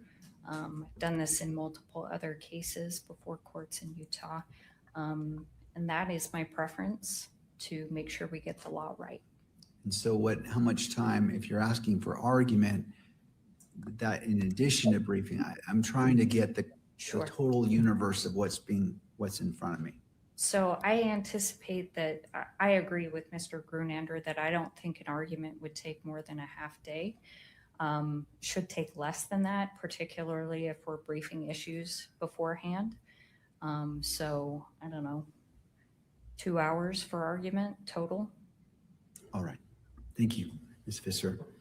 Turning back to the states, what is, you've heard from the defense. Again, Judge, the state would prefer to argue tomorrow. We think the court has all the evidence before it and could make a bind over decision after oral argument tomorrow. If the court decides that briefing is necessary, I believe the court reporter could have a transcript available as early as Monday of next week at an expedited, on an expedited request. With that said, each side would need, 2 weeks to, we're the moving party. We would prepare a motion in support of bind over. There would be a response and then a reply. So we're probably 6 weeks out before we can actually argue before bind over.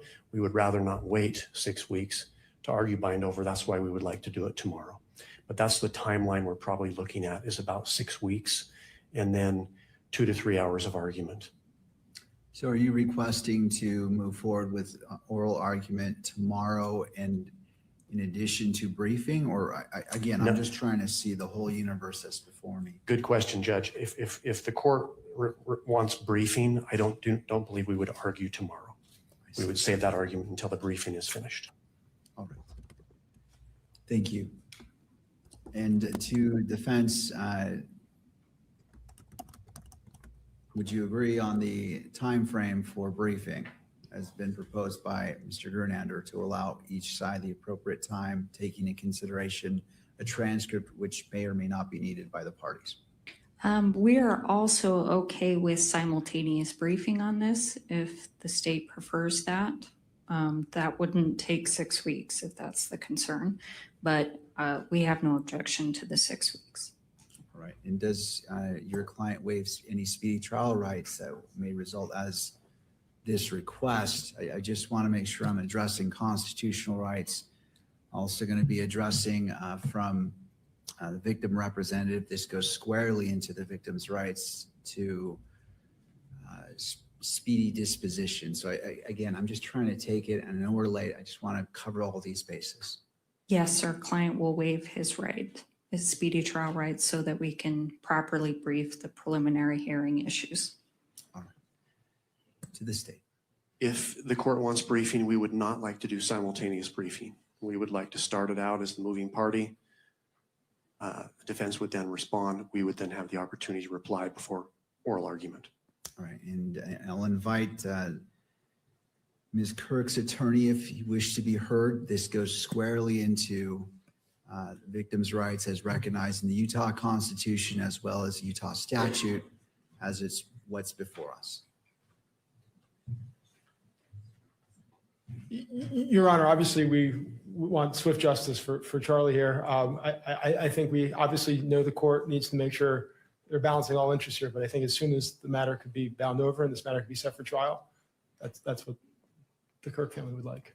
But do you want to weigh in regards to briefing? Because it sounds like it's Your Honor, I'm hesitant to weigh in on briefing. I feel as if that is a decision which the court should decide whether or not it's necessary. And we're going to take no position on briefing. We asked for speed. This has been 10 months coming.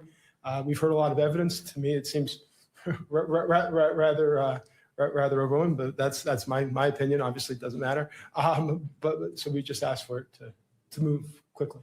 Thank you. All right.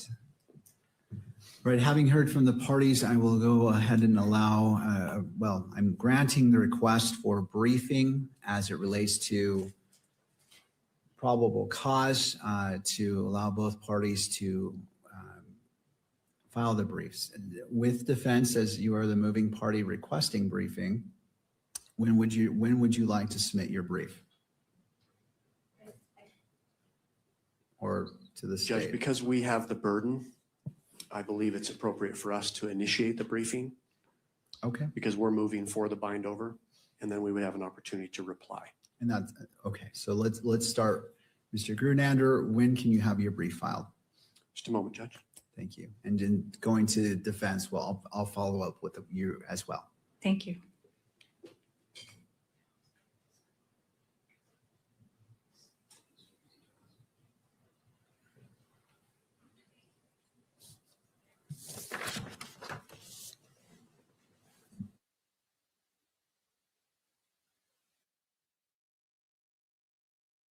All right, it's not adjourned yet, but we should be pretty close to being done here. So for people asking about bind over, what is bind over? I did some research. I didn't know what that was 10 minutes ago, but I did some research. Apparently, if the prelim hearing results in a finding of probable cause, meaning there's enough to move forward with the case, you go into bind over then, which means discussing whether or not the case needs to go to a higher court and discussing bond. Mr. Grunander, I I'm don't trying to get logistics so we can move this along. I don't think there's bond in this case. He's not going to be able to bond out. So I think this would be a discussion about, is this going to move to a higher court, to a higher judge? Judge, if we were able to collect the transcript Monday, if we had 2 weeks from Tuesday, we could have our motion in. I believe that's the 28th of July. All right. So state's brief by the 28th of July, assuming that they can get the transcript by Monday. All right. State's brief. Okay. Ms. Visser. We need 2 weeks after that. So August 11th, I believe, is 2 weeks. All right. And to the state, if you wish to file a reply, when it would be 7 days after that, Judge. So the 18th. August 18th. All right. And for oral argument, what I can set is September 1st in the morning. Let me take a quick glance here at the calendar. I'm trying to keep that close in time so we can move this along for all reasons previously stated. And we can start at 10 a.m. 10 a.m. on September 1st. How does that look for the parties? That works for the state.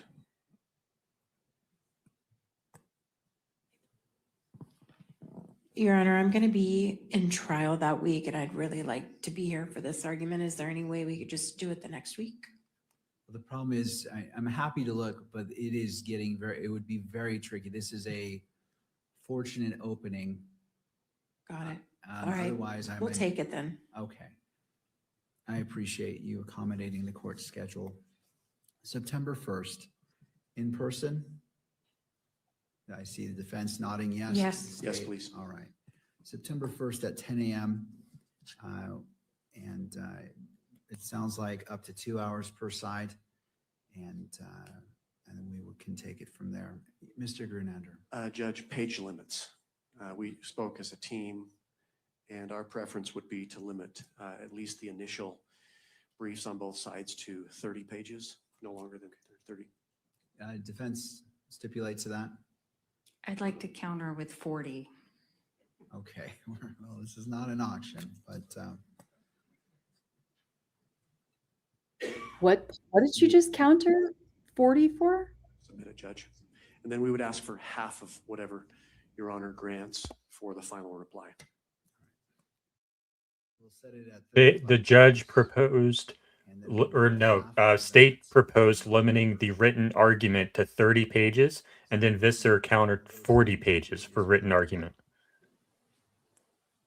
Parties agree. I was going to offer to round up to 18, but that's fine. We'll take the 18, Judge. All right, we will go with 18. So 35 pages for the initial filings, 18 response, and September 1st at 10 a.m. Anything further for this evening? Yes, Judge, I believe the Kirk family, there was a ruling that was reserved by the court with respect to publication of an exhibit that probably needs to be addressed. Yes, and now my understanding is what's being requested is the portion that had been altered, which I believe is about 1 minute.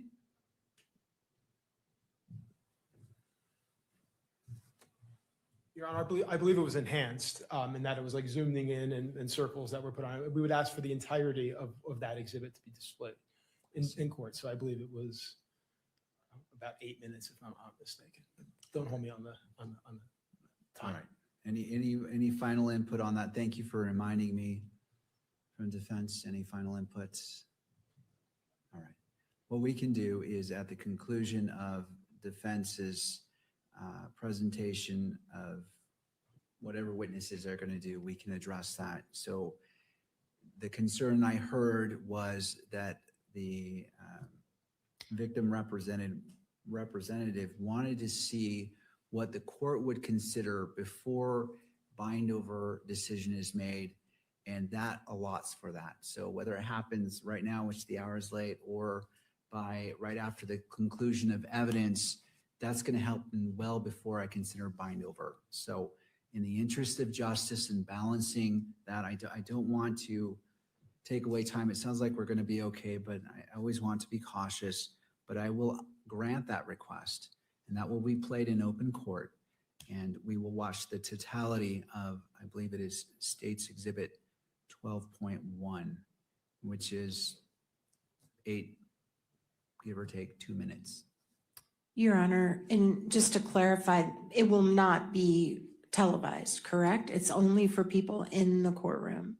That is correct. Because the request was made by the victim representative who is present in court, right? I will grant that request, and it will be played in the courtroom for all present to see, but not to be broadcast on TV. And we just would like a continuing objection for all the reasons we raised before, Your Honor. Thank you. I appreciate you making that record. I note the standing objection. That objection as it relates to this request is overruled, and that will be played at the conclusion of defense's presentation of evidence. And before the state, if they do have a rebuttal witness, please remind me so that I can address it, and that is taken care of. Thank you to the parties. I'm hesitant to ask this. Anything further? All right. Nothing further from the state. All right. Thank you all. I appreciate your hard work today. And that concludes court. We are in recess till 9 o'clock tomorrow morning. All right. We are done. So let's play this video. Guys, Kelly wanted real fast. one of the things. If we can get this to work real fast. Is this the video? I don't think it's going to play full screen for some reason. Guys, one of the things you see in a preliminary hearing is you get a sense of what the trial is going to be like. You get a little taste of the prosecution, the defense. And here, I think importantly, the judge, what Laura and Keli are saying suggests to me, is this guy going to be another Lance Ito? You might remember the judge from the O.J. Simpson trial. This might be ancient history for some of us. But this guy was so blinded by the glare of the publicity. He was so uncertain how to run the courtroom that the defense walked all over him when it came time for the trial and led to, I think, the most incredible acquittal despite all the evidence. Do you see that this judge is actually not managing the courtroom effectively, that he's letting the defense get away with these incredible claims that are now extending the hearing many, many days beyond what would be normal for a preliminary hearing? I do. And I also think that this judge at any point, John, he can say, finding of probable cause, right? He can stop all this. He can say, I've heard enough evidence. There's enough to move this case on to trial, and we don't need to be continuing along this path because I've heard what I need to hear at this juncture. But you're right, he does run the risk of becoming a Judge Ito. And what we are watching here is that he is not taking control. He's not taking control of the timing, of the scheduling, of the deadlines. Because remember, they have been litigating these issues for weeks now. And the fact that on the 11th hour, in the middle of this hearing, the defense files these objections that should have been dealt with weeks before this. Josh and I have been talking about this. We don't understand how yesterday the defense is allowed to now go into the most significant piece of evidence that we have all known is coming, right? We may not know what's in it, but we knew that it was happening. So the fact that now in the middle of this, we have raised these other evidentiary issues that not only have had the opportunity to have been dealt with,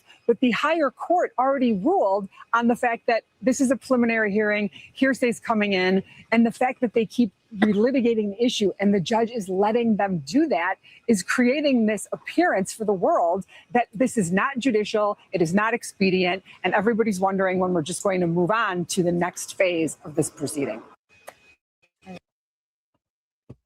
Okay. So I thought that was really interesting because they are already trying to compare him to Judge Ito. I don't know if you remember anything about Judge Ito with the O.J. Simpson case, but I mean, he became the stuff of like Saturday Night Live. You know, Oh, yeah. Yeah, Is there a compilation of him? probably. And yes, because that was Fox, that certainly explains it. You know, as they're covering this trial, you would think that like they can, I don't know, disclose that they sponsor TPUSA events, that their anchors are, you know, Turning Point speakers. Anyway, whatever. Responsibility of the media that I'm beyond being outraged. Sufficient evidence guilty of the crime. Judge stations.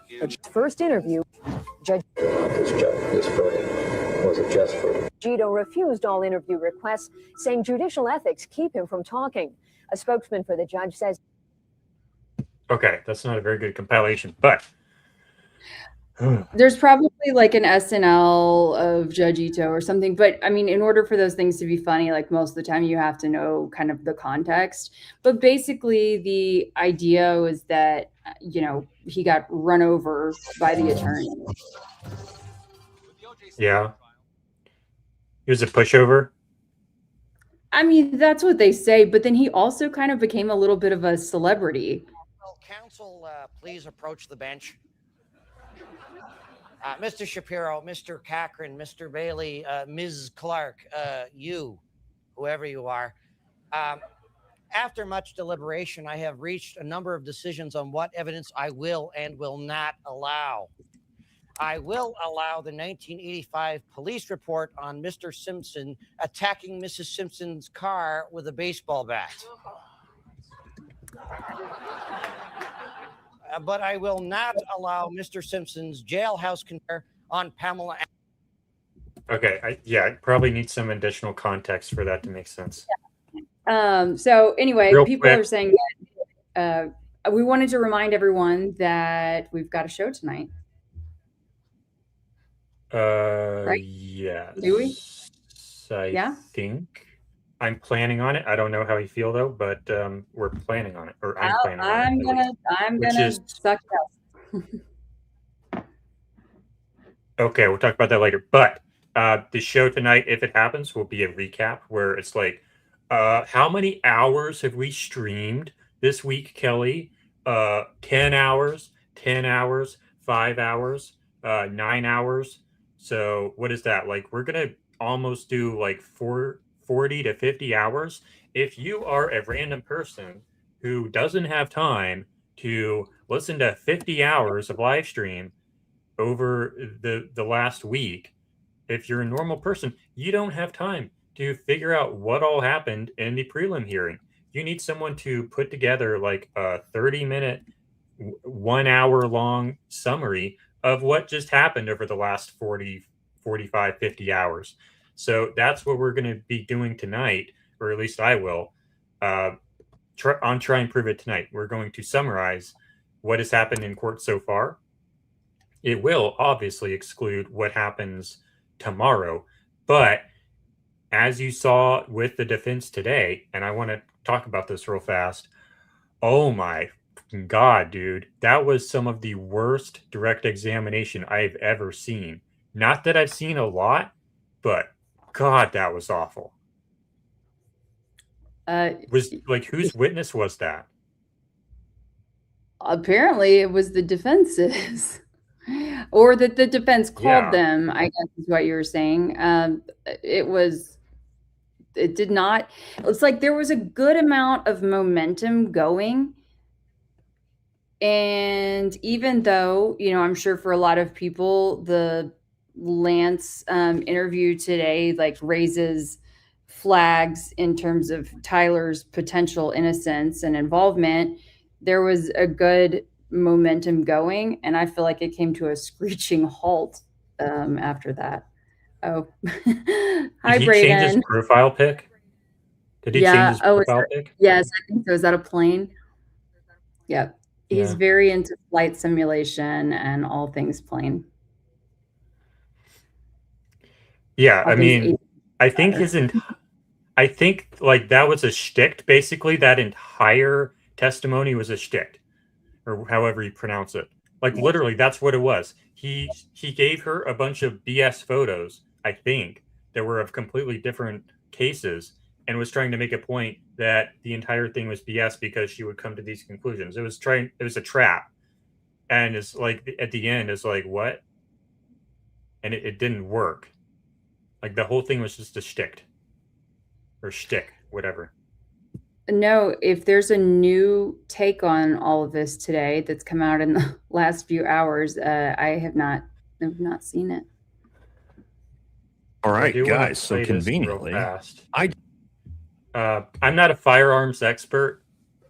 I've shot guns and rifles before, but I'm not by any means an expert. But Valhalla VFT is over on the Trigger Smart channel. I wanted to play this because they stream sniped us. I think it's only fair that we stream snipe them a little bit. Is that the right There you term? go. When you like Sure. copy someone else's stream, there's probably a better term for that. But we're gonna play a snippet from them because they stream sniped us. So here we go. just happened to have the exact 30-06 Springfield. They're actually 150 grain rounds at my house. Look at that. There they are. Now, looking back at this picture, I actually do think one of these rounds is a soft point round, and it looks like the other ones are FMJ rounds from what I'm looking at. But just so you guys understand, there's no difference here. And actually, if they're soft point rounds, this becomes even worse because soft point rounds are specifically designed for killing elk and moose, right? You guys want me to actually read you the description straight from the box of what these rounds are supposed to do? Here you go. They are designed for deep penetration and in controlled expansion up to twice the diameter, expansion of the round, which means his head would have been blown off, than a typical round, right? Not only that, the height weight retention won't break up or separate for more effective stopping power. So these rounds are designed to not break up. We also know that Charlie had 5 or 6 fragments because the bullet broke up. And they are also designed to go through a moose.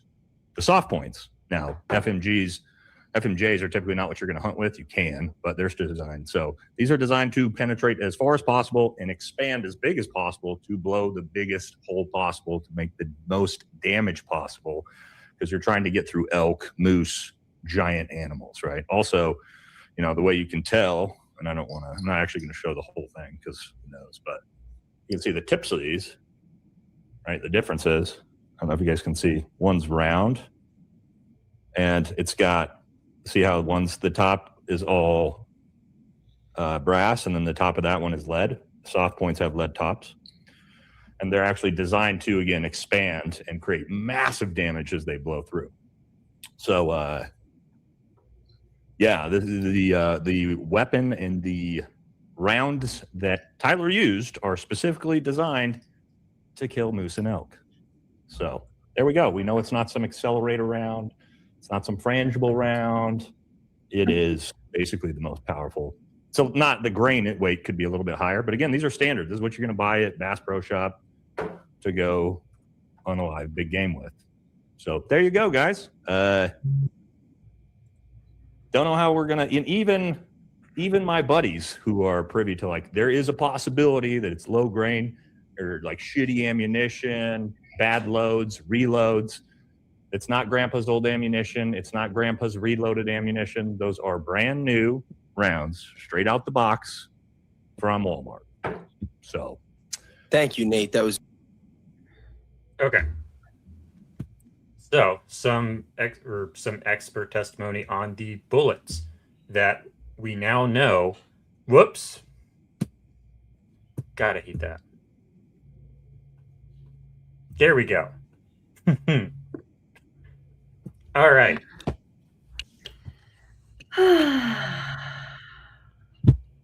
Thank you guys for being here.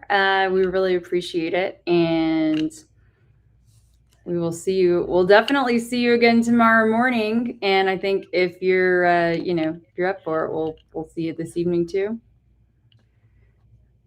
Oh yeah, I'm definitely up for it, but I was worried about you. So I know I have another meeting that I have to run out. Yeah. All right. Oh, good night, everyone. I mean, we can talk about it later. Yeah, let's talk about it later. We can look at that Andrew Colvett video, and I'm sure probably, that whole camp will have put out some things, I'm sure.